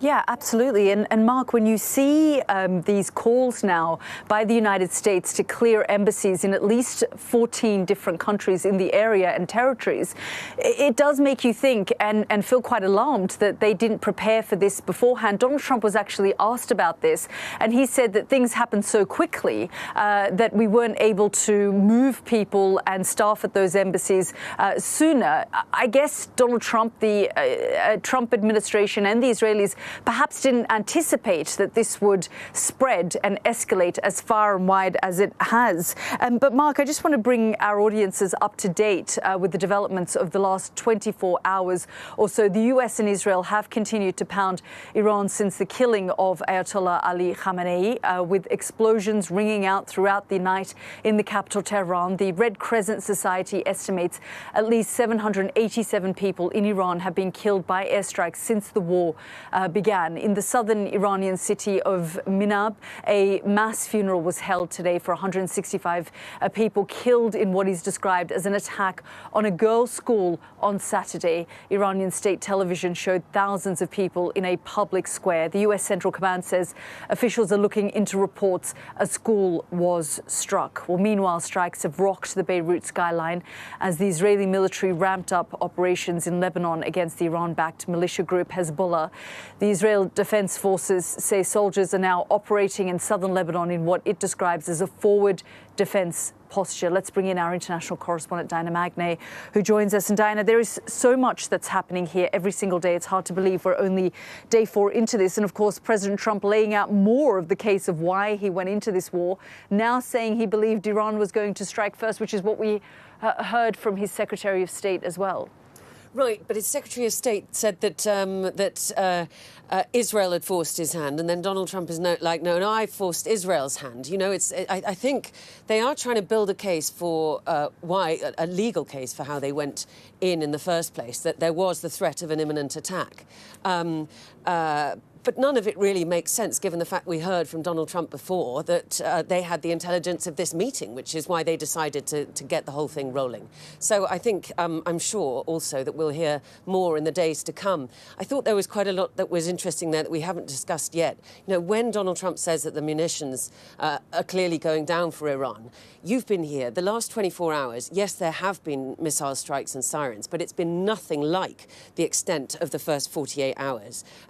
And perhaps that is because Iran is fighting a war on so many fronts now, and the Gulf countries, Reuters just did a tally of the number of missiles that have gone over there. It's more than 500 to the 4 Gulf countries, and hundreds more drones. You know, that's a lot of missiles. If at the beginning of all of this, they only had, say, 2,500 rebuilt after the 12-day war. So their stockpiles are going to be going down, especially as Israel's and the US are picking off their launchers as well. Yes, it feels like very much a war of, will here. Who can sustain this the longest? Absolutely, yes. And I mean, clearly, Israel and the US have much more significant firepower than Iran does. And Iran knows that. I guess it's also how brittle a leadership is. He said in that press conference, which I thought was really interesting, that they had struck the new leadership also. We'll have to see if that turns out to be the case. But we certainly haven't heard from them, and they promised that we would hear news about who the new supreme leader might be in the next few days. He also went back to the example of Iraq in 2003 and the fact that all the Baathists then were essentially got rid of, and that was a mistake. And he said now we're killing so many of the leadership, we don't know any more of them anymore. But that the Venezuela model, where you had Delcy Rodriguez, where you had basically people from the same system still in place who the US could turn to, it seemed to be that was a model that he was preferring. I mean, that's not going to go down well with the people who lost their lives on the street in January. That wasn't what he promised them. Absolutely not. He even explored the idea of supporting some kind of faction group who might attempt to take over, which would be a dangerous moment for Iran if the country suddenly became fragmented. Absolutely. I mean, perhaps he is talking to, for example, it is a massively ethnically diverse country. And it's possible that he's talking to people in, the Kurdish groupings or otherwise up. And we know that the Iranian regime, has been bombing up in the west of the country, which is the Kurdish region bordering Turkey. Perhaps that could then form some kind of land corridor that you could smuggle in weapons, this kind of thing. I mean, all of this we will see. But I thought it was instructive also that he said, Reza Pahlavi, we've talked to him, he's a great guy, but he's not necessarily the person we'd like to see. We think it has to come from within. Yeah, and he's been lobbying hard. All the while, the Red Crescent in Iran is reporting that over 700 people, close to 800 people, and they're saying that's conservative, have been killed so far. And that's the terrible thing. This is a regime which doesn't allow broadcasters in. We don't see the pictures of the devastation. We don't know what's going on there. We don't know what happened in Minab. It's been difficult to report that story because the pictures have been so few and far between. So, yes, this death toll could be much higher. Absolutely. Diana, thank you so much for bringing us up to date. Lots more coming up in the next hour of the News Hour. Mark, I'm going to throw back to you because there are so many developments. We've got lots more to cover in the next few minutes. Yeah, absolutely. We'll be back with you in the next hour. But main news this evening is this staggering attack from Trump on Keir Starmer, saying that this is not Winston Churchill that we're dealing with. He said he's been very uncooperative over the whole issue of the attack on Iran, particularly over the base at Diego Garcia. And he said, I'm not at all happy with the UK. Much more on that and more from Yalda in Israel at the top of the hour. The best thing about being a Sky News journalist? They call him the king of the jungle. Being a Sky News journalist. Yusra Al-Baghir has this report. And this is what's left of it. As a woman of colour, how did the Harris campaign speak to you? People risk their lives to speak to us for this report. Mr. Zuma, Sky News. We're trying to see as much as we can. What's the best thing about being a Sky News presenter?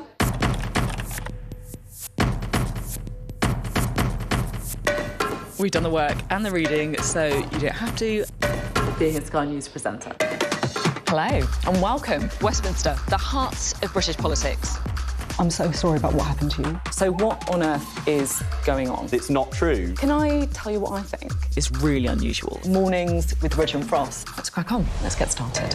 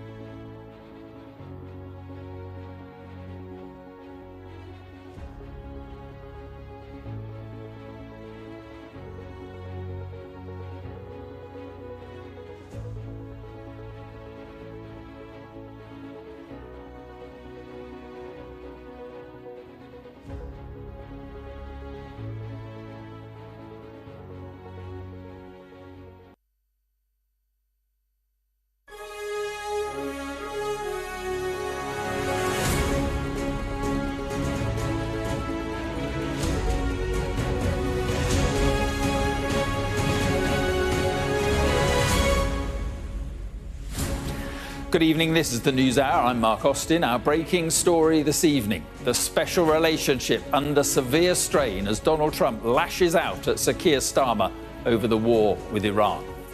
So we are very surprised. This is not Winston Churchill that we're dealing with. The president's criticism came despite the UK's decision to deploy a warship to the Middle East after drone attacks on Cyprus. The war also leads to rising oil and gas prices as the Chancellor warns of uncertainty for the British economy. I'm Yalda Hakim in Jerusalem on the fourth day of an escalating war. More heavy bombing on Iran. It fights back with strikes across the Gulf while an RAF jet shoots down a drone over Jordan. The casualties of war. Iran holds a mass funeral for the schoolgirls killed in what it says was a deadly airstrike.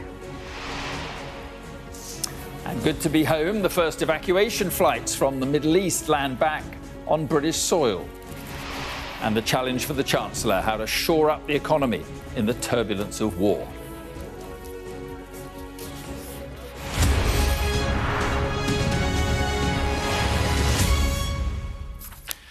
Good evening. We begin with breaking news tonight and a question. Are we seeing the end of the UK's special relationship with the United States? Donald Trump has hit out at Sir Keir Starmer and the UK in a stinging rebuke for being what he calls very uncooperative over the war in Iran. Just have a look at this. By the way, I'm not happy with the UK either. That island that you read about, the lease, okay, he made it for whatever reason, he made a lease of the island. Somebody came and took it away from him. And it's taken 3-4 days for us to work out where we can land there. It would have been much more convenient landing there as opposed to flying many extra hours. So we are very surprised. This is not Winston Churchill that we're dealing with. I will say the UK has been very, very uncooperative with that stupid island that they have, that they gave away and took a 100-year lease, having to do with perhaps indigenous people claiming the island that never even saw the island before. What's that all about? And they ruin relationships. It's a shame. It's and that country, UK, and I love that country. I love it. My mother was born there. I love it. My mother was born there. My father was born. Right, he knows all about my father. My father was born there, so very places that you sort of automatically very feel warmly about. But the UK, what they're doing with energy and what they're doing with immigration is horrible. Well, in a moment, I'll be speaking to our chief political correspondent, to John Craig. But first, to Washington. And US correspondent Mark Stone spoke about this to Yalda Hakim in the last hour. It was almost felt like Starmer's Zelensky Oval Office moment, and Starmer wasn't even here for it. Absolutely extraordinary language, devastating language from the president when it comes to the relationship with the United Kingdom. He said this, referring to Keir Starmer, is not Churchill that we are dealing with, not happy with the UK. What is all this about? It is about Britain's position, the British government's position, Keir Starmer's position on Iran, on the initial strike that took place at the weekend. It was the British government's view that that strike was not legal and that the UK could not support it because it did not believe there was an imminent enough threat from Iran to warrant military action under international law. And so the British decided not to grant the Americans the use of air bases. Now, Donald Trump kept referring to that island. It was almost as though he couldn't remember the name of it. That island is Diego Garcia. He conflated different things as well because he talked about the fact that the UK is handing sovereignty of that island away. That is true, and it's very controversial, but it's got nothing to do with the use of that airbase right now for the operation in Iran.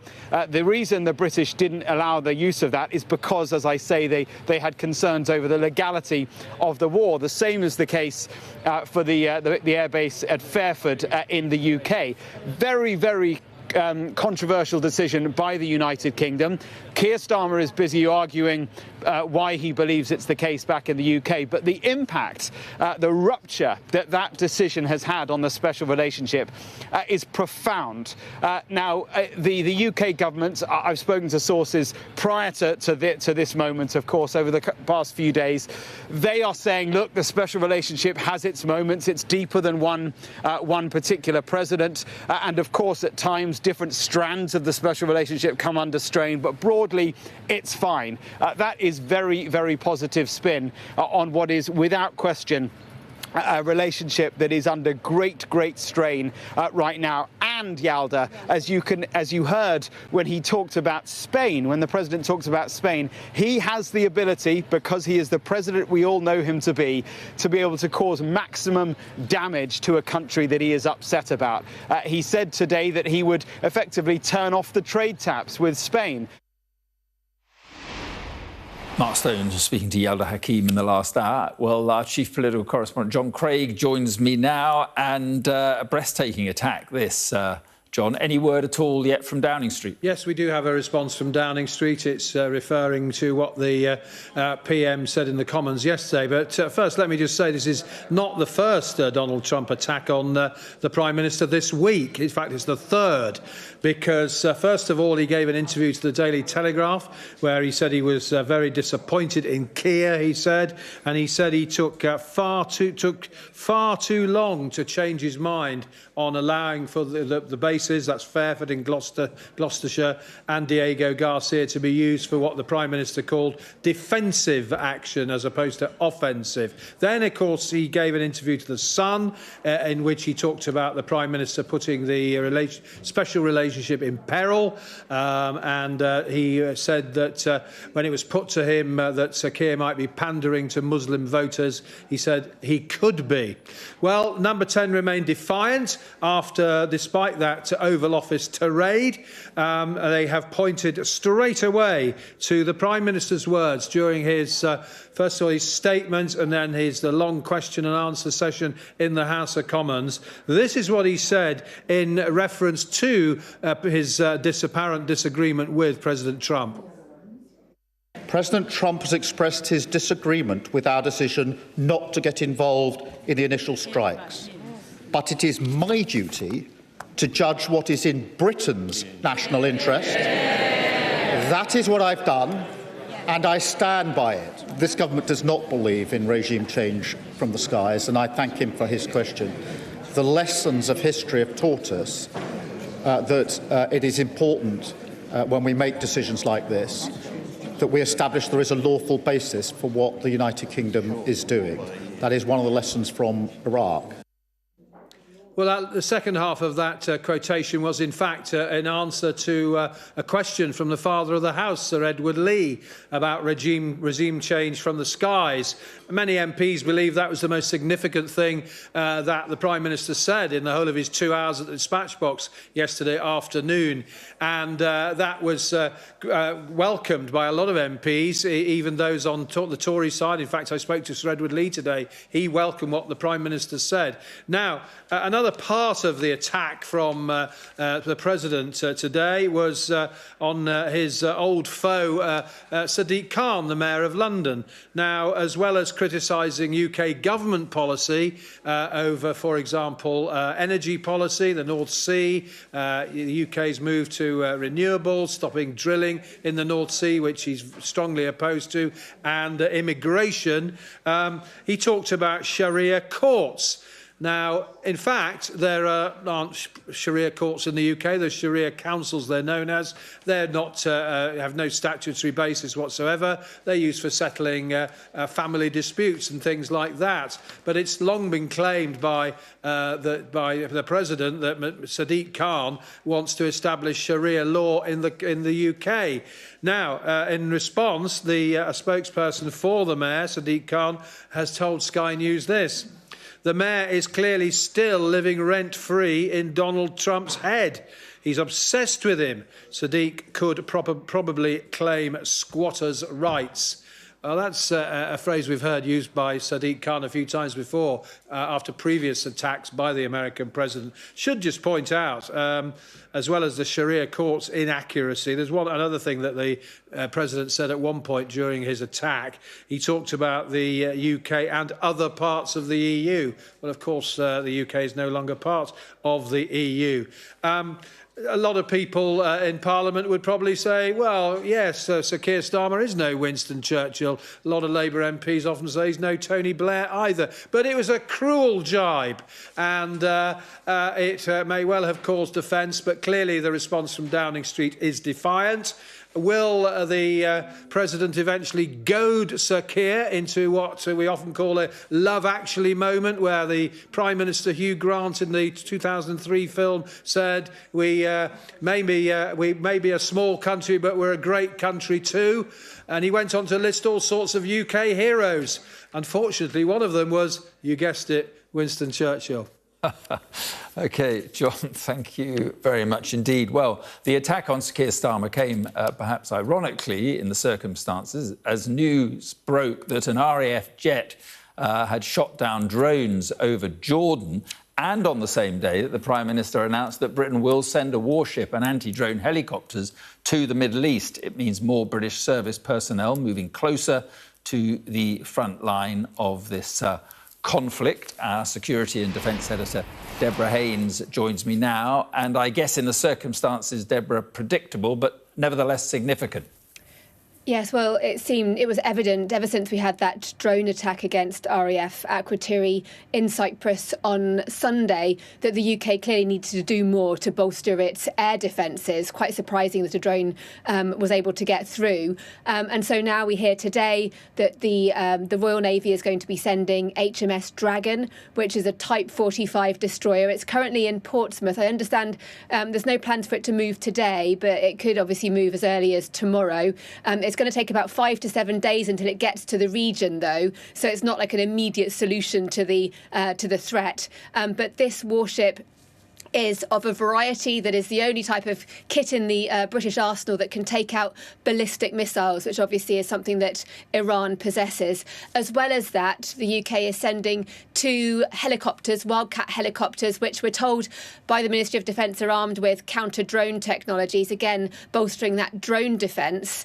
And then we had this list of targets that British planes and troops have taken out in the last 24 hours. It really does, you get this feeling of an increasing tempo of British forces involved in this war.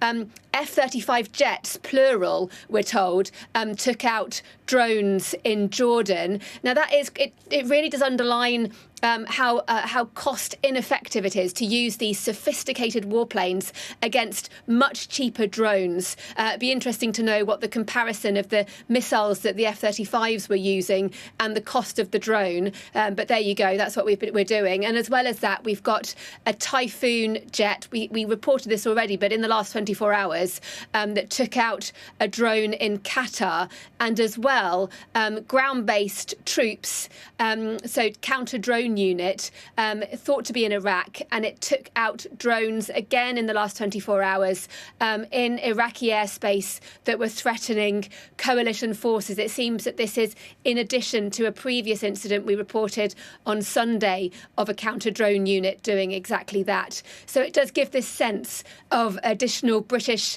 efforts to counter Iran's strikes in response to Donald Trump's war.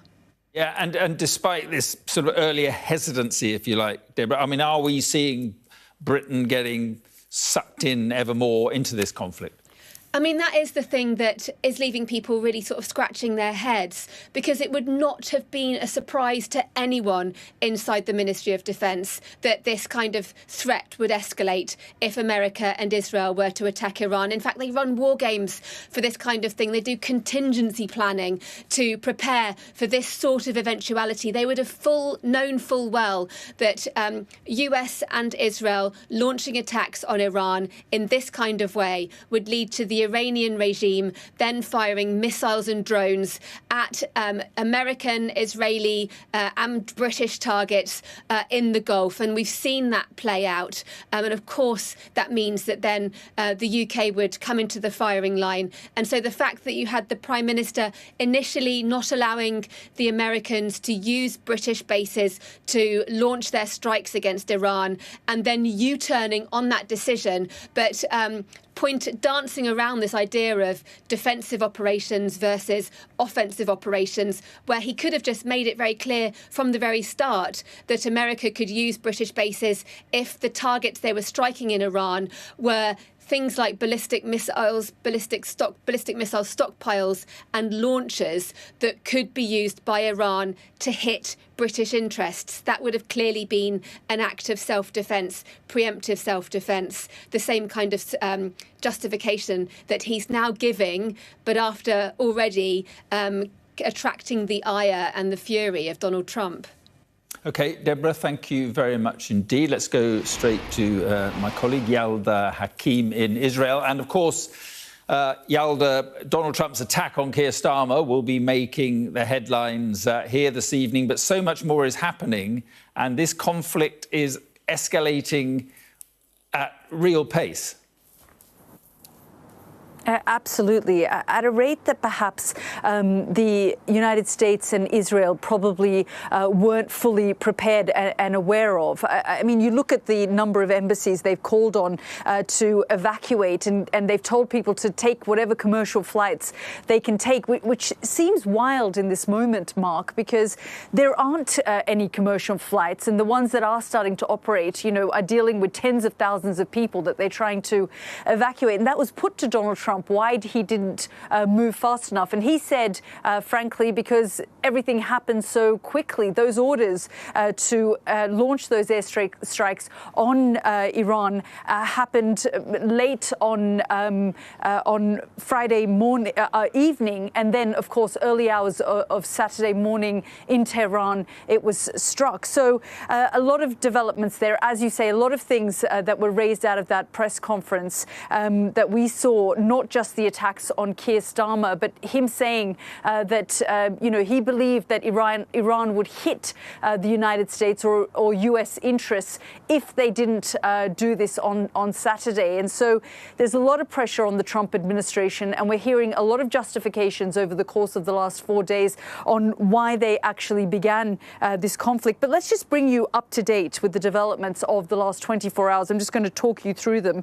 The US and Israel have continued to pound Iran since the killing of the Ayatollah Ali Khamenei, with explosions ringing out throughout the night in the capital, Tehran. The Red Crescent Society estimates that at least 787 people in Iran have been killed by airstrikes since the war began. In the southern Iranian city of Minab, a mass funeral was held today for 165 people killed in what is being described as an attack on a girls' school on Saturday. Iranian state television showed thousands of people in a public square. The US Central Command says officials are looking into reports a school was struck. Meanwhile, strikes have rocked the Beirut skyline as the Israeli military ramped up operations in Lebanon against the Iran-backed militia group Hezbollah as well. The Israel Defense Forces say soldiers are now operating in southern Lebanon in what it describes as a forward defense posture. Well, earlier I spoke to the former director of the CIA, General David Petraeus, who told me the Iranian leadership is making a mistake attacking targets across the region. Have a listen. What this is doing is bringing those countries which sought to be neutral in a way to stay out of it, not to allow the U.S. to use their bases, now are going to be part of it, not just in a defensive way, but I just saw a report that the UAE may actually contemplate being part of the offensive operations as well. The real question, Yalda, though, is